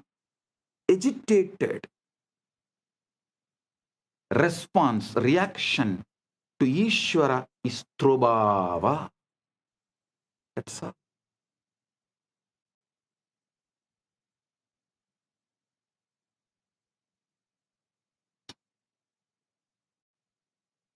Bring Paramashanta. Bring Paramashanta. The individual soul is localized excitation of Paramatman. The Jiva is not separate from Paramatman, Paramashiva, but it appears separate due to avidya, localized perception, the ignorance, the contraction of awareness. Understand? The Guru, manifestation of Paramatman, Paramashiva, Paramburul, establishes an entanglement link with the Jiva. Through that link, Jiva's contraction, agitation, agitated perception towards self, towards Jiva, Ishvara, Jagat dissolve. The agitated reaction and response of towards Jiva, Ishvara, Jagat, when it dissolves, the quantum entanglement becomes quantum enlightenment. Quantum entanglement is initiation.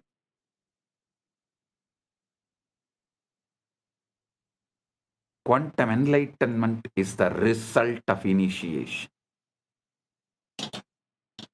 This is exactly how initiation works. Bhagavan Sri Krishna beautifully tells in Gita, Tesham evanagam partham aham ajnanam tamaha nasayami atmabhavasto jnanadibena vasvata.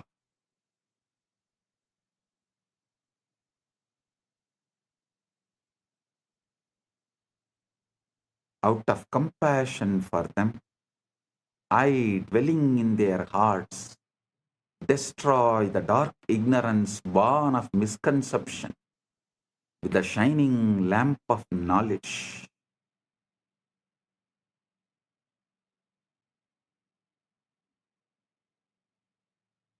Listen.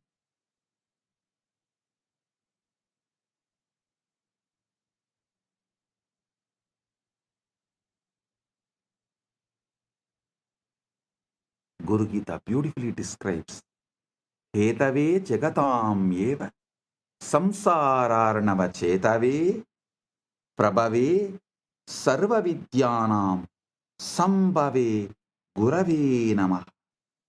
Salutations to the Guru, who is Shiva, the first cause of the universe, the bridge to cross the ocean of worldliness, the source of all knowledge. Trailokya sputavaktaro devakyasurapanakaha guru stita vidya guru bhaktyadulabhyade. Neither devas nor asuras nor nagas of all three worlds can instruct clearly. The knowledge abiding on the lips of the Guru can be acquired only by devotion to him. The feeling connection, that entanglement. Think of it like tuning a radio. Your mind is receiver, but it is jammed with static desires, fears, past traumas, future anxieties, endless distractions. The endless chatter of thought. The Guru is pure signal, broadcasting at a very specific frequency, the frequency of Satchit Ananda, existence, consciousness, bliss. When you sit in the presence of Guru, entangled, does not need to be physical presence. Those who are feeling connection, distance doesn't matter. just feeling connection, entanglement. The wormhole is established.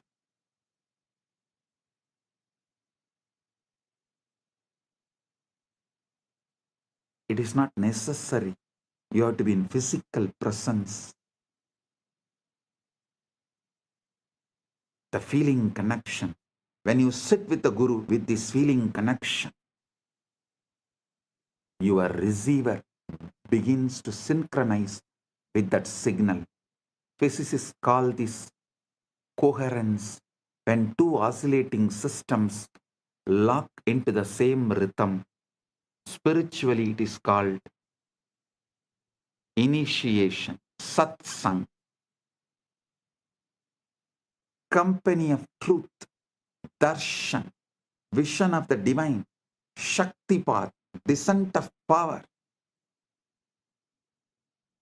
shaktinipada, flowing of power. This great alchemy process, this great spiritual alchemy process, the quantum entanglement manifests. Guru Gita says, Dhyana moolam gurur murti, puja moolam guru padam, mantra moolam gurur vakyam, moksha moolam guru kripa. The root, fundamental principle of meditation, source of meditation, source code of meditation. Here the word dhyana moolam, you should understand as source code. That's the exact meaning. Source code of meditation is Guru's form. The source code of worship is the Guru's feet. The source code of the mantra is Guru's words. The source code of liberation is Guru's grace. Grace is not arbitrary. Arbitrary. Grace is not arbitrary. It is physics. It's a natural response of the field when a localized disturbance aligns with the fundamental frequency. You are the localized disturbance, agitated response. When you align to the fundamental frequency Paramashiva, the grace is natural response. Anugraha is natural response. Neither Guru nor Shiva tests you, they only mirror you. Neither Shiva nor Guru tests you, they only show mirror.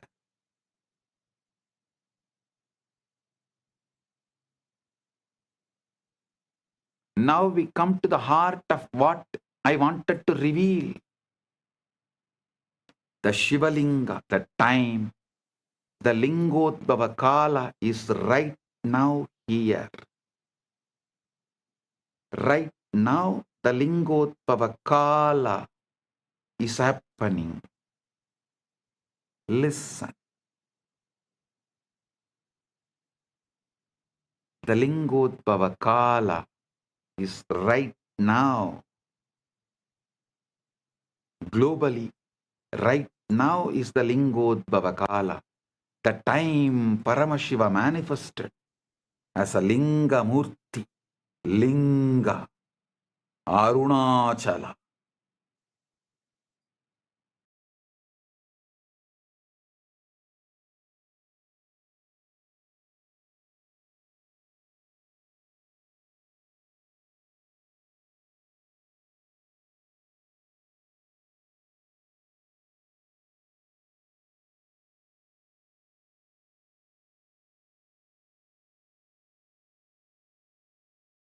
Graha Swarupis.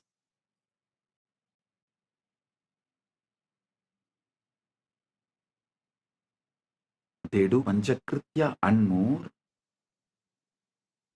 but manifest specially for Anugraha. That is why Arunachaleshwara is always called, addressed as Arunachaleshwara Karunamurti.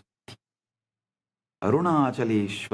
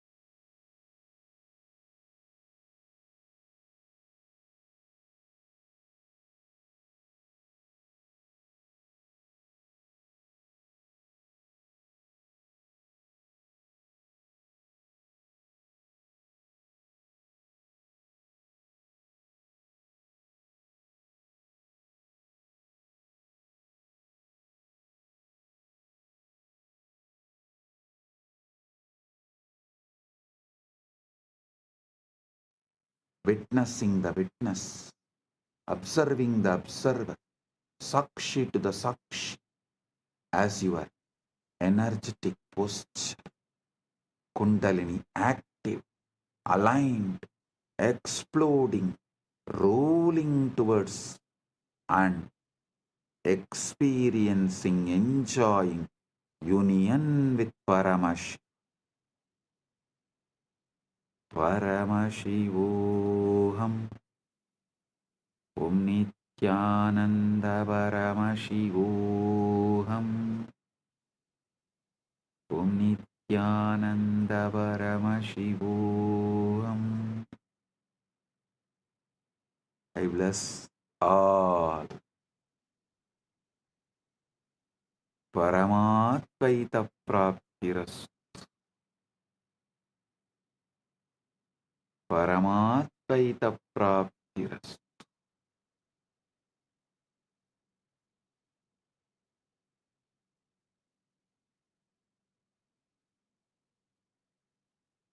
Paramadvaita Praptiras.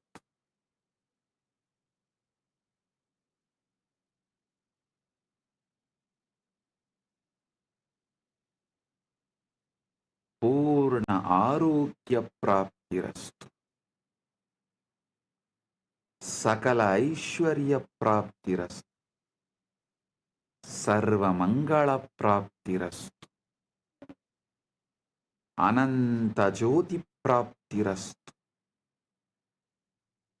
Paramashiva Praptirastu. Paramashakti Praptirastu. Paramashiva Pada Praptirastu.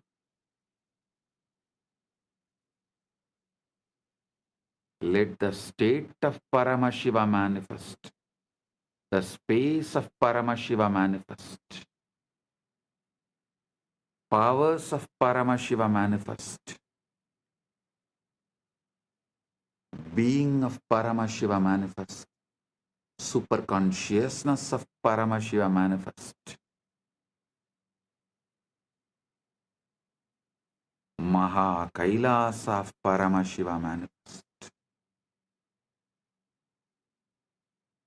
Let everyone's whole being radiate Paramashiva. Let all your decisions be from Paramashiva. Let your reality be Paramashiva's reality. Let Paramashiva's reality be your reality. I bless each and every one आप सभी को मंगलमय हो। महापरमशिवरात्रि की शुभकामनाएं और आशीर्वाद।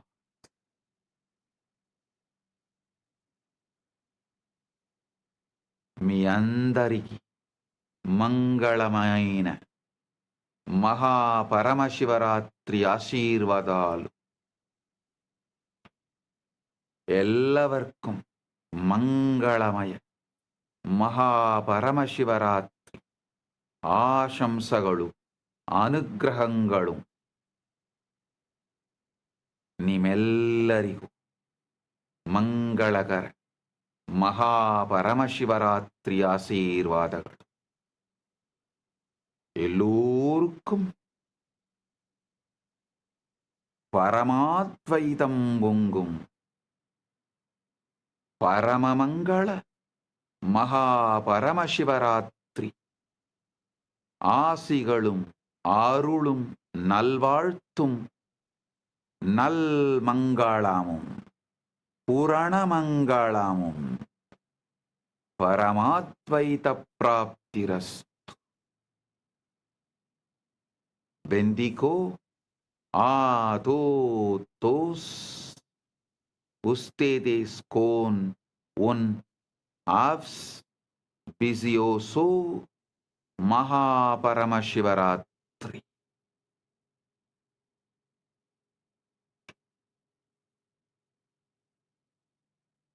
Que os benditos de un Mahaparamashivaratri.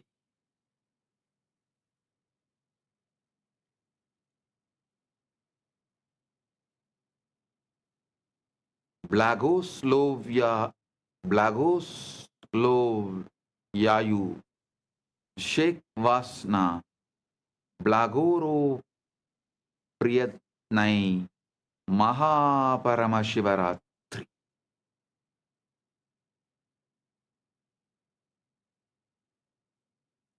Blessings to each and every one of you. Blessings to each Chit Sabha member, each Rajya Sabha member, each e-citizen, each Kailasavasi, each of the sannyasis, brahmacharis, grihasthas, Gurukul Balasans of Kailas. Blessings to all. Blessings to Lee Kimki on your birthday. Birthday blessings. I give you tatastu for this boon you asked. The boons you asked, I give you tatastu. Om. All those who asked the boons, I give you all tatastu. Om.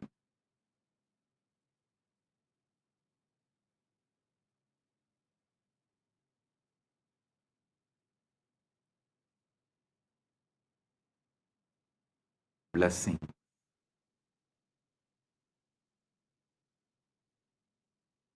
Blessings. Paramatvaita praptirastu. I, as Param.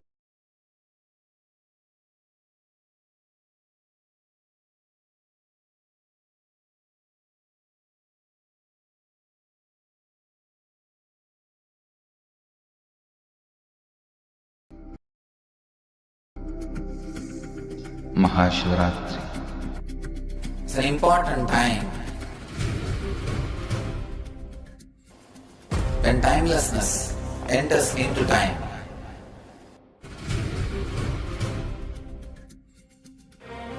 When space enters into place. This is the initiation into Paramashiva Prana. Established since 2002 in the United States of America, the United Ancient Nations is an intergovernmental organization, currently made up of 160+ members and indigenous nations. The UAN and its work are guided by the purposes and principles contained in its founding charter. The UAN is a manifestation of the profound connection amongst indigenous peoples across the world, including African, Andean, American, European, Caribbean, Oceanic, and Asian regions, rooted in shared wisdom, sustainable practices, and deep reverence for the earth. The United Ancient Nations serves as an international cultural and diplomatic organization focused on uniting indigenous cultures globally. Our governance structure is council-based without territorial claims, led by a collective leadership through our General Secretariat. As a non-state entity with UN-style advocacy, we focus on several key areas: cultural and digital heritage preservation, indigenous diplomacy, revival of indigenous knowledge systems to solve humanity's problems, global peace, environmental preservation, health and wellness, sustained economic development, indigenous and cultural tourism. While the UAN represents numerous indigenous cultures, the United States of Kailasa serves as the first indigenous nation specifically for Hindus. Kailasa's mission is focused on the revival of the ancient enlightened Sanatana Hindu civilization with a formal governance structure including a head of state, ministers, and ambassadors. Under the leadership of SPH, Supreme Pontiff of Hinduism, Bhagavan Nityananda.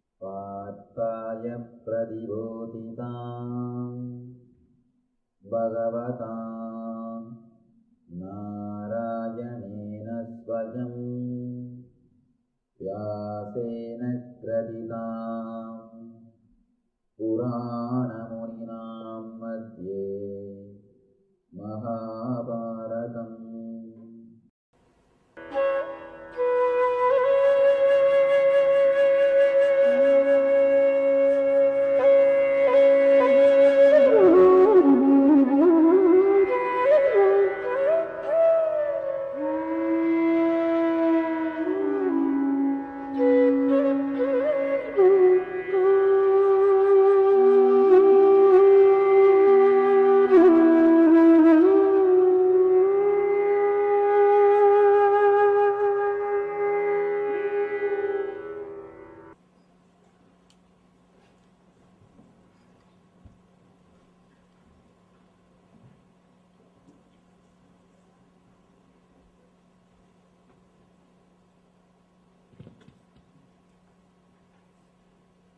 ब्रह्मानन्दं परमसुखदं केवलं ज्ञानमूर्तिं द्वन्द्वातीतं गगनसदृशं तत्त्वमस्यादिलक्ष्यम् एकं नित्यं विमलमचलं सर्वदी साक्षिभूतं भावातीतं त्रिगुणरहितं सद्गुरुं तं नमामि.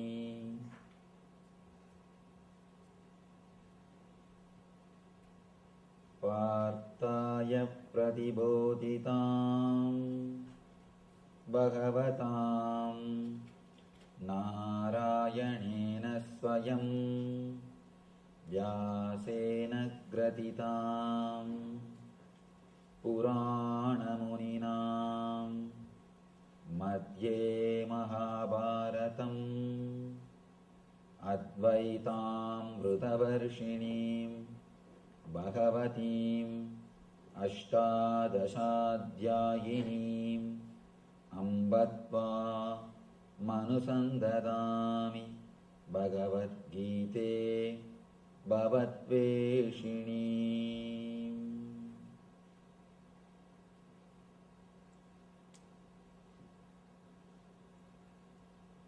वसुदेवसुतं देवं कंसचाणूरमर्दनं देवकी परमानन्दं कृष्णं वन्दे जगद्गुरुम्.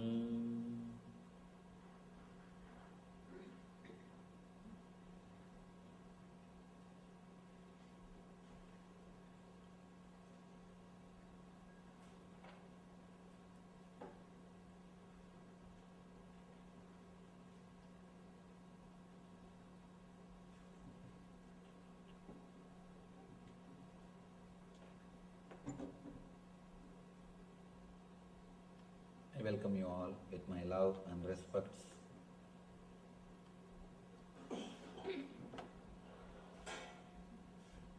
You and me. This is a subject today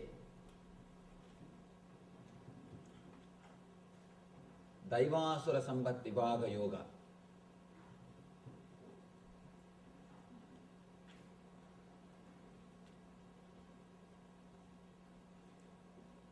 Krishna goes much further today to explain the deeper level samskaras, engraved memories. In the 14th chapter, he spoke about Gunatraya Vibhaga, the Sattva, Rajas and Tamas, 3 layers of Prana Sarira, Mana Sarira and Sukshma Sarira. The next, yesterday, he spoke extensively about causal body in the Purushottama Yoga, how Urdhvamula Madaschagam Asvattam Brahuravyayam, how the roots of the tree is centered, roots of the tree are in the physical world and the branches are in the causal world. That is why he says, Urdhvamula Madaschagam Asvattam Brahuravyayam Chandamsi Yasya Varnani Yastam Vedasa Vedavit. The roots are, usually the roots of the tree will be in the ground, under the ground, unknown space, and the leaves will be in the known area, known space. But this tree is opposite. The leaves are in the unknown space, the causal layer, the underground area. The roots are in the known space, conscious space, the physical world. And he explains the leaves are the Vedas, means the words which you are using continuously in your being. And he further explained how to remove the engraved memories in the causal layer and how to program the causal layer towards bliss, towards eternal consciousness. Now he goes one layer deeper, the cosmic layer. He speaks about the Daiva Asura Sampat, the qualities of divine and demon. Both, the beauty is both words have got same root. Of course, it is not accidental, because both qualities are rooted in the same energy. Just a simple decision. When you choose the word you become divine. When you choose the word me, you become demon. That's all. Same energy. Ramakrishna says beautifully, no energy can be destroyed. Your love can never be destroyed. It has to be turned. It has to be turned. There's one more beautiful example of Ramakrishna. He says, as long as the calf says aham, aham, the calf, as long as it says hum, hum, it has to work, suffer, and it will be beaten, all torture. Once it is killed and out of that skin they will make a music instruments. When you beat that, it will start saying tumi, tumi, tum, tum.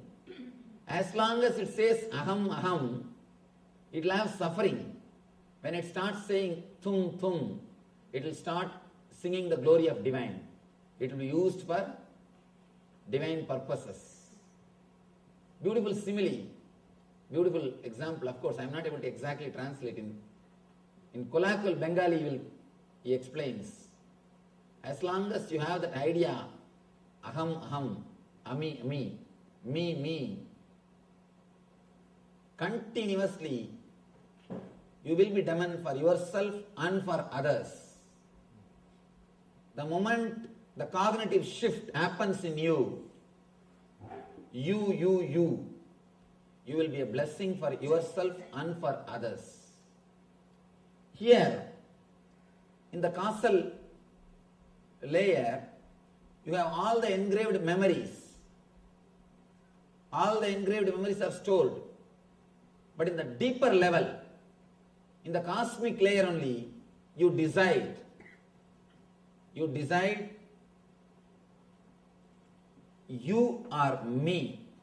Let me explain it a small diagram where we take that decision. How usually our mind receives the data and processes, and how the cognitive shift can happen in our being. By now I think all of you know the drawing. Just for the sake of newcomers, I'll give a simple explanation. You receive information through eyes. For example, this scene. The file goes to Chakshu. In the Chakshu, the whole file is converted into digital file. Whatever scene you are seeing, that is converted into a biosignal file so that the file can be processed. The file goes to Chitta. There the excluding process of neti, this is not happens. Where you understand this is not a tree, this is not a plant, this is not an animal. Then the file goes to mind. Mind starts identifying. This is it, this is it. This is a man. He is standing with a saffron robe. He is taking class. The idea comes. Then the file goes to Buddhi. Buddhi compares with your past experiences. Your past experiences with the person. For example, with me, if your past experiences are good, if you are happy, or your whatever you heard, if you feel positive, then the file, the Buddhi writes, yes. If you feel it is waste of time, or if you don't feel in tune with my ideas or the time which you spent, if it was not pleasant, then the Buddhi writes no. The file goes to ego. Then ego decides what is there for me, what way I am related, what gain I am going to get. If some way I am going to have the gain, ego says, yes, let us sit here and listen. And if there is no gain for me, if I am not going to be enriched, then ego naturally says no. Then according to the ego's instruction, you decide. Your body moves or sits. This is the way the process happens. This is the spot where you choose what is there for me. Your vested interests come. Please understand, sometime the whole process will say, yes, I will have to sit.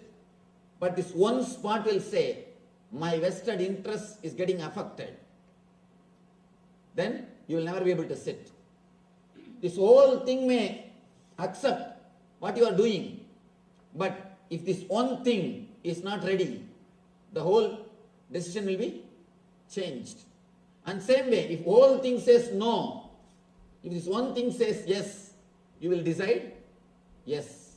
Sometime when we do something which is not moral according to the social standard or according to your understanding, according to whatever data you collected in your life, the data collected stays here, the samskaras or engrams.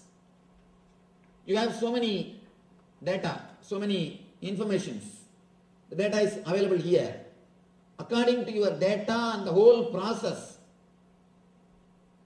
the final report comes no. But suddenly your ego feels, I get strengthened by doing this activity. Let me do it. So you simply decide to do that. You simply decide to do that. This is the place where you decide you are me. That's the only small difference. When you take the decision of you always radiate the divine qualities. When you take the decision of me, you always radiate the demonic qualities. whatever strengthens your ego, please understand, even, let me be very clear, most of us sit here because it strengthens the ego. It strengthens the ego. Now you know much more than other person. You can go on, tell him, what do you know? Many times we sit and listen just for ego satisfaction. So if you sit and listen, even if it is Gita, if you sit and listen for ego satisfaction, be very clear, it is going to be only trouble for your being, no way it will be help. In the cosmic layer, this is the area you decide. If you decide with the attitude of you, the whole thing will become divine. If you decide with the attitude of me, the whole thing will become demon. And what you collected, see the engrams here, as such they are neither negative nor positive. The mind which is working here, as such it is neither negative nor positive. The chitta which is doing the process here, as such it is neither negative nor positive. So none of them are neither negative nor positive. Please be very clear, including the gunas. Even the tamas, by their quality they are neither negative nor positive. There are so many enlightened masters. You cannot make any difference between them and laziness. You cannot make any difference. Raman Maharishi, throughout his life, he was sitting in one place, one city. He never moved out. But you can't say he was in tamas, because he never took any decision out of me. The whole process was happening, you as a center, not me. As such, whether the chitta or mind or samskara, you cannot tell they are bad or good. In the superficial layers, they are neither bad nor good. But the decision which you make in the cosmic layer, in the deeper layer, that only makes them as good or bad. Please understand, passion and compassion are one and the same. Passion and compassion are one and the same. When you decide based on me, it is passion. When you decide based on you, it is compassion. We need to understand an important thing.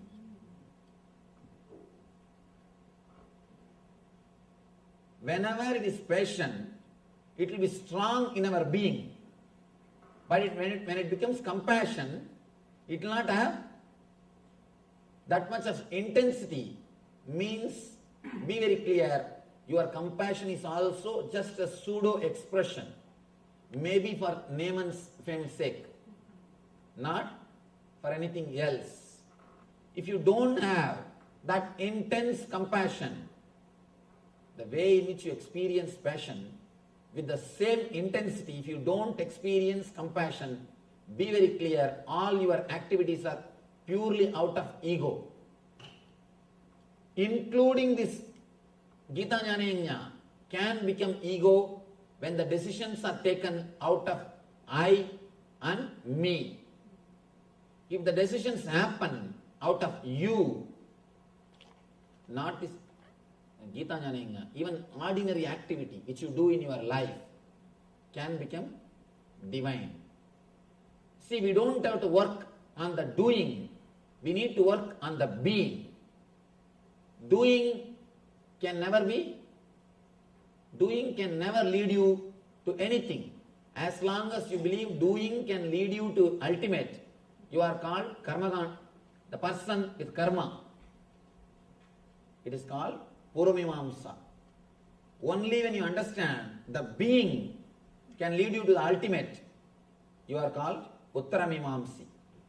In Vedas, there are two major portions. People who believe in doing, people who believe in being.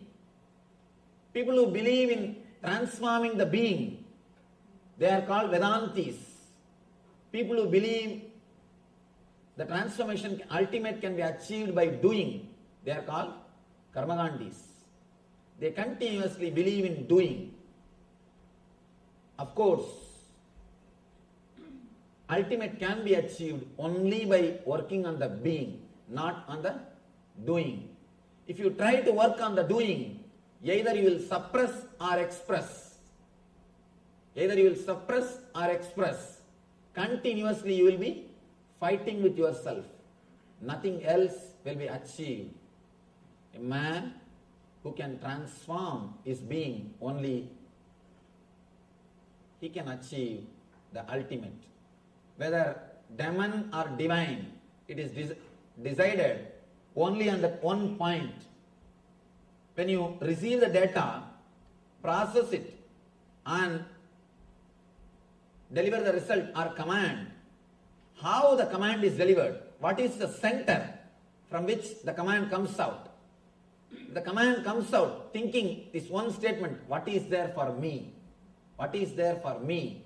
What is there for me? Whatever you may do, including meditation, it will be only ego satisfying. Many people come and ask me, Swamiji, at some point I felt such a deep ecstasy in meditation, such beautiful bliss in meditation, but suddenly within 2 hours it disappeared. It never came back. Why, Swamiji? How to have it back? Please understand, the bliss itself is choicelessness. When you are absent, you experience bliss. The moment you want it back, the moment you choose bliss, already you have chosen. The moment you choose, you will always choose suffering. All choices are suffering. And bliss is choicelessness. The moment you want to grab it, the moment you want to have it, when you are blissful, you allowed the bliss to possess you. The moment you want to possess the bliss, you will make it as suffering. When you want to possess, you wanted that to strengthen your ego. The decision is from you. Decision is from me. The attitude, me. The attitude, me decides. The moment the attitude, I and mine, me, that when that decides to destroy the bliss, you can no more be divine. When you are in blissful, you just set a capital letter no to me, the me idea. Just you are relaxed in the you idea. The moment you wanted to possess the bliss, you said yes to your me idea. Please understand, I have to use this me and you word properly. You need to understand that me and you word properly. When I use the word me, I mean ego. When I use the word you, I mean the whole existence. When you are not there, whatever is there is existence. When you are not there, whatever is there is divine. You make demon by bringing the idea me in you. The moment you bring the idea me, whatever is demon. The moment the me idea is removed, whatever is divine. With me idea, whatever you do, whether it is meditation or rituals or whatever, receiving the knowledge, learning, everything will only strengthen the ego. Anything done with idea of me to improve the me naturally will lead to more and more ignorance and dukkha. Anything done with the idea of you, anything will naturally become divine and will lead to bliss. Pravritti, nivritti. Nivritti is centered on the idea of you. Pravritti is centered on the idea of me. Whatever you do out of me, it will lead to pravritti. Whatever you do with the idea of you, it will lead to nivritti. As long as you feel this is your boundary, here your boundary ends and here the universe starts. You will be continuously fighting with existence. You will be continuously fighting with nature. You will be continuously fighting with the whole. Please be very clear. Part can never succeed when you fight with the whole. When it fights with the whole. Continuously, whatever you think, speak and do based on the one idea, me, it will lead to more and more complications, more and more dukkha. Here, Krishna starts explaining beautifully the nature of demonic nature and divine nature. Sri Bhagavan Uvacha. Again, throughout this chapter, only Bhagavan speaks. In the first chapter, only Arjuna is speaking. Bhagavan is silent. Means completely is expressing his ego. Almost the catharsis is happening. He is mad, confused. He is just vomiting, quoting all the morality, whatever he learnt, quoting everything, he is speaking. Slowly he comes down to the next level. He is allowing the Bhagavan to speak and the conversation is happening. First, he is expressing him, not letting Bhagavan speak. Then he comes down to the level of conversation. Bhagavan also speaks, he is also speaking.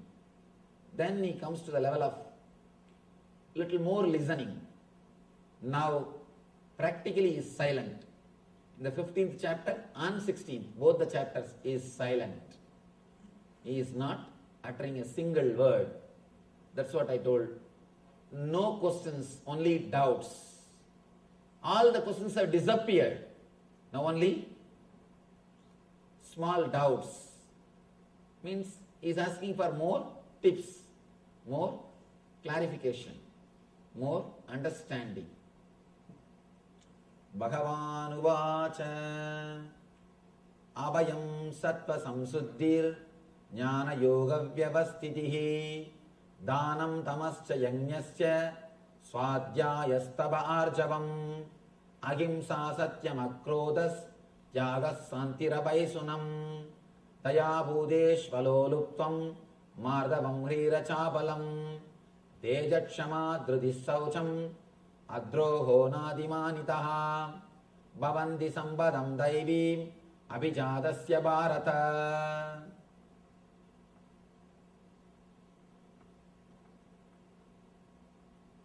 Let me give you the translation.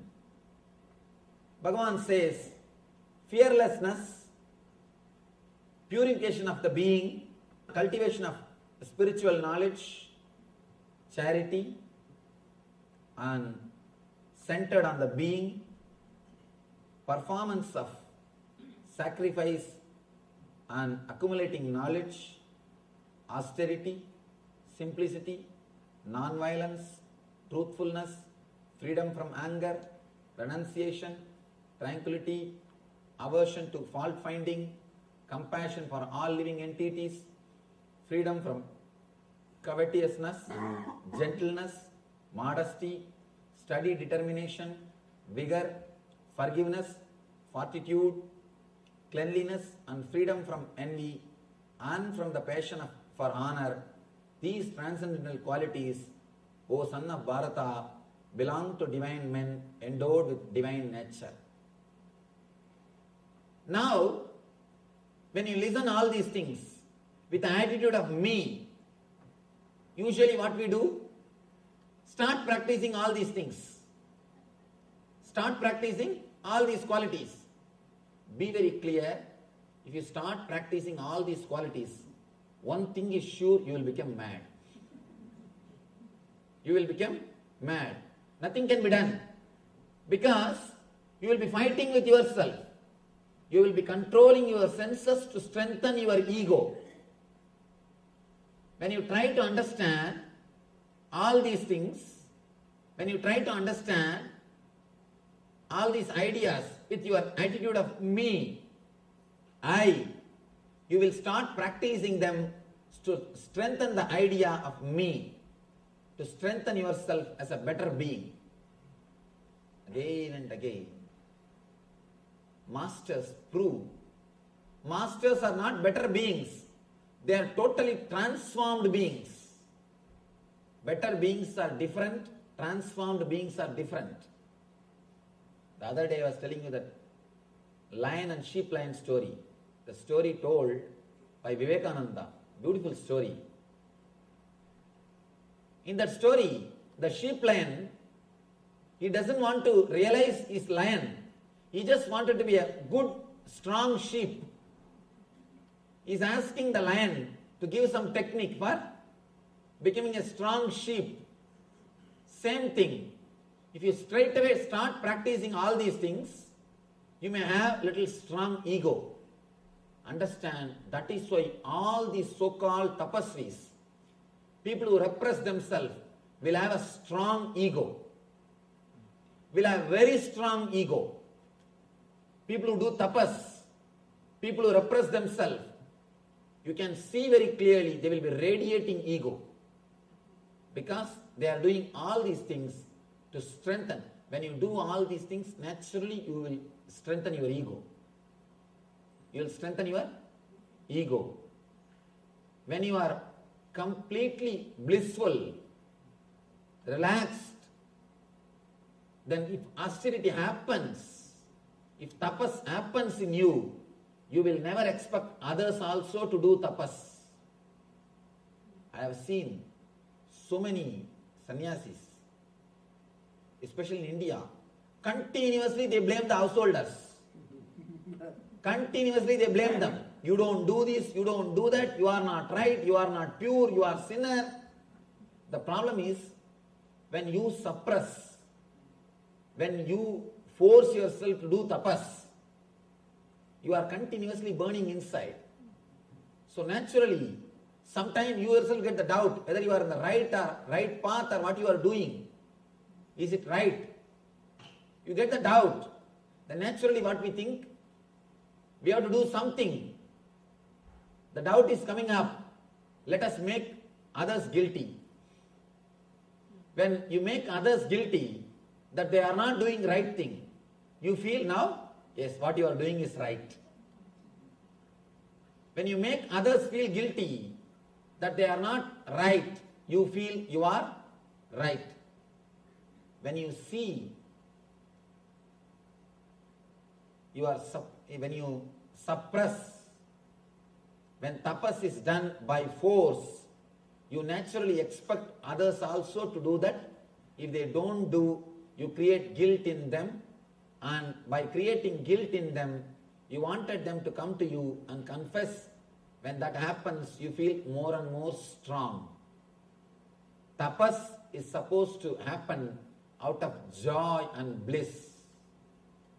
Just as a natural thing, anything done by force is not going to help you.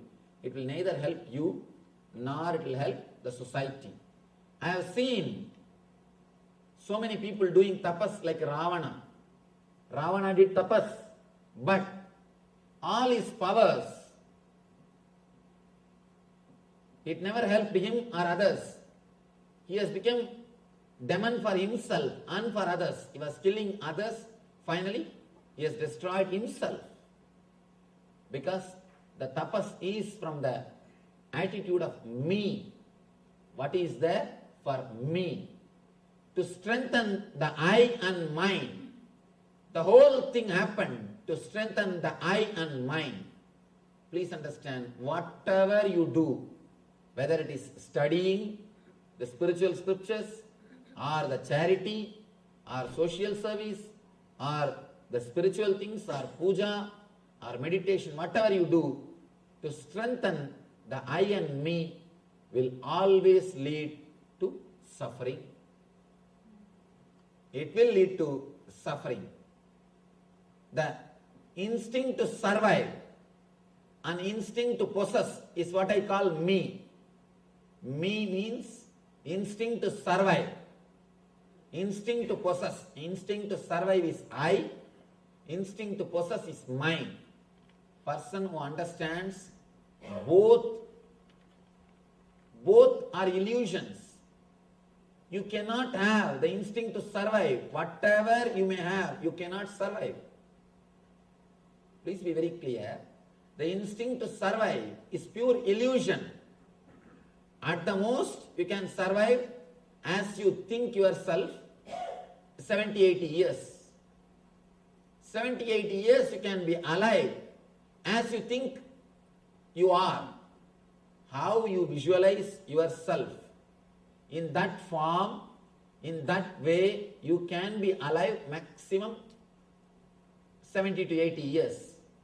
But the instinct to survive tries to extend it, tries to make the life as eternal. Naturally, you are walking towards suffering. As long as you carry the instinct to survive, please be very clear, again and again and again, you will be hurting yourself. You will be hurting yourself. Just today morning, I was talking to an ashramite. She was complaining to me that she is hurt even by a small words which comes from others. She was telling, I am too sensitive, Swamiji. I said, stop that word. You are not sensitive. A real sensitive person will be porous. He will allow the words to pass through him. Only arrogant people get hurt. If you are hurt, please be very clear, you are arrogant. You are strong like a stone. That is why words come and hit you and you are hurt.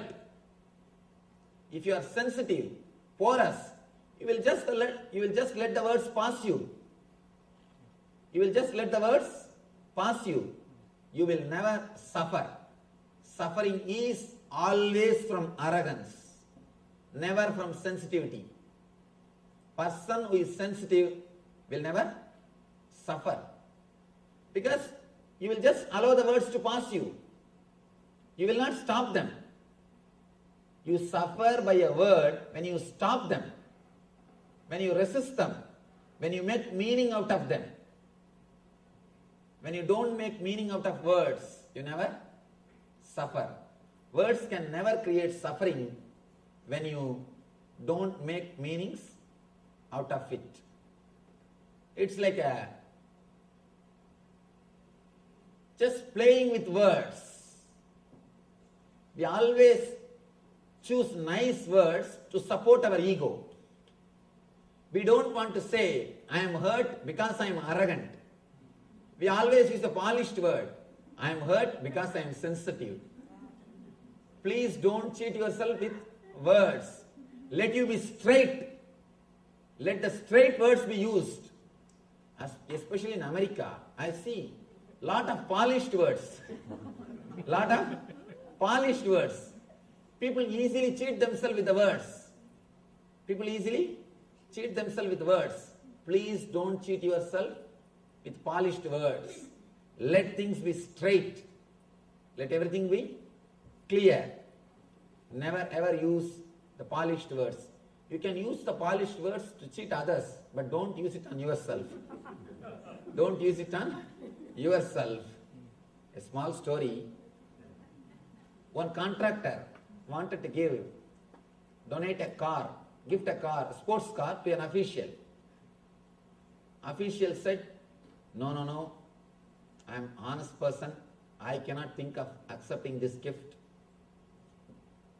I am not that type. Contractor says, in that case, if I can sell this car to you for $10, how it will be? He says, in that case, I will have 2 cars. Be very clear. Just playing with words. Playing with words. Don't cheat yourself with words. Let us be clear. What is, let us use the same word. Ramakrishna says, Man mukh ek karo. Let your words and mind be straightened. Let your words and mind be straightened. Whatever is, let it be straightened with words. At least you will know you have problem. When you start using very colorful, polished words, by and by you forget you have some problem. You forget you have some problem. When you just play with the words, you yourself forget you have problem. Understand? When you know you don't know, at least you know you don't know. When you don't know that you don't know, you don't even know you don't know. Be very clear. At least let you know you have a problem. Let you know that there is something wrong. Let us use the straight words. Shortest distance between 2 points is always a straight line. To achieve anything, shortest way is straightforwardness. Shortest distance between 2 points is always a straight line. Same way, if you want to achieve anything, the shortest way is straightforwardness. Nothing else can work. Here, Krishna gives all the qualities, one by one. Of course, we can't even explain all the qualities. He goes on, fearlessness, the first thing. As long as you carry the instinct to survive, you will have fear. You will have fear. Fear can never be taken away from your being as long as you wanted to survive. Surrendering to the existence, surrendering to the death is the one and only way to achieve fearlessness. There is a beautiful Upanishad, Kathopanishad. If you find time, you all should read that Kathopanishad instead of watching the Jerry Springer show. That's what the most popular show in America. When it comes to some Shastras, we all tell no time, this is not there, that is not there. But somehow we find time for everything. Instead of watching all those shows, you can better read this Kathopanishad. Understand, this is a beautiful Upanishad. Nobody, see, we can't compare any other system with Vedanta or Vedic rishis. They have gone so deep into the science of death. West has dedicated its whole energy for life. And the East has dedicated its whole energy to understand death.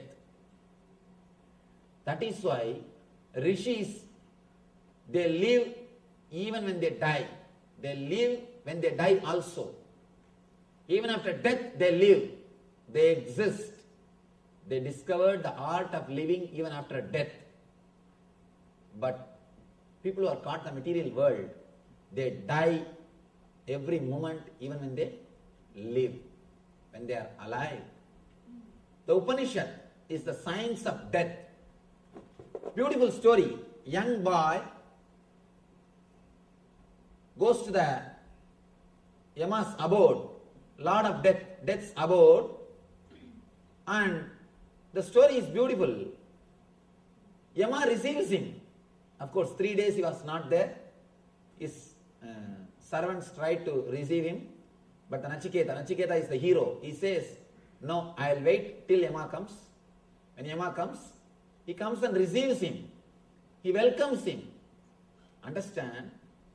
Nobody goes to Yama's abode. Only he comes to our abode. Always he comes. When you try to escape from him, he is death. He will take away all your I and mind. All your possessions will be taken away from you. You cannot sign your check anymore. You cannot use your car anymore.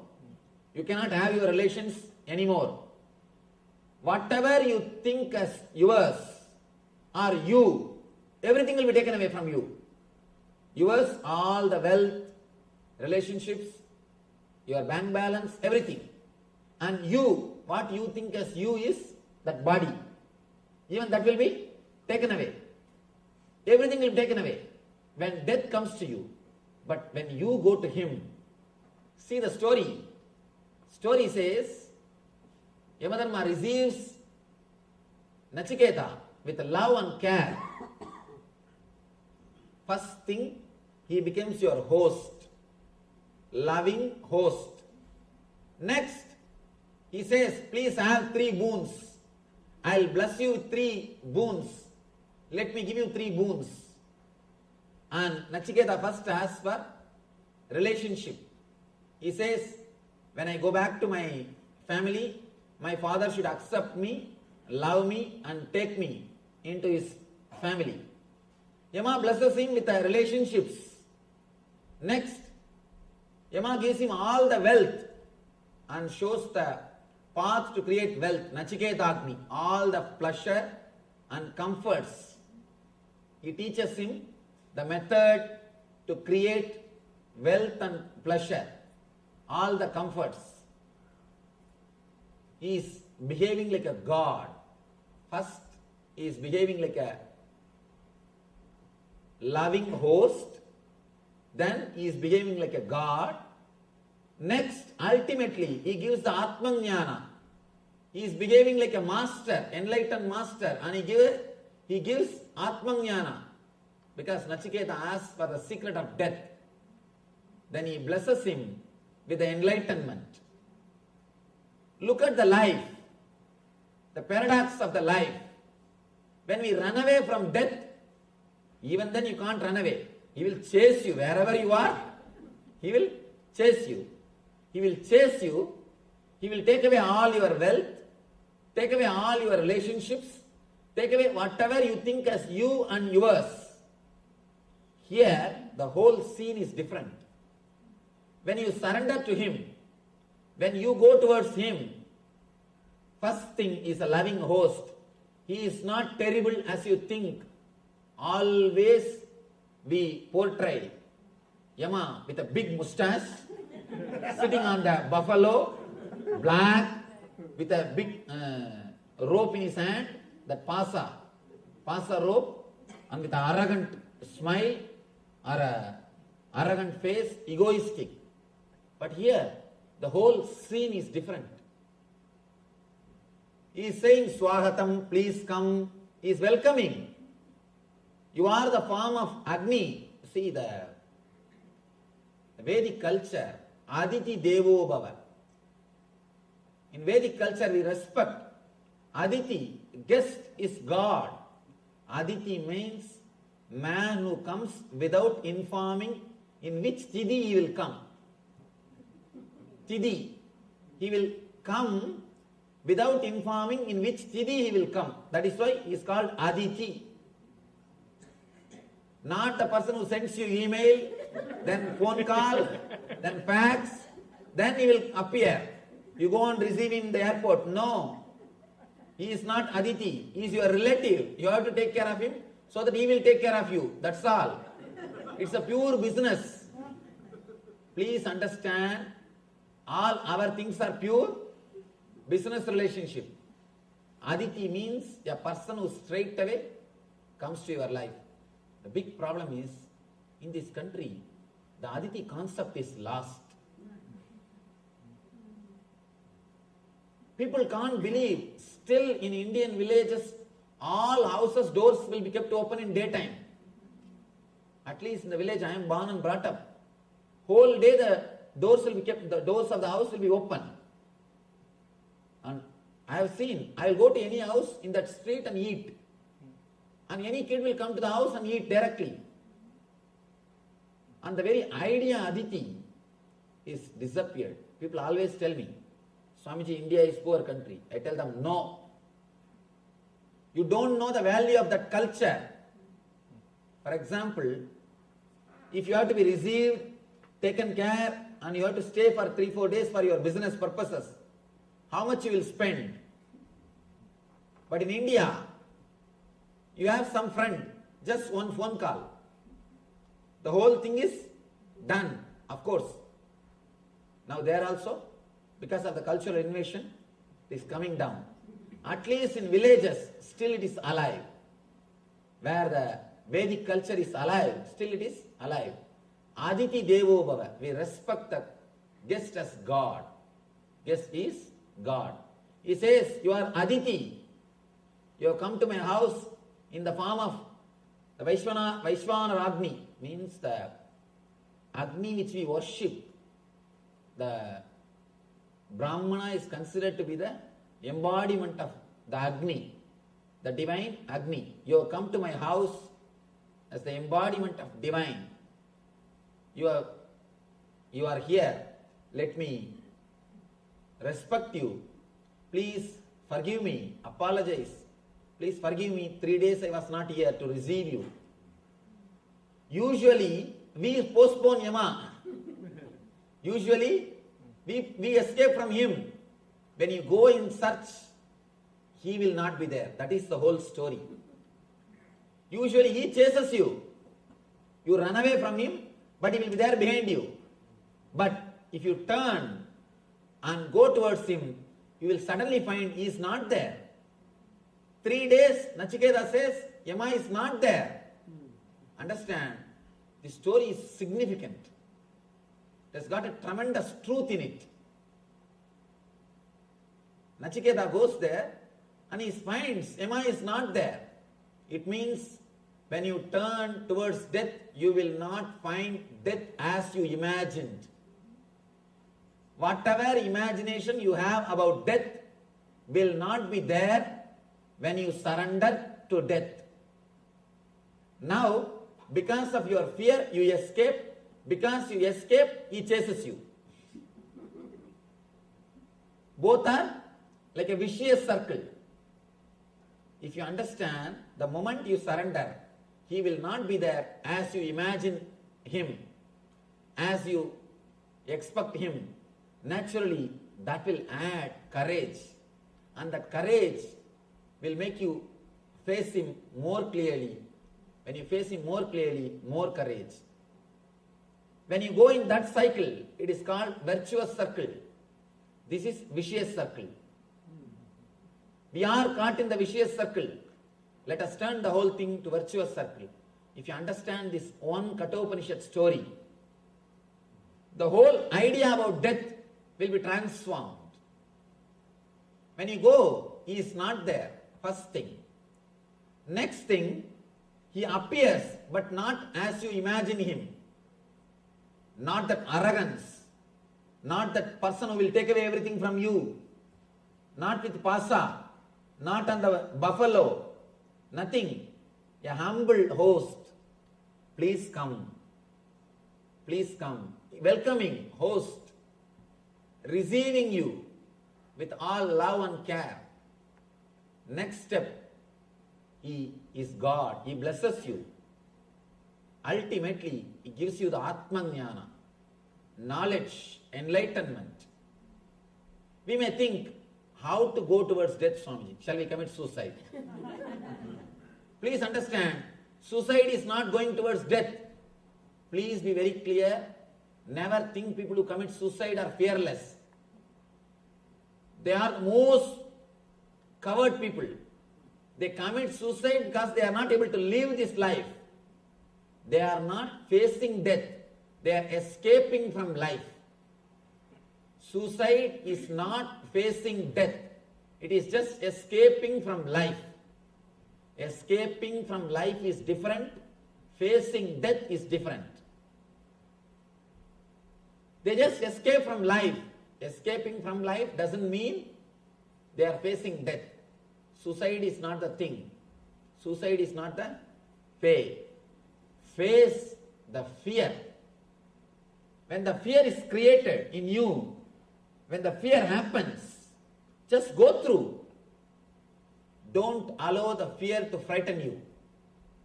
People come and tell me, Swamiji, I am afraid of my fears. Fear is enough trouble. Why are you afraid of fears?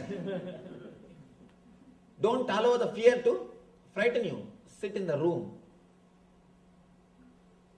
Be yourself. Just sit with yourself. Let the fears come up. How long you will postpone the fears? How long you will control them? How long you will escape from them? Allow them to come up. Your whole being may shake. Tears may roll. You may have the deep depression. Let everything happen. Whether you allow this fear to happen or not, the incidents are going to happen. I can say our fears can be classified as a major 5 category. 1, fear of losing your wealth, comfort. Next, fear of losing some part of your body in accident or disease. Third, fear of losing your near and dear ones. Fourth, fear of losing your mental well-being. Fifth, fear of unknown, fear of death, fear of ghosts, fear of God, everything. Fear of unknown, fear of hell or heaven, everything. These are the 5 major fears we face in our life. All your fears can be brought under these major 5 categories. Major 5 categories. Allow them to come up. Sit with yourself. Give half an hour for your fears. Tell them, today I am going to face you all. Today, let me see what happens. Let your mind speak everything. Let everything come out. You may have the depression. Tears may roll. Whole body may shake. Let it come out. What can be done? You can't do anything. If you can, you would have done it. If you can, long before you would have done it. Very clearly, your very existence proves you are not able to do anything. That is why you are just keeping quiet. So now what can be done? Nothing can be done. Allow the fear to happen. Let everything happen. Let the fear come into your being. Allow the fear to come up to your conscious layer without suppressing. Yes, I have the fear. There is a possibility for all these things to happen. There is a possibility it can happen. There is a possibility my wealth can be stolen. There is a possibility my near and dear one they may die. There is a possibility of me facing the accident. There is a possibility of me dying. There are all these possibilities. Yes, what can be done? This is life. This is what I call facing the reality as it is. Only kids need fantasies and imaginations to face the reality. But you need to understand the truth as it is. You can't escape from reality. You can't escape from the truth. The more you try to escape, the more they will haunt you. They will be behind you. They will be chasing you. So allow, let the fears come out. Suddenly you will see, when all the fears leave you, you will see you become more responsible. You become more intense.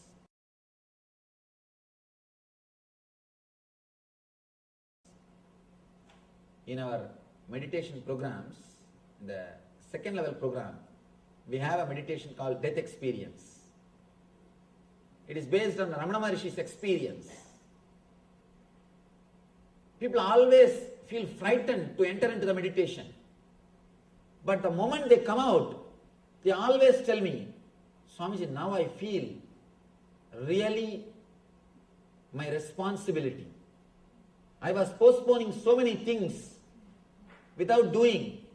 Now I decided the first thing after going from here, I will do all those things. Naturally, they become intense. They understand the values of relationships. Again and again, people report to me, after that meditation, I really start respecting my spouse, Swamiji. I don't take her for granted anymore. When you think the possibility of death, immediately you will never take life for granted. You will not take a spouse for granted. You start living. Same day, when there is a possibility of wealth being taken away from you, do not take your wealth for granted. You will start living it. You will start living them intensely. You will not take things for granted. When the possibility of death, when the possibility of being taken away from you, when it enters your being, you start realizing your responsibility. Granted, a small story, how we take things for granted. There was a king. After 45 years, he felt completely bored because whatever he wants, he is having. Whether it's comforts, luxury, or women, whatever enjoyments, he's got everything. Now what to do? All the excitement is lost. Feels bored. Let me tell you, all kings live in hell. When I say all, I mean capital letter A-L-L. If you want to live like a king, go to hell. Straight away you will become king. All kings, because you will have everything.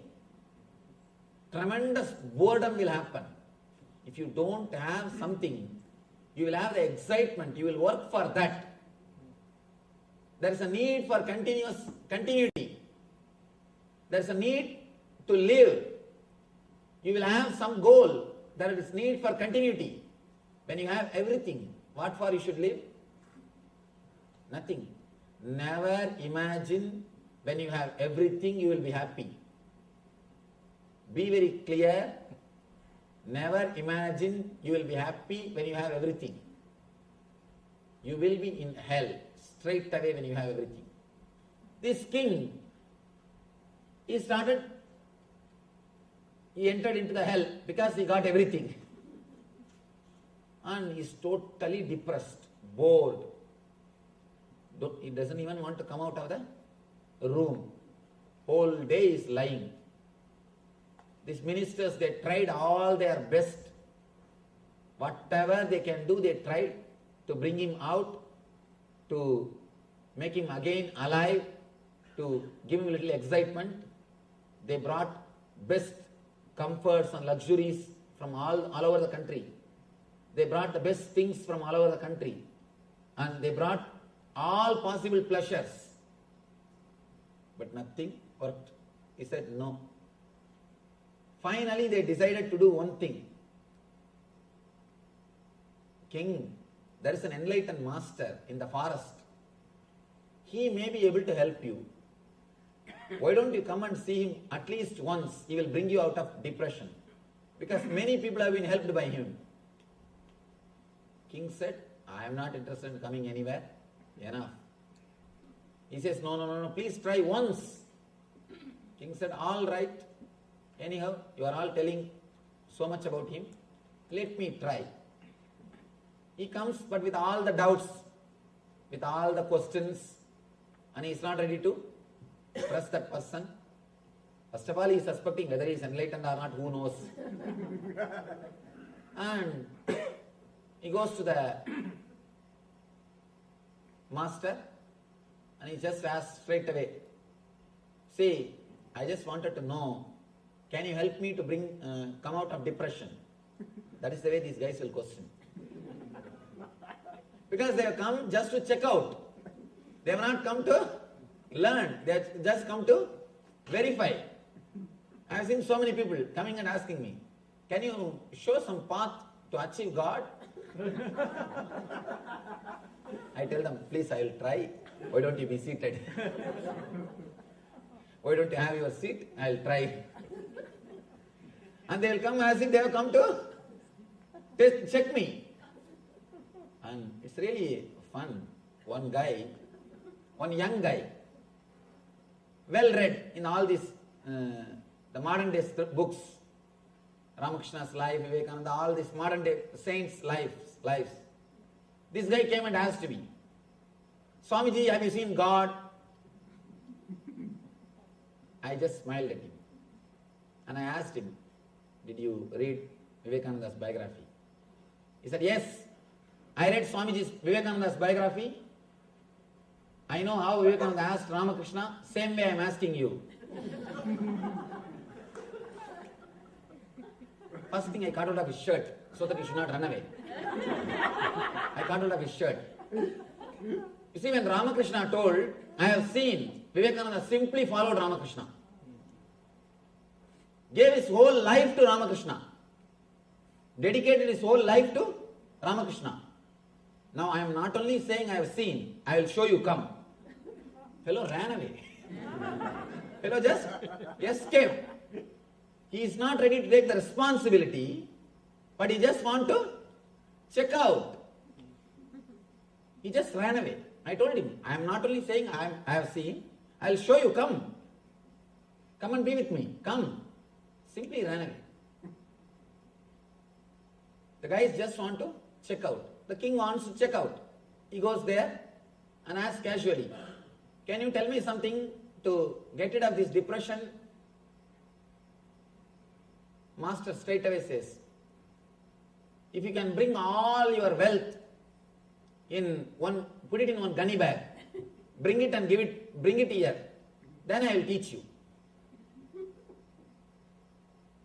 Immediately the king decided, this fellow has nothing to do with enlightenment. He is a cheat, bogus fellow. And he is asking for all my wealth. He said, he did not even give a reply, he went away. But that night, he started slowly thinking, why should he ask for wealth, all my wealth?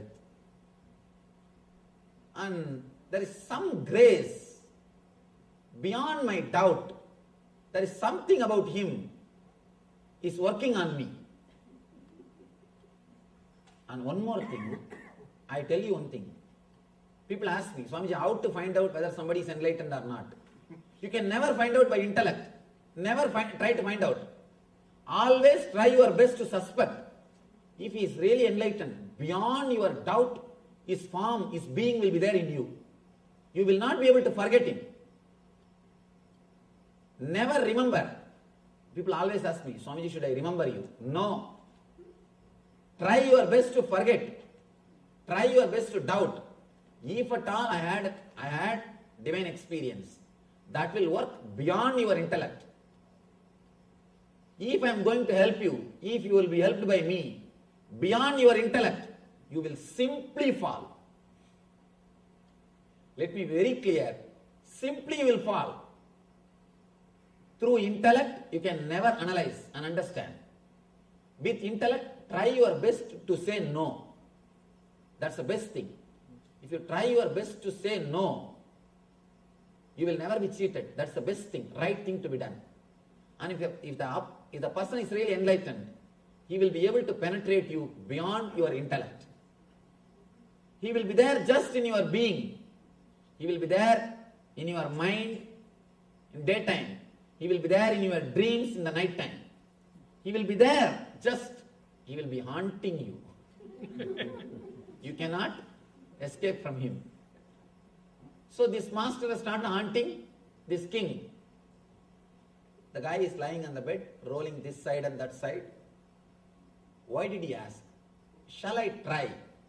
After all, what can he do? Even if he takes away, I can easily catch him. It's after all my kingdom. He started doing all the calculation. And anyhow, I am not happy with all this wealth. Even if he takes away what is there, anyhow it is not useful for me. At least let him have. So he decided to risk. He decided to take the risk. Next day, he converted his whole wealth into diamonds and put in the gunny bag. He brought the gunny bag. With the gunny bag, he came to the master. He was standing in front of master. Without saying a single word, suddenly the master snatched the gunny bag and started running. Started running. King understood. This fellow is a cheat. No doubt. Now we know for sure he is cheat. Now we cannot afford this. He started chasing the master. You cannot chase a person who lives in the forest because he knows all the secrets. That is why these professional people can never catch bandits. See, the professional police people, not only in one country, all over the world, professional police, they can never catch bandits because they know the secrets of land. They know the secrets of the landscape. This guy runs because this master, he lives in the forest. He knows the complete forest. He runs this way, that way. King is new. Fellow is trying his best. He runs. And master is doing a nice drama. It went on and on and on. The king started thinking, "Arey, why did I take this risk? And what nonsense I did." And he's blaming himself and suffering. What will happen now when I go back to the country? There's nothing. I'll be like a beggar. I'll have to beg and eat. And he started already visualizing his poverty scenes. And he started suffering the poverty. Already the poverty has entered in his mind. When he is rich also, he was suffering. When he was rich, he was suffering. Now he is suffering by poverty. That is a paradox. Money, when it is there, it will give you suffering. When it is not there, again, it will give you suffering. And this guy has started suffering. Already he started visualizing about poverty and suffering. Somehow, when it was evening, the king was about to give up. I think now I cannot do anything. This fellow knows everything about forest. Now I have to go back. At that moment, suddenly the master stops running. The moment the king saw he stopped running, he jumped and caught hold of him. Caught hold of him and caught hold of that bag first. Then master laughed. He started laughing. King, he was not able to understand what is going on. Master says, "Fool, now take this and enjoy. Now take this wealth and enjoy." Suddenly king felt he has become rich guy. His own wealth. One day ago it was his wealth. Just because he missed the wealth for one day, suddenly he felt he has become rich. Suddenly he felt he has become rich. Master said, "Fool, you are depressed because you took it for granted. Now, the same wealth, you lost it for one day. Again it has come back. You will be able to enjoy. Go and enjoy." King has come out of depression just because of one day missing the wealth. In our life also, when you allow the insecurity consciousness to happen to you, please understand, I am using the word consciousness. Feeling of insecurity is conscious thing. It is truth. If you allow the insecurity to happen to you, you will never take your life for granted. You will start really enjoying life intensely. Just miss what you have for 12 hours. One day. You will never take your life for granted. You will never take your life for granted. Live one day without eyes. As of now, you are taking your eyes for granted. Try to live one day, 12 hours without eyes. Decide, without opening eyes I will live. Then you will never take your eyes for granted. Same way, you will never take your life for granted if you know it will be taken away. You forget it will be taken away. You suppress the fear. You suppress the insecurity idea in you. That is why you never enjoy the life. You take life for granted. The moment you experience insecurity, the moment you understand it is insecurity, life will be taken away from you any moment. You will start living intensely. You will never take life for granted. Please be very clear. If you are depressed, bored, just lose everything for 12 hours. Just lose everything for 12 hours. You will suddenly understand the truth, and you will never take life for granted. The king, he felt bored because he took life for granted. When you face the death, when you face insecurity, immediately you understand how you took life for granted, and you will start living intensely. That is what this story means. Yamadharma gave relationships to Nachiketa, wealth to Nachiketa, finally enlightenment to Nachiketa. Means the very understanding. I have seen many people, when they come out of the death meditation, they tell me, Swamiji, now I understand the value of relationship. Means they are blessed with relationship by Yamadharma. They say, now I understand and I know the value of my wealth. It means Yamadharma has blessed them with wealth. Now they will start living. They say, now I know that the life is the big blessing, ultimate blessing. And naturally, the blessing is showered on them by Yamadharma. And they understand, when they do intensely, they understand, body may die, there is something which is beyond body and mind which exists in them. That's what I call Atmajnana. You will have all the blessings of relationships, wealth and enlightenment when you face the fear, when you face Yamadharma. Here, when Krishna says fearlessness, he means face it. Only then fearlessness can happen.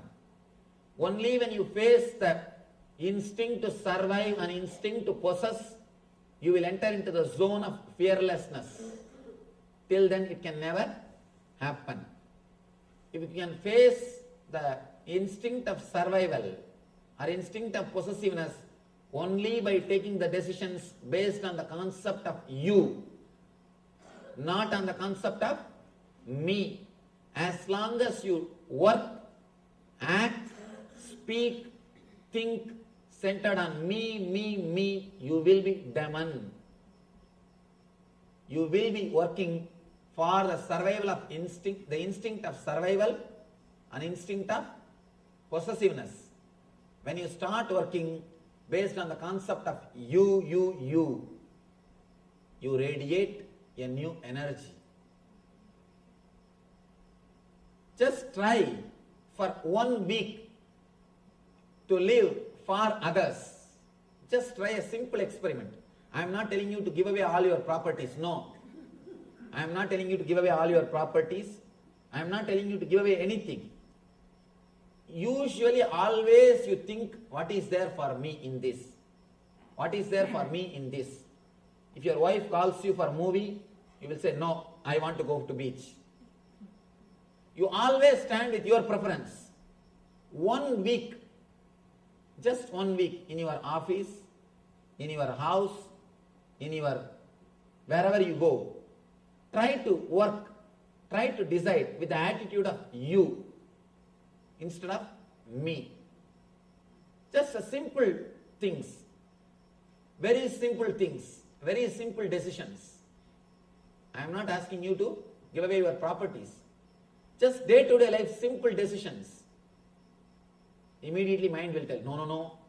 If I start thinking based on you, people may take me for granted. People may exploit me. People may cheat me. All right. Now nobody is cheating you. You are living centered on the idea of me. You are protecting yourself. Are you happy? Come out. Are we happy? No. Then why not try the other side? Just a simple experiment. Just a simple experiment. We lived throughout our life with this Asuri Sampat, what Krishna calls as demonic nature. Me. Now, just for 1 week, why not try? Always when we come back, first we catch our seat. We put kerchief also. First we catch our seat. And when some prasad is given, first we go and catch our plate. Instead of that, just for 1 week, get the plate and see that the other person receives it. See that next person is comfortable. Early morning when you get up, ask the other person, are you okay? Why don't you use the bathroom, then I will go. Always wait, first I have to go. I have this work, I have that work. Instead of that, just a simple thing. Small things you use today, then I will come. Please you do that, then I will use that. And continuously you are working. Let me do the small one. Just for 1 week, try to put that you in your being. I tell you, from where bliss will come, you don't know. Suddenly you will feel your whole being is relaxed. When you don't give attention to me, you will never be at tension. As long as you are giving attention to me, you will be continuously at tension. The moment you put the you in the place of me, a deep inner healing will happen to you. Please understand, what I am saying is not morality. Please don't think I am teaching you how to live happily. No. I am not giving this as a morality. I am giving this as a spiritual practice. Understand? If you are working towards spiritual growth, if you are a professional seeker, I use that word because there is a group of people, especially in the West, they are professional seekers. Any Swami comes, they will be there. Any Swami or any book, any spiritual thing, they will be there always. They will come. I have seen people coming and telling me, Swamiji, for last 30 years I am seeking. Don't feel pride about that. Don't feel pride about that.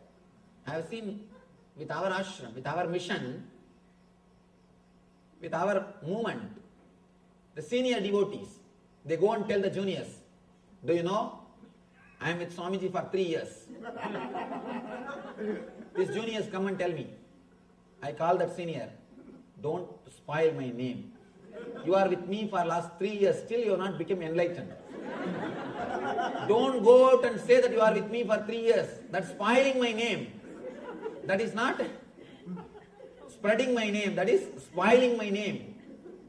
You are here for 3 years, still you don't know how to respect a junior devotee, still you don't know how to care for him, then don't say you are here for 3 years, then you will spoil my name. It is repairing my name, not spreading my name. So don't be proud, you are a professional seeker. Please be very clear.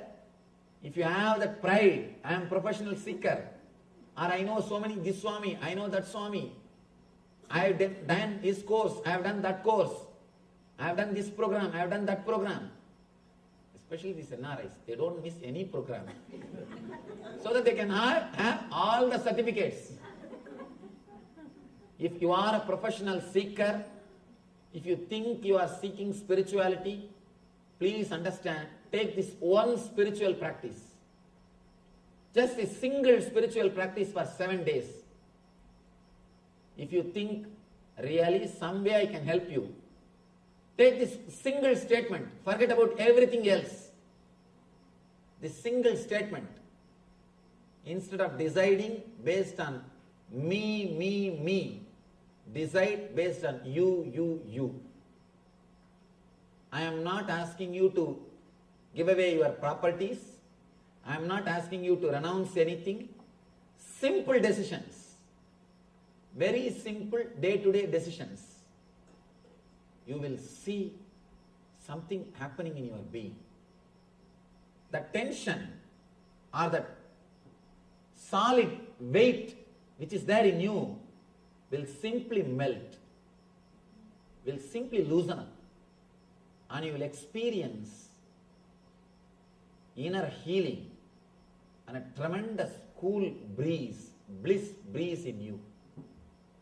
naturally when you get a taste or glimpse of this mood, automatically you will start expressing this attitude in your day-to-day life every day, every moment. Be very clear. Always we choose words and we do actions based on me. When you are shouting at somebody, you say, no, I do it for his good, Swamiji. For his sake, Swamiji. When somebody else is angry, you say, see, like a demon, how he is mad at others and he is shouting. When somebody else is angry, he is shouting. When you are angry, no, I do it for his good only, his sake only, Swamiji. I have to take care of him. If I don't teach, who will teach him? And I am doing it for his good only. Please understand, don't play with words. Just be straight. Just be straight for next 1 week. Not even more than that. After that you can become your old self, no problem. First 1 week, just 1 week try. Very simple things. Instead of always deciding for me, decide based on you. And I tell you, the irritation which you carry continuously will simply disappear. The instinct to survive will disappear. An instinct to possess will disappear. You will become an empty being. You will become hollow bamboo. When you become hollow bamboo, you will become flute in the hands of divine. Whatever happens through you will be divine. You will imbibe the divine nature. Krishna goes on.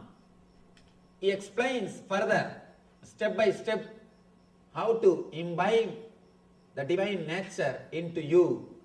How to do the cognitive shift in the very deep level, subtle level. Please understand, working in the level of sattva, rajas, tamas is very difficult. That is like changing all the servants to change the master. You will never be able to do. Just change the master. All the servants will be changed. Here, Krishna is giving you the technique to change the master. Ego, which takes decision. He is giving you the straight technique for the cognitive shift. Now the cognition is happening, keeping the I as center. He just gives you a simple technique to replace the I with the word you, so that the cognitive shift will happen. The same system will be used for divine nature. The same will be used for divine nature. Rama and Ravana, both are energetic. Both have got Brahmastra. Only one thing, one is centered on I, another one is centered on you. That's the only thing which makes one person as divine, the other person as demon. Now, Krishna goes further, deep, and gives you the subtle techniques to experience the consciousness of you, the ultimate consciousness, the consciousness of whole.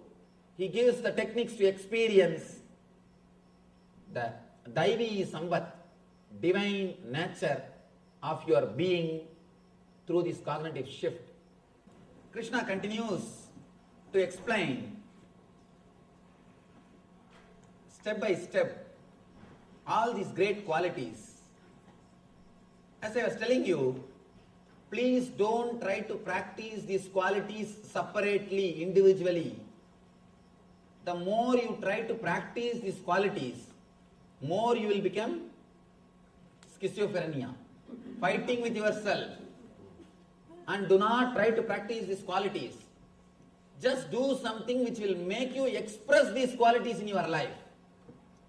Automatically you should become blissful. Automatically you should become free from anger. Automatically you should become person who is full of the dharmic qualities. By force, when you do, you always expect, including charity, when you do it out of force or social conditioning, because you are taught doing dharma, if you do because of some reason, be very clear, you will always be having trouble. Never do dana if you feel something is taken away from you. I always tell people, the word dana is wrong. Sharing, that's the right word. Sharing is the right word. Because you have enough, you just share with others. That's all. With word dana, you have always ego. I am higher, you are receiver. I am giving. But with sharing, the idea dana doesn't exist. I have it. I got it. Let us share. Somehow I got it. Let us share. Sharing is the attitude. Sharing is the right attitude. If you do it out of the concept I, even after doing charity, you will verify whether your name appeared in the plaque or not. Is there any spelling mistake or not? Is it right size or not? Is this less small font or big font? We will go around and verify. And be very clear, especially I have seen in India, in one tube light, they would have presented one tube light to a temple. In the tube light it will be written, Ramanathan's son Somanathan, in the memory of his father, his mother who passed away, Saundari Lakshmi, presented to this temple on such and such a date, in black paint they would have written. When you switch the light, you will see only black line on the wall. No light, only the black line. Raman Maharshi says beautifully, when you don't ask, you will be given. I always tell people, when you don't tell, I will tell. There are many people who tell, they do many things for the ashram. When they don't tell, I tell them. I tell the whole world. You see, he did all these things. He did all these things. When they tell, I keep quiet. Who's telling will work? When they tell, I think, all right, they themselves are telling, why should I tell? When they don't say, I tell the world. Please understand, when you don't do out of the idea of I, naturally, you will not feel something is taken away from you. Next thing, above all, you will feel the tremendous fulfillment. Anything should be done with the concept of you. When it is done with the idea of you, whatever you do will become like these beautiful qualities. Daivi Sampat. What Krishna says as Daivi Sampat.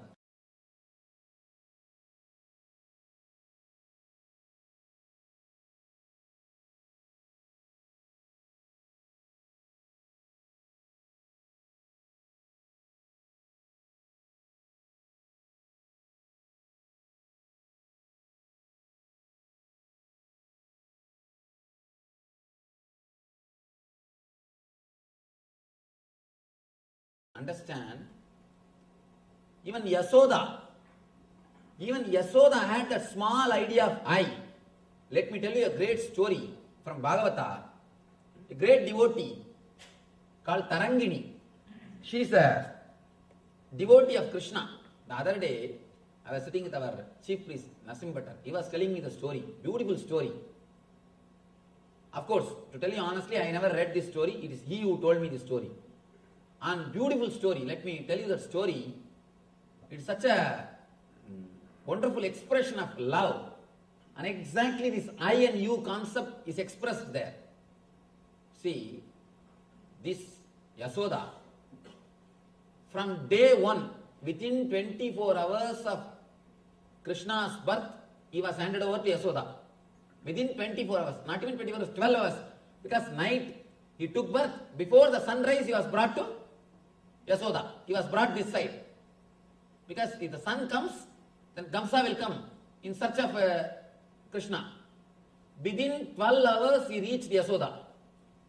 Yasoda brought him up practically till he left Vrindavan.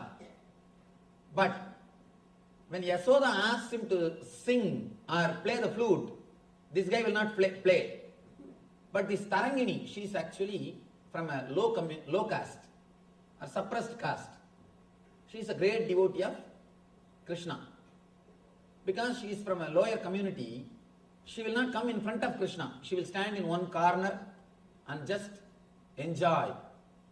Just enjoy the Krishna's presence and his music or whatever he does, naughty things. She will stand in one corner and enjoy. Such a great devotee. Of course, whenever Krishna walks, once Krishna goes away, she will go and touch that feet dust. And one day, Krishna left the flute and went away. He forgot. Of course, he wouldn't have forgotten. He must be playing. That guy, you think he will forget? He will make others forget, and he will never forget anything. And he was playing a drama as if he left the flute and went away. She just sees the flute and she thinks, oh, Krishna has left it. I should take it and keep it in the house and hand it over to him properly. Nobody should take it away. Out of love and care, she takes that flute and keeps it in the house. And this fellow did not forget. Purposely he is playing that drama. Suddenly next day he says, somebody has taken away my flute. He starts searching. Or he is acting as if he is searching. Somehow he came to know that Tarangini is having that flute. She wanted to get that and give it to him. But he himself goes there. He himself goes, so he has to find some reason to go to that area. No? Because that where the lower community people are living, the higher community people will not go there. If this guy goes without reason, Yasoda will ask, why did you go there? Why did you go to that area? Naturally, she will try to punish him. So he has to have some reason. So now he says, my flute is there, I have to go and pick it up. I have to go and pick it up. This guy goes and he sees that the area, it seems that Sukadeva beautifully explains, full of mud, the dirty roads, and a hut in which thousands of suns are shining. It means what? 1,000 hole. 1,000 hole. 1,000 holes are there in the hut. And this Krishna enters the house and asks, give me my flute. And she's just totally shaken.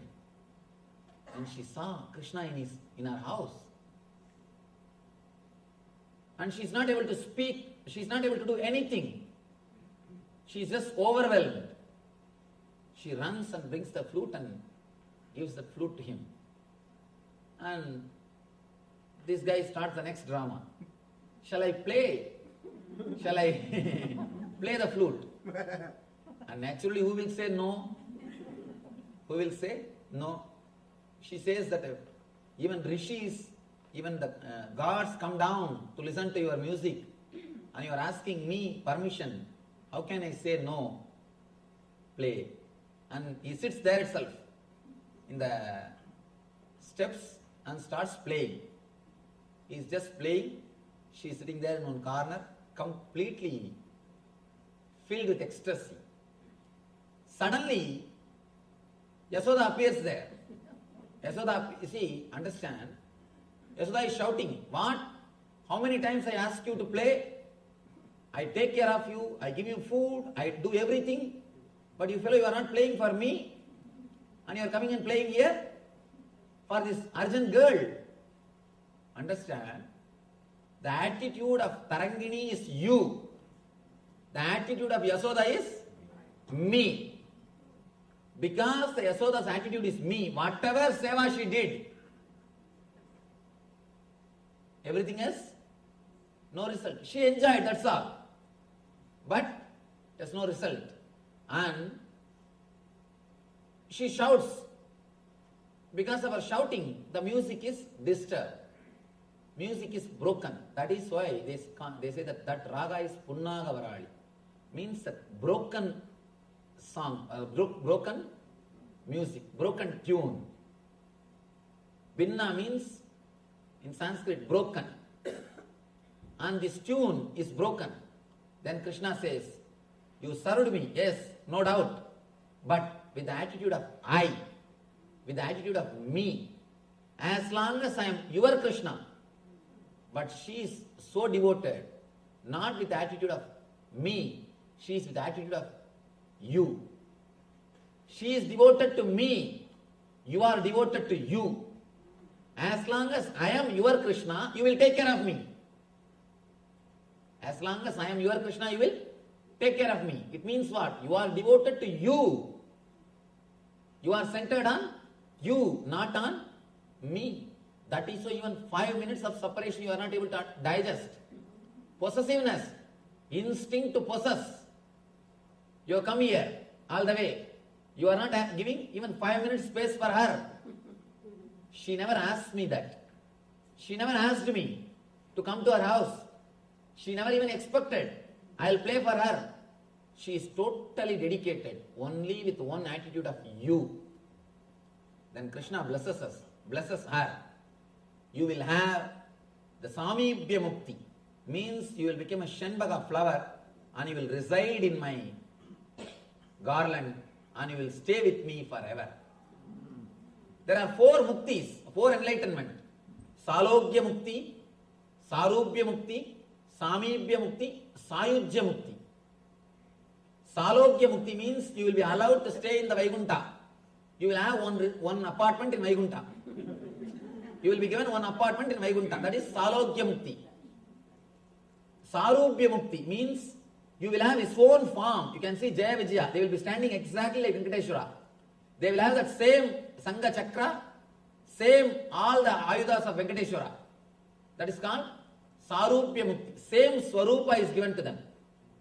Jaya and Vijaya, you can see the same way of Urthabundra, Shankha, Chakra and all the Ayudas. Just as Venkateshwara has got, they will have. It is called Sarubhya Mukti. The next level, Samibhya Mukti, being in the inner circle. Being in the inner circle. Chakrathalva, the chakra which Vishnu is carrying, the disc which Vishnu is carrying, he has achieved Samibhya Mukti. Means the very near, close inner circle. And becoming himself enlightened is Sayujya Mukti. Sayujya Mukti.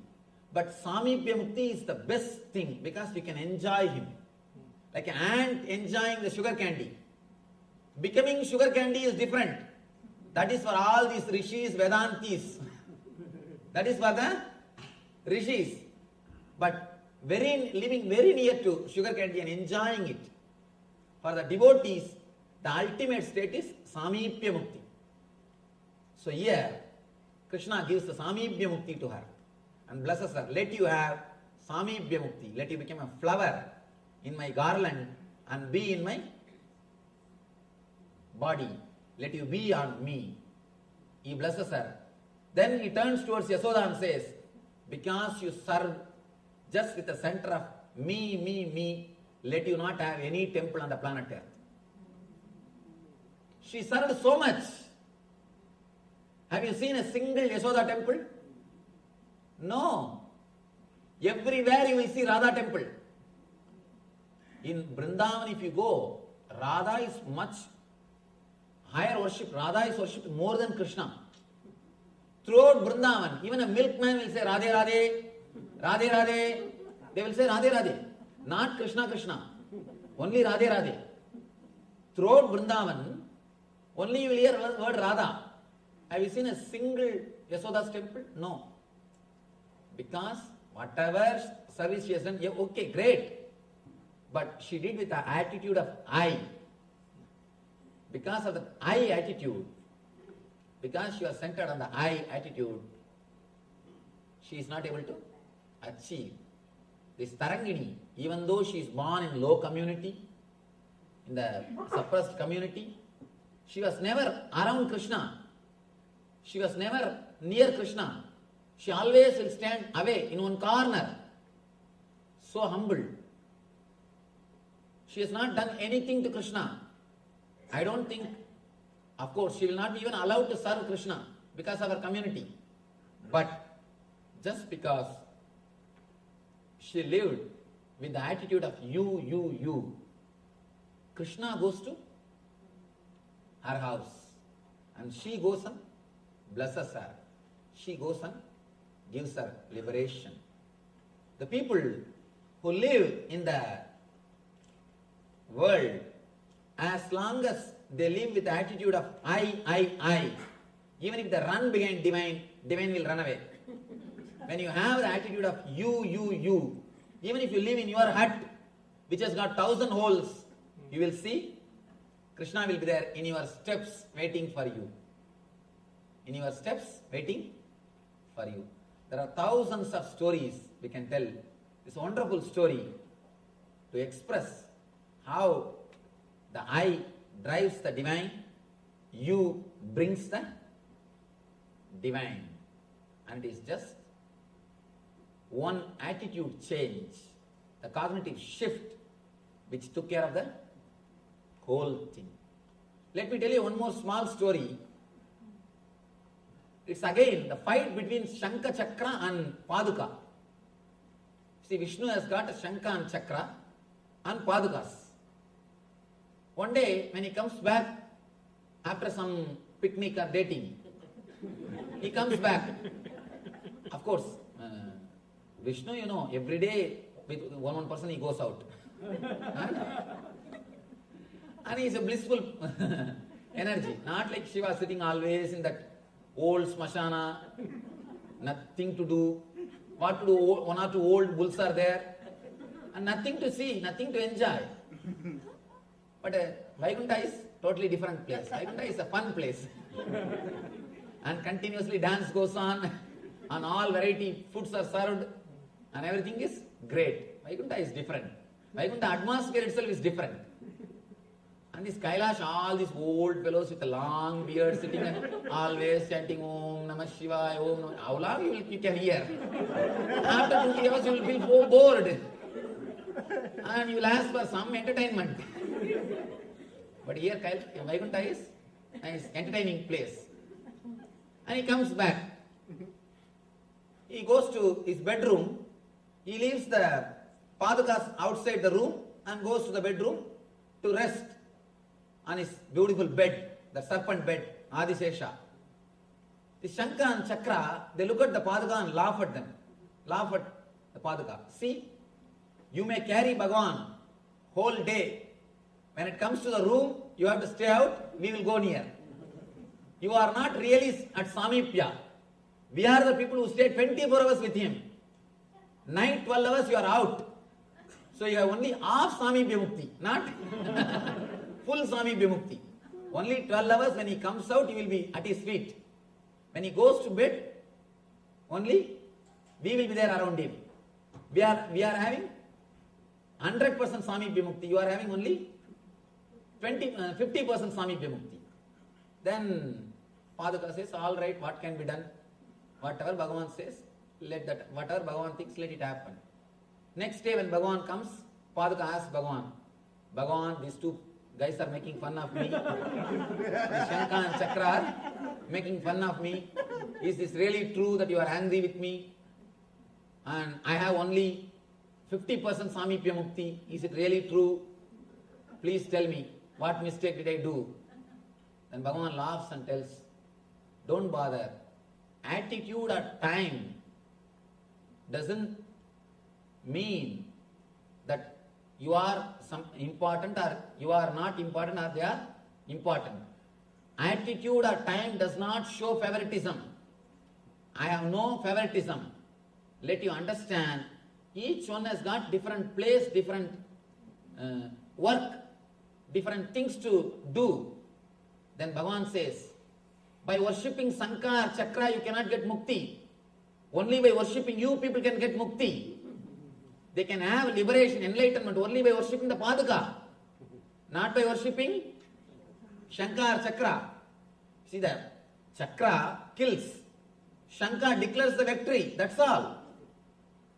By worshipping Shankha and Chakra you cannot get liberation. But by worshipping Padukas you can get liberation. Then Bhagavan says, they have their duty is different. Your duty is different. Your responsibility is different. Your place is different. Understand, the Shankha and Chakra cannot give enlightenment. Only you can give moksha. Only by holding you people can achieve moksha. Then he says, whatever is said and done, these guys have made fun of you. Let both of them take birth in the planet Earth and worship you for 14 years. Shankha and Chakra take birth as a Bharata and Shatrugna, worship the Padaka for 14 years in Ramayana. They come down as Shankha and Chakra, worship the Padakas for 14 years. Just because they made fun, 14 years, let them worship you. And understand, only you can liberate them. The Bharata and Shatrugna do Padaka Puja. 14 years, Padaka is only kept in the throne. And Shatrugna and Bharata, they do service to the Padaka. Padaka is the king. If you know the Ramayanam story, you know. In Ramayanam, both of them, Shankha and Chakra, the Bharata and Shatrugna, they both serve the Padaka and get the liberation. So understand, some may have some responsibility. Some may have different responsibility around the master. But if these guys think some are important, some are not important, the difficulty will be, there will be difficulty. The person who thinks he is important, he will be made to stand in front of a person who is considered as unimportant. Shankha and Chakra, they started thinking me. So, naturally they have to suffer. The Padaka says you. Naturally, it receives the worship. And then Bhagavan blesses. Let this Shankha and Chakra worship you and then have the liberation. Then they will never talk about you. So the centered, how we are centered, that is the thing really which makes your life demonic or divine. Divine or demon is only one concept, you and me. Now, the next sloka, Krishna says, Daivi sambat vimokshaya nibandaya surimata masucha sambatam daivim abhijatosi pandavaha. The transcendental qualities are conducive to liberation, whereas the demonic qualities make for bondage. Do not worry, O son of Pandava, you are born with the divine qualities. Now, an important question when you heard so much about this you and me. Immediately next thought which comes in the mind is, Swamiji, I don't know whether I am working based on me concept or you concept. I am afraid whether I am demon or divine. Please guide me. Please tell me based on what quality I am working. That fear rises. And I tell you, if you have that fear, please be very clear, you are divine. The person who is ready to look into his mind, the person who is afraid whether I am living rightly or wrongly, will always live rightly. Person who is arrogant, only he will be demonic. The person who is demonic, asuri, will never have the idea, he will never even consider, am I doing right or wrong? For sure he knows, I am right. I am right. Here, Arjuna is also having that fear. Bhagavan, am I living with the divine nature or demon nature? He is not expressing, but the face shows. The face shows. And now Bhagavan expresses. He says, Daivi sampat vimokshaya nibandaya asuri mata masucha sambatam daivim abhijadosi vantavaha. Transcendental qualities are conducive to liberation through transcendental qualities, through the divine qualities. Living with the attitude of you achieve the liberation, enlightenment, means nivritti. By living with the idea of I, you are you will start creating more bondage. The demonic qualities make for bondage, means pravritti. It starts the pravritti. Do not worry, O son of Pandu, please don't worry. You are born with the divine qualities, he assures. By hearing all these great words of I and you and me, in the gap time, the 10-15 minutes of gap time, if you really contemplated, am I living with you or am I living with I? How I am living? I don't know. Am I living with the demonic nature or divine nature? If you have contemplated, if you had the doubt, if you have suffered with a little fear, if you had a little bit of that fear or thinking, guilt, be very clear, you are born with the divine nature. If you think, no, I am living properly. Anyhow, I did not have any other entertainment, so I am sitting here and listening. Let him say whatever he wants to say. Anyhow, I have come, let me listen. If you are with that attitude, now you know what. If you have considered, if you have seen, at least once, if you look into your being, am I living with demonic nature? Am I living with divine nature? What is my nature? If you try to measure with the scale about you, your inner being, at least once, be very clear, you are Arjuna, you are in the position of Arjuna, be very clear, you are born with the divine qualities. Daivim abhijadosi pandavaha. He says, you are born with the divine qualities. Daivim abhijadosi. You are born with the Daivi, divine qualities, O Pandava, O son of Pandu. So if you are worried for a few minutes, listening after these words, now you don't have to worry, you are born with the divine qualities. That's a scale. Whenever a person who is dharmic, when he listens to these higher words, he always verifies once. Because he is centered on dharma.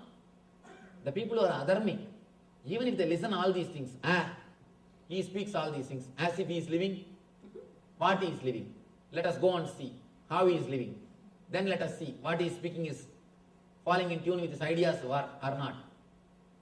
Person who is divine tries to chisel himself, tries to correct himself. Person who is asuri tries to correct the others. With asuri sambat, he is holding the chisel and hammer in this way. With the divine sambat, he is holding the chisel and hammer in this way. When you carve yourself, you become God. So, here, if you chisel, if you look into yourself, be very clear, you are born with divine nature. Now, Arjuna has become matured. The moment he listens to these truths, he starts looking into his being. So, naturally, Krishna says, you are born with divine nature. Dvaubhuda sargau loke asmin daiva asura yevacha daivo vistara saprokta asuram partame shrunu. Partha, in this world, there are two kinds of created beings. One is called the divine and the other is demonic. I have already explained to you at the length of the divine qualities. Now understand demonic qualities also, so that you will understand and live your life blissfully and happily. He goes on explaining all the qualities of person who lives based on I. I don't think we need to understand all these qualities because we have already. There is no need to read all these qualities of a person who lives with I. Because we know enough of them. All we need to know is how to live with the attitude of you. Understand? When you live with the attitude of you completely forget you. You disappear into the existence. Let me give you a simple, one of the important technique. Even Krishna speaks about that.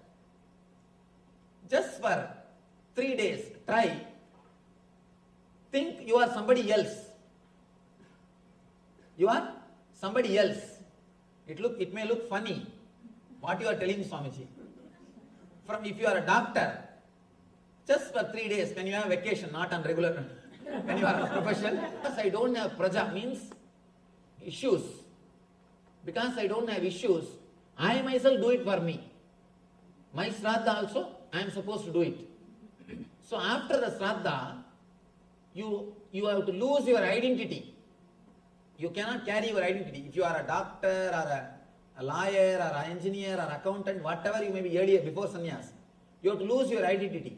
For that, they will smash the whole body with ash. They will put the bhasma all over the body. And like a bhuta, they will put all the big Rudraksha malas. And all the identity should be lost, and they should go for a begging. They should go for Madhugari Bhiksha. And they will not associate themselves with their identity. Completely they will break their identity. For 3 days they have to meditate, they are somebody else. 3 days they will break themselves from their old identity. Only if they pass in this meditation, if they are able to break completely from their identity, they will be given sannyas. It is called Bhuta Sarira Vasa.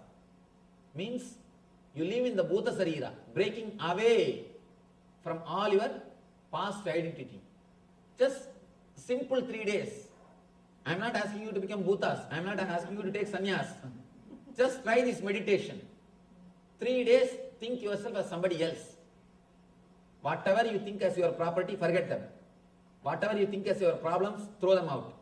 Whatever you think as your profession, throw them out. Just for 3 days. You can come back and pick it up, that is different. For 3 days, throw them away. You will see a new consciousness rising in you. New consciousness rising in you.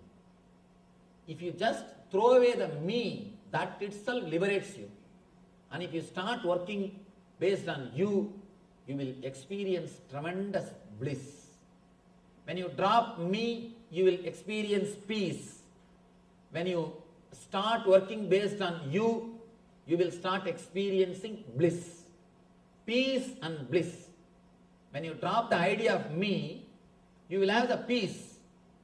When you work for the idea of you, for others, you will have bliss. This is the straight path for peace and bliss. Here Krishna goes on explaining, Asatyam apradishtam de jagadahuranishwaram aparaspura sambhutam kimanyat kamahaitukam. He speaks about the qualities of the demonic nature. They think there is no ultimate energy, intelligence which is running this planet Earth, which is running this universe, and this whole thing is just produced out of lust and desire. That's all. They believe in material. Of course, modern day, even the scientists have started understanding, and they are giving new concepts. Even they started speaking. There is a cosmic intelligence which is running the whole thing. It is not dead. It is not just matter and matter. They say world is not pure chemistry. People who think world is pure chemistry, they become demons.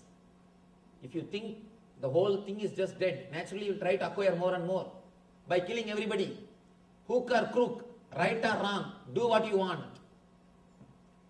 Only when you understand the whole thing is intelligence, it responds to your thoughts, your activities, you will start living properly, or you will start really living. Small story. Group of scientists, little arrogant, who think that they can do anything and everything. They challenged God. They said, "Oh God, now you are not necessary. Whatever you do, we can also do. What do you say? You are creating human beings. We will also clone and create. What do you say? You create all the whatever is available in the planet Earth, the trees or all those things. Now we can also do all those things. Our department has developed everything. We can do anything. And here I am surprised. See the size of banana and see the size of fruits. All scientist creation. And the scientists have called God for an argument or competition. Come, face us. We will do whatever you do. Now better you go and rest. We don't need you anymore. God said, all right, let us face them. Both of them came and God created a plant. Immediately they also created the same tree in a much better way. And one by one, continuously they are doing. Suddenly God took little dust and created a man out of it. This guy said, that is not a big deal. Let us do. Now cloning has come. They took the dust and they were about to create a man. God said, stop. Bring your own dust and do. Bring your own dust and do. Don't do with my dust. So be very clear. Whatever you may achieve, wherever science may go, divine is alive. God exists. And there is a cosmic intelligence which runs the whole universe. You may create man out of dust, but from where will you get the dust? You cannot create dust. So be very clear. There is a pure intelligence and energy which exists. But people who are demonic, who are centered on I, and me, they think everything is me. They think the whole world is known to them. They think the whole logic and calculation of the world is known to them. They think, I know all the logic and calculation. This is the way things happen. This is the way it has to be done. They think they know everything. Person who thinks he knows everything, one simple thing should be done. He should be simply get married. You should get him married. Just put him in, just get him married. Then everything will become all right. And I have seen these young guys, when they come, these parents will force them to fall at my feet. I never like forcing somebody to fall at the feet. And these guys, if they don't want to fall, they can go. But they will not go. They will stand there and will ask me questions. Why should they fall at your feet? And I tell them, I am not telling. But their arrogance is so much. They will be asking all questions. I tell them, I am not asking you. Why should you stand here and argue?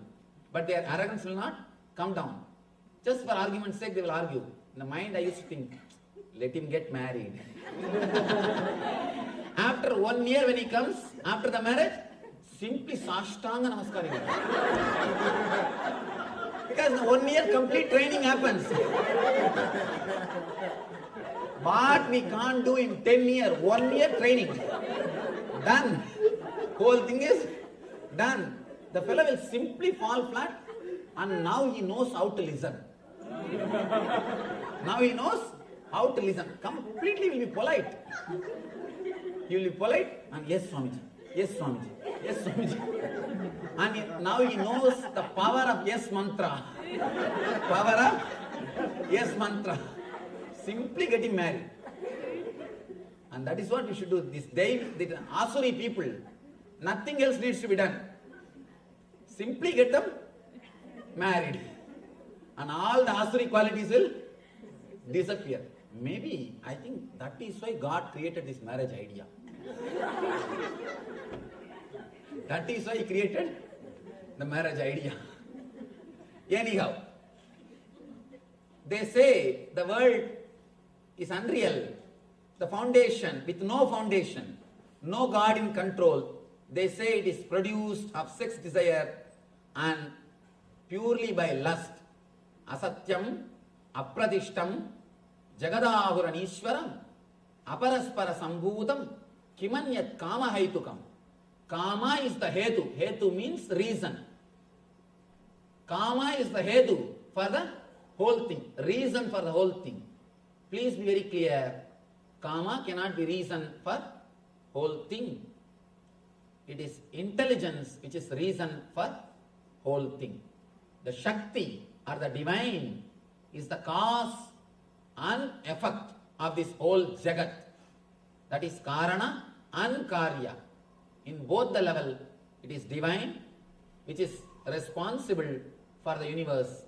But when you think the lust is responsible or just you are the responsible, you start thinking, you start working with one idea of me, me, me. Here, Krishna explains the same concept in a deeper way, and he gives a beautiful punchline.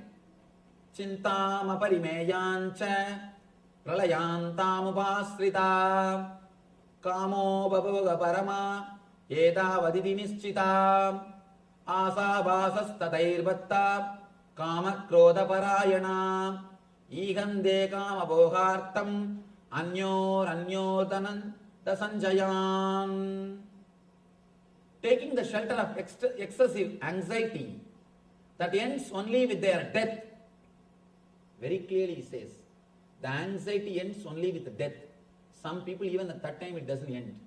They will be waiting. I paid insurance and these guys are not putting proper casket. They are not putting the proper marble. I paid insurance. I paid so much of money for insurance, so much of insurance I paid. See, they are not putting sandwood bars.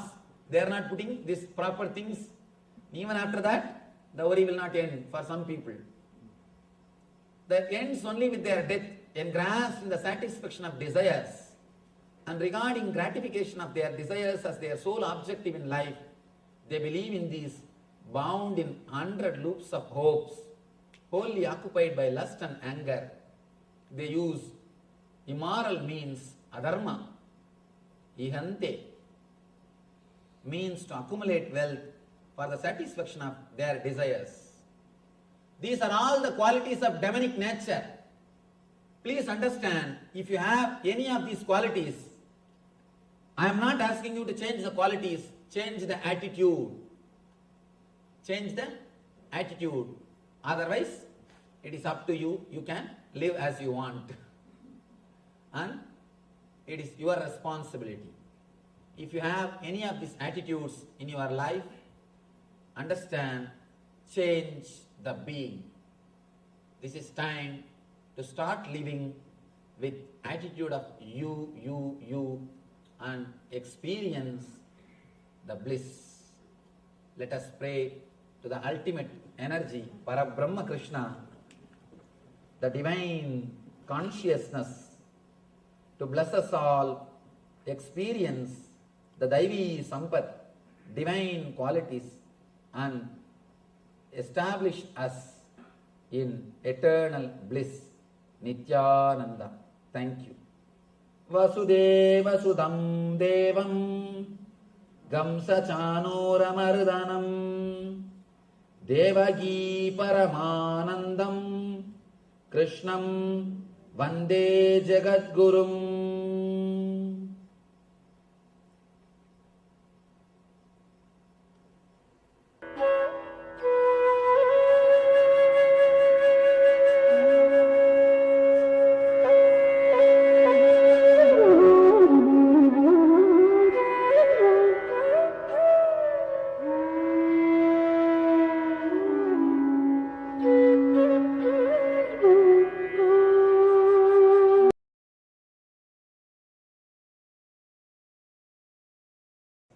Now, take few minutes, sit and analyze. Throughout my life, all these years, I was driven by greed and fear. What I have achieved? What have I got? Where am I standing? What is really happening? Consciously, think, consciously allow this idea to work on you.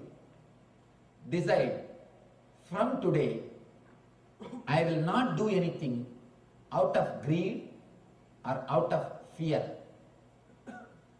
Immediately the fear will rise in you. What will happen to my bills? Who will pay? What will happen to my house? Who will pay the mortgage? What will happen to my car? Who will maintain? What will happen to my kids? Who will feed them? What will happen to my social prestige and name and fame? Who will maintain it? Please be very clear. You have enough energy, you have enough strength to maintain yourself without fear and greed. The important thing you need to trust is you don't need energy from fear or greed to run your life. That's the first thing we need to understand.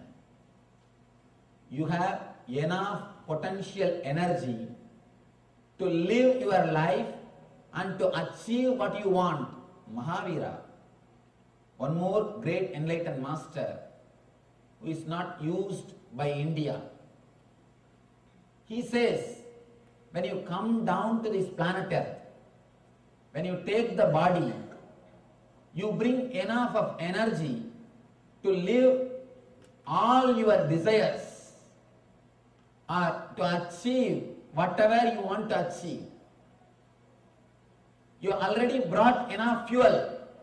You don't need fuel from fear or greed. You always think, if I stop fueling myself from fear or greed, I may stop working. No, there is reserve in all your vehicles. Enough fuel is available. But psychologists can never believe the unmotivated action is possible, because they have never seen a Buddha. Again and again, these people who are working on the field of psychology, they come to a conclusion, only with motivation man can work. I tell you, no. No. What motivation birds have got to sing? But these Freudians are so perverted. Even for that they have started giving meaning. They say that the bird is calling for the spouse.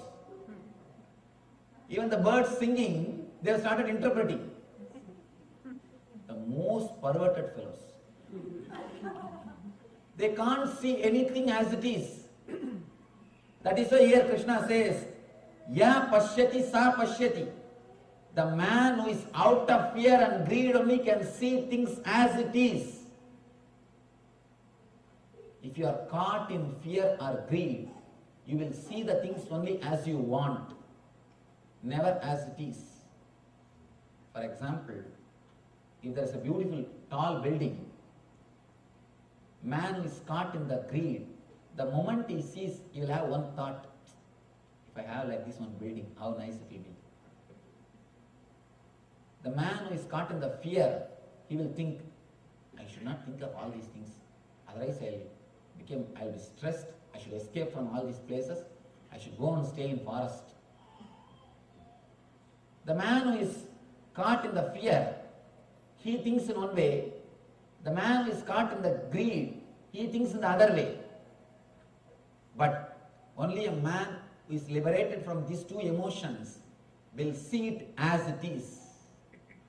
Yap pashyati, sap pashyati. What is, he will see that. Now, decide strongly. Throughout my life, I lived either pushed by fear or pulled by greed. Mahavir says beautifully, you don't need energy from greed or fear. And I tell you, for a person who is trained by the society, who is conditioned by society, for the person, it will be very difficult to believe this truth, that you don't need energy from fear or greed to live. I know you are all sitting here out of politeness.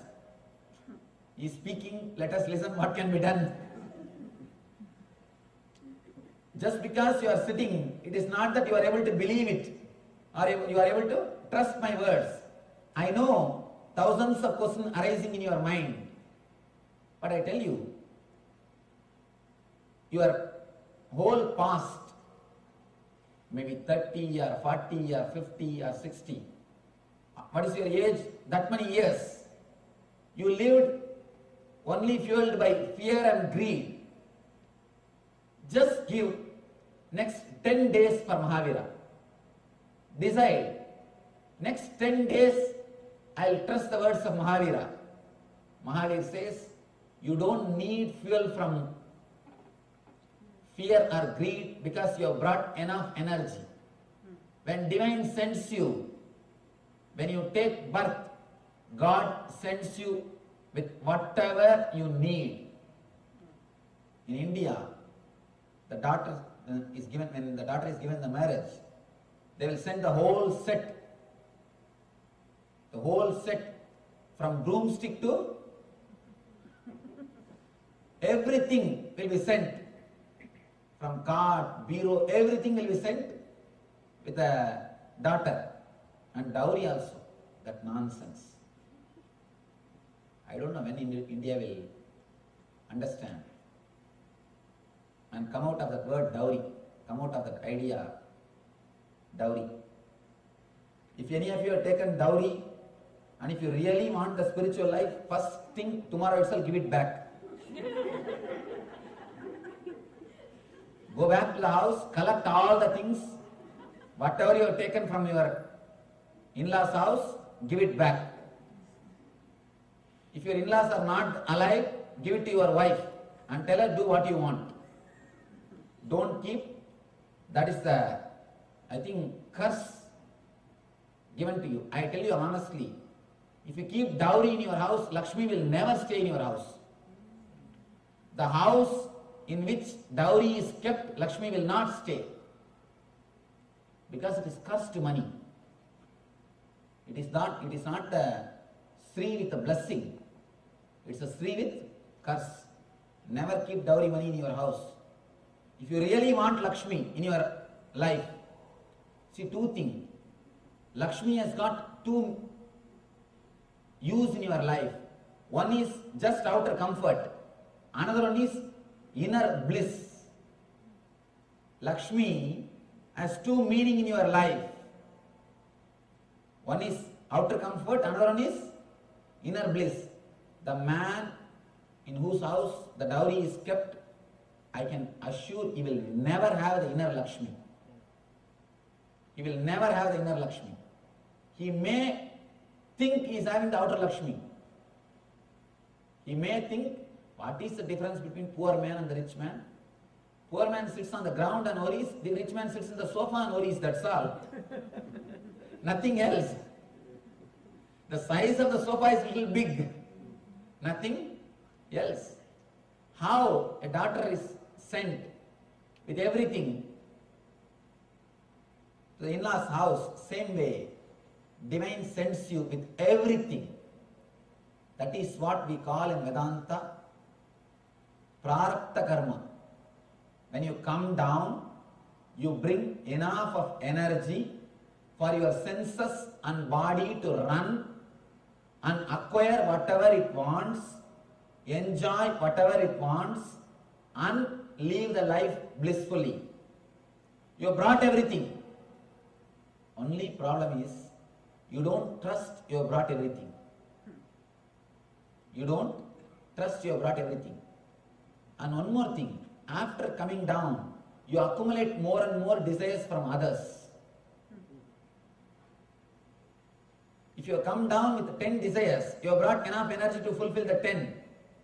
But after coming down here, you collect some more desires from your parents, brothers, sister, and then you try to work out all those desires.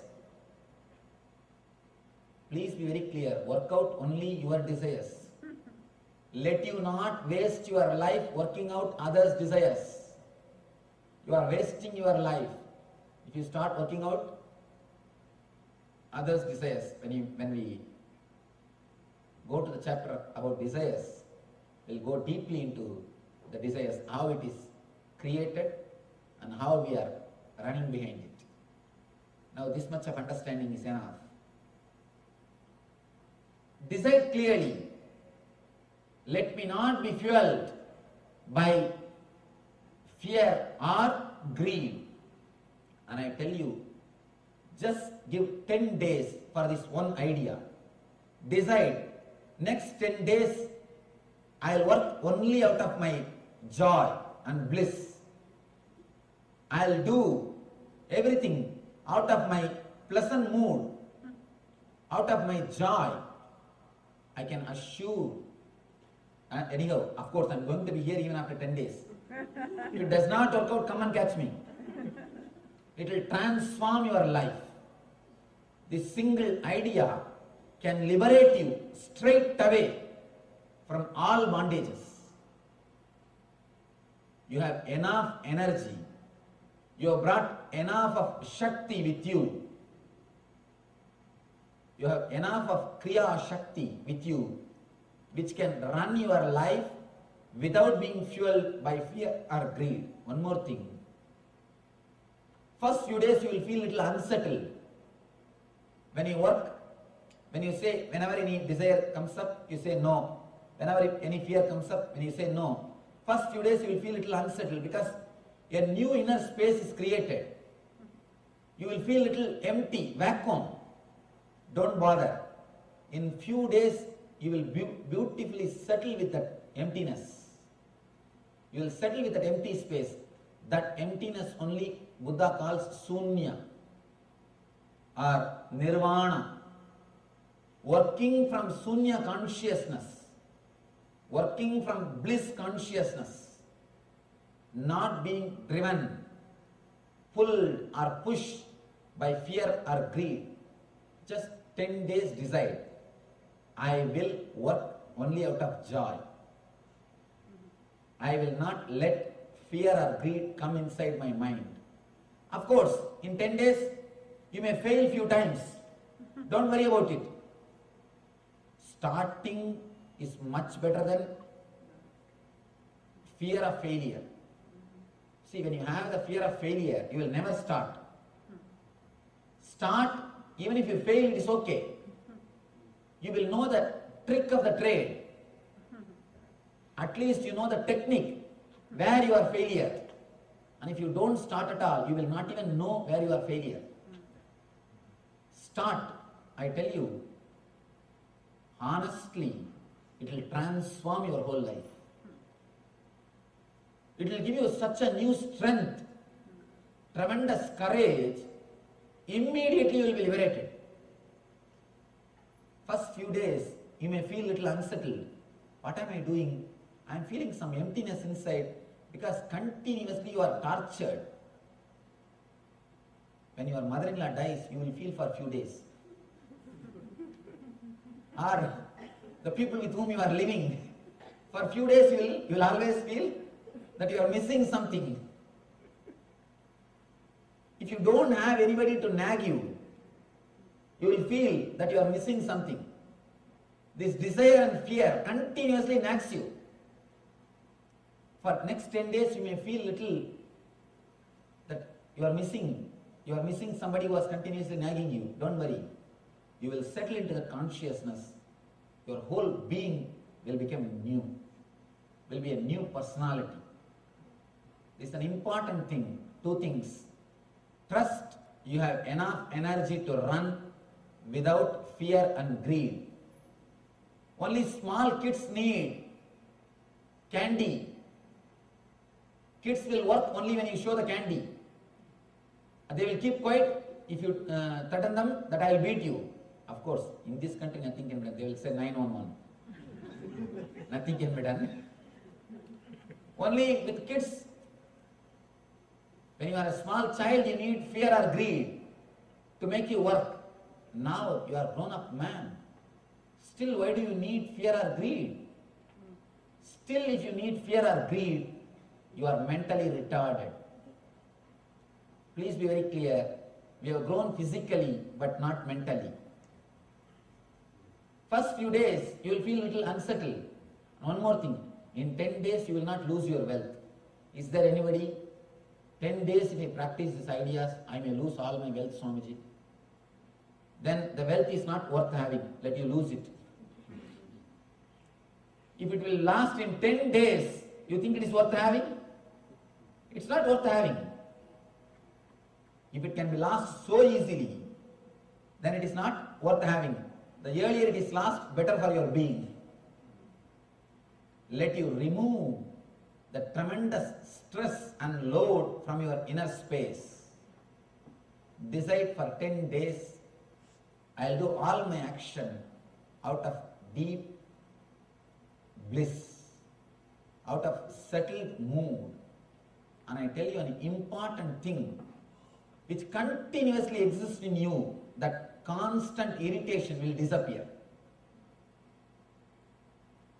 Knowingly and unknowingly, you carry the constant irritation in you.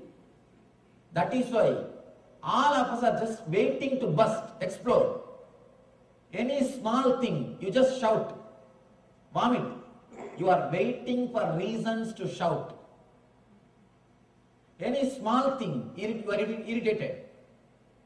You shout. Don't you know? Don't you have sense? Why are you doing this? Why are you doing that? Constantly we carry that irritation mood in us. From morning till night, constantly, even for a small thing, we always shout, explode. Look into yourself. How many of you can honestly understand and agree that you carry that constant irritation in you? Raise your hand. Others are not honest, be very clear. Don't think you are not carrying. Constantly we are carrying that irritation. The irritation is being carried in your inner space constantly. It is because of fear and greed. Let you be liberated from today from that irritation which you are carrying constantly. Something or other, some reason or other you need to explode, that's all. You are waiting to jump on others because you are not settled within yourself. There is uneasiness between you and your being. That uneasiness always expresses continuously on others. That uneasiness, what I call dis-ease. That dis-easeness between you and your being is what I call disease.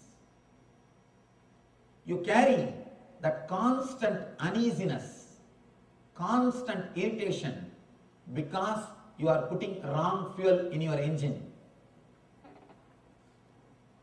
If the wrong fuel is added into your engine, you know the sound, what type of sound you will have and what type of smoke you will have. If the fuel is not pure, the engine will create a different kind of sound. Small story. Husband and wife both were driving car. They stopped at a signal. Suddenly next to them they saw a Benz car standing. Husband said, yesterday night in dream I was driving like this beautiful Benz car. Wife said, yes, I heard the engine sound. Sound sleep. Sleep for them and sound for others. Be very clear. If the fuel is not pure, you will have different sound and different smoke. If you are carrying the constant irritation in you, the fuel is not pure. You are not working out of your consciousness. You are not working out of your bliss. Just 10 days, decide. Don't put the fuel of fear and greed in your vehicle. You will see suddenly the new energy coming up from your being. The enthusiasm, costless, auspicious energy. The costless, auspicious energy is what we call Shiva. Shiva means in Sanskrit causeless auspiciousness, reasonless energy.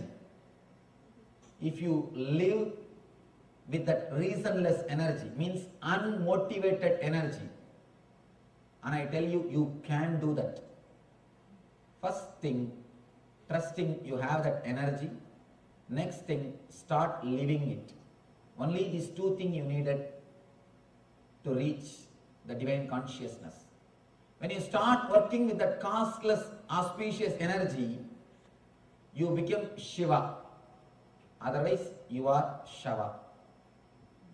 Here, Krishna gives a beautiful technique to reach that ultimate Shiva consciousness, to reach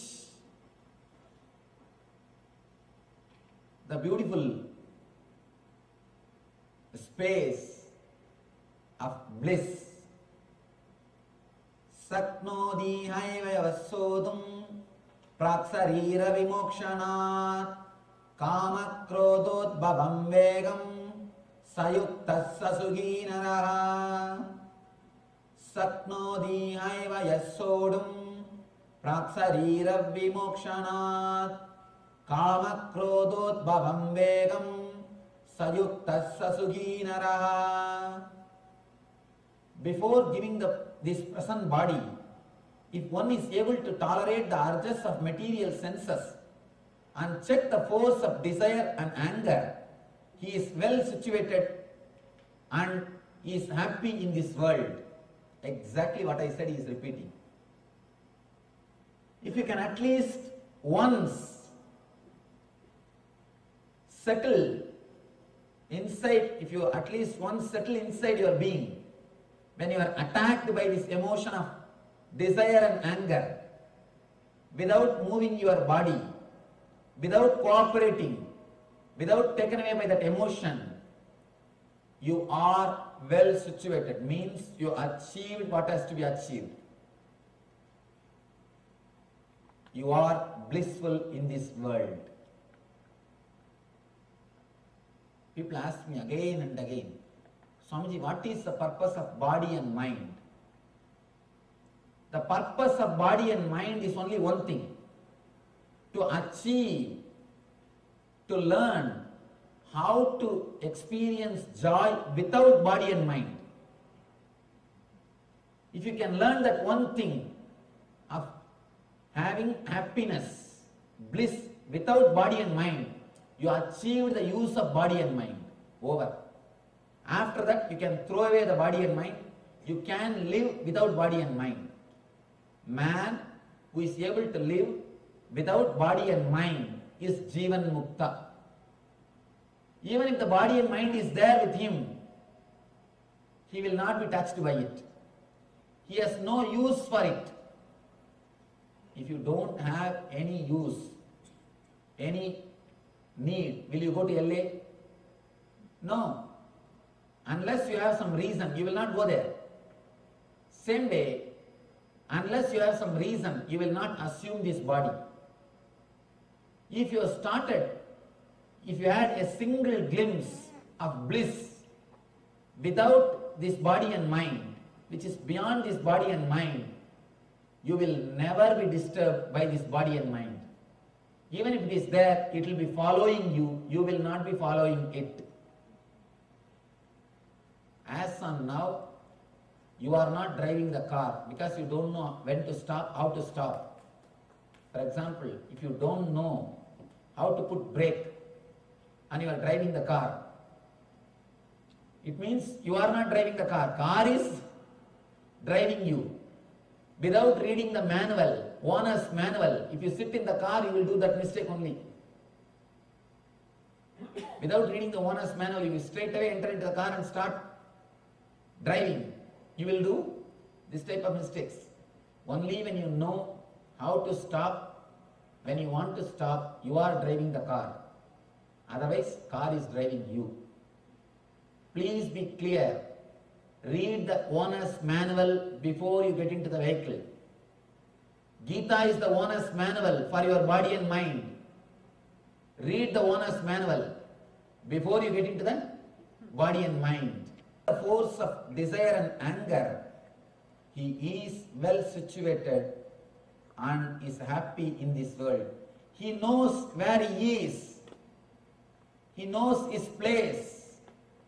If you don't know your place, it is very difficult. In this world, many of us don't know our place. That is why we feel we are uprooted. We don't feel we belong to this life. We don't feel we are at home. Because you don't know your place. Small story. In a dark theatre, interval time, one guy went out, came back with popcorn and Coca-Cola.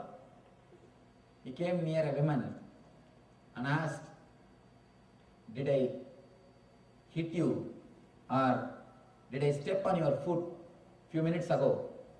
She said, yes, as a matter of fact, you did. Then he says, thank you, then this is my seat. Then this is my seat. You don't know your seat. You don't know your place. You have to identify your place only through these sources. You ask her, did I step on your foot? Did I hit you? She says, yes, as a matter of fact, you did. Then he says, thank you. Then this is my chair. This is my seat. You don't know where you are situated. Only a person who has gone beyond greed and fear can relax into his being, will know what is his place on this planet Earth. If you don't fuel your being with fear and greed, suddenly you will see a new clarity. You will start working out of intelligence. You will start working out of divine consciousness. You will start working out of eternal bliss. Just decide, whatever I do out of greed, it only adds more and more greed. I am running. Enough. Same way, if you are escaping from something out of fear, all right, how much I can escape? How long I can run? This fear will come and attack me in some other form. If I am afraid of this and run, I will be afraid of something else. Something else will come. It is just the fear, not the object about which you are afraid. The object is not going to chase you, but the fear will chase you. You may go away somewhere, but you are carrying the tent, the canopy of fear and greed with you. Wherever you go and do the picnic, you open your own small tent. Same way, wherever you go, you carry your own small tent of fear and greed. You may escape anywhere, but when you go and sit there, you will open up your canopy, your fear and greed. There are so many great escapes, especially in this country. How many places? World's most happiest place, they claim, the Disney World. Actually, I went all over, the Disney World and the zoo, all possible places. Wherever, whatever places are popular, they took me there. After seeing, I really felt sad inside me. These people need so much of entertainment, means how much of depression they are carrying inside. So much of entertainment is necessary means how much of depression they are carrying inside. If you need so much of entertainment, please be very clear, something seriously wrong with your system. Something is seriously wrong in the whole system. Man doesn't need, by his nature, he doesn't need so much of entertainment. If he needs so many things to make him happy, there is something seriously wrong in the whole system. We need to look into the system and repair it. Again and again, Krishna declares, let you work out of joy. And I tell you, if you work out of bliss, you will create bliss for yourself, and you will create bliss for others, and you will never know what is tiredness. You will never even know the word tiredness. I tell you honestly, still I can't understand the word tiredness. How can you have tiredness? Tiredness is nothing but the inner contradiction between your Ichcha Shakti and Kriya Shakti. Between your will and your action. There is an inner contradiction. Inside there is some deep problem. You have a problem between your anger and fear. You have a problem between your greed and fear. Your greed and fear is attacking each other and you are tired, that's all. If you are feeling tired, please be very clear. Inside you, a big war is going on. The Mahabharata Yuddha is going on. Inside you, the war between the fear and greed is happening. Man whose consciousness is clear can never experience tiredness. The very idea of tiredness is totally wrong. How can there be tiredness? Just what you want, you do, that's all. In my young age, when I was in the college, I used to sit and meditate. Morning I'll sit for 4 hours and evening I'll sit for 4 hours. I'll just casually sit and meditate. The roommates, they will ask me, how are you able to sit for so many hours? And I used to tell them, what is there? Your body, your mind. If you want, can't you sit? If you can't even sit with your body and mind, what are you going to achieve? Honestly, I am not even able to understand how a man cannot sit with himself. Your body, your mind, that's all.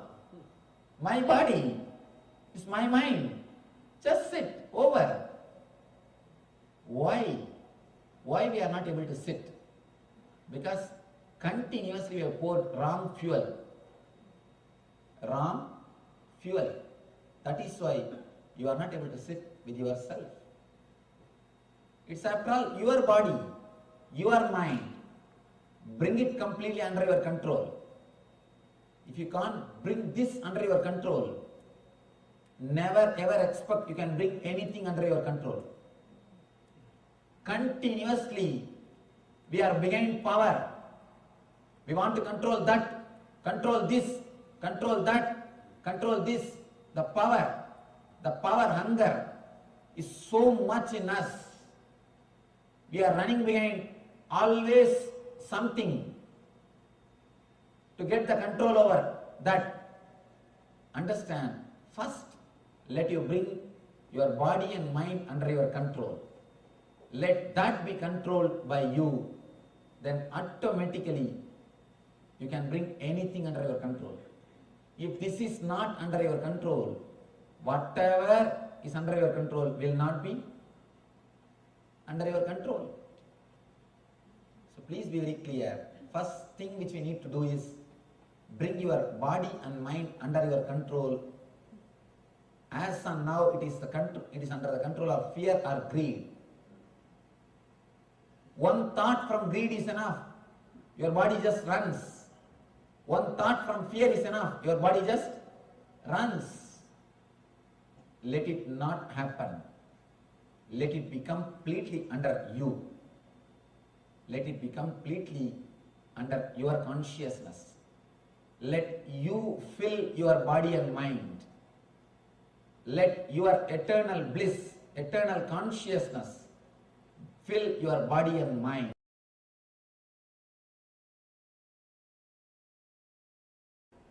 Uttaredatmanatmanam atmanam avasadayet atmaivyatmano bandhur atmaiva riburatmanaha. Uttaredatmanatmanam atmanam avasadayet atmaiva hyatmano bandhu ratmaiva ripuratmanaha. In my discourses, if I have quoted any Gita sloka, more than twice means this is the only sloka. At least 100 times I have quoted this sloka in my discourses. I can say this is a gist of the whole Gita. This single sloka is the gist of the whole Gita. Yesterday, we understood the concept, how to move from doing and having to being. We are all stuck in having, and then little intelligent man moves to doing. Then you are supposed to move to being. We learned the technique of how to move, how to liberate yourself from fear and greed, how to move into the divine consciousness, how to move into bliss.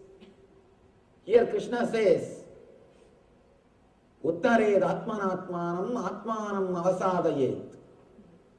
The translation goes, one must deliver himself with the help of his own being and not degrade himself.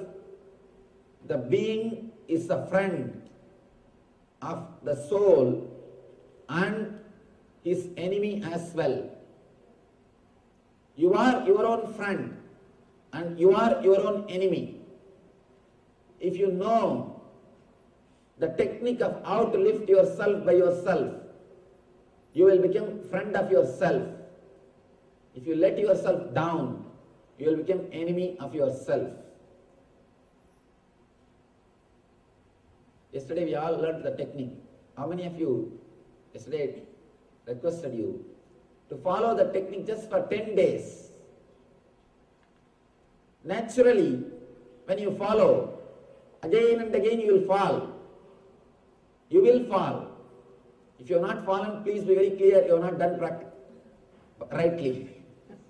You have not practiced properly. When you practice anything, naturally you will fall. Again and again, suddenly you will forget. Oh, I started working out of fear. I started working out of greed. You will come back. Again and again you will come back. When you start working, naturally you will see there will be few problems. Always, when you start anything new, you will have three phases. First, resistance. Next, just avoiding.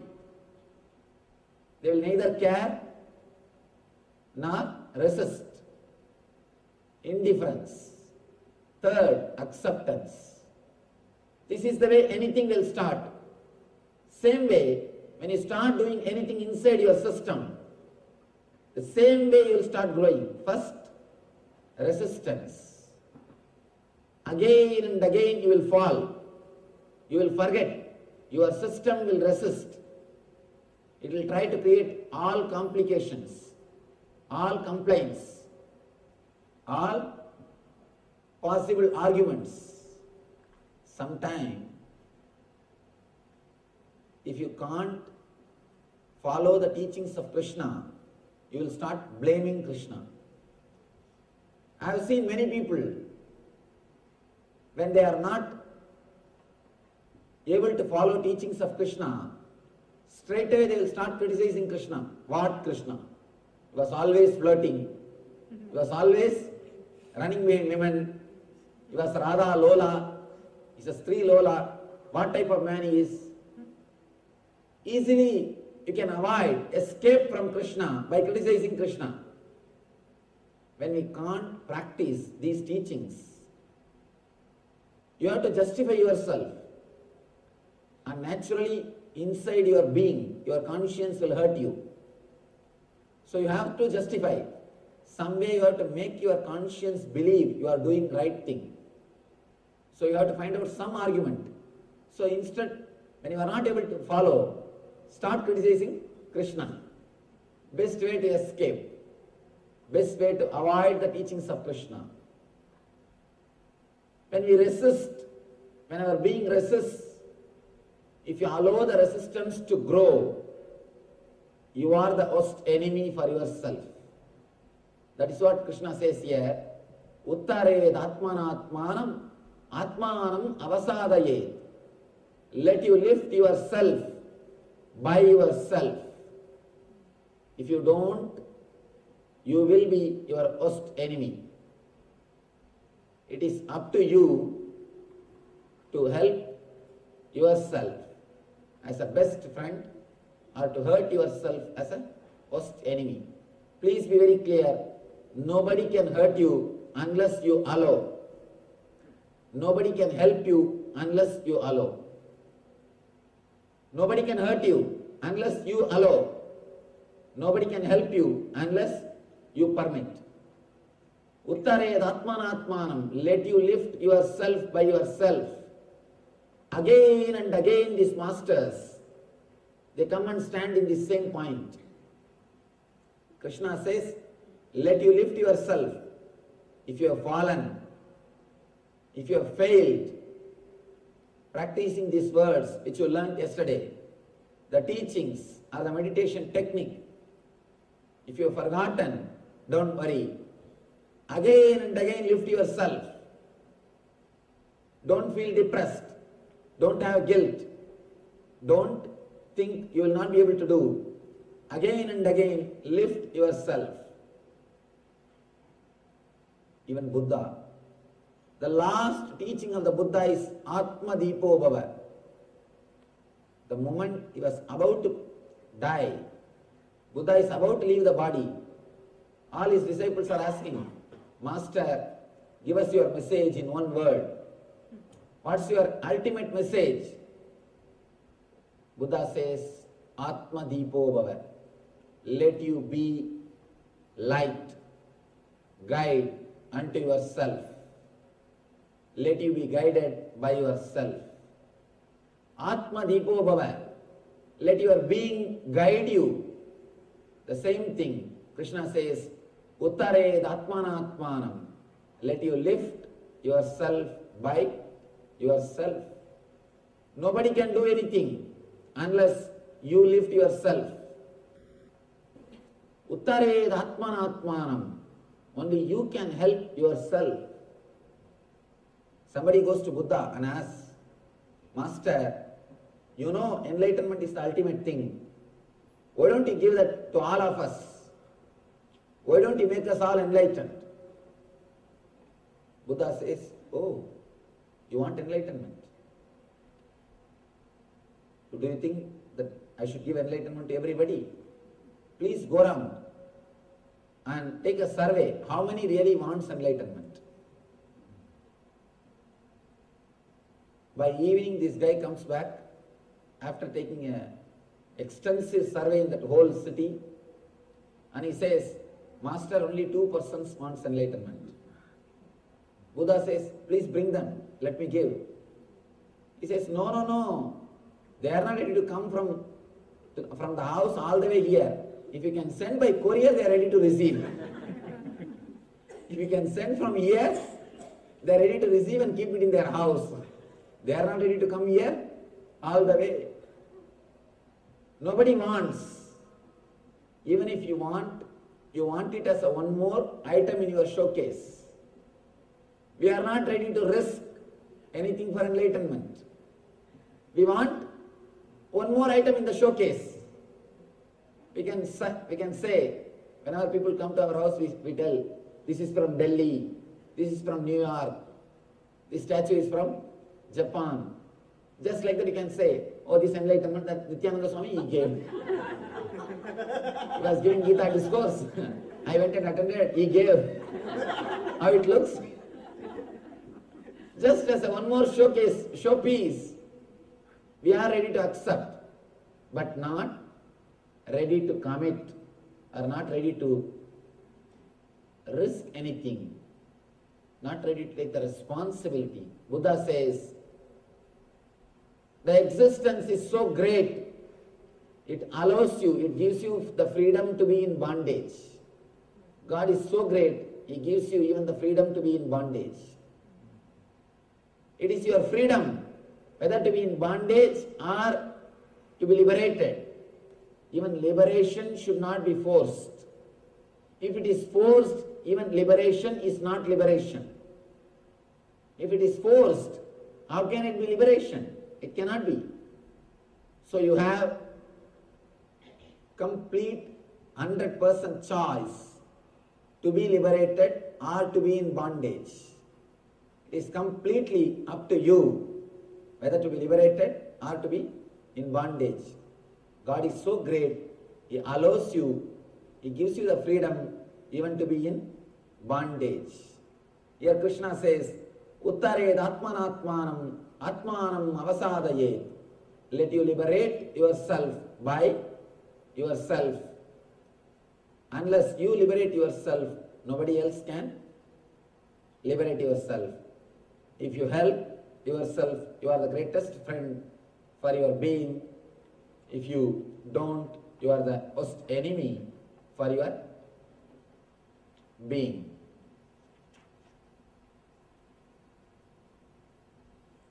Next, Krishna explains the same concept. Bandhuratmatmanastasya enatmaivatmana jitaha anatmanastu satrutve vardedatmaiva satruvataha. For him who has conquered the mind is the best of friends. But for the one who has failed to do so, his mind will remain the greatest enemy. This is an important sloka. This has to be understood with the next two slokas. Let us enter into the next two and then we will understand. Jitatmana prasantasya paramatma samahitaha Sidoshna sukha dukkeshu tadamana pamanayo Jnana vinyana truptatma kodasto vijidendriyaha yukta yucchate yogi samaloshtasmakanchanaha. Let me give the translation, then we will enter into the understanding. For one who has conquered the mind, the super soul, Paramatma, is already reached. For he has attained tranquility. To such a man, happiness and distress, heat and cold, honor and dishonor are all the same. The next sloka says, the person whose mind is contented because of knowledge of spiritual science, who has subdued his senses, and to whom clod, stone and gold are same, and who is satisfied with what he is earning, is said to be established in self-realization and is called a yogi. Throughout this chapter, Krishna speaks about senses, how our senses are functioning and what we are supposed to do. Let me give you a small diagram, how our mind functions and how our senses are working. Then we will be able to understand the Gita in a much better way.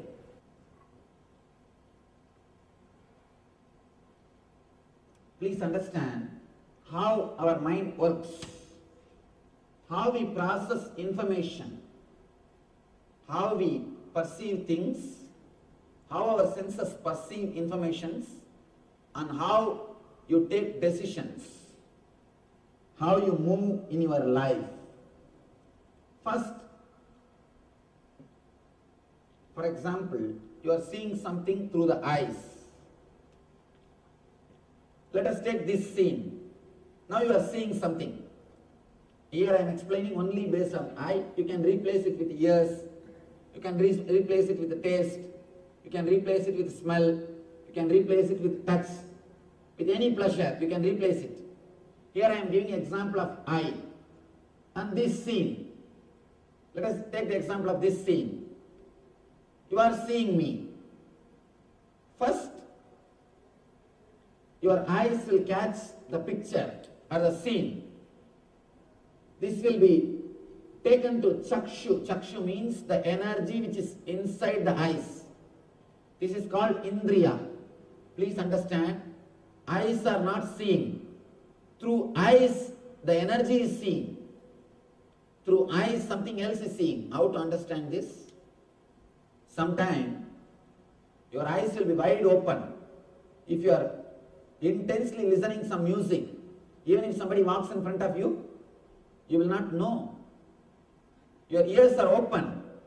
If you are intensely reading something, even if some sound happens, you will not hear the sound. It means you are not hearing just through eyes or just by ears. Something else is seeing through eyes. Which sees through eyes is called chakshu. The whole file goes to chakshu. The picture or the scene which you are seeing will go to chakshu. In chakshu, the important process happens. The whole file is converted into digital file. I am speaking in the computer language. Understand? The whole thing is converted into digital file. It's almost like a DSP, digital signal processor. The whole thing is converted into digital file. Inside the computer, if you have to process any information, it has to become digital file. Whether it is a picture or whether it is a sound, it has to be converted into digital file. Same way, inside, if the process has to happen, means the whole thing has to be converted into biosignal file, digital file. The file processing happens in chakshu. Whatever scene you are seeing now, that picture will be converted into digital file in chakshu. That file will now go to chitta, memory.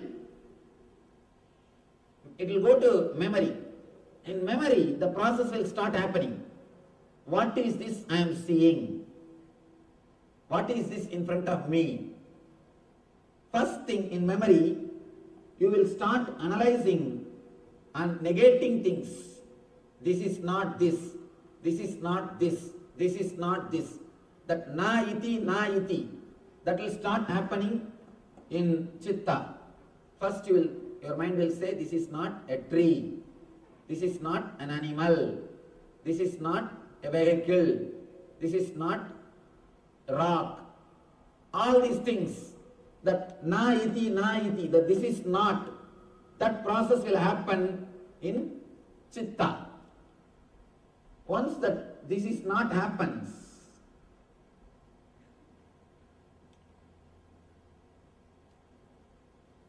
the file goes to mind. The mind starts saying, this is it, this is it. In mind, you start saying, the mind starts the identification process.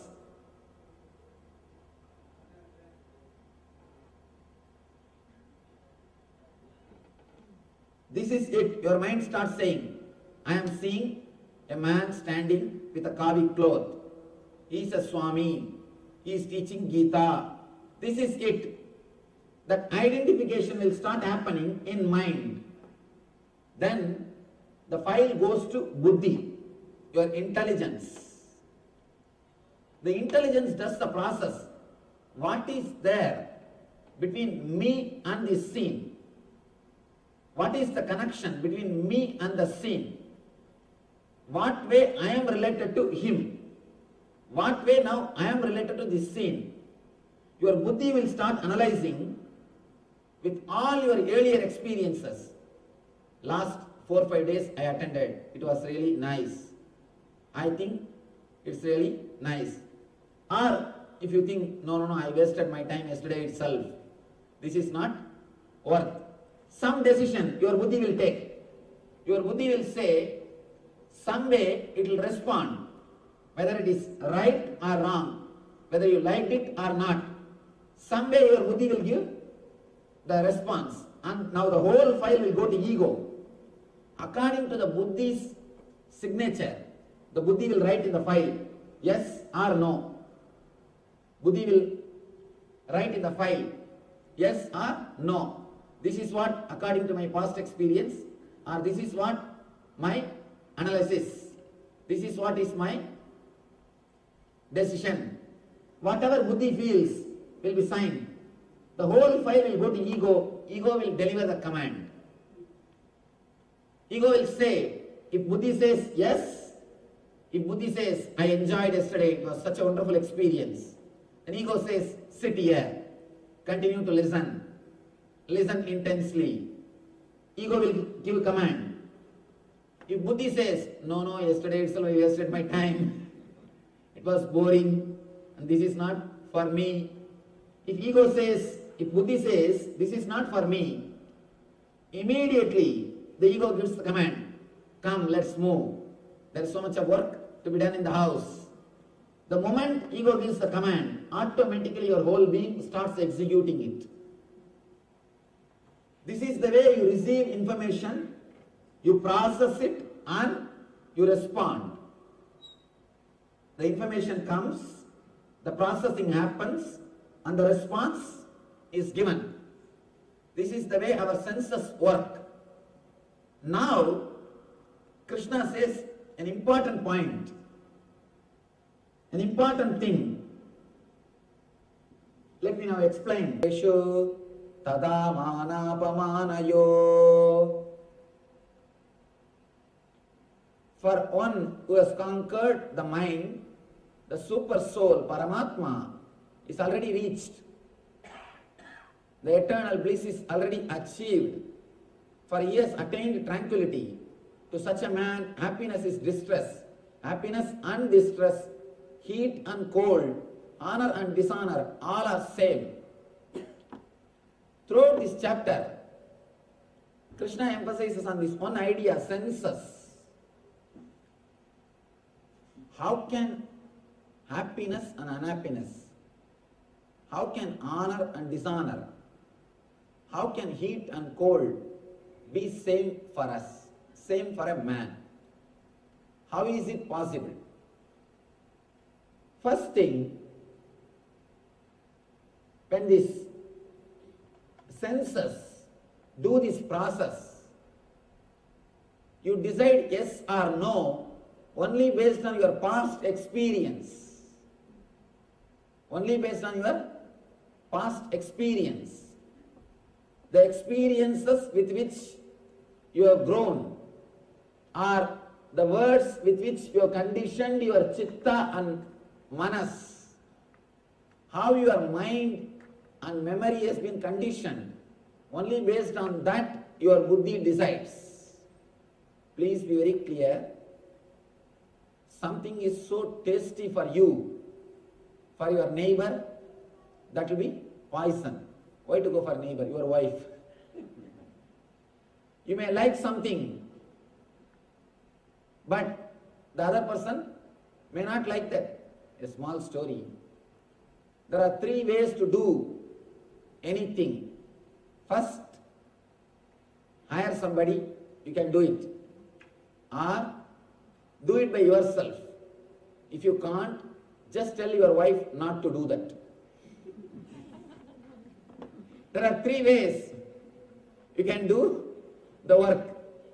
When you don't want something to be done, just tell her to do. When you want something not to be done, you know the technique. Whenever your mind is caught in dualities, the dvandva, again and again and again, you fall back to your dilemma, to your suffering, to your nature, to your instinct level. Here, Krishna says, the person who has achieved the bliss is not affected by heat or cold. How to reach that state? Throughout this chapter, he is speaking only about senses. how to conquer the senses, how to go beyond the senses. First thing we need to understand, when I say the word conquering the senses, I don't mean controlling the senses or destroying the senses. If you try controlling the senses or destroying the senses, you will only struggle more and more and suffer more and more. Ramana Maharshi says beautifully, instead of killing the person, if you try to destroy the chair, destroying the chair will not work. Killing the person only will work. Here, your senses are just chair. Your ego is the person who is sitting there. If you try to control your senses, that is not going to work. If you try to control your body, that is not going to work. Krishna says beautifully, for one who has conquered the mind, for him, when he says the word mind, he means the whole ego, the whole setup, where the decision making is happening. Mind, buddhi and ego. This is the spot where the decision making is happening. When you just try to conquer the senses, again and again and again you will be a failure. You will be a worst failure. And one more thing, if you have failed 2-3 times, you will lose the confidence. If you fail fighting with your senses, automatically you will lose the confidence. You will start thinking, it is never possible. I can never achieve it. You need intelligence to progress in this path. If you try to work from the wrong side, if you try to work from the side of senses, you will never be able to succeed.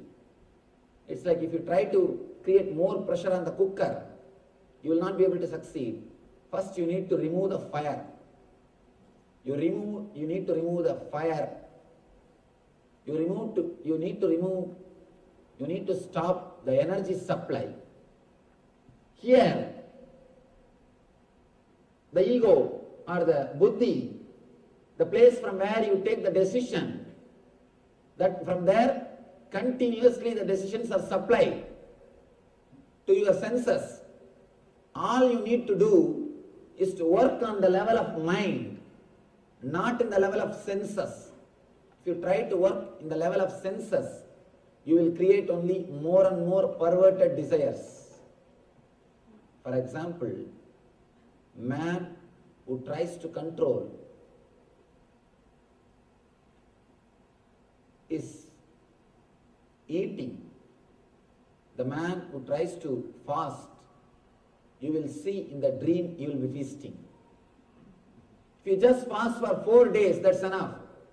The 5th day in the dream you will be feasting, because your body has got its own balance. Your body has its own intelligence. If you avoid something, it has to supply and it has to rejuvenate itself. If you are hungry, you can't sleep. If you have to continue to be in that state of sleep, your body should believe. You should be made to believe you are not hungry. So your unconscious energy creates the dream as if you are feasting. You are eating. Whatever you deprive, your unconscious will satisfy itself in the dream state. Because in the dream state there is no police, there is no state, there is nobody to control you. You just project your world and enjoy it. You just do whatever you want. An important thing, if you are suppressing anything, be very clear, in the dream automatically it will express. Dream is nothing but your suppressions. Dream is nothing but the expression of your suppressed desire and fear. Your fear or desire, when you suppress it, it expresses in dream. One important thing, it expresses in a very perverted way. In a very perverted way. With senses, you will never become tired. If you enjoy through dream, if you were frightened through dream, your whole being will suffer. You can see, if you had a nightmare, even after waking up, for hours, you will be in that same mood. You will be in that same mood. Your whole being will be shaken. Now, they are coming up with a new concept called fear stroke. Just like paralysis stroke, fear stroke. We do get fear strokes in dreams. We do get fear strokes in dreams. If you are suffering in the dream level, be very clear, there is something seriously wrong in the mind and buddhi level. You are trying to control the senses instead of controlling the mind. Instead of removing the fire, you are trying to create pressure. All we need to do is to work on the mind, to remove the fire, to stop the supply of fuel, to stop the supply of energy. Krishna says, for the one who has conquered the mind, for the one whose mind has started doing the right processing, if your mind and chitta is filled with past memories, you cannot take right decision. Please be very clear. Don't think mind takes the decision only in a very logical way. Sometimes your buddhi takes decisions in a very funny way. For example, I was explaining how you take the decision whether to sit here or not. Sometimes your buddhi doesn't even think that much. If you had any problem with any other Swami or with any other person who was wearing this cloth, suddenly that memory will be awakened and your buddhi is not even ready to sit and listen. Your buddhi is not even ready to give a chance. Your buddhi is not even ready to think. Immediately it gives the order. Your ego gives the order. That's what I call prejudice. By changing the servants, you cannot change the leader. But by changing the leader, you can change servants. Mind is the leader who is leading. Mind is the master who is taking decisions. Here all you need to do is work on the mind, not on senses. Krishna says, for the one who has conquered the mind, the Paramatman is achieved. You don't need to achieve the bliss. It is there always with you. If it has to be achieved, there is every possibility it can be lost again. What is the guarantee? It will be there forever. Be very clear. Anything if you have to achieve, it is not worth achieving. Anything if it is your nature, then realize it. If it is to be achieved, there is every possibility. After 10 days it may be lost. Suddenly it may disappear. So here, Krishna says, all you need to do is conquer your mind. You don't need to achieve. I always tell people, Ananda Spurana is continuously happening. The bliss flowering is continuously happening. Spurana means life. The life energy. Your very life energy is bliss. Unless you have the bliss energy in you, you cannot inhale or exhale. The inhaling and exhaling itself happens because of bliss energy in you. The eternal consciousness in you.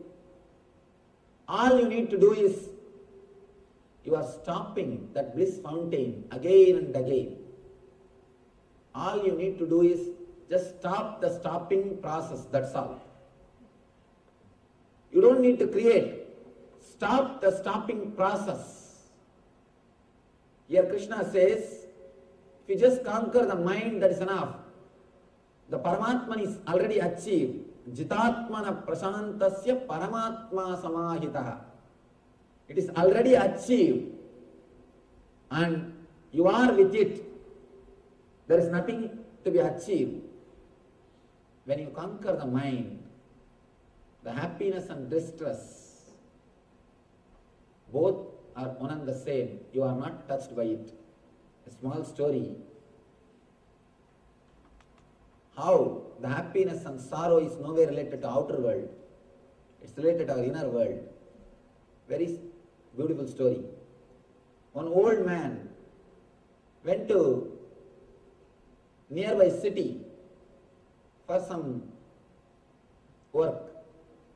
When he came back to his village, from distance, suddenly he saw his house is on fire. And he started shouting, screaming, he started rolling on the ground and started weeping. His son came to him and said, "Father, don't worry. Don't you remember just yesterday we sold that house? Just yesterday we sold that house." Immediately he sat up, wiped the tears, and in a single moment the suffering has disappeared. No misery, no sorrow. He says, "Oh, now I understand. Remember, yes, don't worry. Yes, I am relaxed." In 10 minutes, the next son comes and he says, "Father, yes, we sold, but we have not yet got the money." We have not yet got the money. Again this fellow started rolling on the ground, started weeping. "Oh, what happened to my house? I don't know what will happen.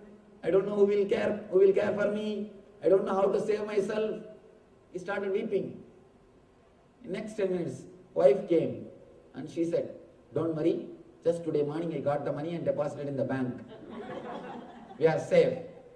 Again he got up and wiped his tears. He's all right. See the story, same situation, same person. When he thinks it is his, he is suffering. When he thinks it is not his, he is liberated. Same situation, same person. What gives you suffering? Just one single thing, thinking that it is yours. Thinking that it is yours. Same way, there are people who can't enjoy unless it is theirs. One day I was going for a walk in the beach road. I was going for a walk. One person was walking with me. He's known to us. Suddenly he started telling, "Swamiji, I think we should have a cottage here and it will be very nice. We can come out and sit in the evening and enjoy the breeze." I told, "Are we not enjoying now? Why do you need cottage here? Just look, just see this whole thing, enjoy." But the mind never enjoys unless you are sure that it is yours.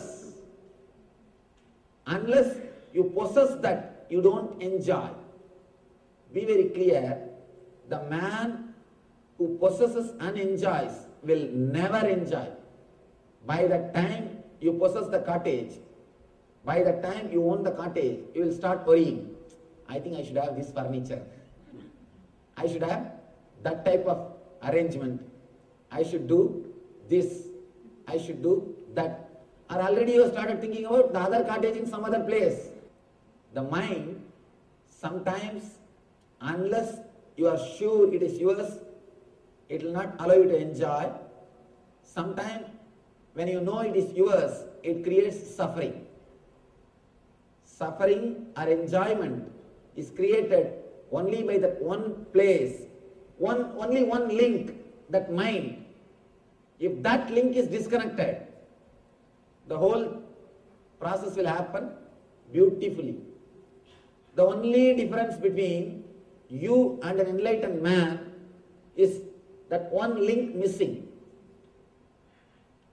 Don't think enlightened man means he will have two big arms. Nothing. There is no difference between you and an enlightened man. The only one difference, one link, that mind link is missing, which continuously decides what is there for me, what way I am connected, what way I am affected. And I, that link is missing. If you can cross that link, if you can cut that link, if you can cross the I, you will become Christ.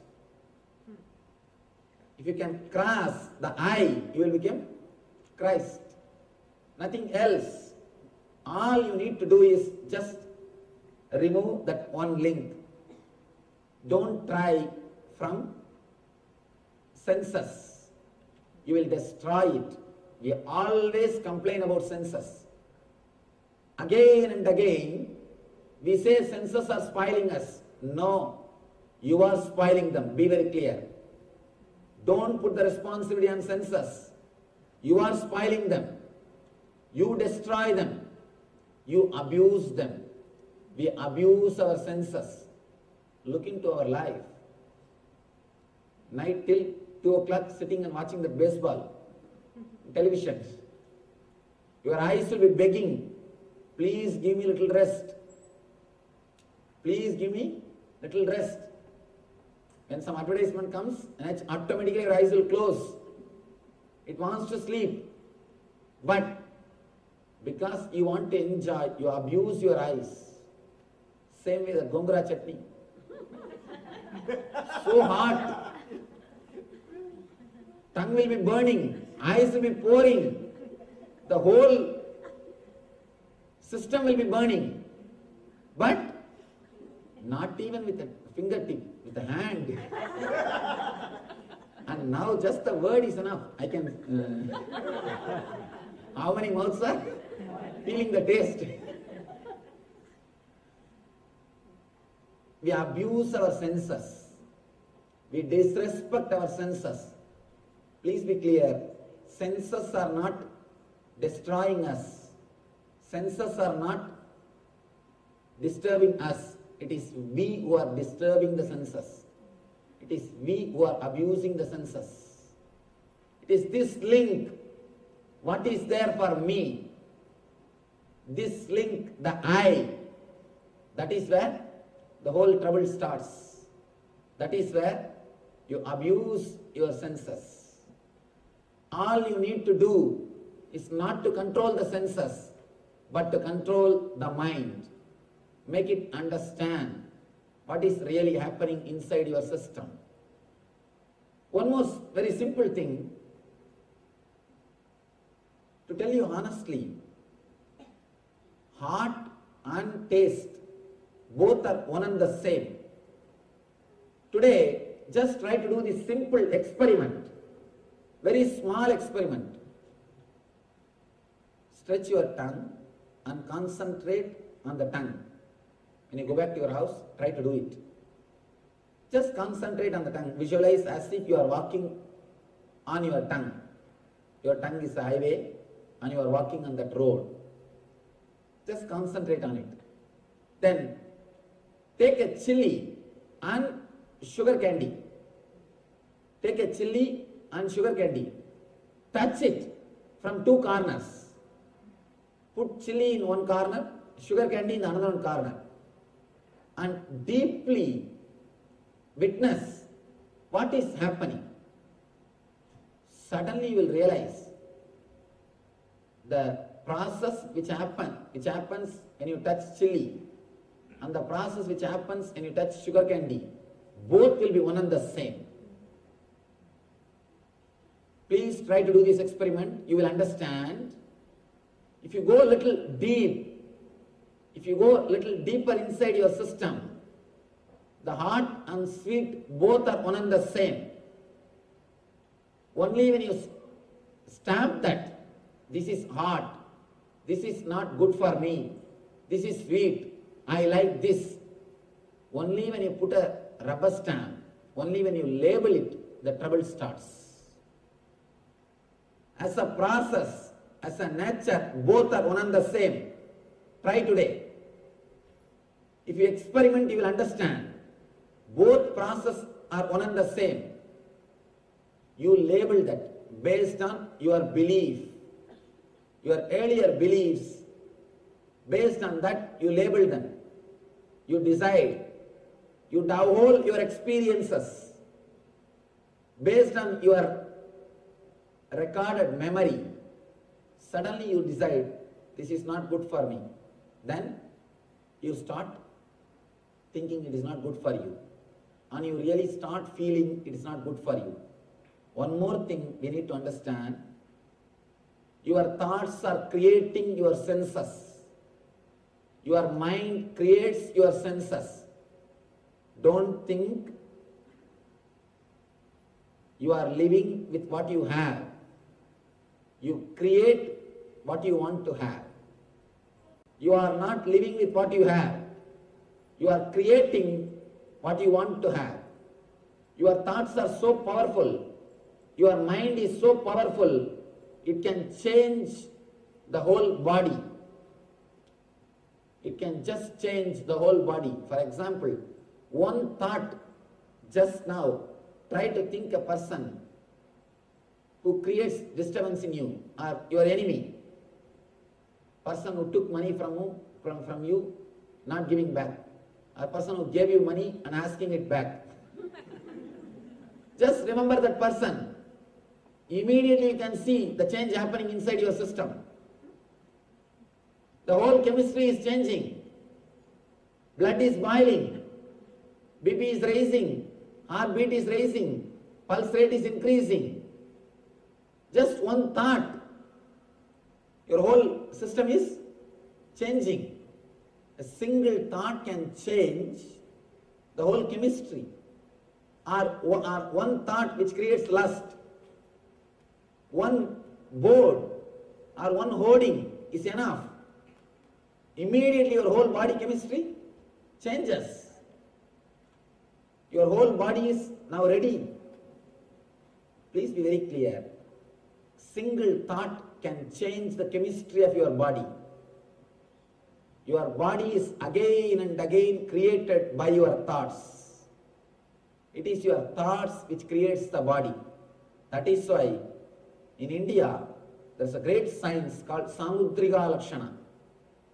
Seeing the body, seeing your face, seeing your way of standing, sitting and walking, they will tell the quality of you. They will tell everything about your mind. Because the rishis know the secret. The mind creates the body. It is your mind which creates the body. Body is the outer expression of mind. Body is nothing but outer expression of mind. Mind is nothing but inner experience of body. So if your mind changes, your whole body can be changed. Your whole system can be changed. Your whole senses will be changed. A man whose mind is controlled, whose mind is clearly reprogrammed according to the spiritual ideas. If you reprogram your mind, as on now, it is programmed for misery, towards dukkha. It is looking outward. If you can reprogram them to look in, towards bliss, your whole senses can be changed. Your whole senses can be changed. Please be very clear. All we need to do is just reprogram your mind to look in. That is the gist of the whole thing.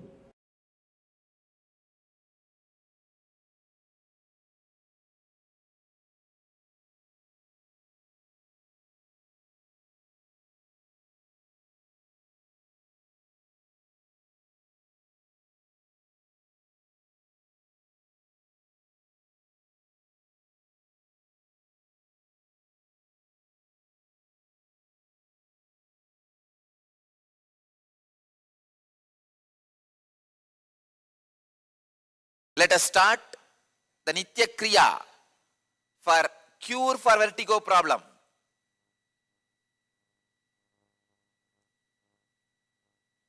First, Koraka Jali Asanam. Koraka Jali Asanam. Please understand. The father of Hatha Yoga, Goraknatha, in his name this asana is said. Yes. Usually he always sits only in this posture. Actually, I am making a murti of Goraknatha, Dattatreya, Vaschendranatha, all of them, to be placed in our ashram all over the campus.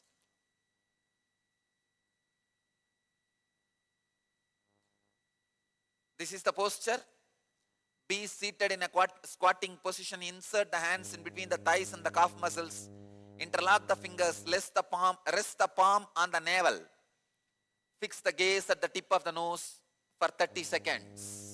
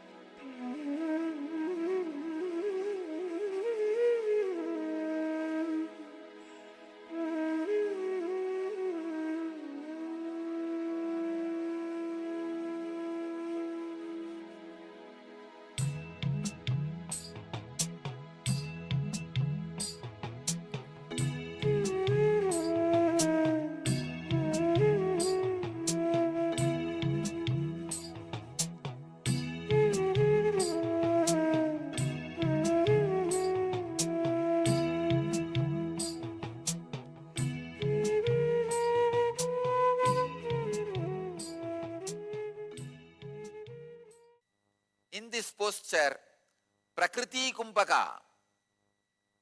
Let me give the instruction for Prakriti Kumbhaka. As you chant the Bija Mantra, Va, loudly suck the air in through nostrils and mouth. Then when you are full, hold as long as you can. Then slowly exhale normally.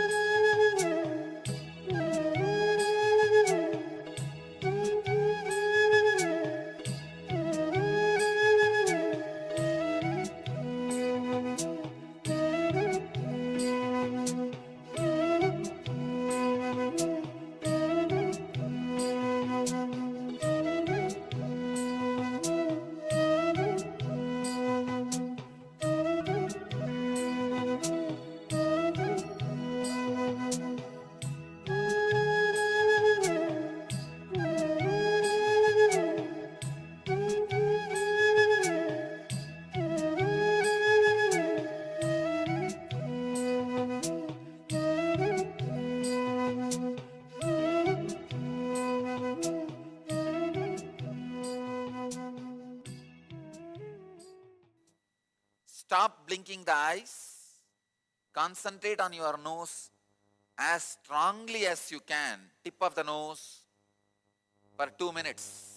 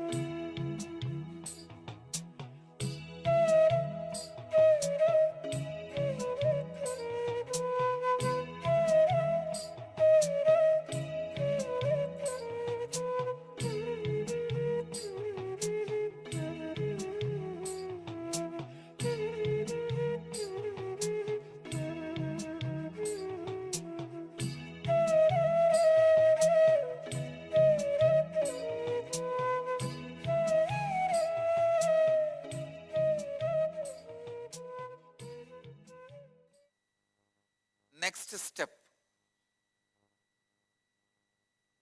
change the asana. Kanipava asana. Rest the hands on the ground with comfortable distance between them. Bend the elbows. Raise the legs off the ground. Let the knees touch the respective elbows. Balance the whole body. 30 seconds.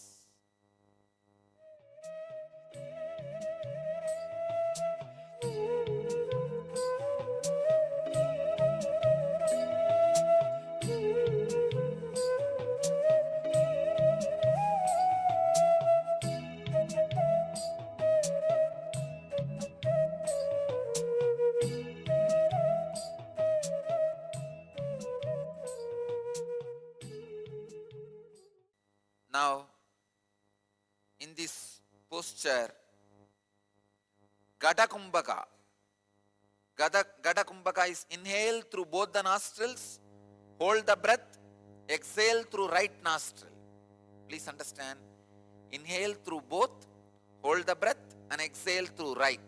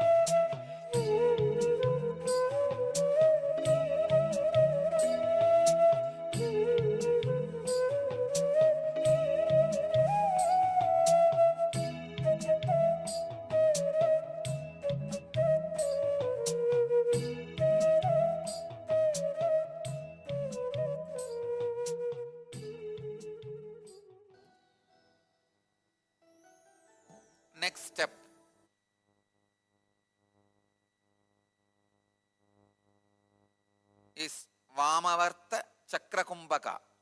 Let me give you the instruction, please understand. Inhale through left, hold as long as you can judiciously, exhale through right, again inhale through left and stop and relax. The whole pranayama gets completed with the 4 action. Inhaling left, holding, exhaling through right, and again inhaling through left. Then you can relax. Do this 21 times with this 4 action.